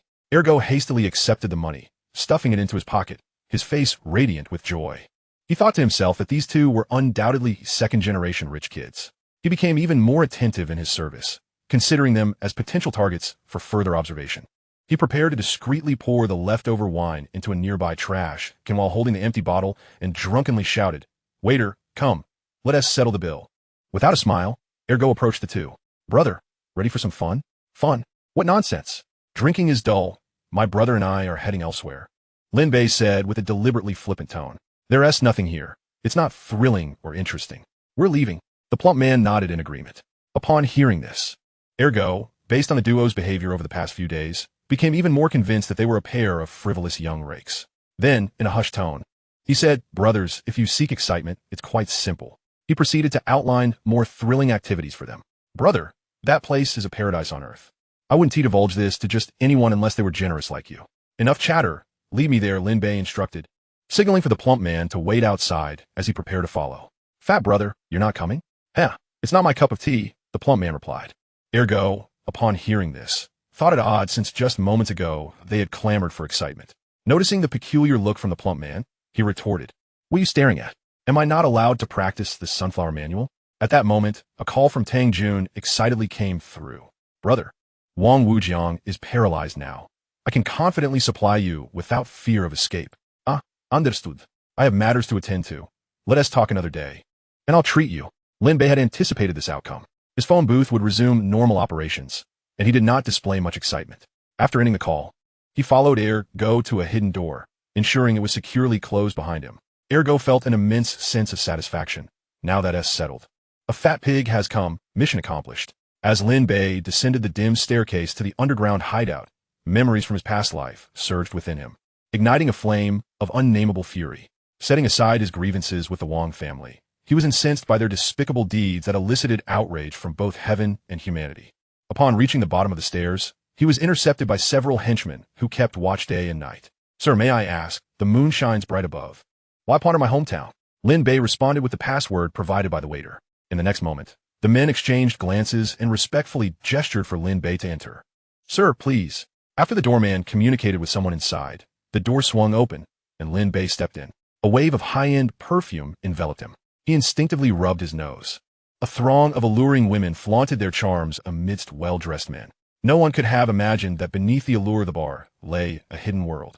Were it not for Lin Bei's mature soul, he might have succumbed to the intoxicating sights and sounds, overwhelmed by desire and plunged into this opulent abyss. As Lin Bei walked deeper, he noticed several cameras blinking white light, undoubtedly focusing on him as an unfamiliar face. He endeavored to appear more exuberant, adopting a rather lewd demeanor. Welcome, little brother. What would you like to indulge in? Let me introduce you, spoke a stunning woman in her late 20s, clad in a snug mini dress that accentuated her voluptuous figure. With her alluring red lips, delicate features, and long, fair legs, she showcased her enviable form. Who are you? Lin Bei feigned ignorance, adopting the guise of a worldly man. Hee, I'm in charge here. Everyone calls me Sister Hua, the enchanting woman giggled. Oh, finished with your tasks? Then please, enlighten me about the exciting options available here, Lin Bei said, deliberately adopting a provocative tone. Typically, guests would first indulge in the first zone, then venture to the second for gambling, and finally relax in the third, experiencing a journey from the mundane to the euphoric. While the woman did not explicitly state the nature of their services, Lin Bei deduced their implications. The first zone, involving substances, was strictly off-limits for him. The second, gambling, held no allure either. Why bother with the effort to ascend to heaven when he could simply go there directly? It's understandable. Youth often seeks thrills. Sister Hua chuckled. Little brother, it's your first time? ISNT it? No worries. Let us start in paradise. And once you enjoy yourself, your luck will surely improve. After instructing a waiter, she added, little brother, our paradise service is quite pricey. Ordinary service is $29,800, mid-tier is $39,800, and premium is $49,800. Before she could finish, Lin Bei interrupted impatiently. ISNT it all about the money? I'm not short on funds. I want the highest tier of service. He was eager for the experience. Very well, I won't keep you from your enjoyment any longer, she said, swaying her alluring waist as she departed. Guided by a young man, Lin Bei ventured deeper into the basement. Passing through door after door, he arrived at an opulent swimming pool, where numerous young and beautiful women in minimal swimwear frolicked with lascivious men. Sir, if you fancy any of the ladies, you may take her into the water or even back to your room for whatever services you desire. Lin Bei nodded, his gaze sweeping across the row of women before ultimately settling on one with pure eyes and a slightly melancholic demeanor. He gestured towards the young man, indicating her. All right, I'll arrange that for you. The young woman rose, her expression heavy as she approached. Damn it, can you stop wearing that sour face all the time? Haven't you suffered enough? Seeing her lack of a smile, the young man couldn't help but curse. The woman forced a smile, flustered, and said, I'm sorry. When she drew closer, Lin Bei was taken aback. This, wasn't she the woman who had been run over repeatedly by a car in her past life? In his previous existence, before the Wong group had even emerged, a woman associated with a scandal involving seductive drinks had met a tragic end, crushed by a vehicle in the dead of night. The information leaked was scant, consisting only of her photograph and details of her fall from grace. At that time, several other women had also perished under similar circumstances. The perpetrator responsible for these tragic fates was a figure known as Brother Feng from the Mize Bar. Sir, should she accompany you for a while, or would you prefer to head straight to the room? The young man inquired. Lin Bei pointed toward the room. Very well, the young man responded, then turned to the woman, his tone cold. Stop dawdling and open the door for the sir. The room's decor exuded an alluring ambience. A vibrant crimson double bed, set under suggestive lighting, could ignite one's hormones in an instant. It must be said, in such an environment, no man could possibly restrain himself. Upon entering the room, Lin Bei meticulously scanned every corner. Stop searching. The entire basement is equipped with cameras, except for this room. The woman seemed to pierce through Lin Bei's thoughts, stating expressionlessly. She then prepared to shed the scant clothing she wore. Stop. Lin Bei was momentarily stunned, his throat dry as he managed to utter those two words. The woman, still expressionless, asked, do I not need to undress? For her, encountering such customers was not uncommon. As the saying goes, in a vast forest, one encounters all sorts of birds. Each man had different preferences, and she had long since adapted. Sit down and talk with me for a while, Lin Bei said, regaining his calm demeanor. He seated himself on the sofa opposite, while the girl took a seat across from him. Talk. This request was one she had never heard before. Among the men she had encountered, none were anything but eager, longing to consume her. Taken aback, she complied and sat down across from Lin Bei. Can anyone hear us while we talk? Lin Bei inquired. No. There's no surveillance equipment here, and besides, are you suggesting that? As she spoke, she seemed to grasp something, hastily covering her mouth. Lin Bei nodded at her, signaling that he was an undercover agent. The reason he had approached her was the stubborn defiance she radiated, suggesting she was either new to this life or not entirely tamed. A fleeting smile crossed the woman's face before she reverted to her former demeanor. Deep down, she understood that with the Wong group's connections in the city and province, even if someone possessed evidence, they could not be touched. The Wong group's backing was too formidable. Just last month, a journalist had been exposed, brutally killed, and his body disposed of in a concrete bridge pier. What is your name, and what did you do before? Can you share that with me? The woman bit her lip tightly, her heart in turmoil. Lin Bei recognized her inner conflict. He remained patient, lighting a cigarette and asking, do you smoke? She shook her head. This only solidified Lin Bei's convictions. He smiled and said, I know what you're thinking. However, voicing it could provide you with a glimmer of hope. Why not consider it? Lin Bei gazed at the young woman with sincerity. Chapter 60, Not a Penny to Spare. Gazing at the earnest, white-haired youth before her, she hesitated momentarily before asking, are you a good person? Lin Bei pondered her words, questioning himself. Am I a good person? He quickly dismissed the notion. Only children categorize people as good or bad in the adult world. Those who can uphold moral and ethical boundaries certainly belong in the realm of the virtuous. I suppose so, Lin Bei replied with a smile and a nod. In truth, she too understood this principle. Such childish inquiries were often made by those who would never admit to being bad. Yet, she still posed the question. Seeing Lin Bei nod in agreement brought a flutter of excitement to her heart. My name is Su Qing, a recent university graduate. Does that seem incredible? Su Xing asked Lin Bei. He nodded and inquired. Then why are you here? Her eyes glistened with unshed tears, her face etched with a fierce unwillingness. The pressure from biting her lip left deep imprints. For reasons unknown, Su Qing felt that this white-haired youth was unlike any customer she had encountered before. There was an inexplicable sense of affinity. With this feeling blossoming, she opened her heart. Since I was young, my mother passed away due to illness, leaving me to rely solely on my father. Just after I graduated from university, my father fell gravely ill, and the doctor said he needed 300,000 from my family. That was an astronomical sum. After borrowing from all our relatives and friends, we managed to scrape together less than 100,000. At that moment, a classmate from elementary school mentioned that the Mise Bar offered high salaries, and if I performed well, I could earn extra income, potentially making 100,000 in a month. I knew such opportunities were rare, but unable to resist my classmates' persuasion and the financial plight at home, watching my father suffer daily, I decided to give it a try. Little did I know, upon entry I was controlled, faced with various temptations and threats, and they even promised me the 300,000 up front if I worked for a month. The temptation was too great, so I acquiesced. At this juncture, Lin Bei interjected, "Did they give you the 300,000? Su Qing could no longer contain her tears, pausing momentarily before continuing. They did. They handed the money directly to the hospital, and so I endured for a month. However, during this time, I was coerced into developing a drug addiction, marking the onset of my nightmares. By the end of the month, I couldn't even think about repaying. Even now, after 6 months, I owe them hundreds of thousands in drug debts." As Su Qing recounted her plight, she was overcome with emotion, collapsing onto the table in tears. Lin Bei, hearing this, furrowed his brows, filled with a deep-seated rage towards these individuals. "Then why didn't you escape?" He knew his question lacked insight. "Escape? It's utterly impossible. All the women here are under their control 24/7. They confiscated our phones, preventing any contact with the outside world. Some have tried to flee, but were caught and severely beaten in front of everyone. A close friend I made here." As she spoke, Su Qing's body trembled, her skin marred with bruises that stood out starkly under the light. Her eyes were filled with despair and helplessness. Lin Bei gazed at the pitiable woman before him, a flicker of compassion gracing his features. In his previous life, Su Qing had relayed these very words to the undercover agent at the Public Security Bureau, resulting not only in the agent's capture, but also in her untimely demise. Fortunately, in this life, he encountered her first. Subsequently, Su Qing divulged all the information she possessed to Lin Bei. The most crucial evidence for Lin Bei consisted of the locations where the victims were buried and the license plates of the vehicles involved, all of which could be traced through the leads provided. Once she had finished speaking, Su Qing cast a hopeful glance at Lin Bei and inquired, "Will you truly help me?" Without a moment's hesitation, Lin Bei nodded. Upon witnessing his assent, delight sparkled in her eyes, igniting a flicker of hope within her. "Endure for a few more days. I shall rescue you soon. However, the words spoken today must remain confidential, shared only with the provincial supervision team." Su Qing eagerly nodded in agreement.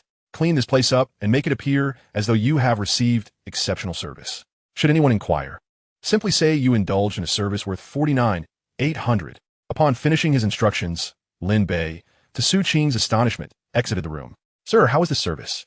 The young man approached Lin Bei with a broad grin as he left the room. Lin Bei feigned enjoyment, exclaiming, "Heavenly service, truly deserving of its reputation. One word, priceless." Observing Lin Bei's apparent delight, the young man finally relaxed his vigilance. "Sir, having reached paradise, would you care to experience the thrill of a roller coaster again?" With this suggestion, Lin Bei, who had initially planned to return, decided to indulge once more. He had already expended over $1 million in gathering evidence against the bar, and he refused to let these scoundrels benefit at his expense. Guided by the young man, Lin Bei ventured into the underground casino. Though unskilled in gambling, he possessed a system that granted him insight into the game. The outcomes were entirely at his discretion, mimicking the demeanor of the other gamblers.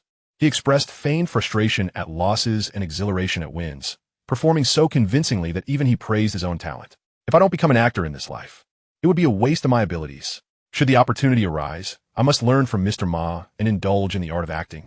In less than half an hour, Lin Bei had feigned a loss of 10 million. The casino staff, witnessing this, beamed with delight and hurried to offer him the finest drinks.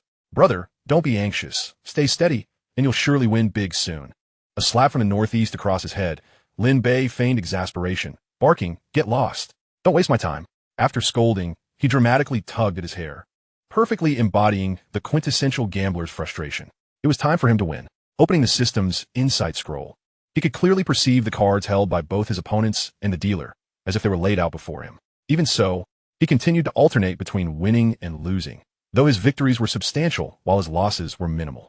Another half hour passed, and Lin Bei, not only reclaimed the 10 million he had lost, but also gained an additional 5 million. Satisfied, Lin Bei declared, "Sir, with such good fortune, why stop now? I'm tired. I shall return another day to play. Perhaps I should experience the divine sensation once more. Get lost. Stop bothering me," he retorted, adopting a fierce expression before heading to the counter to settle his debts. With 5 million in winnings, he hummed a tune as he exited the bar. Flower sister. This kid not only spent not a single cent, but also walked away with 5 million of our money. Should I arrange for someone to deal with him? One young man said vehemently. No need. A pathetic loser like him will only become more uncontrollable. Just wait. When he returns, we shall make him pay dearly. Flower sister replied, holding a champagne glass with a cold smirk. In the black Santana, Lin Bei's companion, the plump man, inquired, Brother Lin, what lies beneath? Enlighten me, so I may broaden my horizons. Glancing at his curious eyes, Lin Bei chuckled and admonished, just drive properly. This is not suitable for children. So refrain from prying. He did not wish to involve this ordinary person in such matters. Knowing too much would only bring him harm. TCH, you're only a few years older than me, yet you call me a child. Aren't you a child too? The plump man retorted with a mournful expression. At that moment, Lin Bei's phone rang, a call from an unknown number. Brother Biao, what brings you to call? What do you need? Upon hearing the response, Lin Bei gritted his teeth, exclaiming, what? The Wong group has kidnapped 6 orphans. Chapter 61. You are a celestial being. Student Lin. The reason I seek your assistance is due to the righteous aura you possess and your profound martial arts skills. I hope you can help these 6 orphans in their plight. Lin Bei, recalling memories from his past life, recognized that Brother Biao was not deceiving him. However, due to his prior warnings, the course of events had already shifted. This alteration had led Brother Biao to sever ties with the Wong family in advance, thus avoiding becoming an accomplice in their eventual rampage. Unfortunately, it had left him and the 6 orphans in dire straits. In his previous life, the Wong group's emergence had resulted in Brother Biao's arrest, which had ultimately exposed the 6 orphans he had taken in. Therefore, the responsibility for the Wong family's use of these orphans to coerce Brother Biao was not entirely absent from his own actions. For the sake of the innocently suffering orphans, Lin Bei felt compelled to intervene. Do not go alone. Wait for me. I will join you in rescuing the children. Brother Biao spoke in a low voice. No need. I will call them out shortly. If you can help hide them, I will be immensely grateful. Don't go alone to your demise. Wait for me. Lin Bei insisted. Hello. Hello, hello. After Brother Biao provided the address, he ended the call. Plump man, pull over. I have something to attend to. You can take a taxi back. No way, Brother Lin. I'm worried about you. I must accompany you. Lin Bei understood that the plump man had overheard the conversation and was concerned for his safety.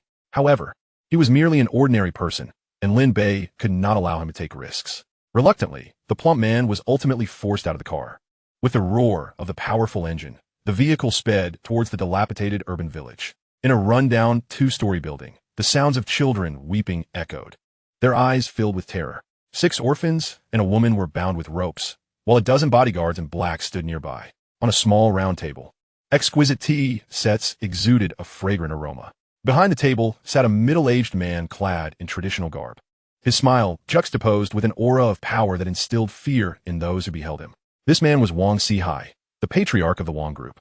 His presence here stemmed from 2 peculiar occurrences: the sudden simultaneous strokes suffered by his brother Wang Wujiang and several close bodyguards, an event too strange to overlook, and his growing suspicion of a looming threat aimed at him. Moreover, the most formidable individual he had nurtured, Brother Biao, had inexplicably vanished.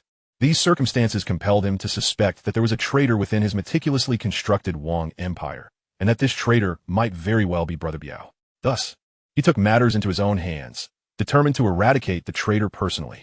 Betraying the boss is tantamount to courting death. I shall strike you down, you wretched traitor.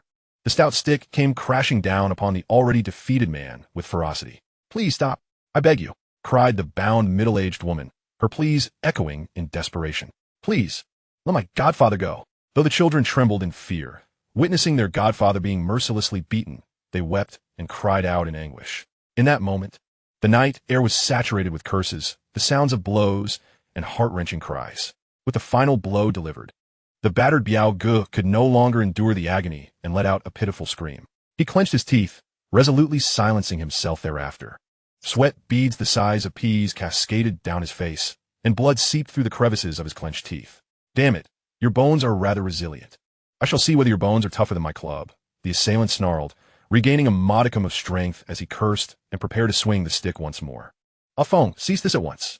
Wang Sihai said slowly after taking a sip of tea. At the sound of his voice, Feng quickly halted, approaching Wang Sihai with utmost respect. Boss, this scoundrel, why not? He gestured in a way that suggested burying him alive. This was not his first time handling a traitor. He had always resorted to such measures. Wang Sihai waved his hand dismissively, silencing him as he retreated to the side. Wang Sihai calmly set down his teacup, fixing his gaze intently on the ground where Biao Ge lay, and smiled as he spoke. Biao, I rescued you from the orphanage when you were just a teenager, investing heavily to employ numerous skilled martial artists to teach you. You should understand the high hopes I had for you. Producing an exquisite cigar, he placed it in his mouth, and someone quickly assisted him in lighting it. Wang Sihai took a deep drag, exhaling a long plume of smoke as he continued. I had planned to allow you to train for another 6 months before entrusting all my brothers to your care. Yet, at this critical juncture, you dare to betray me? Speak. Why have you turned against me? His voice rose with each word. With great effort, Biao Ge propped himself up on his hands, lifting his head slightly, and tremblingly replied, Boss, I have never betrayed you. Not now, nor ever will. Thud. A dull thump echoed as he was brutally kicked, nearly knocking the breath out of him. You dare speak defiantly to the boss? Another foot aimed to kick him again. Wang Sihai gestured for him to stop. A sinister chuckle escaped his throat. Let me ask you again, was it you who sent someone after my brother Wang Wujiang? Boss. No, it was not me.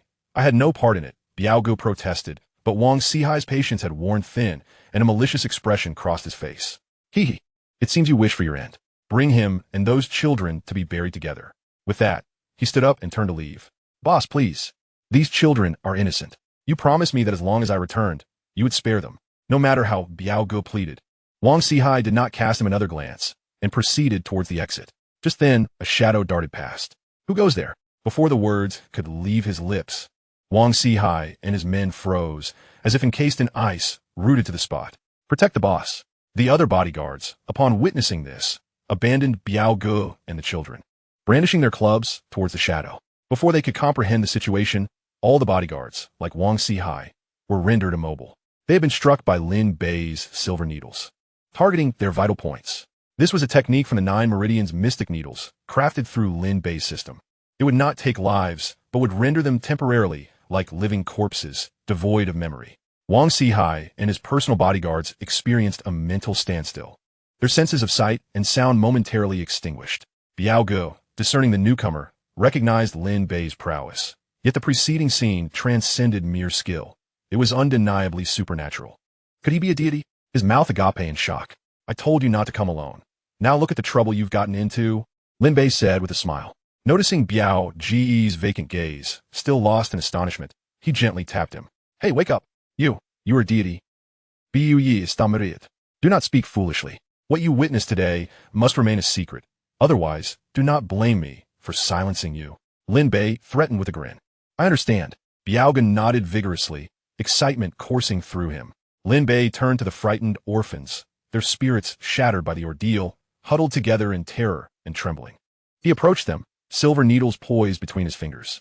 The woman, already paralyzed by fear, gazed at the unfamiliar youth advancing towards them, the needles glinting ominously in his grasp. Though her heart raced with terror, she instinctively shouted, What do you want? Lin Bei, disinterested in explanations, swiftly plunged the silver needle into her pressure point, followed by the children. In less than a second, he retracted the needles. The woman and the 6 children had succumbed to a deep slumber. Lin, a deity. This is, Biao Ge exclaimed, despite knowing Lin Bei meant no harm. Do not fret. I merely erased a segment of their memories to spare these innocent children from emotional trauma. They will awaken, as if from a simple nap. Now, you should report yourself to the authorities, and your situation should not be dire. I will ensure these children are taken to an orphanage. You may come find me once you are released, Lin Bei declared as he departed the courtyard, leaving Biao Ge in stunned silence. Back home, it was already midnight. Lin Bei did not rest. He secured the door and began organizing all the evidence he had gathered against the Wang group. With this evidence, coupled with Biao Ge's forthcoming confession and the insights Lin Bei possessed from his previous life, he meticulously arranged everything on his computer. The Wang group's nefarious deeds, the lives they had extinguished, their methods, the identities of the perpetrators, and the locations of the buried bodies, along with their hidden protectors and the inhumane den beneath the charm bar, were all compiled by the chairman of affairs. Although the Wang group would ultimately face their reckoning as it had in his past life, Lin Bei had merely hastened the timeline by several months. However, Those few months were sufficient to save countless lives. He recalled how, just before the Wong group's emergence, they had resorted to madness in an effort to eliminate witnesses, sacrificing many lives in the process. The following day, Lin Bei did not take a break. Early in the morning, he ventured out onto the streets, printing all the materials and placing them into a black plastic bag. Following the memories of his past life, he made his way to the provincial supervisory group's headquarters. To conceal his identity, Lin Bei disguised himself and did not deliver the materials directly. Instead, he left them in a green space on the ground floor. If I am not mistaken, this marks the third visit of the provincial supervisory team to Yingcheng, summoned specifically for the Wong group. Following the failures of the previous two attempts, this time, the team has come incognito, their arrival shrouded in secrecy. "Is that you, Leader Sun?" Lin Bei inquired in a lowered voice, standing across the street and gazing at the greenery ahead, staring at the unfamiliar local phone number from Yingcheng. Leader Sun was momentarily taken aback.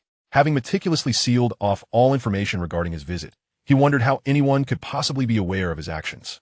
Could it be that this time, once again, without further contemplation, he responded, "It is I. Who am I speaking to?" "Leader Sun, your third visit to Yingcheng must surely be for the Wong group, correct?" Upon hearing the other's articulation of his purpose, he instinctively became wary. "Who are you? What do you want?" "Oh, I am merely a concerned citizen, aware of your mission here, and I call to offer my assistance." "Assist us? How so?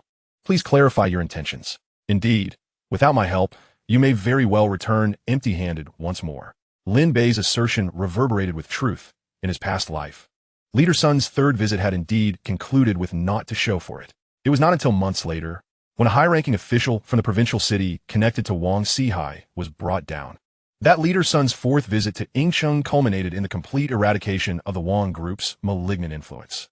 After Lin Bei's declaration, Leader Sun fell into deep contemplation, pondering whether this caller might be an undercover agent for the Wang group. Lin Bei continued, "Leader Sun, I have gathered all the criminal evidence and leads concerning the Wang group, meticulously organized and placed downstairs, to the right, 20 meters into the easternmost greenery.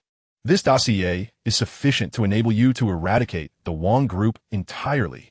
"Who exactly are you?" Leader Sun could no longer maintain his composure, his breathing growing heavy. "Did I not mention? I am merely a concerned citizen. Moreover, my identity is of little consequence. Hurry downstairs to retrieve the materials before someone else absconds with them." With that, Lin Bei hung up the phone. He did not depart, but instead concealed himself at a distance, waiting for Leader Sun to descend and secure the documents before making his exit. Upon obtaining the materials, Leader Sun initiated action the very same day. In the affluent district of Yingcheng, within the opulent Wang family villa, Wang Sihai, the head of the Wang group, had been taken into custody by security personnel late the previous night, only to be released that morning. Sitting on the sofa in the living room, his brow furrowed and expression grave, he rubbed his temples ceaselessly. He sensed danger looming, convinced that someone was conspiring against him. Particularly unsettling was the fleeting shadow from the night before, which had led to his betrayal and subsequent arrest. He remained perplexed by the events. The thought alone rendered him restless. A Biao was merely a small-time lackey, lacking substantial information about him, and thus incapable of causing significant upheaval.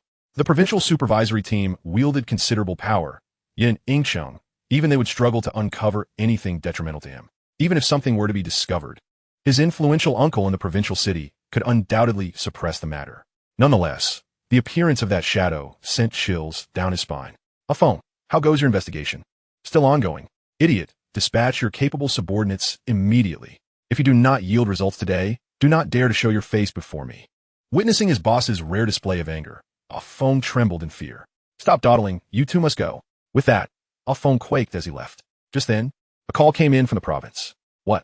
My uncle is under investigation? How serious is it?" "It is hard to say at the moment. It depends on how much information they possess." After hanging up, Wang Sihai collapsed back onto the sofa, drenched in cold sweat. The sound of his phone crashing to the ground snapped him back to reality, and he hastily retrieved it, frantically dialing numbers. The door burst open, and a group of unfamiliar security officers stormed in, each brandishing a firearm, their dark muzzles aimed squarely at him. "This is it. No, remain calm. I'm not at my end just yet." With this thought, he steadied himself. "You cannot do this. I demand to see my lawyer." Without a word, the security officers proceeded to cuff him. "Let us go. We'll discuss this at the station." In the dead of night, the provincial supervisory team's headquarters was ablaze with light. In just one afternoon, every asset of the Wang group, along with its underground operations, had been thoroughly raided. Downstairs, Unmarked vehicles from other regions gradually returned. It was not until the final car arrived at their quarters that Leader Sun finally felt a sense of relief, a smile of relaxation gracing his face. At this point, it was already 3 a.m. The supervisory team did not rest. Instead, they convened an urgent meeting with the heads of various groups involved in the operation, working late into the night to deliberate on the case. He understood that the number of individuals involved was vast, the implications extensive, and the social repercussions dire. It was imperative to resolve the case in the shortest possible time to avert any complications. Meanwhile, Lin Bei, lost in slumber, was suddenly roused by the insistent ringing of his phone. What on earth? Is there no regard for sleep at this hour? Drowsily, he answered the call, irritation lacing his voice. Lin shouted, something has happened. A major incident. Li Jinshan exclaimed excitedly from the other end. What now?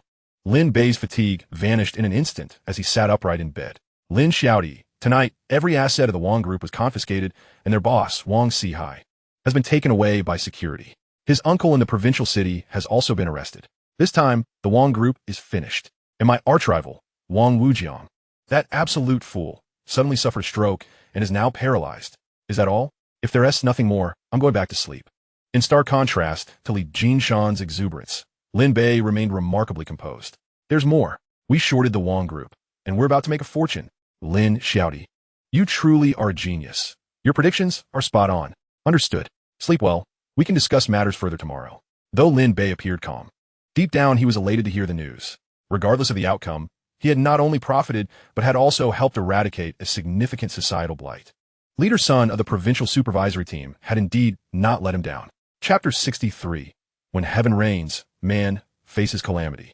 It should be known that Lin Bei had invested a staggering $3 billion in shorting the Wang Group. Based on the previous decline of the Wang Group stock, plummeting by 80% overnight, he conservatively estimated a profit of around $2 billion. His total assets would then surpass $50 billion. And moving forward, any investment he made could yield even greater returns. Hello. Lin shouted, are you still there? I'm here, go ahead. Lin shouted, you are truly my brother. From now on, I shall call you brother. With the Wang Group under investigation, their stock is bound to plummet when the market opens tomorrow. And we are set to reap massive profits. Lingo, you are truly remarkable. How can you predict so accurately? You truly are a genius. Wait a minute. You're 5 or 6 years older than me. Calling me brother is just shortening my lifespan. Li Jinshan's exhilaration was overwhelming, as he even referred to Lin Bei as brother. In truth, Lin Bei was oblivious to the intricate and profound animosity that existed between Li Jinshan and Wang Wujiang, a complexity far beyond his imagination. Although Li Jinshan had shorted an astonishing $2 billion, the profits he garnered within mere days were beyond what his cultural company could amass in a decade. For him, no amount of wealth could rival the exhilaration of toppling the Wang family. More importantly, despite his lack of affection for his own family, it remained the place of his upbringing. Over the years, the Wang Group had leveraged connections with a prominent official in the provincial capital to oppress the Li family.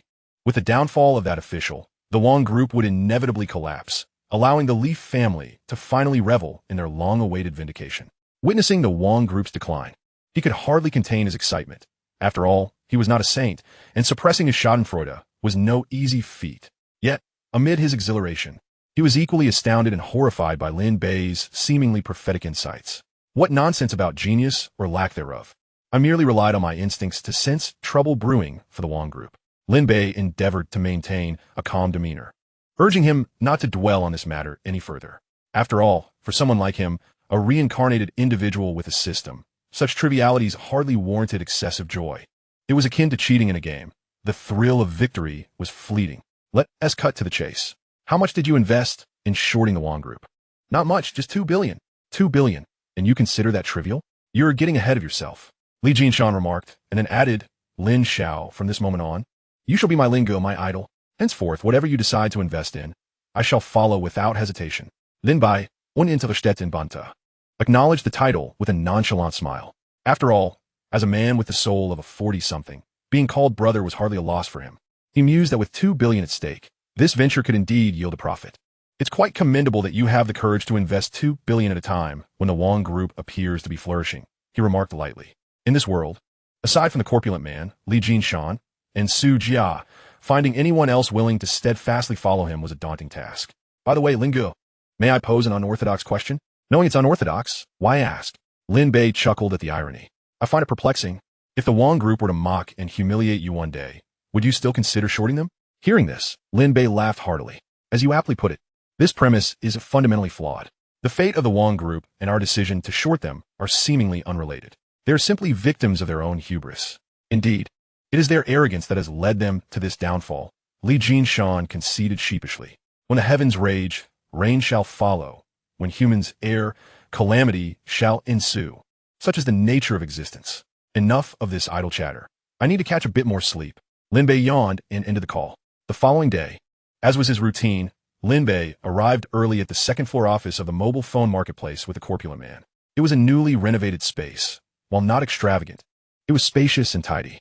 For someone like Lin Bei, with billions at his disposal, this was more than sufficient. No matter how opulent an office might be, it merely served as a place for him to rest and did little to enhance his joy. In fact, this simplicity allowed him to appreciate the authenticity of life.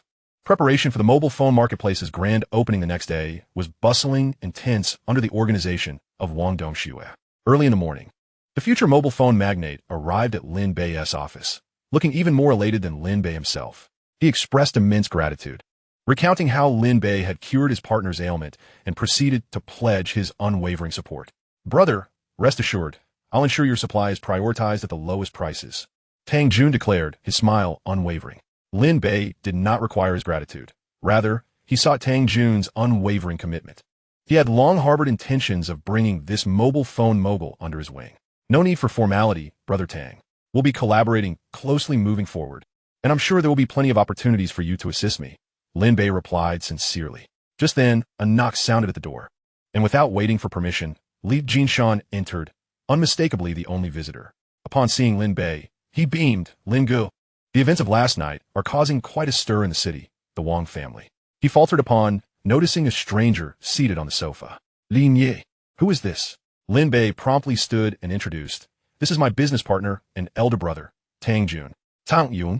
Recognizing the distinguished aura of the newcomer, as well as his association with Lin Bei, rose quickly and offered his business card to Li Jinshan. Li Jinshan glanced at it, and although he felt disdain, he smiled upon realizing Tang Jun was a friend of Lin Bei's. You are the owner of Mingsheng Trading. Since you're a friend of Lin Gu, you're also my friend. We should gather more often, he said amiably. Li Jinshan's thoughts were understandable. Tang Jun was merely a small business owner, hardly worthy of attention in the face of the Li family's prominence in the city. Were it not for his connection to Lin Bei, Li Jinshan would likely have dismissed him entirely. Tang Yun, upon learning that this was the eldest grandson of the Li family, felt dwarfed in comparison. Had it not been for Lin Bei, he would never have encountered someone of Li Jinshan's stature. Although he had never met him, the reputation of the Li family as eldest grandson was well known in the city, rife with both commendation and scandal. While he found it difficult to comprehend how someone of such prominence could refer to Lin Bei as Lin Gu, his admiration for Lin Bei soared to new heights. Aware that Li Jinshan had business with Lin Bei, Tang Jun, with great tact, made an excuse to take his leave. Li Jinshan then smiled and inquired, Lin Gu, have you seen the news? Last night's incident is trending online, and the Wang group's disgraceful actions have sparked public outrage. Without needing to check, Lin Bei understood that the Wang group and the entire Wang family were undoubtedly in the eye of the storm. If they were not, that would be truly abnormal. Enough of the small talk. Su Gu, has the matter I instructed you to handle been completed? Of course, Lin Gu. I had people at the orphanage early this morning to pick up those 6 orphans, and I've already coordinated with the orphanage. Even the woman has been arranged to be there. This orphanage was the inaugural beneficiary of the newly established Tenglong Charitable Foundation initiated by Lin Bei.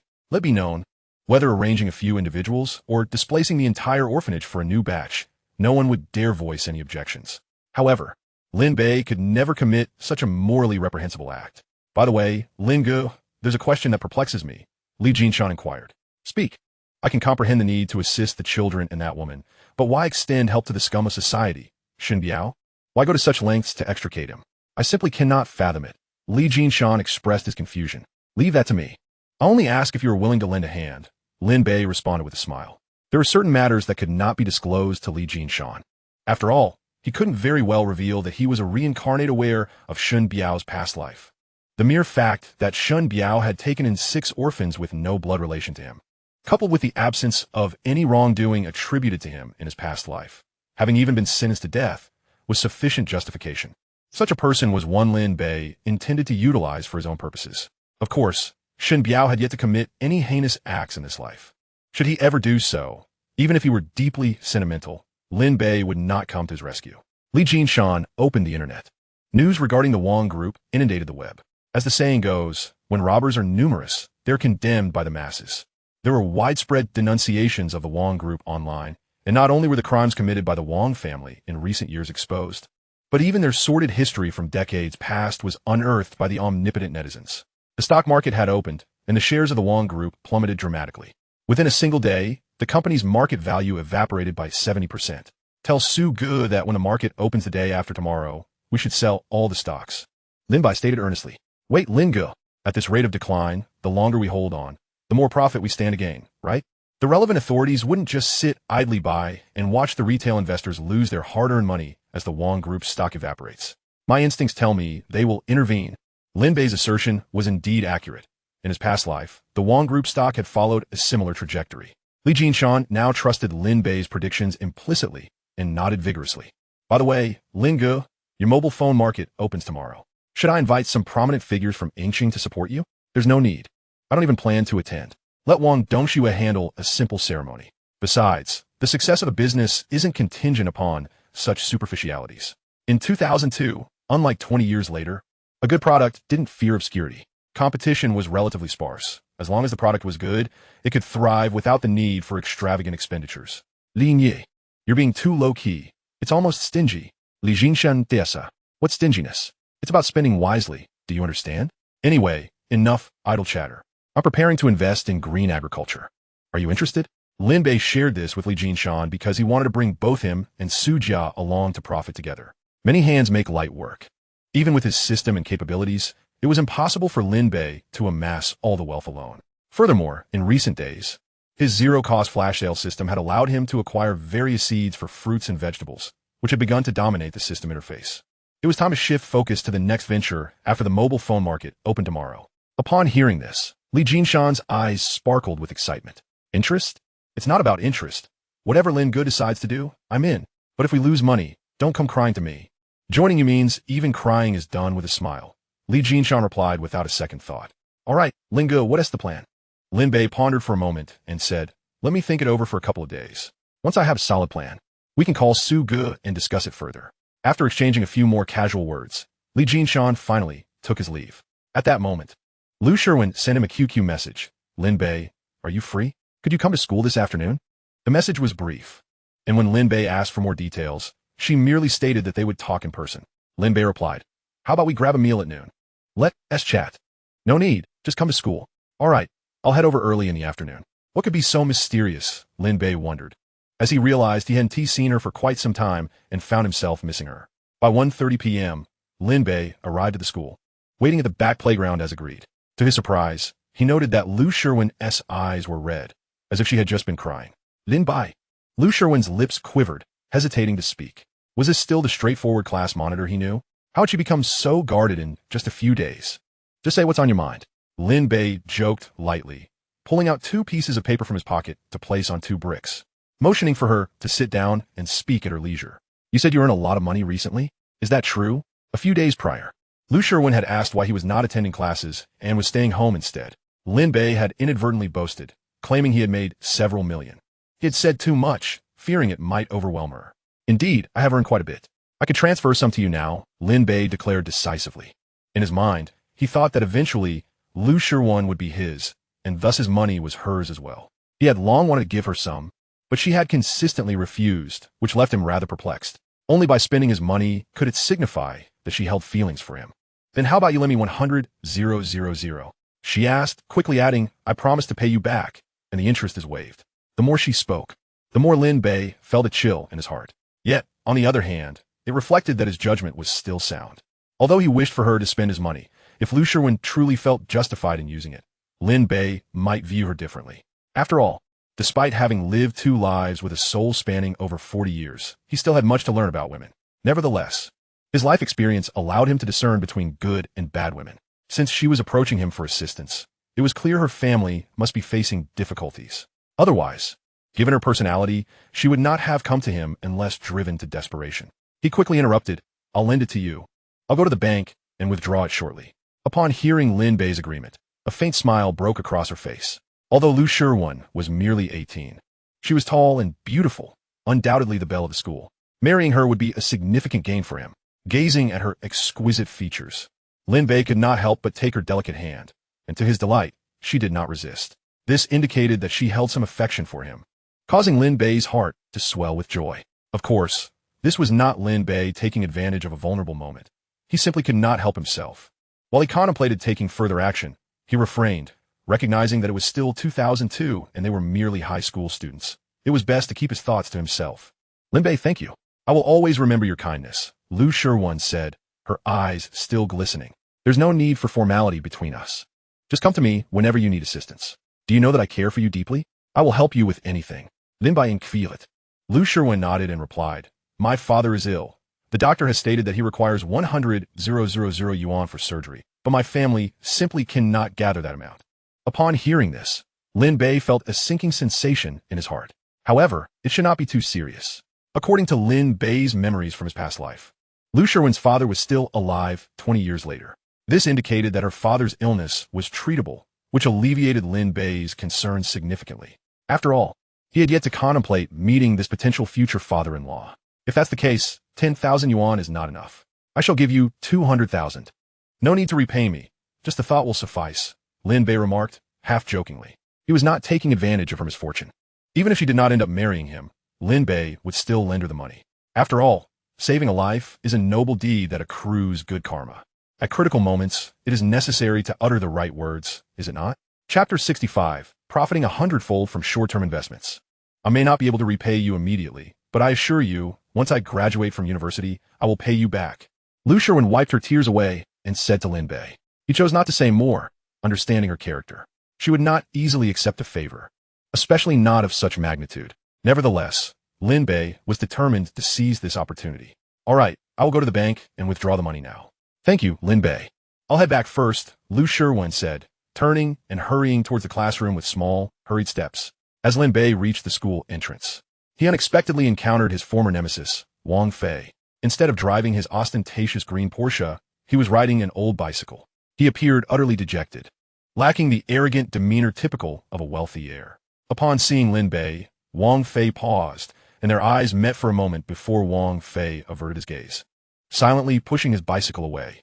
Observing Wang Fei's tall yet forlorn figure, Lin Bei sighed inwardly.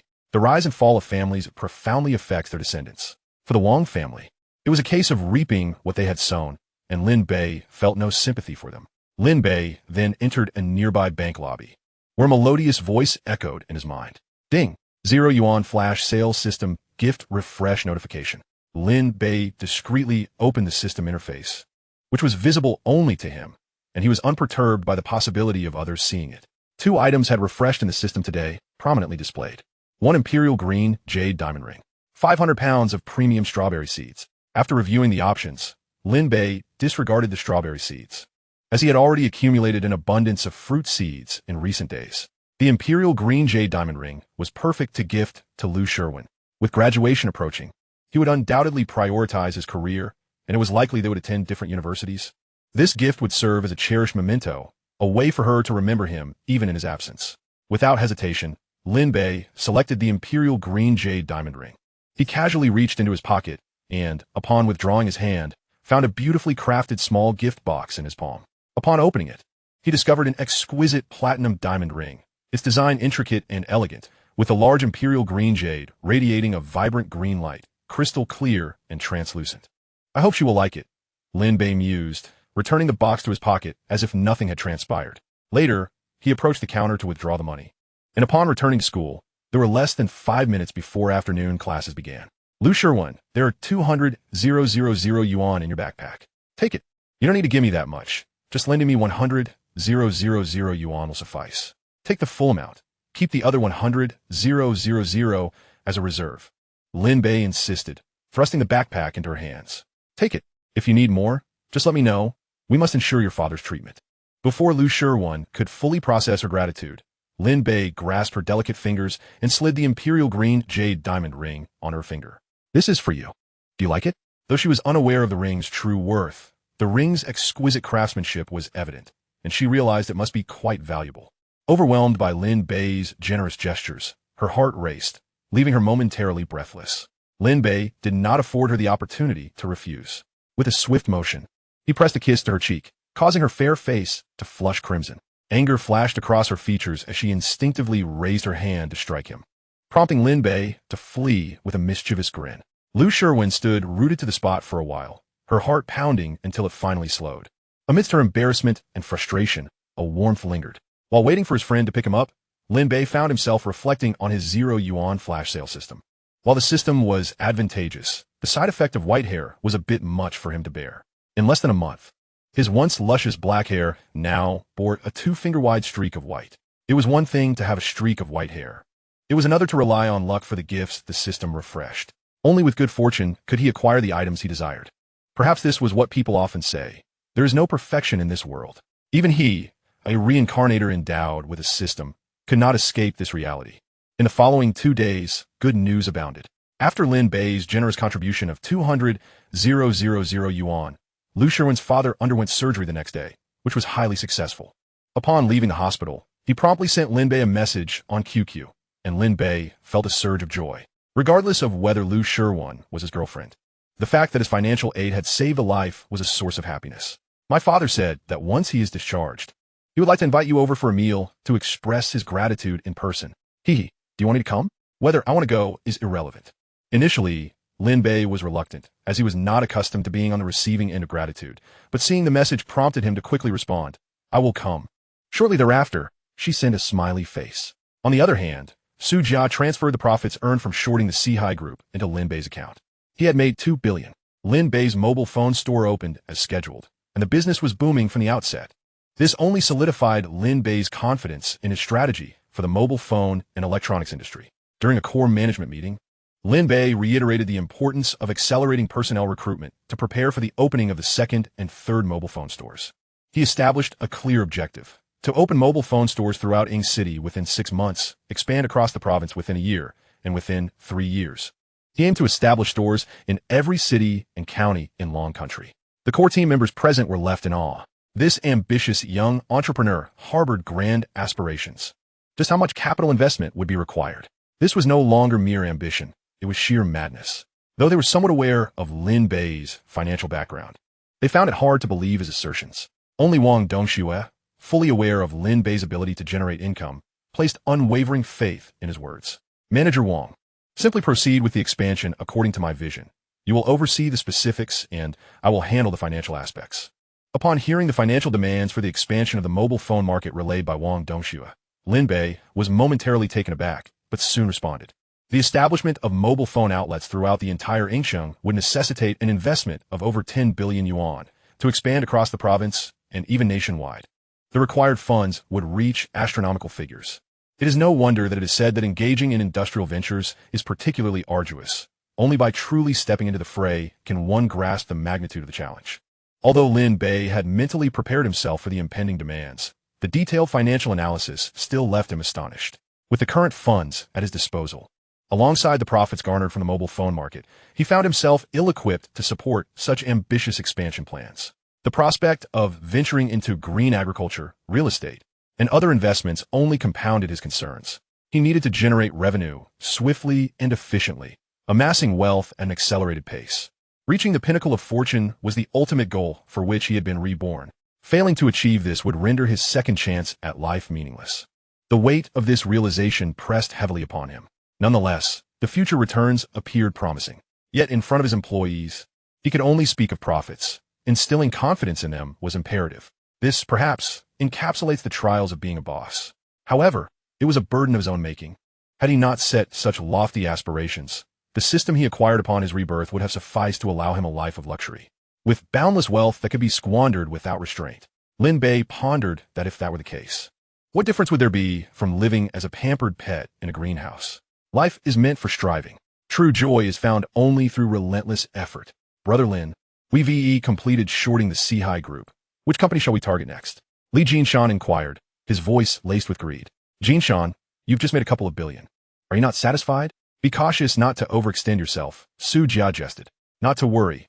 My stomach is ample enough to accommodate any amount. Besides, we cannot allow our money to sit idly, can we? Ever since I joined Brother Lin, I've contemplated shutting down my struggling company. After years of toil, I've yet to match the profits I've earned alongside Brother Lin, he replied. As the two exchanged banter, Lin Bei, with a knowing smile, interjected, "For our next venture, I'm preparing an investment that promises returns of several dozen to even 100 times." Upon hearing this, Li Jinshan's eyes sparkled with excitement as he eagerly pressed, "What investment?" "The acquisition of properties in Liangli village, located in the southern suburbs," Lin Bei revealed. Having meticulously researched the opportunity over the past few days and intending to offer his companions a share of the bounty.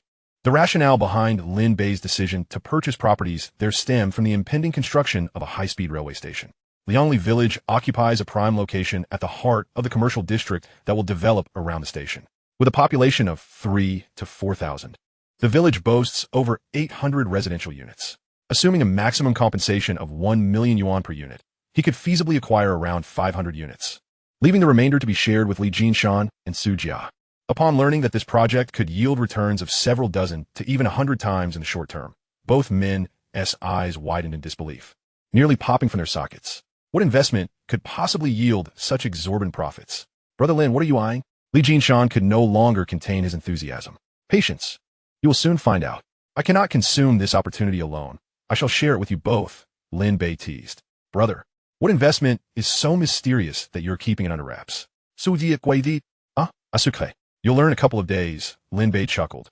Seeing that Lin Bei had divulged as much as he intended, the two restrained their curiosity and ceased their inquiries. The reason he withheld information was not out of fear of them seizing the opportunity. Even if they did, it would matter little to Lin Bei. As a reborn individual, had countless lucrative ventures at his disposal. He could easily proceed as if they were not by his side.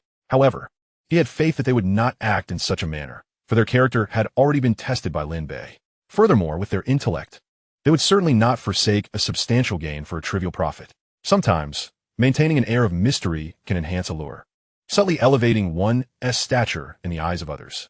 Human nature often craves this sense of intrigue. This principle was something Lin Bei, having lived 2 lives, understood profoundly. At that moment, his mother called, informing him that the store was busy and his father was overwhelmed, asking Lin Bei to pick up his younger sister. He had previously advised them to hire help for the store. Although business was flourishing and sufficient to afford assistance, his parents were reluctant to spend money, choosing instead to bear the burden themselves. Lin Bei noted that his loyal partner and driver, Fatty, was always by his side, save for when he was asleep at home. Grateful for such camaraderie, Lin Bei ensured that Fatty would share in whatever he possessed, both now and in the future. At the Dongfang Treasure Kindergarten, it was the time for dismissing students. The entrance was filled with vehicles fetching children, reflecting the institution's prestige. While not as opulent as elite kindergartens, luxury brands like Mercedes and BMW were certainly present. However, most parents arrived on electric bikes or bicycles. Children joyously rushed towards their awaiting parents. Little Lin Nan, as usual, sat alone on a stone by the school gate, accustomed to waiting for her parents, who were often the last to arrive due to their busy schedules. Occasionally, her older brother would come early to pick her up. "Nan Nan, the unwanted wild child." A childish voice mocked from across the way. "Nan Nan, the unwanted wild child. Don't you know your parents don't want you?" Furious, little Lin Nan rose and looked up to see a small, scrawny boy named Zhu Zhuang grinning maliciously, flanked by several other boys. "Zhu Zhuang, do you want another beating?" Lin Nan clenched her chubby fists, glaring at the intruders. At the mention of a beating, Zhu Zhuang's face turned crimson with embarrassment. Just an hour prior, he had been bested by Lin Nan. Their altercation stemmed from a dispute over a toy. And driven by resentment after not receiving his fair share of the exquisite grapes Lin Nan had brought to school, he had kicked her in retaliation, only to face a severe thrashing thanks to the intervention of their teacher. "I warn you, if you call me a wild child again, I'll make you cry," Lin Nan retorted fiercely. Zhu Zhuang, emboldened by his companions, shot back, "I'll call you whatever I want." "Lin Nan, nobody wants you." "Lin Nan, wild child." Having been humiliated earlier, Zhu Zhuang was eager to reclaim his pride, seeking confrontation once more. Kobayashi Nan swiftly removed her small backpack, resembling an enraged lion. As she charged towards Zhu Zhuang, with her delicate hands outstretched, she lunged at him. Terrified by the curse, Zhu Zhuang frantically fled, but ultimately a scratch marred his arm. Upon seeing him retreat, Kobayashi Nan chose not to pursue further. Not having run far, Zhu Zhuang halted, crying out for his companions. "Come on, why aren't you helping?" Didn't we agree to confront her together? You've all enjoyed my snacks, so you must keep your word. Kobayashi-nan, refusing to back down, retorted fiercely to the group of boys. Anyone who dares to assist him will face my wrath when they are alone. Her companions, witnessing her bravery, froze in place, too intimidated to advance. The typically gentle and docile Kobayashi-nan had transformed into a formidable presence. Recognizing her strength, they began to retreat, abandoning their earlier plan to confront her. Zhu Zhuang, finding no allies, wept even more bitterly. Wah, Kobayashi-nan, just wait. I'll have my mother come deal with you. She won't let you get away with this, you little beggar, unwanted wild child. Initially inclined to let it go, Kobayashi-nan was provoked by his insults and charged at him once more. Realizing he was outmatched, Zhu Zhuang bolted but tripped and fell, landing in a most unfortunate manner, causing his lips to bleed. Kobayashi-nan, who had rushed forward, stood frozen in shock as other parents began to assist Zhu Zhuang. At that moment, Principal Li of the kindergarten arrived, quickly pulling Kobayashi-nan aside. Nan, what happened? Why are you fighting? How many times have I told you that we should all be good children? After speaking to her, Principal Li tended to Zhu Zhuang's bleeding lip. Seeing it was merely a superficial injury, she felt a small sense of relief. Principal Li was quite exasperated with Zhu Zhuang, a wiry child who, despite his lack of fighting skills, had a penchant for causing trouble. His father, a company owner, had instilled a sense of entitlement in him, leading him to bully his peers. If he made someone cry, it was of little consequence, but if he were to be the one in tears, it would certainly invoke the wrath of his fierce mother, who could unleash a torrent of insults on the children. On several occasions, had it not been for the teachers intervening, she would have insisted on retaliating against those who hurt her son. The teachers were well aware of Zhu Zhuang's troublesome nature, which seemed to stem from his arrogance and the bad habits he was encouraged to display. They contemplated how best to guide him towards better behavior, but found it to be a challenging task. A gentle reprimand fell on deaf ears, while more severe admonishment would only provoke him to complain to his mother, resulting in a barrage of insults directed at the teacher. Teacher Li, he hit me. You must help me retaliate, or I'll tell my mom, and she'll come after you too. Zhu Zhuang, emboldened by Principal Li's presence, shouted. Listen to how this child has been conditioned. Teacher Li, concerned, looked at Kobayashi-nan. He merely insulted you, right? You're not innocent in this either. Just then, a black BMW 530 rolled up to the entrance. From a vehicle emerged a heavily made-up woman adorned in extravagant jewelry, wearing oversized black sunglasses despite the impending sunset. She walked with a sway, her strong perfume overwhelming the senses. This was indeed Zhu Zhuang's mother. Upon spotting her, Zhu Zhuang cried out, rushing into her embrace. Mommy, he hurt me 1,000 times. He pushed me down, it hurts so much. Please make her pay. Meanwhile, Principal Li felt a wave of panic. This situation was about to escalate. Zhu Zhuang's mother, Malan, was notorious for her temperament. She understood the kindergarten staff all too well, having had her own run-ins with them. What? That little brat hurt you? My precious baby. How could this happen? She exclaimed, dramatically removing her sunglasses and glaring. I'll make that little monster pay dearly for this. Kobayashi-nan, having never faced such aggression, instinctively recoiled behind Principal Li, trembling in fear. Despite her earlier bravado, the sight of an enraged parent was enough to leave her paralyzed. Ma Lang, let us discuss this calmly. She is still just a child. You mustn't resort to violence, Principal Li implored, arms outstretched to shield Kobayashi-nan. You dare say this? My baby has been harmed. I've never even touched a hair on his head, and yet this little scoundrel has attacked him. Just look at what she has done. Malan, embodying the role of a fierce mother, was relentless in her demand for retribution. Principal Li felt overwhelmed. There were no 1,000 injuries. It's simply a scrape that can be treated with a bit of ointment. Children will play and fight. It's natural. Besides, Zhu Zhuang had instigated this altercation. My little darling only insulted her a few times. To insult her is to acknowledge her existence. What is it to her? Will it cost her an arm or a leg? That little wretch dared to harm my son, and I will not let it go unpunished. Ma Lan Zhao, ready to unleash her fury upon Kobayashi-nan. Malan, she is merely a 4 or 5-year-old child. Your words are excessive. Principal Li's expression darkened as she firmly protected Kobayashi-nan. Teacher Li, if you continue to side with that child, I'll make you regret it. Ma Lan Svik, disregarding the disapproving glances from other parents witnessing the scene. They too were appalled by her behavior, unwilling to step in and confront the chaos. At this moment, the male owner of the BMW, unable to ignore the spectacle any longer, emerged from the vehicle. Appearing to be in his 40s, he was impeccably dressed and had his hair meticulously styled.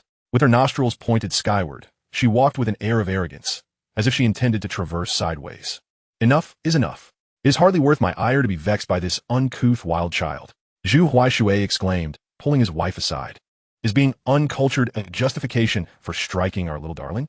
If her parents fail to teach her, then I shall take it upon myself to instruct her on how to conduct herself. Huaishui, quickly restrain teacher Li for me. I shall make her pay. Ma lan in sit vementin. Only then did Zhu Huaishui's gaze drift towards Director Li. As his eyes flickered over her, they returned, captivated by the sight of her delicate legs beneath her white professional skirt, the hem teasingly revealing glimpses of softness, while her bosom was proudly elevated. Instantly, a wave of desire washed over him, his throat parched as he swallowed hard, a glimmer of greed igniting within his eyes. He could only steal a couple more glances before shifting his focus, clearing his throat as he spoke. Ahem, Director Li, it's nothing really. Children will be children. A few slaps here and they're quite normal. Who among us hasn't been struck or struck another in our youth? Zhuang's mother is simply in a foul mood today. I apologize for the inconvenience. You scoundrel, Zhu Huaishui, where do you stand? Your son has been so brutally assaulted, and you still choose to be so nonchalant? Is Zhuang not your flesh and blood? Don't think for a moment that I am unaware of your thoughts. You're simply eyeing this little vixen, captivated by her beauty, you old lecher. Ma Lan berated him in front of the assembly, and Zhu Huaishui, humiliated, could barely muster a sound. Anyone who dares to strike my little darling, even the king of heaven himself, I will make sure to bring them down. She roared, attempting to shove past Director Li to seize the little Lin Nan. Just then, a cheerful voice rang out from behind Director Li. Brother. It was the little Lin Nan, joyfully calling out, and she dashed towards Lin Bei. Lin Nan, don't be afraid. Your brother is here. Lin Bei affectionately pinched her tender little nose, cradling her close as he approached Ma Lan, with the stout fellow closely trailing behind. Who are you cursing just now? Who is the little vixen you speak of? Lin Bei queried, his expression darkening ominously. You just cursed the little one, and now the elder has arrived. What do you have to say for yourself? The stout fellow chimed in. Lin Bei paid no heed to him, his countenance becoming increasingly forbidding. Answer me. Who did you insult? Who do you call a little vixen? Huh? You think you can intimidate me? With your two cowardly hearts, you wouldn't dare. You asked, so I shall repeat myself. I called your sister a little vixen. An uncultured little vixen, and your entire family is a bunch of lowly scoundrels. Huh? What will you do about it? Do you wish for me to repeat it once more? Ma Lan's voice was filled with arrogance, her thick makeup cracking under the strain of her boastful demeanor. Before she could finish, Lin Bei swiftly aimed a slap in her direction. Simultaneously, the stout fellow, unable to restrain himself any longer, bellowed and delivered a resounding slap to Ma Lan's face. Slap!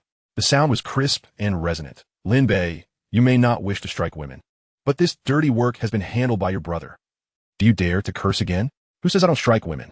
It all depends on the type of woman. Lin Bei retorted, his approval evident. Well done, stout fellow. You've made remarkable progress. Hey, Lin Bei, it's all thanks to your excellent teaching. The stout fellow replied, their banter echoing through the air. You insolent fat fool. Ma Lan, emboldened by her status as a wealthy woman, had never expected this impoverished stout fellow to dare lay hands upon her. She had gathered intel on the backgrounds of the other parents in her child's class, believing herself to be in a position of superiority. Just as she was in the midst of hurling insults, Lin Bei struck her again, this time delivering a slap to her other cheek. He had originally intended to teach her a lesson himself, but the stout fellow had beaten him to it, leaving him with a lingering sense of regret. Now that she was once again insulting him, Lin Bei was eager to seize the opportunity. Slap, slap, slap. Each strike fell in rapid succession, silencing Ma Lan entirely, leaving the onlookers in stunned disbelief. Yet, a sense of satisfaction surged within them, as many felt compelled to join in the chorus of approval. Good, let it out. Young brother, deal with her. The crowd expressed no sympathy for her, instead cheering Lin Bei on, though this matter had no direct effect on them. Witnessing the scene brought a collective sense of relief and vindication. Still cursing? If you dare, I shall continue slapping until your mouth is cleansed. Chapter 68. Clumsy and playful gazing at Ma Lan, whose visage had swollen grotesquely, Lin Bei maintained an indifferent demeanor. Zhu Huaishui, in disbelief, thought to himself, you spineless coward. Your wife and child have been bullied to such an extent, and yet you stand idly by? Had I known you were so feeble, I would never have married you. I must have been blind. Ma Lan wet, feeling as though she had lost a scuffle against a child, her tears a manifestation of her frustration. Had she not glimpsed Lin Bei's terrifying gaze, she might have attempted to confront him. Instead, she redirected her anger towards her ineffectual husband. The previous events had transpired so swiftly that Zhu Huaishui was momentarily stunned. It was only upon hearing his wife's scathing words that he regained his senses. Who am I? I'm a lowly worker. Yet my given name also bears the weight of a company's owner. Why should I fear him? His wife was right, with so many witnesses present. How could he allow himself to remain passive while his wife and child were being mistreated? If he failed to act, he would truly be less than a man. He swung his fist at Lin Bei, but Lin Bei was quicker, dodging the blow and delivering a painful jab to Zhu Huaishui's abdomen. The force sent him sprawling several meters away, crashing heavily to the ground. The stout fellow, seeing an opportunity, leaped into action, landing heavily upon Zhu Huaishui's midsection. Ouch!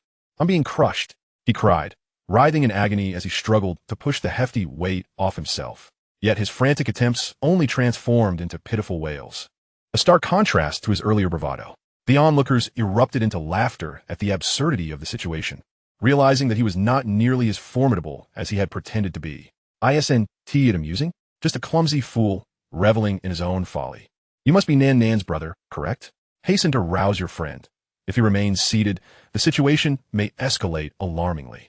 Although Director Li harbors no fondness for this family, she is unwilling to amplify the matter, as this is, after all, a kindergarten where parents and children are observing. It was then that Lin Bei addressed the hefty individual, saying, "Brother, rise. For Director Li's sake, let us spare him this time." The hefty man reluctantly stood from Zhu Huaishui, chuckling, "Who would have thought I'd find it quite comfortable here, even more so than my office chair? How delightful, you impoverished La Malon."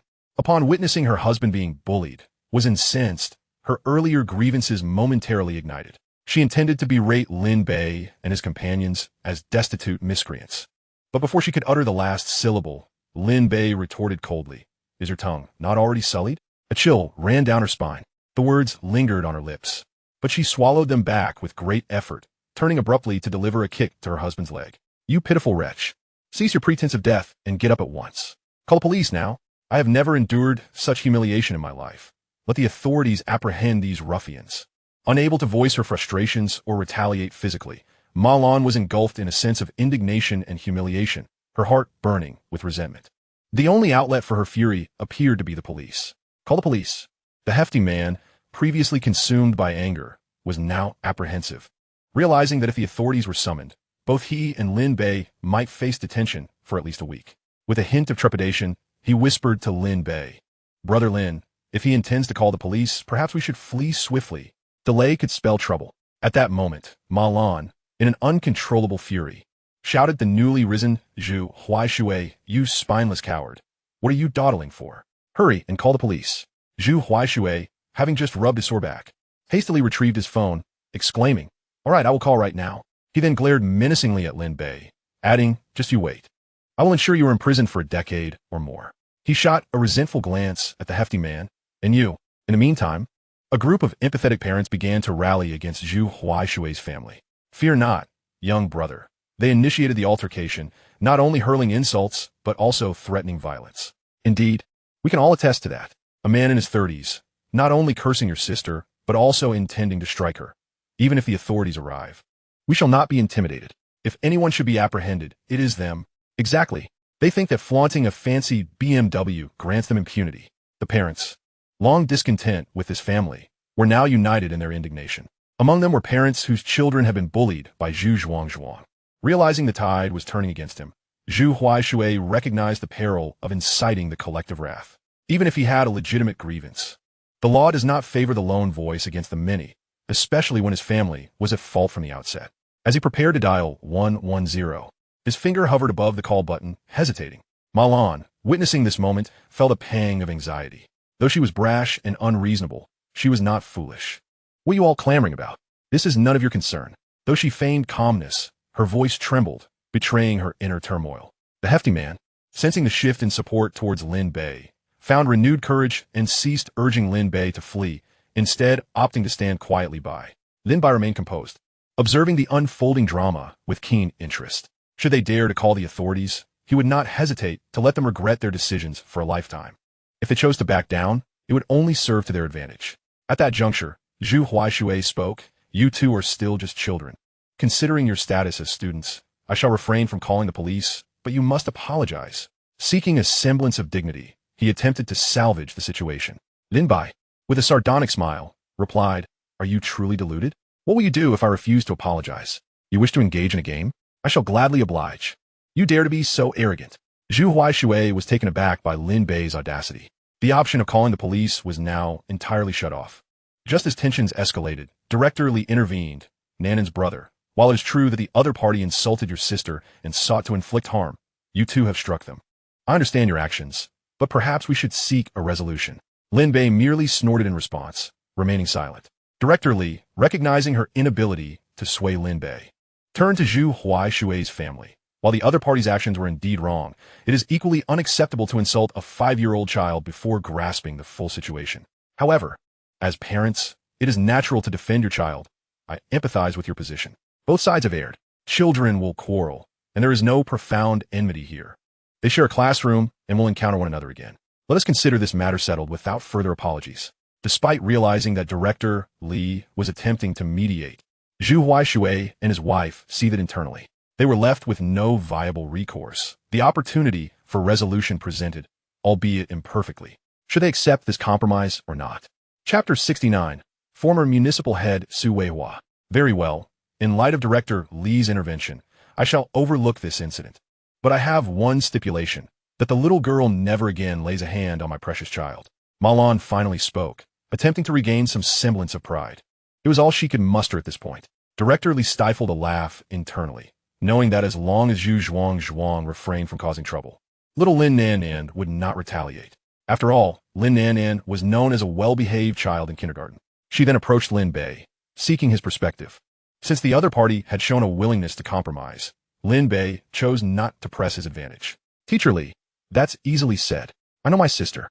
She would never strike someone without reason. However, if anyone dares to provoke her, I cannot guarantee their safety." Upon finishing his statement, he raised his voice intentionally for Ma Lan to hear. "If there is a next time, even I will ensure the consequences are far more severe than this." The Zhu couple, indifferent to any promises, continued, "Let us put the children's affairs aside. The matters concerning adults are far from settled." Clutching their child, the couple departed in disarray. Lin Bei dismissed Zhu Huaishui's threats with ease and turned to the others, clasping his fists. "Thank you all for today," he continued. "Young man, and that chubby one, well done, true gentlemen. No need for thanks. We simply help reason over kinship. It's only right. This family is utterly intolerable, thinking that merely running a small company allows them to act with impunity just because they drive a battered BMW. Such people deserve to be dealt with." Laughter erupted as the crowd dispersed. Beneath the night sky, illuminated by flickering neon lights, Lin Bei turned to the chubby one. "Tell your parents not to cook tonight. I'll treat them to a nice meal." Business at the IP phone supermarket had been booming lately, causing Lin Zhangwo and his wife to return home quite late. Lin Bei had urged his parents numerous times to ease their burdens, suggesting they either hire help or close early. Each time, Lin Zhangwo rebuffed him, saying, "Hire someone? Just the two of us are enough. No need to let others profit." His parents had toiled for most of their lives without amassing much wealth. After finally finding a profitable avenue, despite Lin Bei frequently sending money home, they still only wished to save for 2 days' worth. Their enthusiasm remained undeterred. Sometimes Lin Bei pondered whether assisting his parents in running this store was the right decision. "Linga, don't mention it. The last time I treated your parents to seafood, it cost over 1,000 yuan, and they complained for days. They insisted that no matter how much you earn, you should spend wisely. There is nothing special about dining out. It's far better to whip up a few simple dishes at home." Upon hearing the chubby one's words, Lin Bei resonated with his sentiments. His parents' generation had become accustomed to frugality, perhaps reflecting the aspirations of their era. However, it's all right. Despite their words, I assure you, they must be proud of your success. How about this? You tell them to take it easy, we'll skip dining out. Since my parents haven't eaten yet, we can buy something from the restaurant to bring back for them. All right, Linga, I'll follow your lead. The chubby one replied, playfully teasing little Lin Nan, filling the car with joyous laughter shortly thereafter. Lin Bei grasped the steering wheel, gazing at the bustling city, his thoughts a whirlpool. Chubby brother, last time you mentioned you and my brother made billions. How much is that really? Little Nan babbled innocently, gesturing with her pudgy hands. Nan, your little hands can't grasp that much. You need a train to carry it. A train? That's more than a skyscraper. Chubby, don't mislead my sister. You'll only spoil her. Ha, I'm just joking. Little Nan is quite clever. In a serene corner of the Su family courtyard, Li Jinshan was dining with his grandfather. His grandfather, a formidable figure, had once been the top official in the city. Though retired, his opinions were still sought on significant decisions within the municipality, his extensive experience lending him insights unmatched by most. Without parents, Li Jinshan felt an unshakable estrangement from the Li family, viewing his grandfather Su Weihua as his closest confidant, often visiting him. Recently, he had spoken of his new friend Lin Bei to his grandfather. While dining, he inadvertently mentioned the scheme to short-sell the Wang Group, the wealthiest in East City. Fortunately, Lin Bei had withheld details about the acquisition of Liangli Village as Fong House, where he would have surely jeopardized the plan. What kind of person was Su Laoyes? He was not one to tolerate foolishness. As soon as Li Jinshan finished speaking, Su Laoyes paused. Jinshan, what was the name of that white-haired genius you were talking about? Lin Bei. Li Jinshan confirmed. Seeing his grandfather still able to converse, he felt relieved. Ah, yes, Lin Bei. So, have you made billions alongside him? Li Jinshan nudda, pujlat. What's wrong? Do you doubt it? No, just curious. Unbeknownst to him, Su Laoyes had developed a profound interest in the young prodigy Lin Bei. Considering his previous endeavors, particularly the short selling of the Wang Group, it was evident that one could not assess it with conventional foresight. To outsiders, the Wang Group appeared to be flourishing, its stocks highly coveted. Yet, amidst this apparent prosperity, someone dared to bet against it. Not even the most skilled investment analyst would take such a risk, let alone an 18-year-old high school student. How could he possess such acute judgment? Did he have insider information or receive clandestine tips from the supervisory team? Impossible. With Lin Bei's background, it was improbable he could access such intelligence. Yet, the facts stood as they were. His judgment was remarkably precise, and his actions decisive, qualities unbecoming of a mere youth. Su Laoyes, having dedicated his life to public service and maintaining integrity, found it perplexing. The head of the supervisory team, Sun Jungmin, had frequently sought his counsel. He was privy to the supervisory team's covert actions, and he had never disclosed anything to anyone. They had systematically eradicated the Wang Group's societal malignancy, ensuring that their protective umbrella had also fallen. This operation was deemed flawless, without the possibility of an insider leak. Yet, how did Lin Bei know? Short-selling Tesla, auctioning antiques, those could be dismissed as mere luck. However, the short-selling of the Wang Group was beyond mere chance. It was unfathomable. Grandfather, what's wrong? You seem distracted and unwell. Is your health failing? Noticing his grandfather's disjointed speech and heavy demeanor, Li Jinshan grew increasingly anxious. No, it's nothing. I'm simply intrigued by this young man, Lin Bei. Could you invite him over tomorrow morning? I would like to meet him. Su Laoyes refocused his thoughts. Really? But you've always said my friends are unreliable. Why this sudden interest? Li Jinshan recalled that apart from his friend Su Jia, his grandfather had never shown any inclination towards his acquaintances. A couple of days ago, I mentioned Lin Bei to him, and he remarked that this friend was unreliable, advising me to keep my distance. How perplexing. Has his interest been piqued? Enough of the trivialities. Let us ascertain whether this can truly be accomplished. Su Weihua, weary of idle conversation, deliberately invoked the authority of her grandfather, asserting, I am more than capable. I guarantee the task will be fulfilled. Li Jinshan raplia barbali. Yet his heart was filled with confusion and uncertainty.